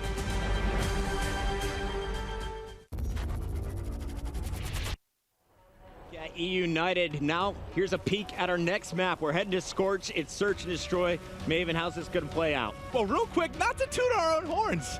I think I was spot on talking about that online play transferring to LAN, and you said top 8, top 4, maybe if you get an upset in the winner's bracket, and that's kind of what this would be, right? Absolutely. You're in round number 1. You win this first round, you're guaranteed a top 6 finish. Yeah, so looking very, very strong, but now we are going to be going to Scorch, Search, and Destroy. This has been one of the more, I guess, the controversial maps in the CWL early in Infinite Warfare. We've seen the B bomb site move, I think, 3 or 4 times at this point to try and get a proper feel. You know, at one point it seemed advantageous to the defense, then the offense had a little bit of an upper hand. Now in a pretty even field, but you are going to see 90% of your battles being going down on the B side of this map. As you can see immediately, Splice looking to hit it hard. We got snipers out already. Here's the longbow in the hands of Jerd. He was your star player in the respawn, looking to pick first blood. No aggressive challenge coming in from E United, and that's no surprise. This is a very patient team. Oh, Jerd up close and personal, able to find one with the pistol. 2 down for either side now. Chris, we have 2v2. Silly and Arcides going up against Josh and Bance. All of a sudden, it's Silly now by his lonesome, having to try and clutch. He's actually in behind 1, not able to win the gunfight. The slide, too much. and Banson crew get it done. And this is what I'm a little bit worried about here for E United is momentum. If they just came into game 2 or able to take that first round, you totally forget about everything that just happened on Breakout. But now, not only did you lose game 1, you have the momentum going up against you. And if you're at home, again, I know I mentioned this early, but this is really the first time we're seeing them play on the main stage like this. I mean, there's a reason you haven't seen as much footage of E United as you have some other teams. It's not because we don't want to show them. It's because we haven't had them there. You know, they're a new up-and-coming team, right? They haven't had a lot of top finishes. They've erupted out of nowhere. And when you're in the spotlights, when you see the crowd out there, it is a different feeling, man. They got to shake the nerves and they got to get it going. Because so far, this hasn't looked like the E United team we've seen throughout most of the weekend. Gungless spotting 2 players, traded shots with 1, setting himself nicely, but can't hit the headshot. Flank is coming in to help him out, and that was Pristini coming through, picks up 2. This is going to be a nice round here for E United. All they have to do is finish off Madcat and Bance. Madcat trying to back up, work with his teammates, 1 to the right edge, not able to find it, 1 remaining, and now we are tied up 1-1. And Silly has white hair. And how many players would have gone out there and just challenged that one-on-one fight in Gungless's position? Instead, like I said earlier, patient, they're playing by the book. They're not going to make any basic mistakes here at this pro level. That's how you hand away those 2v4, 1v4 type situations, right? You go 1 by 1, you feel a little overconfident, and you throw away rounds. Grouping up, playing patient, playing smart's going to get it done. Now, Josh, we saw do a lot of damage with the ERAD at CWL London. We've seen, the European teams seem to switch over and use a little bit more heavily first. Obviously, they had a LAN coming into this event to prepare, kind of develop this new meta. But let's see what he's able to do, because this can be so deadly at close range, Chris. The bomb site was wide open, and that bomb is going down immediately. Look at your mini-map, though. Those red arrows, Pristini leading the charge. They're going to have to check every single corner and then break through a full 4-man setup. This is not going to be easy for E United. It's all going to come down to this initial gunfight. Well, Madcat trying to stay alive on Skybridge. They're going to push him. They take him out, but 1 goes down on the other side as well. We'll check out Jared, who's playing around the back. But now Josh flanking with the ERAD, finds 1 on Skybridge. Everyone else gets eliminated at the same time, and it's fist bumps from Madcat. And what do you think about that play from the crafty captain, Josh, there? Just saying, you know what? I'm going to run behind them all. Well, it's interesting, because I was going to say, that little door he was holding, kind of the wall run over lava pits, that's perfect with the ERAD, because you're never going to lose a gunfight with someone pushing you there. Like, you have such an advantage on a K-Bar or an MV4 player, but he says, screw it. He heard all the noise coming from Skybridge. He hits the wall run, comes behind. Very solid play from your leader. So far, you look at E United, a very even spread, 2 kills for 3 of their players. The bomb moving up in the hands of Pristini. Gunless on your screen for the moment. Let's go over to Silly, though. Jerd gets the first pick. So first blood in favor of Splice. Pristini trades it out, and now it's advantage E United. They're trying to get the advantage. Now it's on Gunless. Can he clutch up? 1v1 now. He saw him. Goes vertical. Nade right on him. Not the easiest gunfight. I don't need cover, baby. As he guns him. Those aren't easy. You're out in the open. You see your opponent on cover. Some may back away. Like, he's just wide in the open. Nothing to work with till he kind of hits the left there and gets behind that yellow box. But still, that is the gun skill we talk about for Gunless. Yeah, that's why everyone's saying this is the breakout star. Gunless just out shooting everybody. Pristini adjusted the hat, getting ready for their next defensive round at Splice on the attack. And your bomb carrier is Josh. 6-2 leads all players in the lobby. Bance has been doing the rest of the heavy lifting with 4 of his own kills. And once again, it's E United just leaving this bomb site wide open. Pristini, he's going to try and get sneaky, but right away he's going to find out there's 4 Splice players around him. And the sneaky play works out. Able to get behind 2. There's a 3rd there, and the 4th. Finally, he will fall. And somehow, despite his hard work, it is a 2v2. Caught reloading. Doesn't matter. The cat. 9 lives. 1-on-1. Up against Gunless. Saw some bullets coming out there. Gonna slow it down for the moment, but the nice shot still. How is he not finished him, Chris? This would be his 2nd kill if Madcat can clutch this 1v1. But Gunless, he just showed you what he can do in a 1v2. I give it the advantage here to the E United player. He's going with the long flank. Madcat's going to have no idea which direction he's coming from. Yep, and he just planted, so you have a lot more information, obviously, if you're going to be Gunless. Let's see how I think he just got spotted. I think he actually just got eyes on him. The timing there, pulling the old oop-de-oop. And look at this positioning, though. Madcat's going to drop back, expecting Gunless to come from his right. And Gunless is just going to sneak up right behind him, potentially. I love this positioning here from Madcat. He actually backs away, going to a very safe positioning down low. Yeah, this is basically calling him out, saying, I don't think he's going to stick it. He's on the main stage for the first time. He's not sticking this bomb on my watch. Actually, if he won that was, what, 9.5 on the clock? he might have been able to get it. If you're Mad Cat there, you want to make damn sure you're checking it at the right second there so he can't get that defused. And I don't know if I jump out wide in the open to win this final kill, but it works out. Mad Cat, the veteran, coming over. He's been a star for Europe throughout all of the previous Call of Duty titles, and he continues to shine here. This may be the strongest team we've ever seen in Splice jerseys.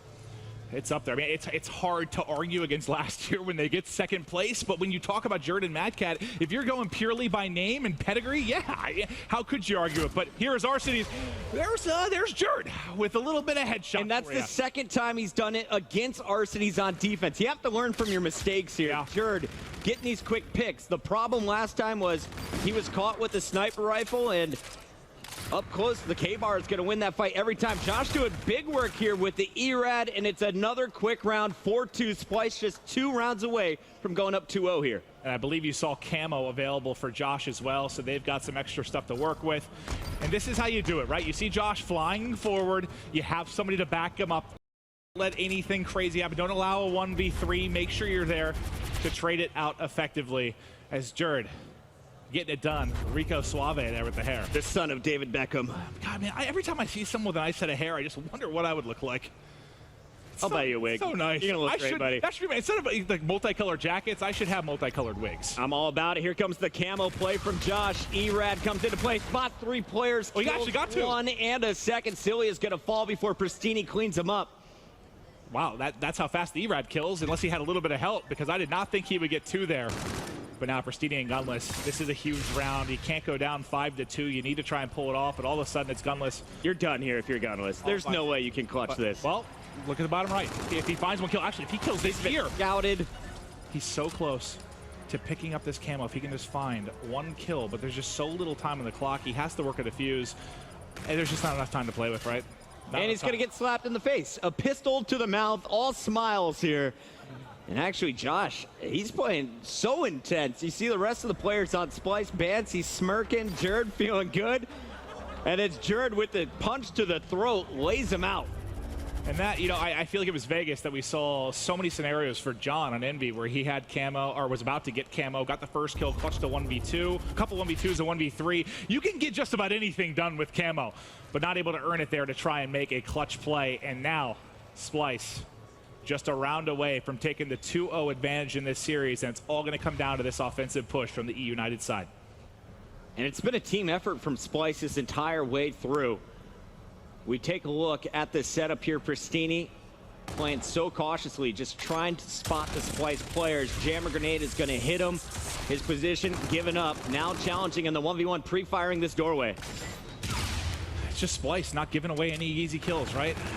You saw the FTL jump come forward. That was Jerd able to find. Jerd finds the second there as well. Trying to trade it out as Gunless. Pops the camo. Second to his right. Able to get it. There's third to his left. Not able to do it. And that is a 6-2 spanking coming out of Splice. Mad Cat's fired up as well. Splice, they are coming in to make a statement for Europe. They want a 3-0 over the team that went perfect through groups. E United, they've been so pure, but they are struggling here on the main stage. And all right, I'll admit it. When we did our group predictions, I didn't take any team from EU coming out. The only one that I didn't feel good about was Splice. For some reason, I had in my head that Allegiance, you know, they got that top 4 finish. I felt good about it. They let me down. Group C can screw Group C. I don't know what happened there. No one expected Cloud9 to win 1 map, basically, in Bulls. That shocked me. But Splice, hey, prove me wrong, man. They're playing really, really well. They're looking really strong, and they have definitely found their form. Splice, the only problem they really have in the European scene is against Orbit. Everyone else they crush. So yeah. A lot of people just looked at London and they said, oh, they lost to Orbit. Splice is not that good. You see how they match up against these North American players. They've looked incredible, guys. But that is 2 maps in the bag. Up next, it's going to be Uplink. We'll see if Splice can close it out after this quick break.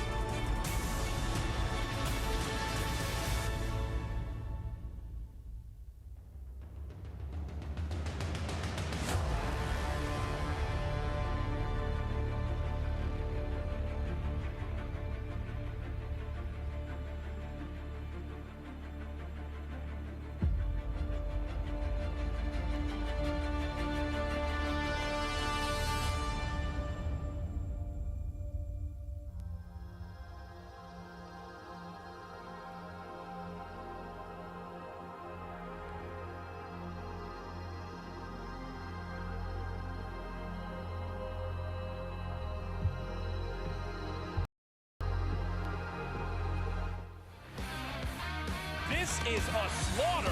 Blaster on a roll. Oh, God, it's not pretty. Somebody stop this man. What's up? What's up? My God.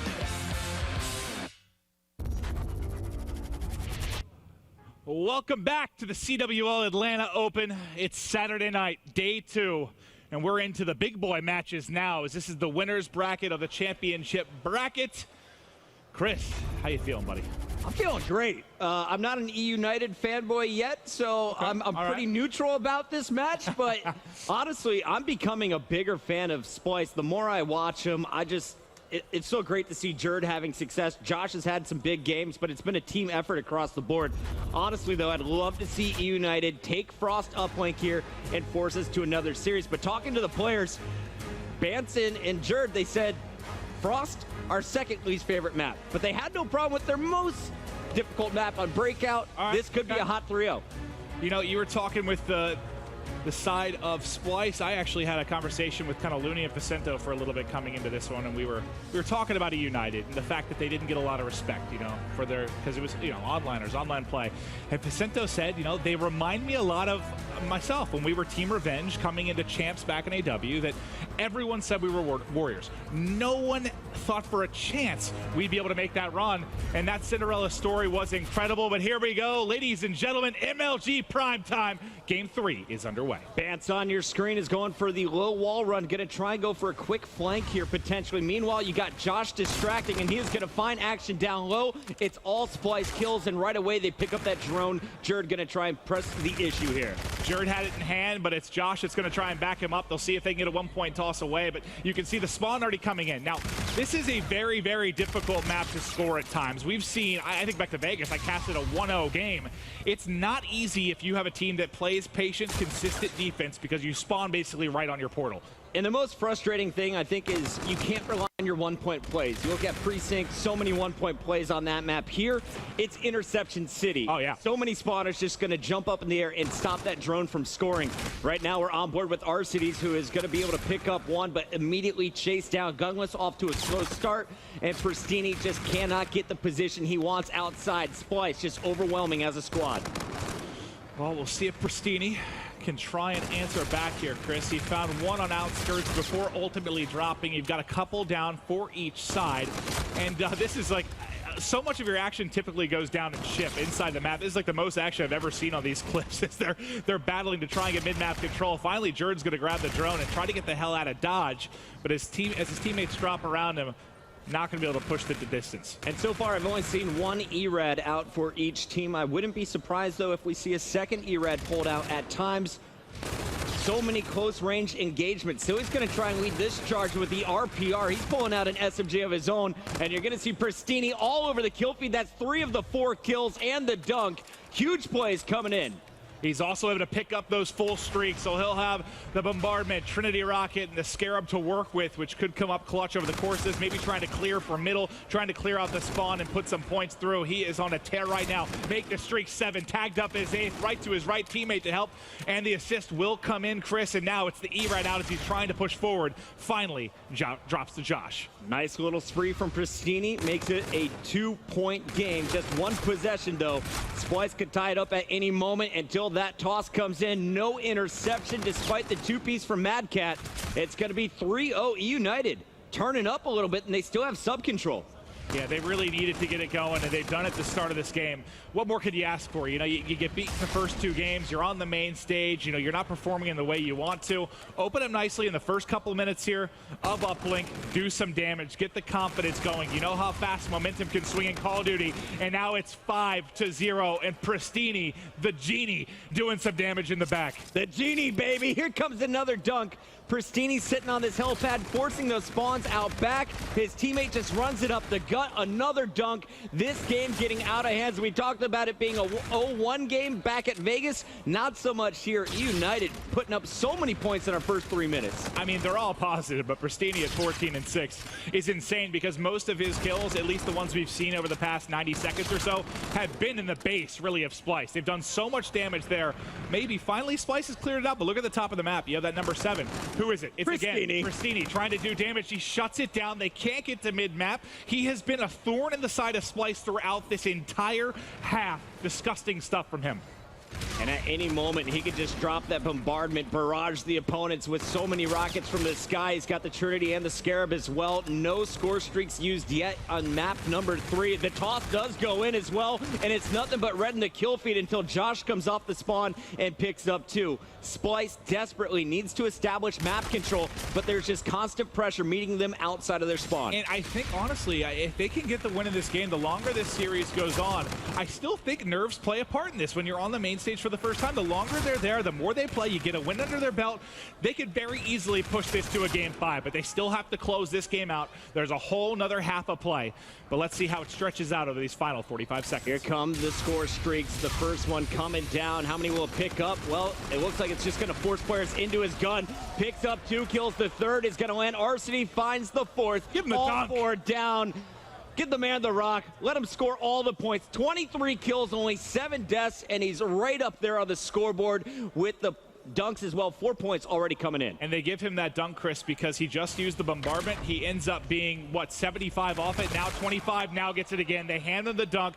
And, you know, I asked what could be done over the final 45 seconds. The answer is full streaks again for Pristini and a couple of dunks. 12-0. Splyce disappeared, and E United turned up in this first half. Uplink, not their game, but at least they're going into the half with at least 1 point. We'll switch sides. But this is the return, the resurgence here of E United. They do not go down without a fight, and they came out swinging at side number 1. We're going to flip it at the half.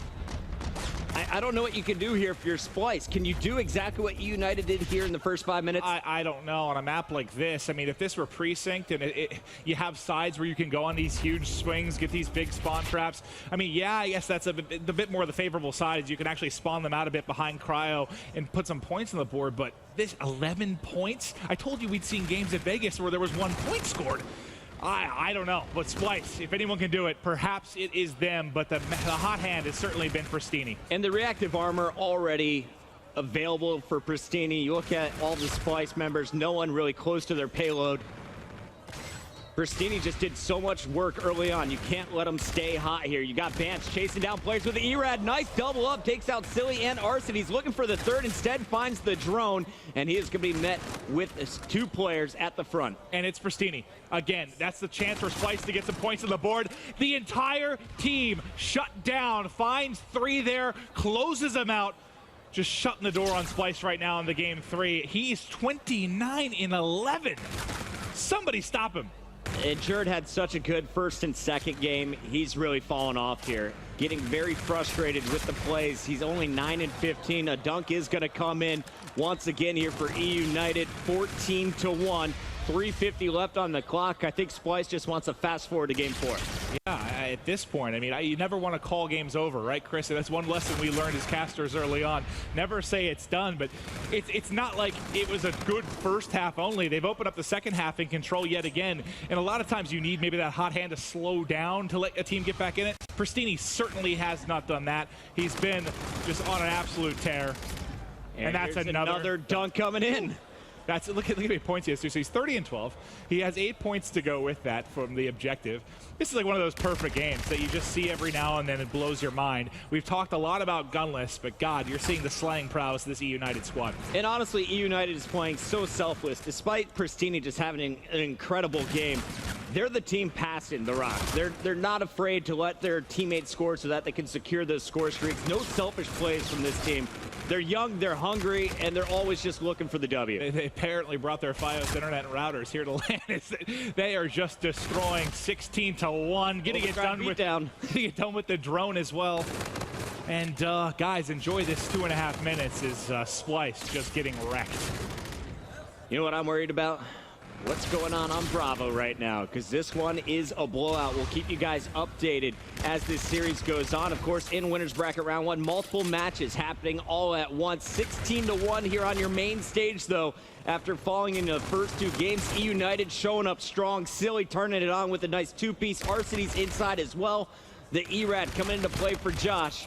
And he's got some camo to work with, but only 2 minutes and 10 seconds. And if you're watching from home, do the right thing. Have both those streams up, because you got to assume that Luminosity match has to be a tight one as well, going up against Rise Nation, who, despite the fact that, you know, probably underperformed for many people, still gets second in the group, which was kind of expected with FaZe. But 2 minutes left here. Splice doing what they can. They had 3 down. Josh now has it. Here we go. Maybe, possibly, points on the board. There's a second. He's got 31 kills. He's right up there with Pristini. He is. The difference is the 25 deaths. They haven't been able to just spawn trap like E United did in the first half. Yeah, I mean, I guess you can say Pristini's slowed down a bit. I think he's 4 and 6 over his last bit here. But that, you see, Camo leading for 1 for Splice, leads to 2 on the other side. And this is a map, you know, I know we don't see a ton of the ERAD. We've seen a lot more, obviously, since the update as it became more viable, specifically kind of at medium to long range. But this map in general, we've seen it a ton, man, and it's disgusting. But the RPR, we haven't really seen that at all for the most part throughout all of IW. It's been, if you've seen a sub, which you rarely have, it's been the ERAD. And what I love is Silly's that guy who's pulling it out. He's not afraid to do something that the rest of the players in the game are going with. He's not afraid to try new things and use what feels comfortable in his hand. Maybe he's not an ERAD player. The RPR seems to be working well for him. 26 and 25. As you said in the first half, all 4 players of United still positive.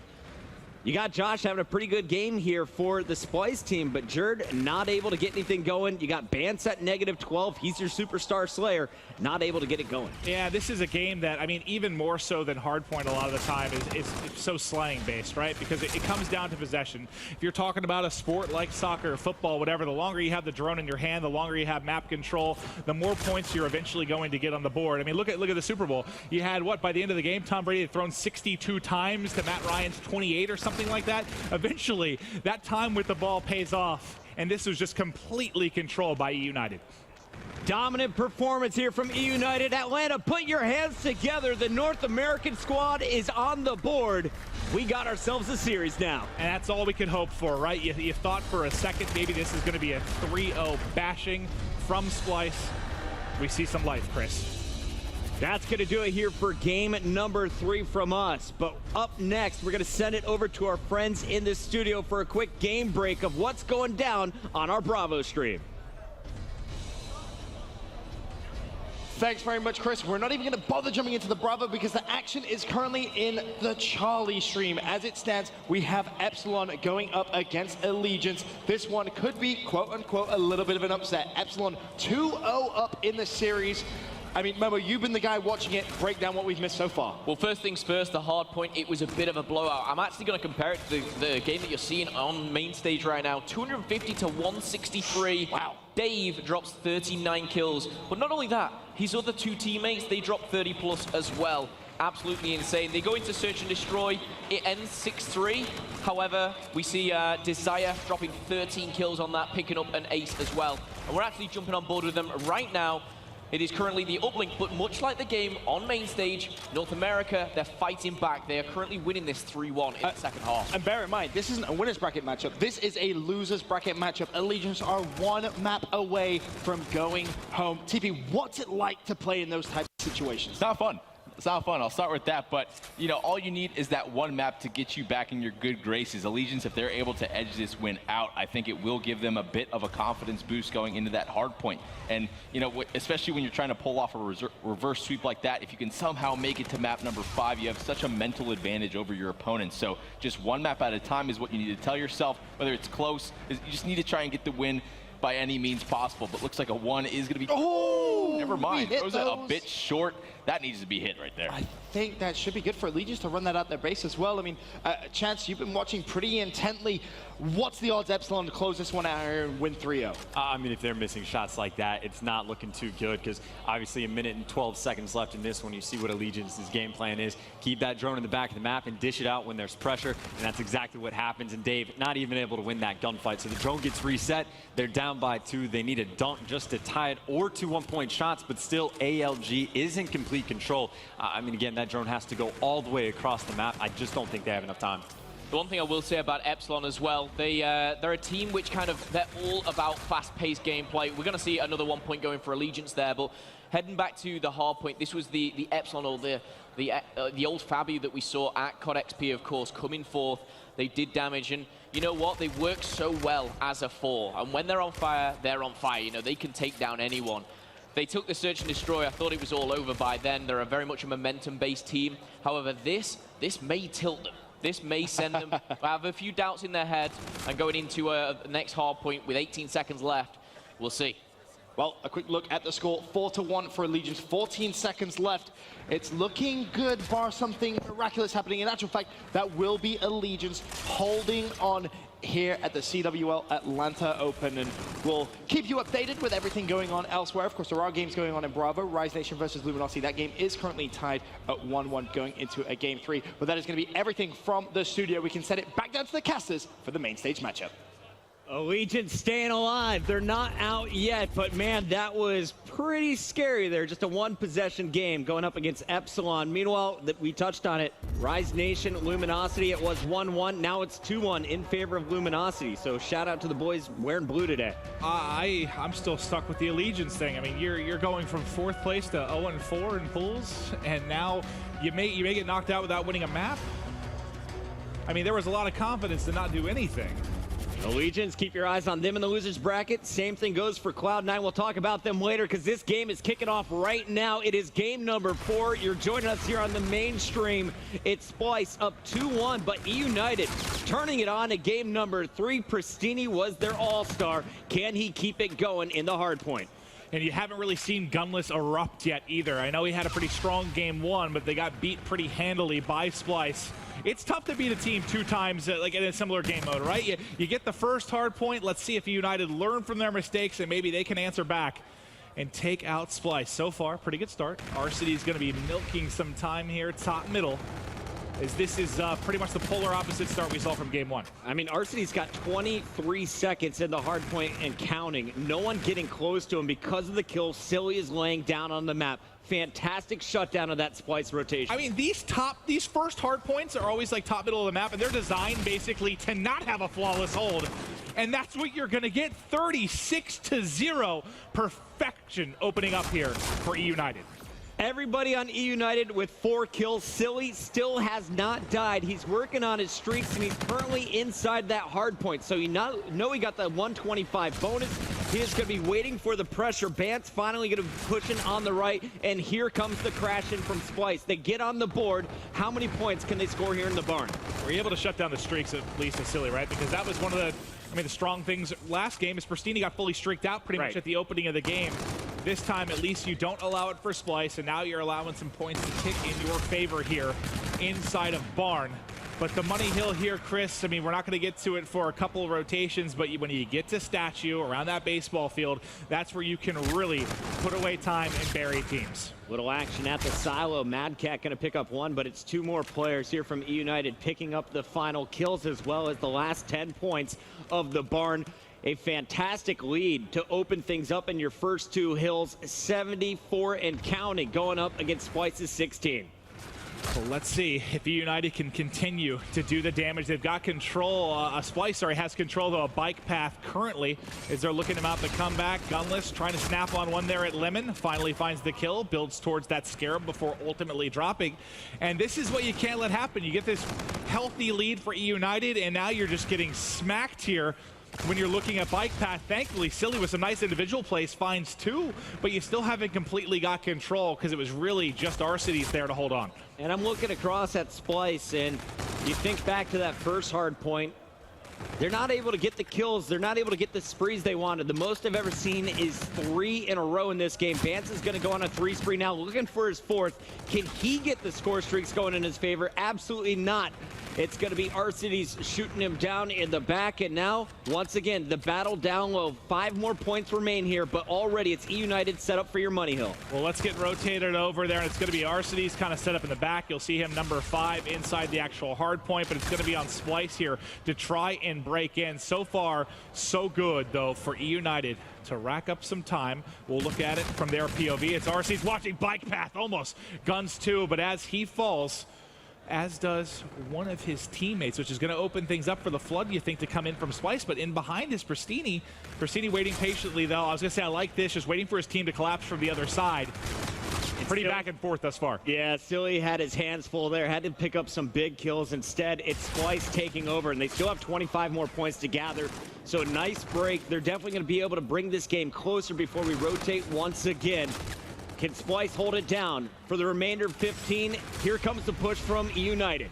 They're going to try to push through, make sure this is not a 10-point game going into our second side of rotations. Arcides, Pristini coming in on the kill feed. I mean, they're going to get the final 5 ticks. Not that big of a deal, but could be huge coming down the stretch if this is a nail-biter. But now let's get back to top middle control. And remember, if you take away that first hard point, which was like a 40-0 kind of unheard of hold for United at the beginning, right? You're looking at a Splice lead. So I don't think it's going to go that way again unless there is some magical hold that United has here that we haven't really seen from other teams. And now you got Streaks looking for the third. No bombardment. You are going to have 2, though, to work with. Will the Rockets come into play? I expect them to drop a few. You got 2 players inside the hill. Silly setting up inside the window. And it looks like Arcides is going to be cut down before he can get much going. Hey, at least you got some points here if you're Splice this time around at top mid. Silly, though, of United. Set up here at your back tracks. He's got FTL jump to work with. 50 off of his Scarab. We saw him open the game with a 4-0 streak. He's now on another here, along with his pal, Gunless. And Silly is known for his FTL jump. We all saw it all over Reddit. Is he going to pull out another play here today? They need to win this game, of course, to force a Game 5 tiebreaker in Search and Destroy. A mode that both of these teams are very strong in. Arcides is going to find a kill with his Scarab. Takes down Madcat. Gunless picking up 1. And Pristini also in the kill feed with Silly. Everyone from E United carrying their own weight. I'll tell you what, if there's been one story for E United this weekend, it's been shutting up the haters. You know, shutting up the doubters. How many of you think we're doubting them with a 2-0 lead for Splice?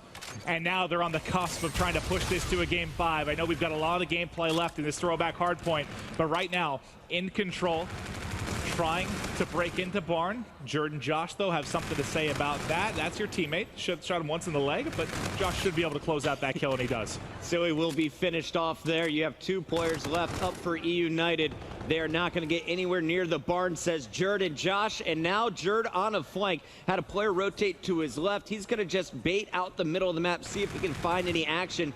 Instead, it's going to be his teammate Madcat up in the window. The new hard point has been locked down. And up first, it's going to be E United, but Splice gearing up, ready to make their push. So remember, Splice, you know, kind of had the early rotation of bike path the first time through and locked down kind of the first 30 seconds or so of that. This time, a much better job by E United. You see it was Pristini, I think, pushing out the bottom left side of the map. Now with getting control there, it's going to be more of a head bashing here as both sides controlled by each opponent. We'll see if Silly maybe has some FDL magic here. And he's working on some streaks of his own. Is he going to be able to pick up this kill? Not going to happen. Jerd picking up 1. Gunless answering back with a teammate kill, though. And it's Pristini falling, so that team kill going to be very costly. You got 15 points remaining down low. Splice should be able to collect them.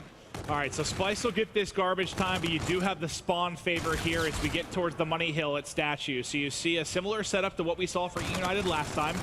They weren't able to get too much of a hold before Splice broke in. Let's see if they can do a better job here. They've kind of layered the map. They're stretched out. Look at that bottom corner. That's Arceus who's going to be sitting here trying to play a sneaky position, and sneaky it is. The FTL jump, though, gets Silly to the edge as he pushes forward. He gets killed almost immediately, but that's staying alive. Actually, it doesn't really matter too much. It's two-piece. That was really the game-changing moment there. He's going to be able to break in here for Splice unless Gunless somehow survives long enough to get his teammates back into play, and that's exactly what he does.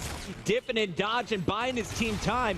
E United this whole time continues to score 204 to 123. They're just 46 points away, but Splice is now inside the baseball field. Yeah, and this is similar to last time, right? You have the early rotation for E United, but Splice usually, or eventually, is able to get the breakthrough. Let's see if they can hold into the remainder of the time. It's going to be a 2-on-2 inside the hard point. Jerd dipping and dodging. He finds one. Josh finds another. He's the only one now in the back. There's players surrounding him. The slide comes through clutch, and he at least contests there. If he were to drop, that probably gave 10 points or so to E United. The fact he was able to survive there at least holds off a bit, and now we're going to be back two top middle, Chris. 65-point game. Splice needs to get some time here in the center, or at least just keep E United out of it until they can get to the barn. Christini picking up 2 kills, though, going to make it difficult. Bance in the window, going to answer back on Gunless. And you have all 4 members of Splice up. No one from E United going anywhere near that objective yet, though. Well, they're going to have both top windows. As Mad Cat on your mini-map, he flanked through to the opposite side. He found one, though, before ultimately getting picked off. And the opposite window, I think, was Bance. Both of them get cleaned out of the houses there, so that'll allow a little bit of time here for E United. There's 17 seconds left. They're going to break the 2:20 mark here. Silly doing a good job at the back train, able to find one before ultimately falling here, Chris. And most importantly, even if Splice gets the remaining 10 seconds, you have the spawns if you're E United. You are set up for this next hard point. How many times have we said that, too? They got to use the payloads, and here they come. Bant's going to throw on some reactive armor. He is going to be shot down. Josh with the camel runs into a Centurion, and there is a score streak. Arseny's going to find him for the second time this game with the Scarab. Your streaks do nothing there. You get nothing out of reactive, you get nothing out of camo. The Centurion disrupts everything inside, and this may be where the game is closed out. But Josh, with a monster 2-piece, unfortunately answered by Silly inside to give enough time here for Gunless to wrap back and get in. Let's see if his Scarab can back them up as they're flooding across courtyard. Just 10 points needed here for E United to push this to a game 5. The reverse sweep dream alive for the young up-and-comers. And there we go, baby, it's headed to game 5. You see the emotion. Arseny's getting fired up. Fist bumps all around. One more game. Search and destroy will decide it all. And I'm so impressed with E United. I honestly expected them to fold here on the main stage, Clint. Instead, we're going to S&D. This reminds me of a little conversation that Jack Courage Dunlop had with Bryce Tacular, of whom I don't know his real name. Benson's brother. Yes. Yeah. He said that he felt that E United could beat any team in Europe. You're watching the European collapse right now as E United going huge here to push the game 5. We got a game 5 coming up here on the main stage, but right now we got to take you to Benson in the studio. We got an update with Luminosity. Thanks, Chris. It is all kicking off here at MLG Primetime. Bravo stream, Rise Nation versus Luminosity. TP, you've been the guy to really that's been watching this one. We'll go to a live look-in as well. Break down what we may have missed. So basically, it's going as expected in my opinion. Okay. I thought Rise would do a little bit better on the link, but regardless, the first hard point going into LG's favor. Slacked and Octane just being absolutely dominant in these respawns. Rise completely manhandling them in the search and destroy, taking that one 6-2. Going over towards Link, LG slaying just too strong once again, Octane being the sort of leader in that one. But you see now on your screen, Luminosity has this 2-1 lead on this throwback hardpoint now. They have an 80-point lead, and the slaying from Slacked has just been unbelievable. By the time everyone else had like 9-10 kills, he was at 25. He got a double Trinity rocket at one point at the game to lock down this much time, and that's why they have a lead like this. Rise has been doing their best to answer back, but when someone is just taking over like this, just look at the scoreboard. Look at everyone else in the lobby compared to Slacked. It's quite obvious. I mean, we said this was a team when it came to Respawn that was just going to cruise through the opposition. Right now, Momo, it is looking good. Of course, this is a winner's bracket round 1. This isn't a loser's bracket game, but Luminosity looking good to progress through to that round number 2. Yeah, Luminosity, we talked about it before the game. We gave our kind of prediction, but Luminosity, they're just slaying. And I say Luminosity, actually, it's Slacked. Like, it's 37-17 right now. Even the likes of Saints, who's been going off all tournament, you know, he's 19-27, 19-22 for Classic. It is literally a one-man. Octane has a Warden. Look at the time. Look at the time Slacked has as well. Octane has a Warden. Yeah, I was about to say, look at the time. Look at the Warden. I mean, they just got a clean 4 down. Octane just went on a 6 streak with a Warden. Again, they got stuff in the air. Pretty much nothing that can be done at this point. They're not even trying to shoot it down. I'm assuming they do have some cold-blooded or blind eye classes they don't get killed by. But even then, you saw how many times they died without having that. And by the time they get past the Warden, they run into the guns. LG just looking completely dominant. This is ridiculous. I mean, even to have you know, a Warden on, right? that shows the confidence level in this. Slacked is going on nearly a 40. If he's going to get the time to do that, I'm not sure here. Luminosity, they're looking to close it out. Yeah, and that is beautiful play coming from LG. They will knock down MLG Las Vegas champions into the losers bracket. Not sure many people would have predicted that one. For now, though, we're going to go to a quick commercial break. When we return, main stage action game 5 here at MLG Primetime continues.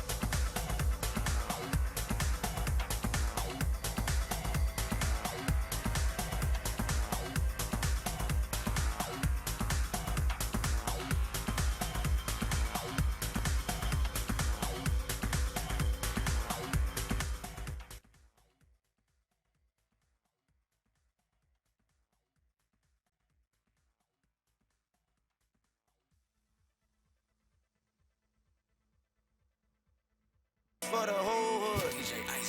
Shit, cut it hating, bro. Hood nation in this bitch, can't fuck with her. Club jumping once again, hydraulic. Doing numbers in the Benz, big body. You can catch me up in live popping bottles. I ain't tripping over shit, I got it. My young niggas, they don't go mode. Shit, I know the shooters, they don't go mode. Shit, I told you niggas I'm in beast mode. Shit, no brakes, we don't go slow. Phone call, so I split another swisher. Let down your niggas when I'm always gonna deliver. County cell, kill you for a roll of tissue. Rolling Stone, time to grace another issue. 60 cars in my yard, I'm trying to touch 100. Have a seizure, getting brain shot, shaking something. Breaking news, homicide, and that's just how it go. My nigga died in my arms, that's back in 94. I'm trying to stay alive and ride like it's Machiavelli. Last squad crossed, man, them niggas wasn't ready. I take this war shit deeply. The shit I enforce, they even vex me. Ladies and gentlemen, we are back live in Atlanta. This is the CWL Atlanta Open, and we are all done with pool play. All the open bracket is finished. It's nothing but championship bracket. Game number 5 coming your way in winners round 1. We got E United. They were down 0-2. They forced a game 5. Heck, I doubted them once Splice was up 2-0. I have talked about the fact that I thought E United was going to show up in a big way this weekend. I just didn't think they had it in them to come back down 0-2 and with this on the line on the main stage Saturday night, MLG Primetime. But guess what, baby? They've done it, and now they have all the momentum in the world. Absolutely. We are in store for a treat here in Game 5, and of course, Optic Gaming and Envy going to be facing off from the bottom half of the winners bracket up next. But first, it's time to decide who's going to lock in a top 6 finish here in Atlanta. Is it going to be Splice, or will it be E United? We're kicking things off here on Retaliation. Talk me through it before the action kicks off. Your player to watch from each team. Oh, Lord. I mean, I feel like we have to think back to the first. Actually, no, I take it back. I'm going with Pristini, just because that monster uplink game. I know we're going to a different game mode, but you have to have so much confidence from such a huge game. And on the other side, Vance, if you're the best player in EU, prove it. I like that call. It's a strong call. Josh and Jordan were the stars on Scorched, but this map plays quite differently. We're going to start things off with an ERAD in hand. Let's take a look at the opening break here for Splice. Josh on your screen is going to want to get up close and personal in the hallways. And this ERAD's terrifying in this exact spot. Just playing around patio, looking inside the hotel, you have the ability to hip fire. It's so good at close range. And look at just how fast it kills. Number 2, I watched you. There's a third down the street. Jared able to find it in hotel. Gutless flying out, somehow still alive, able to win 1. Can't tag the second. And that's a lot, that ERAD with Josh, man. You know what? I actually casted a Splice match, and he was in that same position with the ERAD and destroyed. So I should have talked about him. Solid stuff here from Josh. Jerd involved in the final kill as well. That would be 2-2 each here as we go into round number 2. Arcity's on your screen looking over at the shot caller, hearing what's the new game plan. Pristini calling out the locations for the attack. It's time to see where's Gunless going to go with this bomb. Let's see how they want to play this. It looks like they're going to hit mid-street pretty heavy here. Gunless, just barely staying alive as the explosion next to him on the van.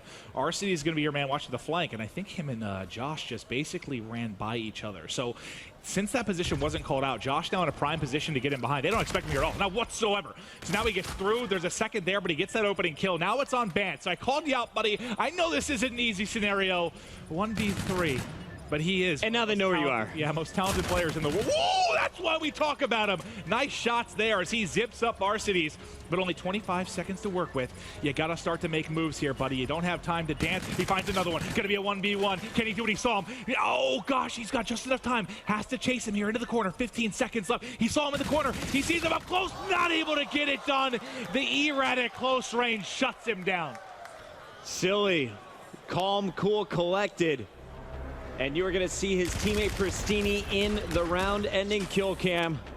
Full faith. We're not going to lose a 1v3 to Bance. Any other gun there, Bance probably wins it. If that's a one-on-one versus an Envy or a K-Bar, I think he can get it done. But that is the power of the ERAD in this current meta, man. I mean, yeah, it was good at that range beforehand, but now you're seeing it used more because of the versatility. That's just such a hard gunfight to win, man. It's so tough. And if you're an open bracket player watching this match right now, Pristini was in your shoes just a year ago. Now he is shining on the main stage. Gets first blood once again. Another great start here for E United. Down goes Josh, so a 4-on-2 situation. Mad Cat and Vance have got to try and clutch up. We're watching Mad Cat be patient inside, able to win the first. If he gets that quickly, maybe he finds the second, but the shot a little bit off. It's now on Vance yet again. Pristini shuts him down, back-to-back rounds. And that is going to be back-to-back round victories for United. And they're going to give Pristini this defuse. He's already got himself a Scarab, going to be working towards some more score streaks. And he is about 2 kills away from locking those in. Keep your eyes on Pristini. At the start of the next round, he's been playing very aggressive. I want to see, does he start thinking about these score streaks and change up his play? How are they going to approach our round number 4? We're kicking things off here on the attack. It's going to be Pristini taking the bomb. Want to keep working towards those, right? Get the extra points for getting that bomb plant down, but I swear, man, as every round goes in the favor of E United, I can basically hear the tears of Brycey. And now you're going to be able to tack up 100 more points. Soothing, salty sounds in Brycey's ears. Here we have Pristini on the flank. Potentially, he's going to play it safe, and unfortunately, there's a player inside Hotel. Bance and Mad Cat all over your kill feed. It's all up this Silly, and he's going to be cut down. Nice reaction there from Splice. They were going for the full-on play underneath that lower street. Instead, they wrap around, and they all hit at the same time.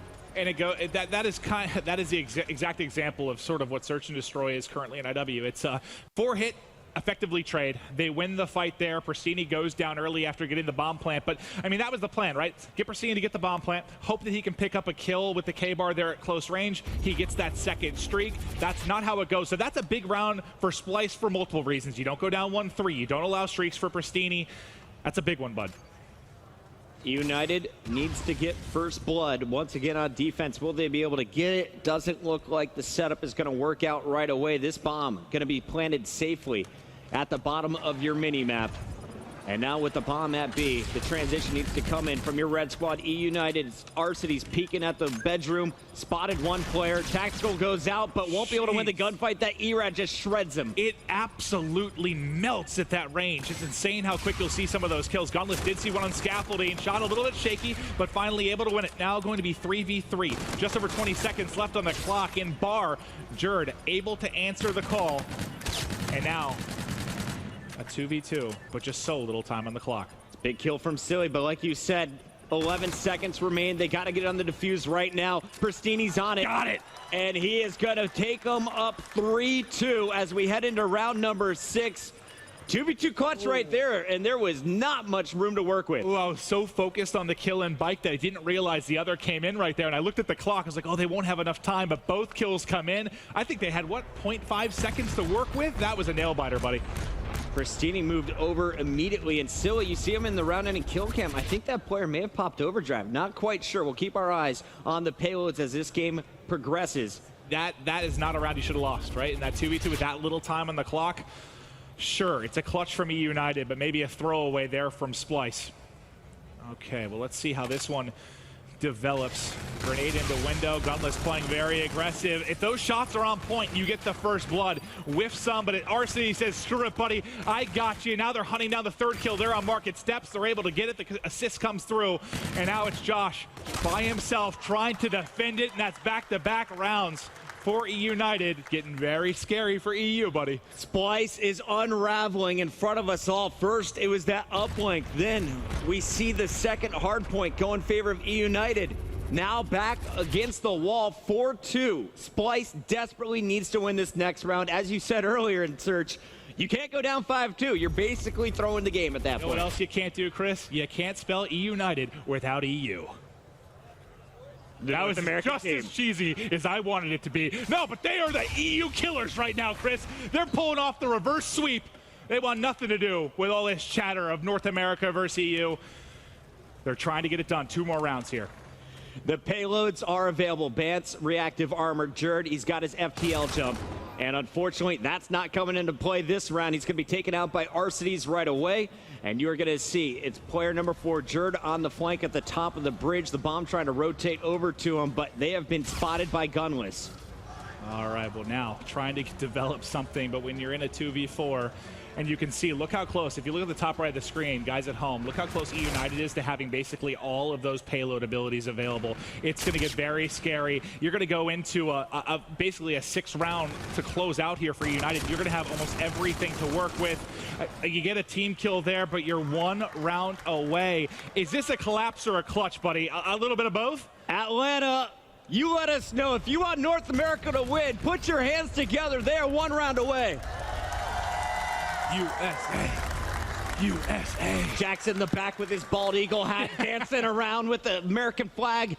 It is time. Will Splice show up here for Europe? They need to win 4 straight rounds. E United is on match point. And you got camo. Gunless has camo.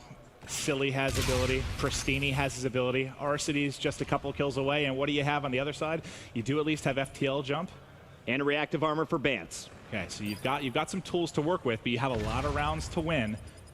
Bomb Opening planted kill for Josh. He kills Gunless too, so that gets rid of the camo. I didn't see if he popped it. I'm hoping. I mean, he didn't. Otherwise, that's the brutal one to lose. Jerd, you think you have some pretty good cover to work with, but not able to win the gunfight. Pristini catches one, pushing out from balcony. He hits his reactive armor. He was scared he'd lose the gunfight. Now it's a 3v2. It's all on Bance now. 1 versus 2. Can he clutch? He's able to do. He has reactive armor. Where's the final kill? He sees him. The shot's not on. There's only 17 seconds left. Arcity's the last man standing here for E United. He could clutch it right here. Doesn't have time. Doesn't have time. Get it. Done. Cooked. E United, baby. Guaranteed top 6. They will be in your winter semifinals tomorrow morning. What a goddamn win that was. Wow. The reverse sweep on a stage they have not seen before. What a win. Onliners? Question mark? I think not. North America, get on your feet, put your hands together. E United, they came together after Vegas, and they are showing up strong here in Atlanta. 5 straight match wins in this tournament. Wow. You know, as a caster, we always want to have the game 5. You always want to have the good match, and you and I have this. We know you have a great match afterwards coming up with Optic versus Envy. And after the 2-0 lead, you and I are looking at each other like, come on, man. Like, Chris and I have been casting together in a year. Give us some fun. You give us a 10-minute 3-0? No, no, no. As Dikembe Mutombo would say, they come back. E United shuts down Splice at the rim, and that is just a beautiful, beautiful reverse sweep. And how happy are you to see another European team sent to the... Hey, that's the same guy that picked 5 European teams to get top 16 at Champs last year. I'm going to keep coming back to that because that's my only saving grace. But no, man, I love the guys on Splice. Bance, one of my favorite players really in the entire COD World League, but you fell apart. You threw it away. You should be top 6. And you kind of look back to where this game changed momentum. It was that 2v2 clutch from E United. The round that you said was arguably a throw from Splice. After that, there was no looking back. Fantastic kills across the board. Pristini, once again, gets out to a great start. You saw Arcity with multiple double kills in that final game. This is just a team that plays it by the book. They are not doing anything special. They're just going up against their opponent and outgunning them. And this is just so scary for the rest of the teams remaining. E United looks so good. And on the floor right now, we have Courage with Silly. Gentlemen, what a victory for E United as they continue this run here at the CWL Atlanta Open. I'm here with Silly, the veteran player in charge of these new up-and-coming players that have really broken out in the CWL in the last year. What a roller coaster of a series for you guys right there. Talk to me a little bit about what was the difference between games 1 and 2 and the last 3 that made that possible? Honestly, we just had no energy going into the first game, and then we're not a very good S&D team, so we just got fired up going to the 3rd map, and after that 18-2 victory, we knew we had the hard point, and we just carried on the intensity into the 5th map. Yeah, that 18-2 uplink was one of a kind right there, but now you've earned yourselves a spot to play on Championship Sunday. Is this the most confident you've ever been in a roster you've been on, and where do you think you guys are going to end up as this year goes on? This is definitely the best roster I've ever had throughout any Call of Duty. Everybody on my team is consistent. Everybody listens to each other. Nobody argues. Honestly, we should be in both CWLs. Hopefully do pretty well tomorrow for Championship Sunday as well. Now, final question for you. We've got one more match here on MLG Primetime tonight. It's Optic Gaming going up against Envy. What's your prediction for that match? Where do you see it going? Honestly, the way Optic's been playing this weekend, I could see them taking the series, but, you know, Envy can come out of nowhere sometimes, so they could also win the series. Good? Oh, you're good. Oh, you're good. You're good. That was Silly from E United. His team will play on Championship Sunday in the Championship Winners semifinal match tomorrow morning. For now, though, we'll send it back over to Ben and the boys to throw us out for a quick break. Thank you very much, Jack. Charlie Stream is where it is at right now. This Allegiance versus Epsilon game has been a thriller. We were all on the edge of our seats. We saw E6 do it earlier on in the tournament. Allegiance have hung on for their dear lives in the hard point. Yet you had Epsilon at 249 points. A similar kind of decision had to be made, TP, where Allegiance just played it beautifully. They rotated and they held a hill. Now, though, in the Search and Destroy, they find themselves in this Game 5 lose and go home scenario. 4-2 up. Momo, Epsilon seem to be throwing this away. Well, you just seen a reverse sweep on main stage. We're going into a Game 5 here with Epsilon. It's exactly the same. Allegiance are 5-2 up after coming back from 2-0 down in the series. As a European, it kind of hurts right now, but I am entertained. Are you not entertained? Allegiance, they're looking like they're coming back for blood here. I mean, this has been such an impressive comeback. I mean, how much momentum do moments like that, TP, give you when you're able to clutch up so big when your tournament life is on the line? It's such a huge change. The energy level of your team just changes dramatically for the good. Obviously, you see Allegiance just carrying that over to the Search and Destroy. You saw Silly just say in that interview right there, they just carried it over. It feels natural from that point on. Allegiance keeping themselves alive. And, you know, after you win a hard point like that, how don't you win map 5, right? That was nuts. Very true. As it stands, though, Allegiance 5-2 up. Can Epsilon come back into this one? That is the question, Chance. From everything you've seen so far, do you believe they can? Oh, that's not gone well at all. No, I don't think they can do it. Pretty sure Allegiance is going to be able to come out on top. Educated guess is what I'm going to pull off. And there you go. Moch able to get the kill, as I predicted.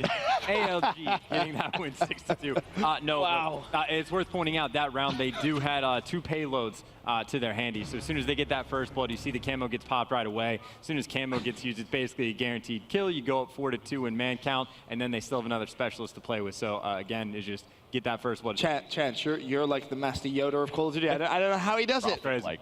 A fantastic prediction, but this is the moment, ladies and gentlemen. Check this out. 249, 227. This was Game 4. This is Allegiance tournament life on the line, and they say no. We are not going out without a fight. They rotate nice and early, but they have to hold this hill for its entire time, and they do just that. Teep, what are some of the big moments here that we're watching? Basically just huge plays going on. I thought this was the moment that Epsilon was able to break in, but no, they're shut down. The group stack in the hill was just good enough, and they do it prior to that actually happening. The hold was nice and all, but I think the play, whoever made that call needs a hug or a beer, or they need to buy him dinner. We were looking at it, and we were kind of keeping our eyes on how long was left on the old hard point, and we were all kind of split. It's like, I think they floated away. Oh, no, they have time. It was such a crazy moment. It was like 0.4 seconds left, and they made the decision to rotate at 2:49. They need a big old hug, that's for sure. Momo, is that a surprise to you now? I mean, those two teams, people were kind of saying that's a bit of an upset when Epsilon were 2-0 up, and we have to address it. Epsilon are an open bracket team. Yep. Allegiance, they were in pool play. So at that stage, yes, it was, but Allegiance kind of, what they showed in that game, I think that they can take that momentum through this loser bracket. What they can do with that, I'm not sure, but I think it's just like a dagger through my heart right now. 2 European teams have just been reverse swept. Feels bad, man. I'm having flashbacks from Anaheim. That's it. I mean, it's bad. You say, am I entertained? I've got to say, yeah. I mean, 2 Game 5s. What can we expect? It's been a good one. It has been good. That's going to be everything for now from the studio. When we return, though, MLG Primetime continues.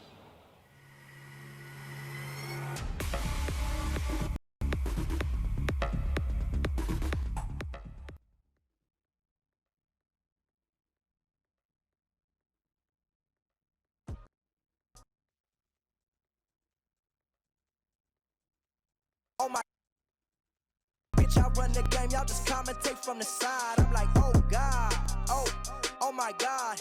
Everything I do, you know I do it for the squad. I'm like, oh God, oh my God. Bitch, I run the game, y'all just commentate from the side. I'm like, oh God, oh my God. Everything I do, you know I do it for the squad. I'm like, this the type of shit they said they really wanted. So I gave them this right here, now go get blunted. Check my last album, all y'all know I run it. Flip the script just cause I couldn't fucking stun it. This the type of shit my life is all about. Check the Forbes list, you know I'm ballin' out. They say Logic, you too humble, boy, just let it out. Fuck them all then, I'ma dead it now like, oh, I think I know, this flow, this of control, like whoa, this shit like whoa, I think I know, like whoa, like whoa, like this step execution. This is what the people said they wanted from the young boy, from the guy. This step execution. This is what the people said they wanted from the rap guy, from the guy. I'm like, oh God, oh my God, bitch, I run the game, y'all just commentate from the side. I'm like, oh God, oh my God, everything I do, you know I do it for the squad. I'm like, oh God, oh my God, bitch, I run the game, y'all just commentate from the side. I'm like, oh God, oh my God, everything I do, you know I do it for the squad. I'm like, hold on, let me bring it back. Everybody know I'm bringing the facts, and they wonder why I got it like that. Cause I put everything right on the track, and you know I'm a fuck around and let it go. I've been living like war, I've been living, you already know. And these motherfuckers wanna take it, but never mistaken. I'm sure where I'm going, and I'm knowing what I'm doing. Intuition, never switching on the mission. Motherfucker, why'd you bitching? Why'd you bitching? Like, goddamn, I'm like, oh God. Hold up, wait a minute, they ain't ready for the another book. I feel like Indiana and Atlanta, hotter than Havana, coming with the stamina.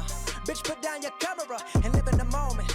This shit right here, everybody gon' want it. So what up with it? And again, everybody talk about it, boy, change it. Y'all can just shut up with it, cause I know ain't none of y'all getting the flow, boy. This that execution. This is what the people said they wanted from the young boy, from the guy. This that execution. This is what the people said they wanted from the rap guy, from the guy. I'm like, oh God, oh my God, bitch, I run the game, y'all just commentate from the side. I'm like, oh God, oh my God, everything I do, you know I do it for the squad. I'm like, oh God, oh my God, bitch, I run the game, y'all just commentate from the God, oh my God, everything I do, you know I do it. I be like, ay Dios, I've been woke even with my eyes closed. Diles que si quieren más, mira que esto va para largo. Tiren barrio, right? CWL Atlanta Open. We're here in the studio, and things get a little spicy now. We've got to bracket play, Momo. We've had a couple of upsetting European heartbreak moments.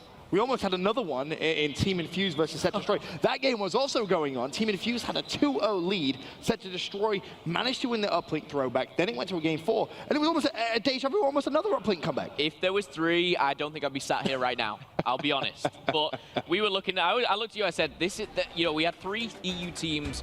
Infuse being one of them. They were 2-0 up, of course. That was a loser bracket game. It was a do-or-die game. They lost the uplink. It was looking shaky in that hard point, but they did close it out 3-1. They did indeed. Here a look, though, at our winners bracket. We have E United with a 3-2 victory over Splice. They will progress to round number 2, the semi-finals. Luminosity, of course, with their 3-1 victory, they progress through. Now the question remains, who will be joining them? FaZe Clan are going up against Team 3G, a team, let's be honest, none of us expected to make it this far, or at least into the winners bracket, period. Then, of course, Optic Gaming versus Team Evious, the next matchup here on the main stage for MLG Primetime. Both going to be fantastic ones. We briefly kind of talked about it, but Momo, I just want to get your opinions on that FaZe versus 3G matchup one more time. FaZe versus 3G right now. FaZe are going into this. They probably know maybe one of their players. They're thinking, guys, we've 4-0'd our group. We're in winner bracket. What can go wrong? Blast. And to be honest, I'd be feeling the same if I was them. 3G have the complete other kind of mentality. They go into this like, we've exceeded expectations. We're actually in winner bracket. We made it out of pool play. They are just in like this little bubble of their own right now. So it's 2 different mindsets, but going head-to-head, you cannot overlook FaZe Clan. They are just at a certain level right now that I'd say only a few teams can kind of go toe-to-toe with them. I think this is going to be a little bit too much for 3G. Fair enough. Of course, with our next game on the main stage being Optic Gaming versus Team Envy, it's time for a little bit of a social engagement section brought to you, of course, by the PS4. We want to know exactly who you think is going to walk away with the final game here on the main stage. Will it be Optic Gaming or will it be Team Envious? Make sure you include hashtag PS4 in your tweets. Let us know. We want to know. Oh, sorry, that's hashtag CWL PS4 in your tweets. We want to know who you think is going to walk away in this fantastic rivalry of Call of Duty esports. I mean, Teep, you've been around long enough. You've seen pretty much all of them unfold. Who walks away, in your opinion, here? FaZe. I think so. I think we'll give it to FaZe. They look overall extremely confident here. This is going to sound mean, but they have the easier side of the bracket too, for sure. You have to say it like that. They have a nice, comfortable match going into this first quarter. They got to be happy with the draw that they got with 3G, to be honest. But some of these matches we predicted haven't really gone as expected. I mean, speaking of FaZe, we get a quick live look-in of FaZe's winners bracket round 1 matchup. As we said, this is FaZe versus 3G. 3G drawing early blood, but I'd expect that to change. However, Chance, it is worth mentioning, FaZe's hardpoint has been very, very shaky here in Atlanta. I mean, Clay himself yesterday in his post-game interview said, hardpoint, it's just not clicking for us. We definitely need to fix some things. Do you think they fixed it yet, or is it still a little bit on the fence in your opinion? I don't think the little things you're going to be able to fix in about an hour. I think that's something that takes a lot of time to smooth over. 24 hours almost. Well, didn't they get beat by Mindfreak earlier today? They keep getting beat. That's what I'm saying. If they get beat by Mindfreak, I don't have faith in their hardpoint right now. Whoa, actually looking pretty good. I mean, again, we did see Mindfreak fall like 250 to 80 to something like that. So it's been a struggle. Either way, though, I don't think you can smooth out a lot of the small mistakes in a very short amount of time, even if it is 24 hours. So I think they're going to continue to struggle. Of course, though, they still know what to do, at least big picture. All the big teams are going to know exactly what they need to do. So it's just going to be up to, a player or two stepping up to the plate and creating some of those big plays to get him back into this. Either way, though, again, 3G looking good. Still, though, FaZe is in control of the hill. Well, 3G as it stands, Mo, 27-11 up. I mean, I feel like for me and you now, we're both praying desperately that EU don't get reverse swept again. I mean, if 3G go 2 up, first of all, it's a miracle. But second of all, then I would be shaking. What I will say, though, is FaZe on this map in particular, we've seen what they can do. To the likes of Splice at previous tournaments, they put them like at 22 points or something ridiculous. So, again, the guys on 3G, they can play their own game. Niles had a fantastic start, by the way, double digits. I can hear him already screaming. So that's good to see as well. Wee Man, I've said it, I'll say it again. It's his birthday. Maybe it's an early birthday present, or it could turn into a nightmare. One or the other. I mean, to be fair, it can't be that much of a nightmare because you have made it to the winners bracket. Oh, yeah. Right? I think realistically for this 3G squad, they would never have dreamt in their wildest dreams that they'd be playing in winners bracket round 1. However, they are. Now they have to kind of come back down to planet Earth. The realization is there, and they actually have the lead here, team. Anything kind of caught your eyes in the early parts of this one? Basically, Zerg and Nile on that second hard point were picking up some huge 2 pieces on that wall run. Attach was able to sneak around the back and get some time back to contest for FaZe, but didn't matter at all. Nile starting off so strong here, 12-3, a 4 streak continuing on for him, and it's really just those 2 players lighting up the scoreboard. FaZe can't do a thing. We man MVP MLG Atlanta. Anyone else? Maybe? No. I know it's his birthday, Ben. But hey, man, you never know. That'd be his a birthday great ends at the end of today. I don't think I could vote for someone named Wee Man. I don't know. How could you not vote for someone named Wee Man? That's the question. As it stands, though, 3G, to their credit, they're starting to pull away with this one, Chance. You even stood up here. You're getting a little into this one. Anything catch your eye? Yeah, what they did was pretty huge. They kind of gave up the good spawns for that next side, or the next hill that's coming up at Commissary, but they were able to fight back through when FaZe was trying to push in. So FaZe elected to try and fight for about 30 seconds, and they're going to get punished for it. See right now, complete control of the hill. Of course, though, FaZe is going to be able to come back inside, but still, those spawns are ever important. So right now, 3G in a pretty comfortable position, more than double the score of their opponent. Teep, I don't imagine you've been the underdog many times in your career, so Momo, I'm going to ask you, what's it like when you are the underdog and you have the lead in games like this? I'll give you that one. Honestly, you get this new level of energy. You're the underdog. You go against someone. I mean, I don't think I've ever played FaZe, but if I was and I was 100-42, like, the adrenaline that is going through the likes of Nile and Zerg right now, they're going like triple positive almost for Nile. He must be feeling incredible. He's got a minute out on the hill already. And I will say, off stage, Nile said to me, he was frustrated with what I said about them getting here and being lucky break. He was like, don't you doubt us. And the next thing he said was, we are dominating Europe right now. And to be honest, they are doing very, very well. He went into this so confident, and he's 16-5.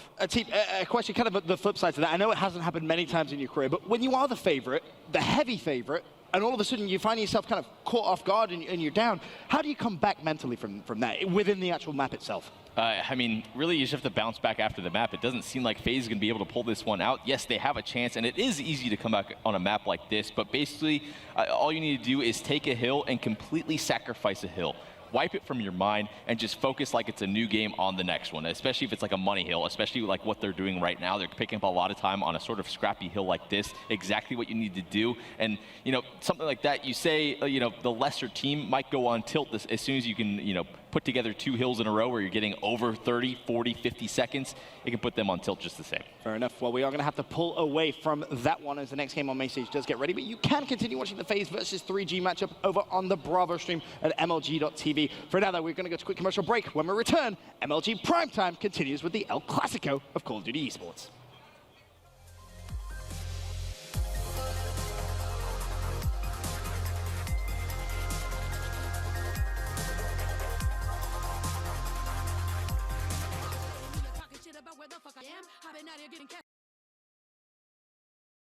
Anybody for favors, you motherfuckers wanna hate on a snowman? Tell me about it. I know how you feel about me. Lyrically, I can threaten anybody's fucking career. How you feel about it? Since we're being honest, I could give it all up. Have a couple babies. When they learn to talk, then they will spit some bars. And I can guarantee you that it's fire somewhere in their first verse. They will say you garbage. I'm a motherfucking problem. For real? Money talks, I'm talking a mill. Mac is out, don't gotta conceal. Mac is out, don't gotta conceal. Top 5, I'm top 2. Talking spitting bars and that grind too. Y'all childs play like Caillou. And by the way, that was a haiku. Look, goddamn it, Atlantic. Better get it together before Strange hit him with a tech. Slept on so long, got a kink in my neck. I've been thinking it's best we relinquish the debt. Got it all in cash, or I could write a check, or y'all could buy me lunch, or y'all could give me a desk and let me write for rappers. Y'all do get pressed. I feel like Piper Chapman. How much time is left? Goddamn. I know, it's been a hell of a ride up. Hell of a ride. And I know that I've been MIA. But I was tied up till I heard you talking shit. Now I'm fired up. Hip Hop TXL, the exclusive list.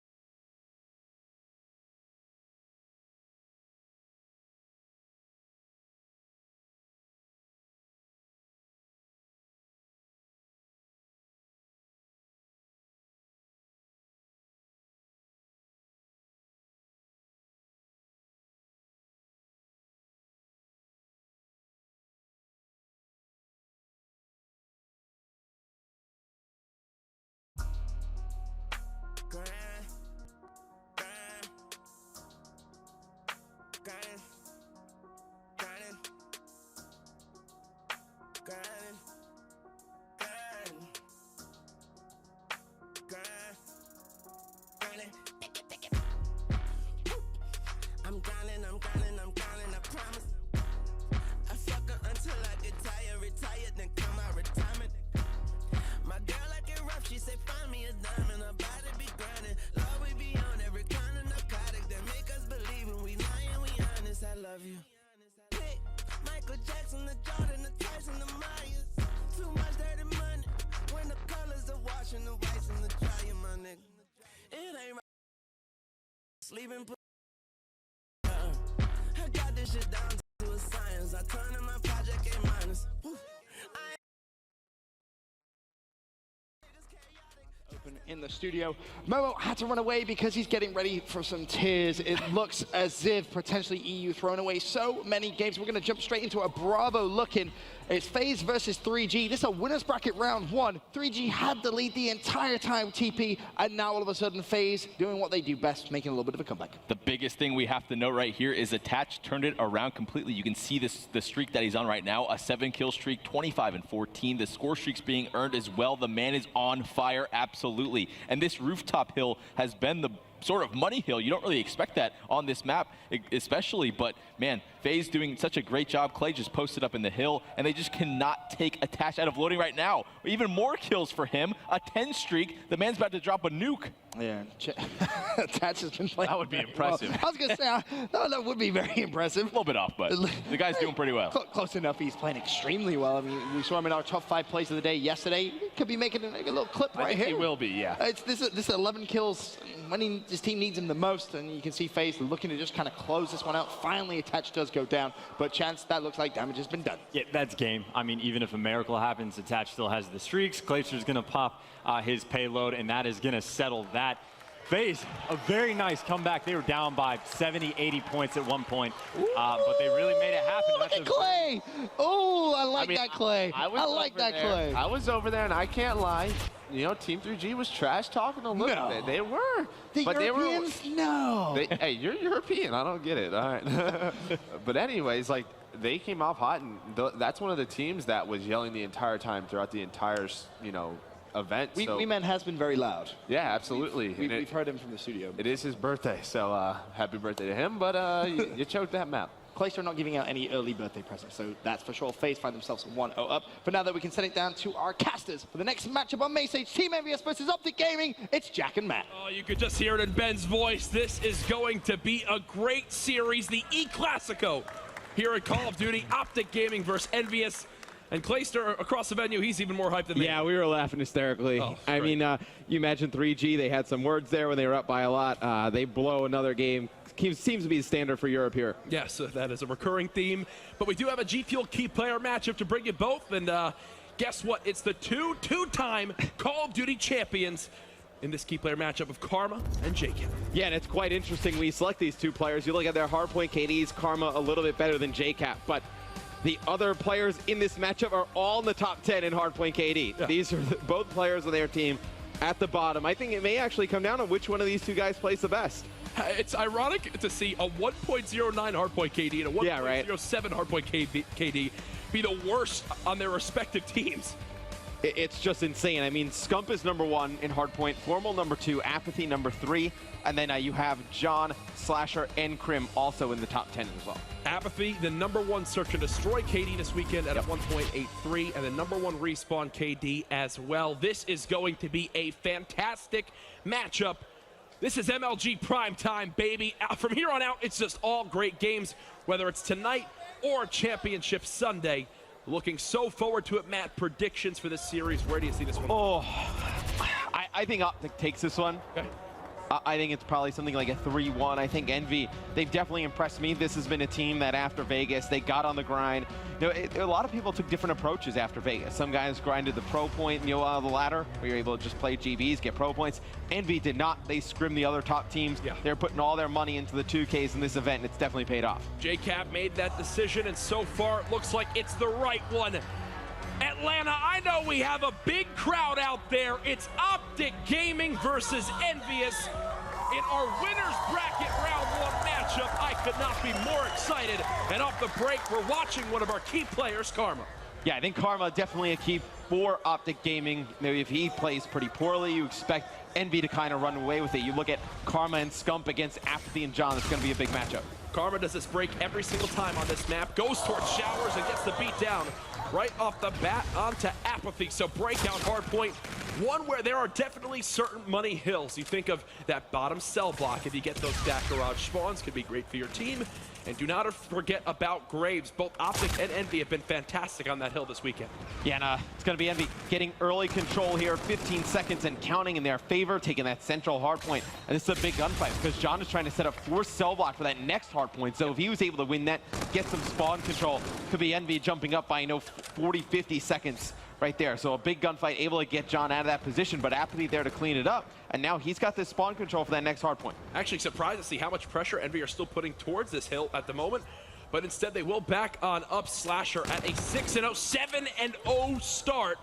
Perfection from him so far as he's 1 kill off the bombardment, and there he is. The help of his teammate. That's what you want to see from Slasher. I caught up with Crim prior to this one. I said, any trash talk you want to give to the Envy guys? He goes, yeah, Slasher built a crappy robot. Apparently, Slasher studies robotics. He does. And if Crim would know anything about robots, he's the guy. Yeah, it's something we've kind of joked about with Slasher for a while, but he's getting off to a fantastic start, 9-1. Wow. John at 5-1. There is not much positive to talk about on the Optic side of things. Formal off to an 0-4 start. Crim 1-6. It's been ugly. It's been ugly at the start. Optic Gaming as a team right now are 5-21. Yeah, that is about as poor of a start as you can get. I mean, they're not even going to be able to contest over here, Jack. Nope. I mean, you see the arrows on the minimap. They're all running over towards Grave. They don't want to give up more streaks. And it is 72 and counting to 4 in favor of Envy. And this is why this Envy team practiced a lot of team scrims coming to this event. They look like a well-oiled machine right now. They get a wake-up call, though, earlier, Matt. They do lose their first pool play series to E United. As we saw, they were not able to go undefeated, but now looks like they've kind of regained control.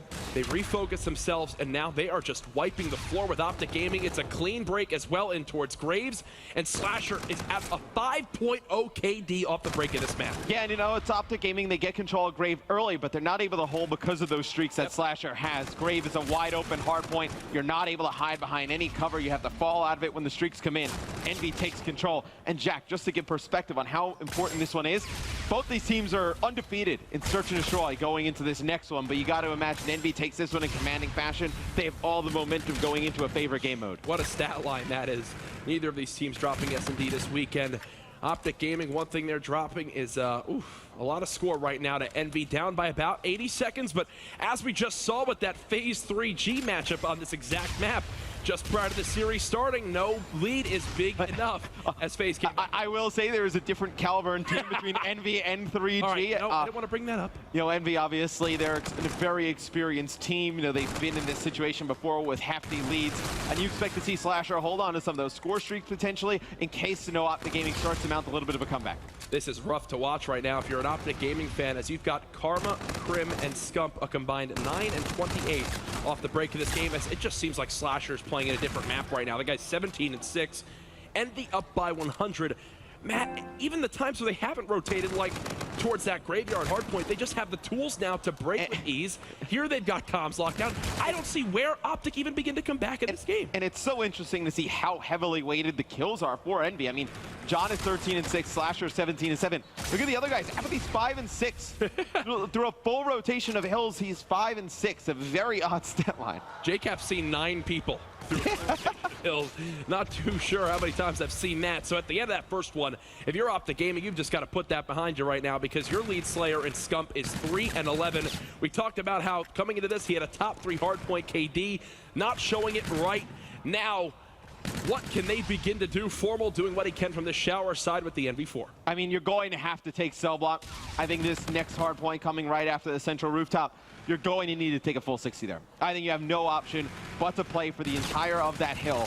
And then go in the grave. I mean, you still have those streaks for Slasher. So Optic Gaming, they have to know when he uses some of those other streaks, you have not seen the other ones come out, that he has those in his back pocket. Yeah. You're going to need to bait those out somehow. I think, you know, they're going to have to put a lot of emphasis on cell block here. I mean, everything you look for a chance for a comeback. Slasher's the only one in the lobby right now with a payload ability. You've got John close to his as well. It's still a 2-minute lead for the boys in blue, who just seem like they're a step ahead of Optic at the moment. But Matt, this is what you talked about. Optic are on rotation. They've gotten some kills to push out Envy, and right now they need to begin this comeback if they want any chance in this game. Yeah, I mean, a full 60 here, it gets them above 100. Then they're only down about, 66 points. Maybe, best case scenario, probably down about 70. And still, I mean, that is a hefty mountain to climb. You still need a full hold on another hill.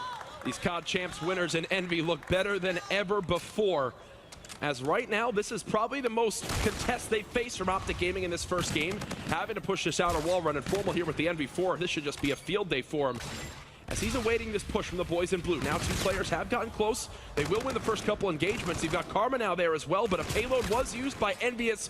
That's going to be John pushing right on through with the help of his teammates. And that'll be another break for Envy as they're back up by 100 seconds. And it's interesting, Jack, we have not seen the ERAD from either team thus far. It's a weapon we've seen constantly throughout the tournament that we've seen good things with. Neither of these teams has an ERAD in this one. And when you think of Envy last year in the CWL, the thing that made them the great team was the 2 submachine gun players in John and Apathy, now saying, hey, the K-Bar does the job we want. This is still a game quite out of reach, as Envy still just look to shut this door. Streaks again coming into play. That bombardment going to force Karma, Crimsix, and Scump out of the hill. It's another clean wipe and another perfect example of why streaks are so darn useful on that Graves. And it's exactly why they needed all of cell block, because you knew that Envy had these streaks. They were going to break this next hard point with ease. Now Optic needs to break this as fast as possible. Envy going to go over the 200-point mark. Now, they can't end it here, but they can definitely end it with a good hold here, some more streaks, and then going over to commissary. COD Champs MVP John there with the 3 PCs, now 21 and 13. A big reason why Envy are outplaying Optic by 21 kills right now, as this is just one that really you don't see Envy losing at any point. You've got John now 1 kill off the Centurion, which will be great to drop into this new hard point. Crafty little wall run there by Crim to at least put some pressure towards this new hard point. Envy now 20 seconds away from taking map 1. Yeah, now Scump has really had a subpar game 1. Really unlike him. 7 and 17 right now. I can never remember him having this poor of a start to a series. You don't expect that to continue on, and we'll jump on board with Scump, see what's going wrong. Crim averages about 60 seconds in the hard point each map they've played so far this weekend. Currently, he's at a third of that now, at least playing some objective for his team, but the second he gets in, look at the minimap. Envy pinch from the back helipad area, through that middle L side, and then on the outer wall run. There's no opportunity. They could close it out right here. They're at 242 to 106. Optic with one final push. Can they get the break? You've got FTL jump for Slasher. I do believe for now, OG will stay alive. Envy can just set up for this new middle hill, and they should be able to close it out. I mean, look, Jack, with only 4 more seconds left for Envy, it's just a matter of time before they close this game out. Slasher here in the middle of the map, going to try and pick up some kills with the NV4, not able to do so. So control of that center hardpoint should go over to Optic here at the beginning, but there's actually one player for Envy contesting inside, but he falls. So you will see Optic get control of the center hardpoint here. It's going to be John working back towards the center, has a Scarab and the Centurion, not going to be able to get it down. Got JK inside of the hard.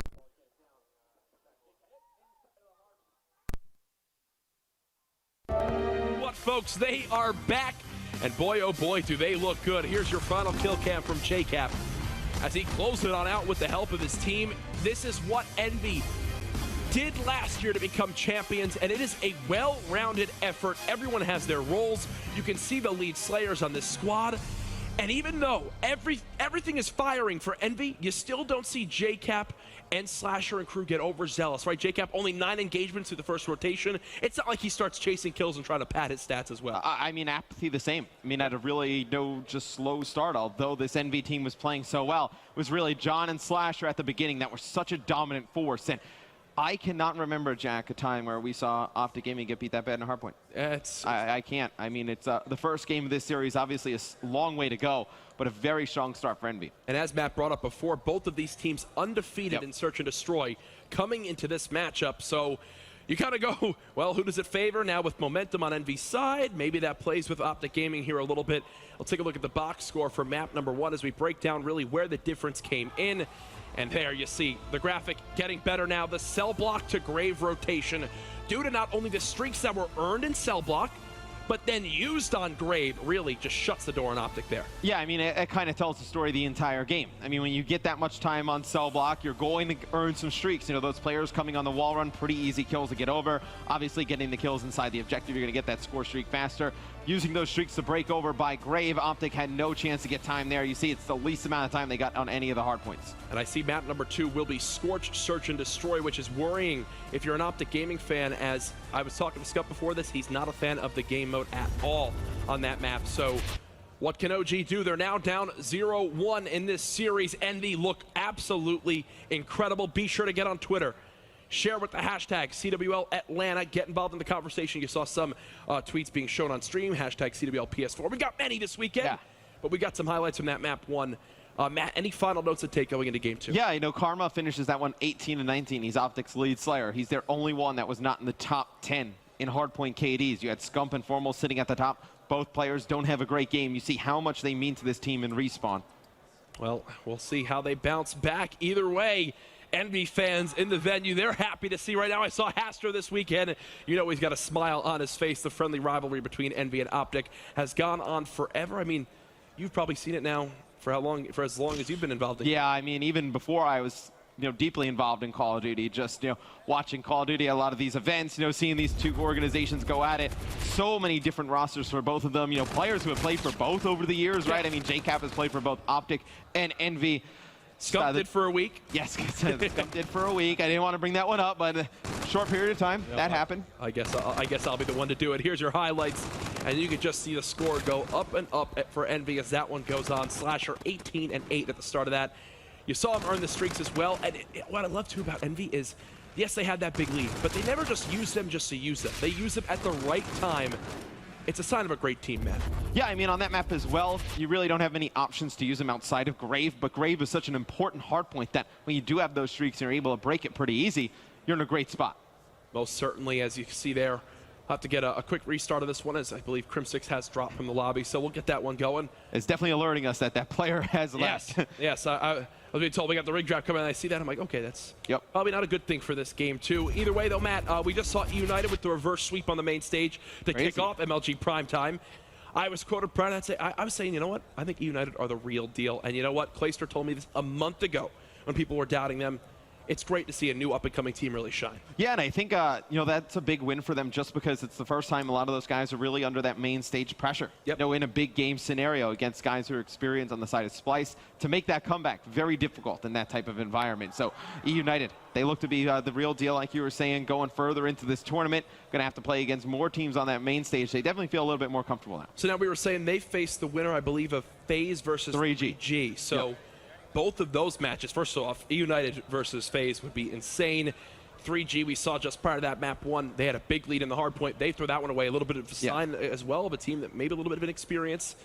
Letting the trash talk get them a little bit early, and Clayster made them hear it. Yeah, and the winner of this game will go against Luminosity. And Luminosity is a team that, you know, since I've seen them play at this event, like, I mean, before Vegas, we were all talking, you know, this is a roster, looks like it's top 3, top 4, like lock every single time. So strong in the slaying department. They just cannot get S&D done at Vegas. They can't win any in that game mode. They end up bombing out early. They look good in Search and Destroy. Octane and Slack look sick in the respawn game modes. I would be scared to go up against this team later in the tournament. Oh, most certainly. They're finally showing the true potential you thought they had, and you know that victory was sweet for them over Rise Nation. Oh, without a doubt. Facing their former teammate in Looney. We are now getting back into the rig draft for Game 2. Thank you for your patience. There, a quick little reset as we've now got Crim6 back in the game. You know, it's important to have a fourth player. It is. And I love how fast we can get into these games. Oh, Infinite Warfare. I mean, the maps load so quick. We get right into the rig draft when you start breaking things down. Well, let's get into it. Scorch, Search, and Destroy. What do you really see make a big impact? Reactive armor towards that B site. And, of course, active camo in S&D. No matter how often it's seen, no matter how many strategies come out, it is still so impactful, so good here in Infinite Warfare. Yeah, you have Formal going with Overdrive, and it looks like on the side of Envy, you're not going to have Overdrive, you're going to have FTL Jump instead. And no, I don't hate that call. I mean, we have not seen anything great with FTL Jump. I mean, Overdrive, it's something that we've seen, you know, hit or miss in a lot of these games in Infinite Warfare, not as consistent as we saw it banned out a lot during Black Ops 3, but imagine if it's available all the time, everyone was going to take it. Hey, and on this map as well, where you can have some players watching the cross and towards that deck area, you just pop that FTL jump, you don't get shot in the back, you don't go in there weak, forcing a little bit of an awkward engagement for you. Folks, it is game number 2. Envy destroy Optic Gaming in map number 1. Both of these teams undefeated in S&D coming into this match.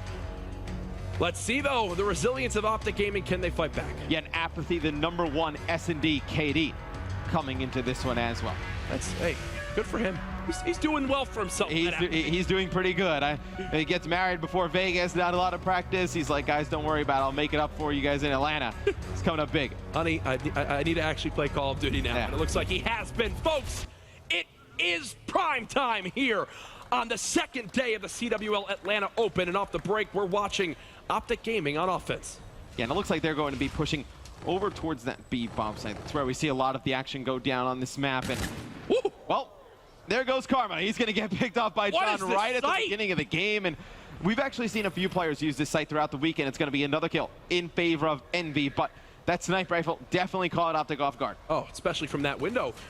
Expected from that left side box, but instead, John feeling confident in himself right now, as you probably expect him to be after that map 1. As now Envy will begin to put the pressure on Optic Gaming. It's Crim and Scump stuck in the 2v4. Now it's Scump in the 1v4.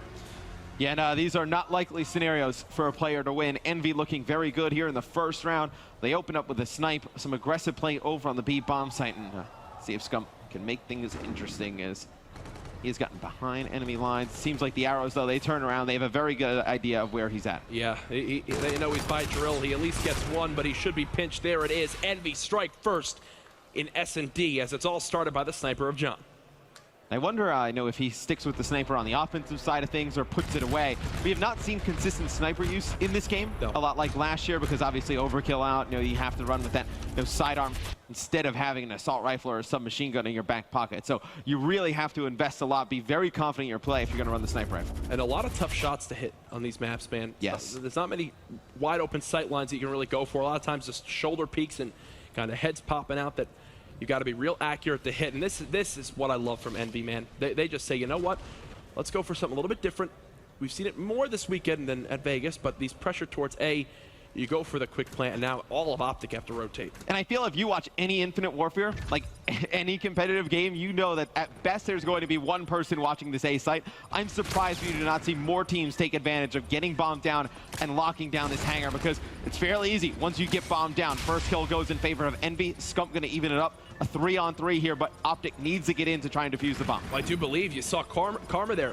Flank on inside, Scump with a quick reaction over to Slasher. 1 versus 2. John all by himself, can't get the first and get out with his life. It's Formal closing that one out, and there you see the sniper in his hands. Try to see if he can match out of John, but either way, Optic Gaming are on the board. Ooh, and that is one that you're Envy, you need to win. You get first blood, you get bombed down, you're in a great situation to go up 2-0. You cannot get gunned down by Optic forcing their way into the hangar. And I think the big thing was you saw Karma somehow be able to slide in towards that ramp, caught one player off guard, and then Formal just had the quick trade there. He had the help of Scump coming from that top side. And from then on out, it really all collapsed onto Envy. There's a look at Optic Gaming Scump, who had a rough game one, probably his worst hardpoint of the weekend. Now starting off 3-1, good to see him bounce back.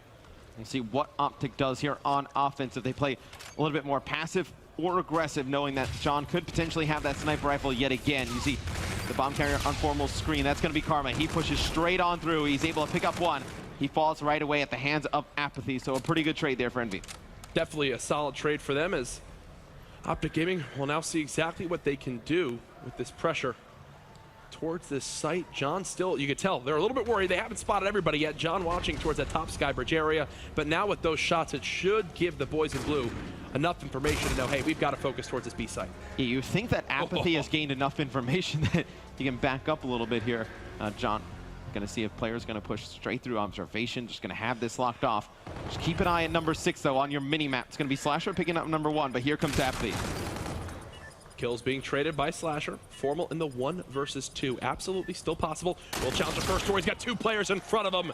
It's John and Slasher, the duo, who cut him down there to put Envy back up by 1. And there's another scenario. Those 2 players right next to each other. There was no chance for Formal to win that round. And the thing that I love about Envy is you never really see them make bad decisions, so to speak. Like in those clutch situations, 2-on-2s, 1v2s, this is a team you never really see, they spread out and the other team ends up, winning a 1v2, 1v3 situation. Envy just plays so smart, so consistent. And now this team has been together so long, Matt, that probably at the start it was a little bit of communication to be able to make that happen. Now they probably just know. They don't even have to speak to make plays like that happen. Well, it's kind of crazy. After every COD champs, the team that has won usually breaks up at about the 3 to 4 month mark. And Envy has stayed together and looked to be even getting better, as you see John's going to be able to pick up Crim there with the sniper for another first blood. I mean, the guy's such a versatile player. As you see him bring out the sniper, he's hyper-aggressive in the respawn, still just getting it done. John is elite. Now he's got more players in front of him. Do Envy just flood this? Now it's a 4v2. Formal, he's last alive with a sniper. That's not the weapon you want to have. Optic Gaming get wiped off the map here again. And it's really crazy to think of the resurgence of John over the last year, right? I mean, this guy in Black Ops 2, he replaces Karma on Fariko Impact when he goes over to Envy. And then during Ghost, you don't really hear a ton about John, right? I mean, he plays a strictly business for a bit, Advanced Warfare, no jumping around from team to team, not really like at the top of the pro ranks. And then Black Ops 3, man, he came back in a big way, our MVP of COD champs last year, carrying over the strong play into Infinite Warfare. Now, I wonder, do you attest that to, okay, him coming back, yes, a little bit, but also the leadership behind JCap. Seems like a guy that knows how to form players to be absolute champions in his career with his 2 COD champs victories. I almost feel like you're almost as good as the players around you, right? I feel like, once John gets back into that top rank, it gives him a little bit more space on the map, a little bit more freedom to show his strengths. Well, he's definitely showing them here, as Formal still trying to make plays happen with the sniper. He's right now at 4-3, already 1 pick this round. Carson gets taken out by the cluster grenade as Brandon Slasher. Oh my God! Formal back-to-back shots, and maybe the momentum push that Optic Gaming need to come back in this series. That is just, you shouldn't be able to do that. Somewhere out there in the crowd, Maven just told his girlfriend that he's now leaving her to go back to Formal. Somewhere near the crowd or wherever the local bar is. Yes, probably the latter. Yeah. Probably the latter. As now, okay, you've got Formal coming to life, as that's probably what they need, as he's been dominant this game. Formal coming to life and the fans coming to life. I mean, you can hear the Let's Go Optic chants. They were very silent in the first hard point. No, they weren't there. Yeah, they were not there. Non-existent in the first hard point. Starting to come to life. So Formal. Trying to will this team, trying to will this team to a victory here is Krim gets first blood. So Optic trying to even this up in the round count. John staying patient. This has worked for him so far this game. Just hold the angle and wait. As now, go ahead, give his way his position, but they're trying to distract us with the mini-map. You've already got pressure coming in, a hit marker there as he shoots the boot off one Optic Gaming player. But the pinch coming in, this is a ticking time bomb now as Apathy has made the play, and Envy destroy Optic as, look, it's such a great bait by the two players of Envy. They stay alive and let Apathy make the play from behind. That right there is why Envy's a great team. Without a doubt, but John coming around that corner, no fear challenging the members of Optic Gaming just with the pistol. He's able to pick up one from a distance. That is some nice shots. And why is he no fear? Because he knows Apathy is behind three players. If they start shooting at John, Apathy is a free three-piece. John actually gets one, which just leaves two for Apathy. And then JCap is there to watch the push from deck. It's a flawless play. Such a selfless team. Oh, yeah. Like, they don't really care who has the individual success. They're willing to set each other up for some nice plays. And it's going to be Karma with some shaky shots there. Going to get taken out by Slasher. Apathy on the other side of the map takes out Krim. So quickly, it's going to be one player alive for Optic. That round was quick, Jack. And look at Apathy. He's getting real into it now as Formal had a couple nice shots back a few rounds ago, but Envy, they've recomposed themselves and now put themselves one round away from going up 2-0. We've been talking about game mode so much this series. Uplink, both of these teams, it's their worst game mode this weekend, so who even knows what to expect in that one either. Yeah, and we've seen some lopsided games in Uplink. Yep. Usually, it's actually interesting. Vegas, we saw a lot of low-scoring games. At the Gfinity event, we saw a lot of blowouts, and it seems to be carrying over into this one. But it'll be Envy on the offensive side of things. Krim's going to have a lot of pressure to deal with soon. He spots one, and now he's just going to try and hide, play his life here, and Karma's going to come in for the assist. Well, just like that, the 4v2 turns into a 2v2. Miscommunication from Optic, but Formal's there. Does he with a gunfight? There it is. Another round where Formal gets it done. And whew, Optic almost paid for it there as Scump and Karma actually body stacked near that bottom door. Formal with the two-piece in the end. Keep Optic Gaming in this one. So now, Matt, we've seen a lot of rounds in this game. Optic back against the wall, down 5-3. What do they need to do right now to come back in this one? Oh, man, it's going to be tough because Envy is just so consistent. You're not going to rely on them to make any mistakes. Oh, here it might be. Maybe, but I do like this decision by Optic. I think you need to try something here. I mean, you don't really have rounds to play with, obviously, with Envy. They're just one round away from taking it, but I don't believe that you're just going to be able to just go with a B hit and try and challenge that straight up. It has not worked against this Envious team. And look, Envy actually blind countered this by sending 3 players in towards Factory.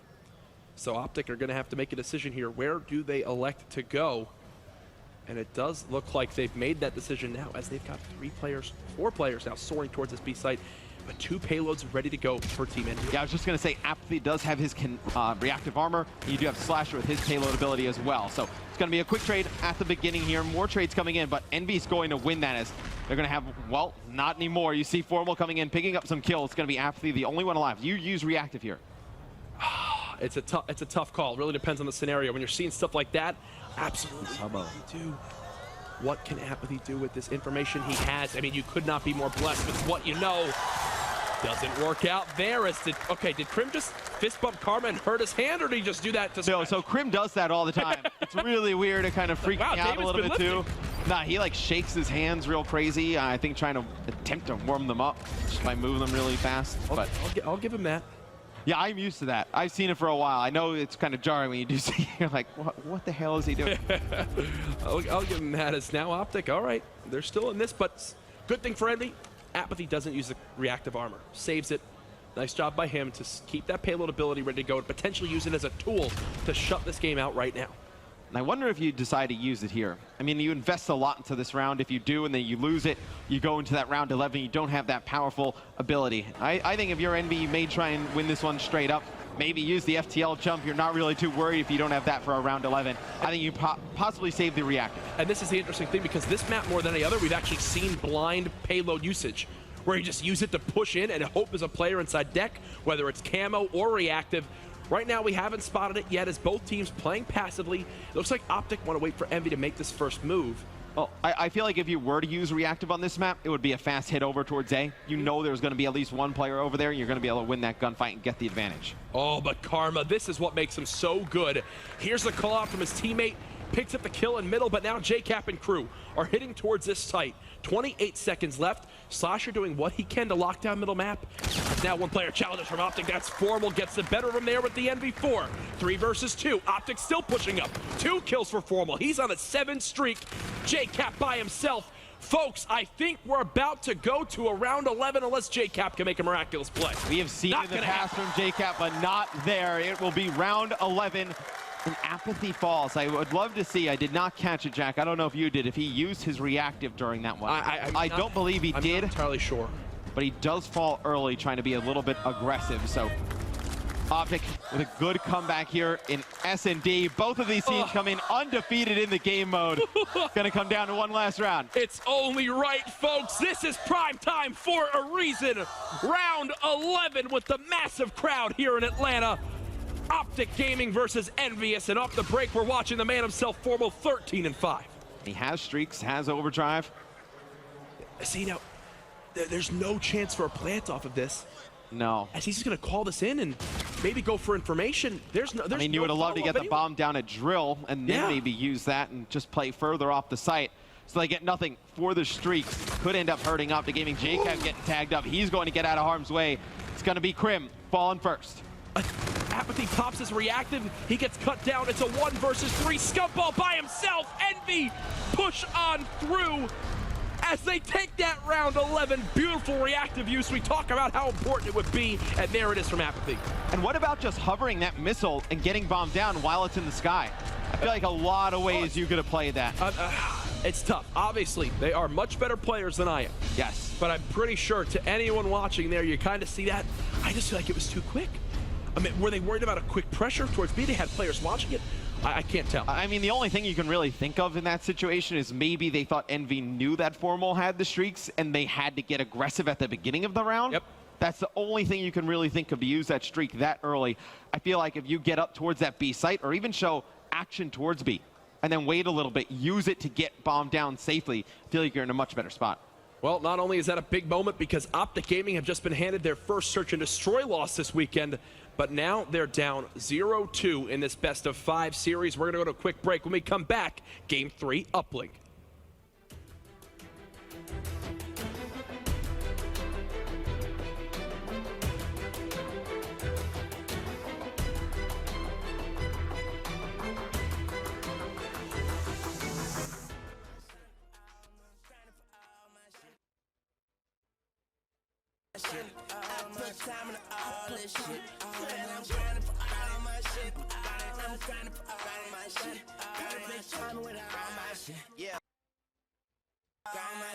I got a new vision for all my shit. I don't know what to call that shit. I know I'm selling all of my cars, I'm selling all of my watches, I'm selling diamonds and all of that shit. Realize I don't need that shit. I'm a different breed with this shit. I'm trying to turn M's to B's in this bitch. And I ain't never paid to be with no bitch. I want that Bridget Bordeaux hanging over my bed, 50 million, one room. You could ask anyone out here who running the game and they'll tell you the truth, man, they'll tell you. Oh, look, they fuck with me now.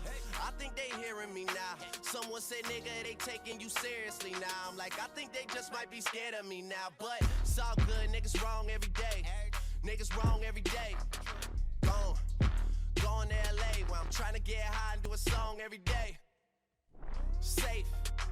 We ain't never had to play it safe. I would rather stack it up and put it in the safe. Then peek inside the safe and see I'm running out of space, motherfucker. That's grind. For all my shit. Grinding for all my shit. Grinding for all my shit. I put time into all this shit. I'm grinding for all my shit. Grinding for all my shit. All my time with all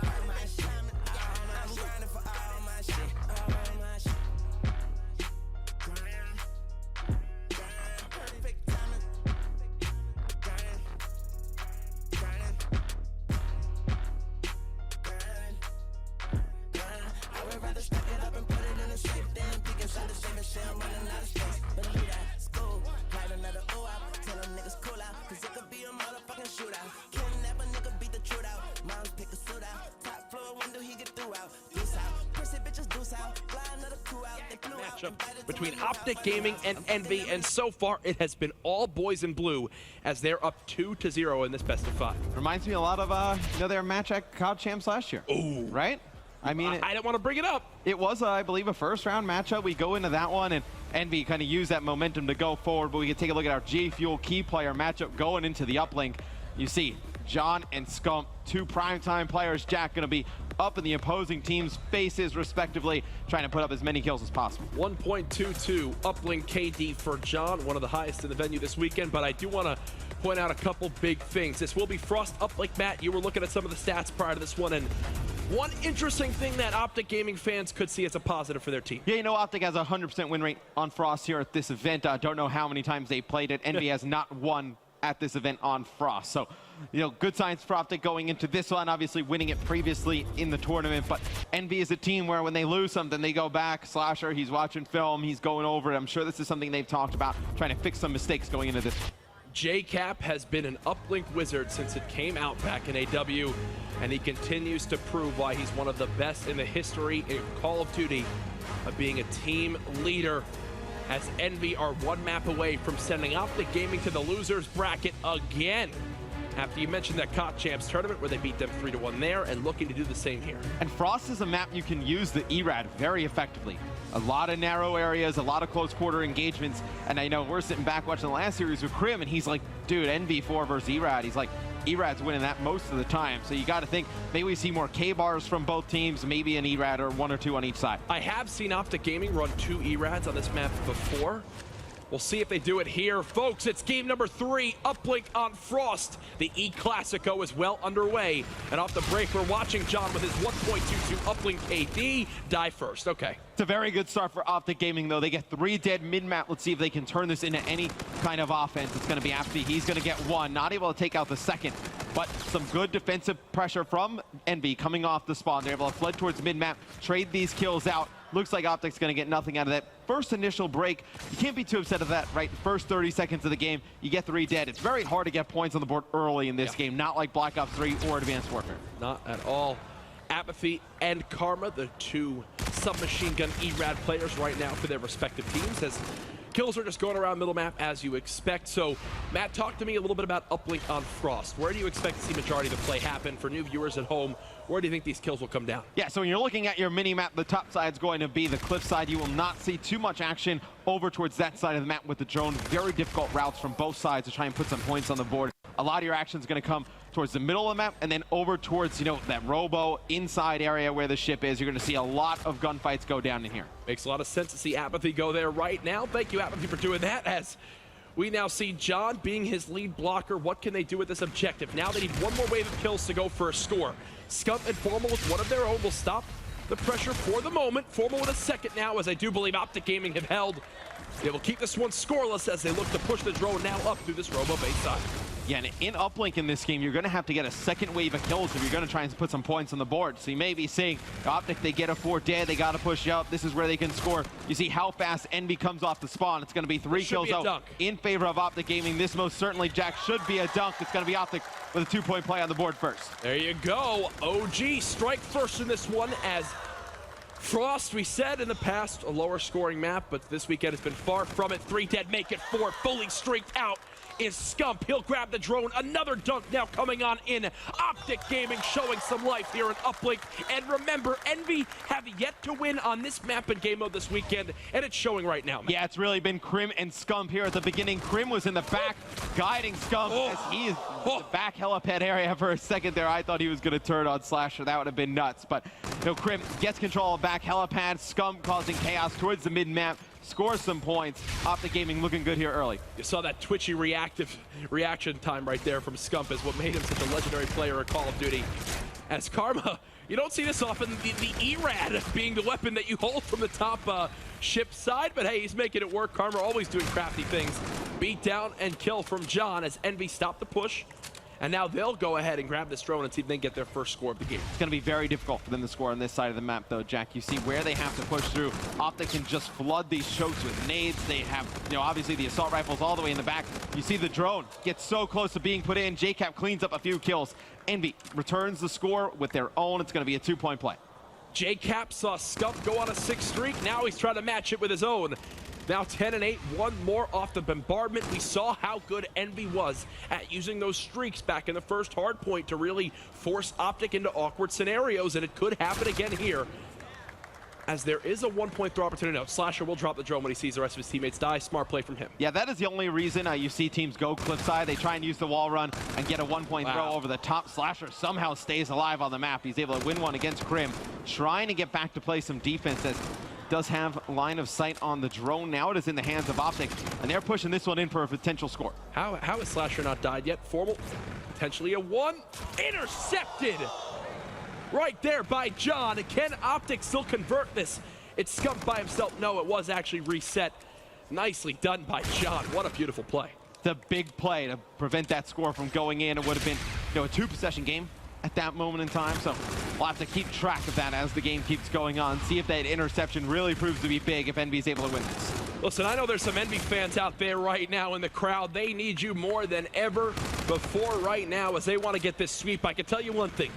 Optic Gaming are a team that you do not want to give a chance to them to show that they are better than you in a game mode like Hardpoint. You leave this door slightly open and the opportunity will be taken by OG. No, when you have a chance to put this team away, you got to do it. Yes. I mean, you're up 2-0 in a series. We've seen it time and time again where the team, they'll let them, back into it. They'll win a close-up lane, final seconds. Then we see a blowout in the Hardpoint, and then the search and destroy in that last one. The nerves start to kick in, and they end up winning it. Optic Gaming does make those comebacks time again. As this side kind of winds down, I think it should end with Optic Gaming up 4-2, unless somehow there's a throw here by JCap in the final second. Okay, 4-3. We'll bring it within 1, but Matt, I will talk about that leaving open an opportunity. And for example, when you used to be the coach of that Dynasty Complexity EG Times, I'm sure there was a very similar sentiment towards that team. If they ever went down 0-2, you could not let them begin to claw back into things or else they would take it. And it's probably not nice to say, but when we had teams down 0-2, it's like, let's kick them while we're down. Let's just keep beating them up. It's like, you cannot let them, get any type of confidence, no momentum. Yeah. So we'll go into the second half. That's actually a big score by JCap there at the end. I don't know how they let him get into that position to be able to get a 1-point throw off, but they do. Now Envy only finds themselves down 1, and that's 2 kills here at the opening break. 3 now make it as Crim is the only one alive. They've still got streaks to use as well. All dead for Optic. The biggest part of this, though, is Envy have nobody further pushed up because the side just started, so OG will spawn at their back helipad, which will give them an opportunity to now go ahead and stop this pressure from coming on in. Well, they do force Scump to use a streak here in the first 30 seconds of the game. So that's actually, you burn one of those streaks. Now Optic can't use it on the offensive end, maybe towards the later end of the game if Envy gets the lead. So, very good push there by Envy. They don't get points out of it, but they waste some of the utility on the side of Optic. Let's see what OG do now as Envy are re-pushing towards this middle side of the map. Optic have Crim6 as well as Formal watching just over him, and Scump doing the dirty work from inside. It does look like Green Wall will push out Envy for the moment, but Apathy with the flank will stop this pressure. And something interesting, we were talking a little bit in the back with some of the Optic guys before the game, see Envy come in, pick up some kills. Now you may wonder, Karma running the ERAD. Why is Scump not running the SMG? We've seen Scump run the SMG in all these games in the previous, titles. And that is because, the ERAD, it does not favor Scump's playstyle. He likes to aim down sight a lot. The K-Bar definitely favors him more towards his playstyle. Well, there you see what Trinity Rocket get used by JCap. Scorchers come in from Optic Gaming. All sorts of streaks flying around as teams know how important pressure on this map can be. 3 minutes and 20 seconds remaining. Slasher, the real outlier right now in slaying for Envy, as Scump is doing the same at 21 and 14 on the side of OG. Optic are just trying to move this drone forward.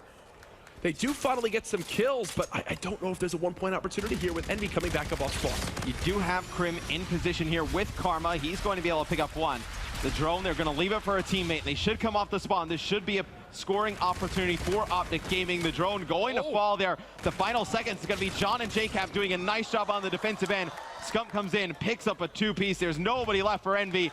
2 points on the board for OG. Scump is the hero of this game right now. Positive 10, and every point scored for Optic Gaming. The man is on a mission right now, looking to take over this game for Optic. He does have that ability as well. We'll see if he uses it towards the middle of the map. Right now, do not need it. You have full control over the Envy side of the map. They try and pass the drones to him forward, try and get a 1-point play on the board. Formal with a 1-shot there on a Slasher. He had to be weak, and he knows there's still more players in front of him. Going to throw the drone out, try and slice. Smart play here by Formal. Yeah, I think he's seeing the future right now, Matt. 24-18. He just needs one lead blocker. They're going to reset this drone towards middle. Go for the throw, and no. I believe it did hit the ceiling, so not going to score there. And that will stop the push for Optic Gaming. 2 minutes left, 2-possession game. Envy looking to close the series out here in a 3-0 sweep. If you're just tuning in, this is a CWL Atlanta Open presented by the PS4. Two of the top teams in Call of Duty going at it. And it may seem like there's a lot of time left in this game, Jack, but Envy needs a score here fast. And they do get a 1-point play on the board, so now they're only down 2.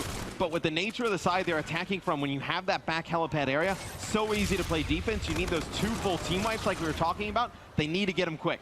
That was an elite play by John to somehow get 1. As now JCap will look to start to take drone control for his team, but Krim is already ready for him there. He'll get 2. Slashers across the map. John's the last one alive. Karma with the beatdown to put Optic back up by 2 possessions. And that is key with 70 seconds left. OG looking to force the game for Hardpoint. It's absolutely possible with this little time. Formal's going to drop the Centurion as well. He's looking to shut the door now. And I feel like here in the second half, you have not seen Envy really control the drone at all. I mean, outside of the beginning where they get 3 dead and the time where they get the 1-point play on the board, I feel like the drone has been in Optic's hands the entire time. When Optic Gaming have been positive in slaying, you know that's when they're at their best. And right now, Matt, they're outslaying Envy by about 10 kills, which if you think back to map 1, Envy were what? Positive 20 off the first 2 hills on that first hard point. Overdrive now being used though, so Slasher gonna catch Optic Gaming off guard, but this one back within 2. Don't count Envy out yet, 25 seconds left. But they have nobody towards the middle of the map. It's gonna be a 3v2 battle here at the mid. Camo used now by Karma just to get out with this drone. Envy aren't ready for it. He's got teammates watching over him. This series is not done yet, folks. We will see a second hard point as Optic Gaming stay alive in the winner's bracket. Not usually how we see Camo used in an uplink game. Usually we see it's Karma for some points, but Karma uses it to just get the drone and get away with it towards Cliffside. As Optic Gaming sneak away with a 2-point win there in uplink. What a performance by Scump. It's only fitting he's your final kill. As this guy at one point, at every point scored for Optic, he was positive 10. He was just doing it all for the green wall. And there you see now on the beautiful main stage, 2-1. Optic Gaming now on the board as we reset our focus back towards another hard point. And they keep their streak alive. We talked about it. They were undefeated in Frost uplink coming into this matchup. Envy had not won it. And that continues to be true, as we will see a Game 4 in this series. You know, with how poorly Optic played in that first hard point, I would be stunned, Jack, if they lose this one. At least, you know, if they lose it, it's definitely coming down to the wire. I'd be shocked, though, if they do lose it. I think we're going to see a Game 5. Oh, Matt's expecting a Game 5. I'm sure many people in the crowd are as well. But to those Envy fans, you've got to be confident in your team from the hardpoint performance you saw back in game number 1. We'll take a look at some replays from that last map as the referees get everything set for this Game 4. As it all started off with Apathy with some beautiful shots with this E-Rad early on. That shows the power of that weapon at times. But Scump, he started off the game double positive, and then they went on from there. He was the first dunk for Optic, and there was many more to come as the game went on. And Matt, once again, streaks having a factor in that game. Was there certain ones that stood out to you, or was it really just, you know, whiffs on either side? I mean, we really didn't see his score streaks be too much of a factor. I mean, I know JCap, towards the second half of the game, he had some streaks, never saw anything come out of that for Envy. And then on the side of Optic, they did have Scump with full streaks at one point. They get nothing out of that points-wise. Yep. The beginning of this one, the first half, it was really Krim and Scump leading the charge for Optic Gaming. They were able to get that back helipad area, put together 4 straight points. Now, Envy, in the second half, though, Jack, they did not touch the drone really at all. You saw it in the hands of Optic Gaming the entire time. Yeah, that one right there by Scump, that dunk was so clutch, that 2-piece to make it all possible. Formal still getting his shot down range. So now we'll go into another respawn game mode with the series 1 map difference as we look for this Game 5. The map, though, will be throwback hardpoint here, Matt. And ooh, we've seen some crazy individual performances from some of the other teams and players throughout this weekend on this map. Is there someone you expect to go off here for either side? If I'm talking about Envy, I'm looking at Apathy.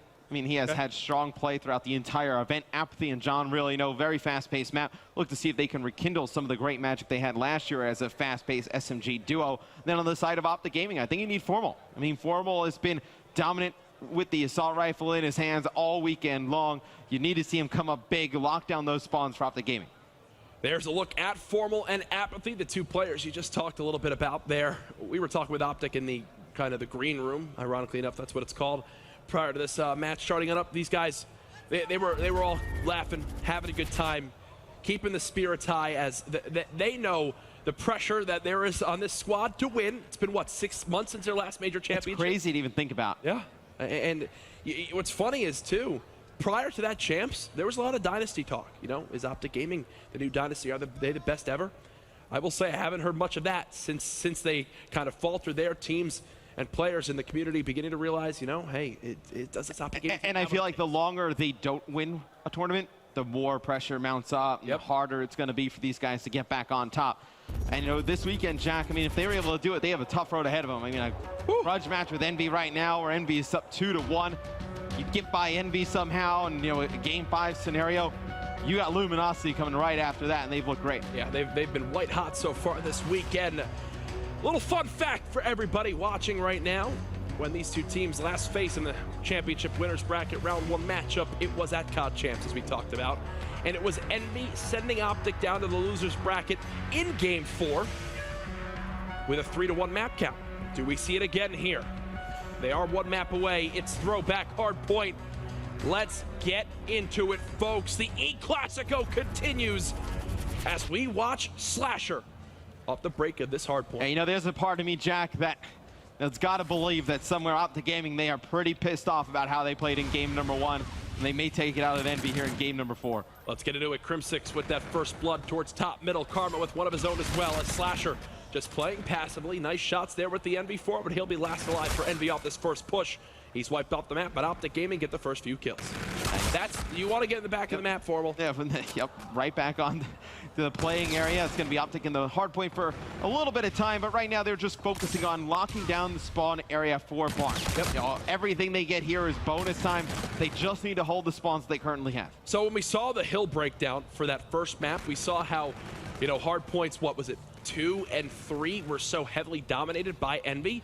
But the big portion of that was the streaks that came in early on. Right now, the slaying way more even than it was off the break of that last time. What, Optic started that game 5-21. Here they're about even after this first hill. Yeah, but look at Apathy all the way in the back here, trying to get these spawns for Envy. He's done a nice job pushing through the top silo side of the map and getting into that backline area. Scump negates everything, though, that Envy has done. He picks up a big 2-piece. See, John needs a way for some teammate support. Gonna be able to win one gunfight. Now get inside the hard point. I do believe with that kill right there, Envy have forced Optic out for the moment, but then you've got Formal making plays like that. The 2-piece with the K-bar for the entry kill. Crim6ing through, now flooding on in. It does look like Crim will get the better of Envy in the hard point, but right now Envy up by about 23 seconds. Still a lot of fight for these back spawns, but look at the pinch now developing. You've got Slasher coming from field, John and Apathy there, and yeah, you could just tell that was gonna be a break by the boys in blue. But as soon as Scump spawns near mid-map, Optic has to realize that the pinch is coming. They have to know that when that spawn comes in, there's players coming from both sides. They need to be a little bit more aware of that situation. 48-49 now to 16 for Envy as they look good once again. Hardpoint 2 was the same thing back on that cell block hardpoint map 1 is breakout. Now the same thing here for Barn. As we rotate towards bike path, it's going to be Envy with more pressure towards the hill again as Optic Gaming have players all over the map, Matt. And this is shocking to see. Yet another lopsided start in Envy's favor in hardpoint. Game number 1 went heavily in Envy's favor. You figure you woke up the bear a little bit. You know, Optic Gaming, they come back with a good game in uplink. I did not expect this at the start here, Jack. Quite surprised here. I thought Optic Gaming would come out with a little bit more fire than this. Well, Matt, the same story is now starting to develop. The 2-piece Scarab there from JCap. Look at all 4 players of Envy. +3, +4, +2. Slasher just fell to even, but for a moment, all 4 players were in the green in regards to slaying. Now up by 60. Envy just look like the better hardpoint team in this series by far. And there's something to say about Cap. I mean, right now, starting off 9-5 on a 6 streak. No, I feel like sometimes Snowy kind of gets lost on this NB team. Everybody else has so much firepower. I feel like in big games, JCap always shows up. And he just got fed streaks right there. No kill, but he hops out of the hard point, gives it to Optic, gets back in. The player from OG hops out of the hard point, does it twice to earn that bombardment. 0 bullets had to be fired for that, and now he'll call in streaks on the rotation. Envy are just dominating right now. I mean, we haven't really seen that kind of been used since Black Ops 2, where you're juggling inside of the hard point, trying to earn those points by jumping in and out of the hill. And JCap uses the streaks to prevent his teammates from getting broken. He gets 2 players with him. And Envy, they're controlling baseball in the back, almost up by more than 100 here. Almost up by 100 again for the second time this series. Optic now do get into the hill for a second, but for the most part, it looks like they might be pushed on out here unless Karma and Formal can make something happen, and they will. Okay, so 15 seconds of scrap time. Again, at the end of the first rotation, though, it's Optic in a big deficit. Outside of kills, I mean, they just need to get going. They just need the energy that typically carries them in these big games. Well, it's tough because you know Envy is going to rotate early. You know that they're good enough to just win those initial engagements. And then Optic, they really have no other option but to just keep going towards these hard points, charging towards them, and they may end up beating more streaks. So Envy, they just need to continue playing this smart game. They can't just kind of get flustered here if Optic starts to make a comeback. Well, here we go. Second rotation now underway back towards that top train platform. Gonna be Crim6 watching towards Lemon, and Slasher's shot is so good right now. As he'll get the better of the Optic Gaming member there. Karma doing what he can, nearly snaps to the third. But it will be Envy winning that trade, and some more time for the boys in blue. Yeah, and if you're Envy, you can play for a little bit more time on this. You have that luxury. You're up by a lot here. You know, Optic has to play for all the time. They can't just give this up uncontested to Envy. So as much as Optic wants to play for the spawns for Barn, they really can't. Envy, could you say that they look like right now the most improved team from Vegas? Oh, I mean, without question. That goes without saying, I feel like. You know, you look at Envy and then Luminosity with how they've kind of refined their seek and destroy play. I think those 2 teams have made the most improvement. Well, Scarab now coming out. Apathy still inside this hard point. He's got teammates watching over him from all sorts of angles. The assists come in. The whole kill feed is blue. This is just getting out of hand as Optic are now getting beaten by another 100-second margin, as Slasher is just untouchable right now in this game. And you would never think that Optic would go down losing 2 hard points in a commanding fashion to a team. When this team formed, and with the way they've been playing for a very long time, this is their bread and butter. Yep. This is the game mode that they are the best at, that they have really asserted their dominance in. Apathy just goes into the hill, picks up a 2-piece here. He's going to juggle it and try and pick up 1 more, earn these streaks as well. Formal's going to clean him up, but 2 more kills coming in the backside. John and JCap with 1 apiece. The hill just going back and forth between these 2 teams. Envy does not need the rest of this time and give it up to Optic. Go set up for bike pass. Another standout stat coming into this, that Optic had an 83% hardpoint win rate coming into the series, and they can potentially drop both now to Envy.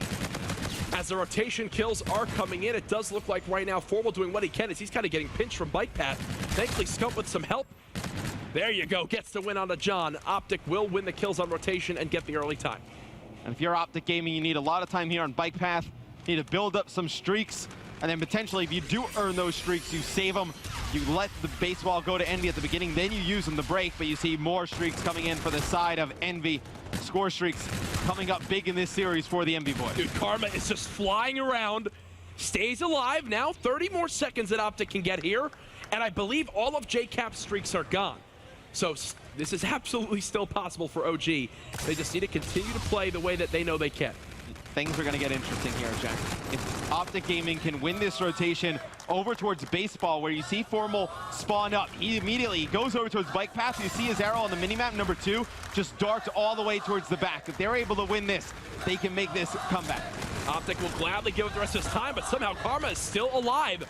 OG on the rotation. What was a 100-second lead, now down to just 60. Scump still staying alive, nearly gets both, but Formal and crew are still here for the baseball field hardpoint. They've got players watching blue, but their weak point is middle map, and I do believe Envy have recognized that as they begin to flood on in. Slasher with the entry kill, Apathy with one of his own. It looks like it's now collapsing onto Optic as Formal's the last one here. What can he get done? Can't find the final 2. As Envy, nice break, they'll look to regain their lead. Such a crucial break for Envious there, Jack. If Optic Gaming's able to hold on to that, they come right back into this game. Could have potentially taken the lead onto that hard point, but big plays from Slash are coming in. He was able to pick up 2, open things up for the rest of the team. see Apathy is going to get one more there. Nice kill. Has the reactive armor as well. See when that comes into play. John with his payload, Apathy with his payload, Slasher with his payload, and JCap about to earn his. He's got streaks as well. This NV team, you could be seeing the squad that could make it towards this grand finals later on this weekend from this winner's bracket side.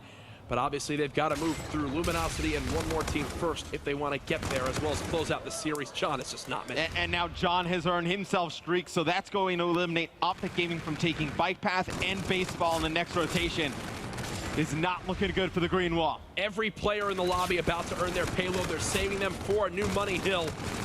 What can Optic Gaming do? They're still down by 100 seconds. Envy look lights out at the moment. As really, Envy can give up the rest of this time if they'd like to and just play towards this new hill, as two players are spawning out. They've got to begin to figure out exactly where they can put in this pressure. It looks like they'll try to hit middle map, but Karma's there with the MV4. Yeah, the two players we talked a little bit about pregame, John and Formal. You see John, full streaks right now, 29 and 22, leads the lobby in kills. Formal on the other side, 18 and 23. He's not going to have as many engagements as John, not playing the same type of aggressive role. He's going to play in the back for those spawns, but you see such a good job that JCap and Slasher have done just getting to those positions a little bit faster. Well, here we go towards Barn. It's now Scump watching over Lemon. It's John getting the better of him there. We did the key player matchup breakdown between those two prior to the uplink, and it's showing again here. Envy in the hard point with reactive. It's Apathy with 2 kills of his own. Optic being forced out towards field, but Scump using his payload. I talked about how every player in the lobby had theirs. Envy want to close it out here. They've dropped down the Centurion. They've got Optic spawning out. Can they do it, Matt? And even if they don't take it here, Envy, they do have the streaks for Baseball and the Bike Path, so it is not looking good for OG. They need all the rest of this time on this hill. They need players to also start rotating over towards Bike Path. Yeah, that's the worry now for Optic, is you have to keep pressure towards the scrap time and towards a new hard point. You basically need lights out gunfights. Last time on this hill, it was Karma going off there. You see the 4 times multi-kill with that Erad. Scump in the first one in this Bike Path side, but here come those streaks you talked about, Matt. So deadly on Bike Path, and Scump's already cleaned out of the hard point. Yeah, just forces him underneath. It's an easy kill once you know exactly where Scump is. The rest of the members of OG fall. We talked about how big those streaks would be, Jack. Envy gets a break off it. Envy could win it right here, 3 seconds away. All 4 dead on Optic Gaming. It's John saying, get out of my lobby. The boys in blue, again in winner's bracket round 1, defeat Optic Gaming 3-1. And they'll move on to face Luminosity tomorrow on Championship Sunday. A really strong performance there by Envy, taking 2 hard points against Optic Gaming in commanding fashion. And Jack, I know it was, I think, Optic Gaming just letting Envy get such a big lead. Envy, such a smart team. They brought the slaying power. They used those streaks effectively on the hard points where they knew Optic could not get holds, and just built these large leads that OG cannot come back from. That's the standout thing for me as well, Matt. The use of streaks was perfect from Envy throughout that entire series. JCap and crew, they look like a new beast this weekend here at the CWL Atlanta Open, and now we have ourselves a picture being formed. We know United have moved on as they beat Splice. We know Luminosity after defeating Rise, and now obviously Envy over Optic Gaming. FaZe versus 3G was going on last I saw. FaZe was up 2-0. I'm sure that series is now done, and I know the studio will definitely update you there, but it's looking like we're starting to see our top 4 in the winner's bracket begin to develop. Yeah, it's a very good performance by Envy in this one. Excited to see what they do against Luminosity tomorrow, because these are 2 teams that we said maybe be the most improved coming out of Vegas. Well, they most certainly should be. That's it for the McCasters area tonight. To close out primetime, though, Benson and the boys. Thank you very much, Jack. Fantastic casting, as always, for a fantastic series. TP, I want to start with you there. Didn't really go as many people would have expected it, but Envy, I have to ask, is JCap Optic Gaming's kryptonite? We talk a lot about Aches being the kryptonite. Is it Cap?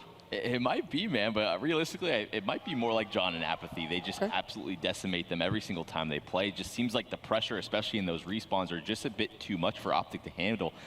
It sounds weird just hearing that come out of my mouth, but it just is what it is at this point. Dominant in hardpoint is Envy. Merc, as soon as you sat down on the analyst desk, you looked at me and you said, what did everyone else predict? I said, they thought Optic was going to win. And you said, fools. Fools, Envy's taking this one. Why were you so confident? It just seems like Envy loves playing Optic Gaming. I mean, they beat them round 1 at the Call of Duty World Championships last year, and I think that just builds confidence. People just aren't afraid of playing Optic Gaming anymore. And this Envy team, I mean, they're world champions for a reason. They knew Vegas obviously didn't have the practice coming into the event.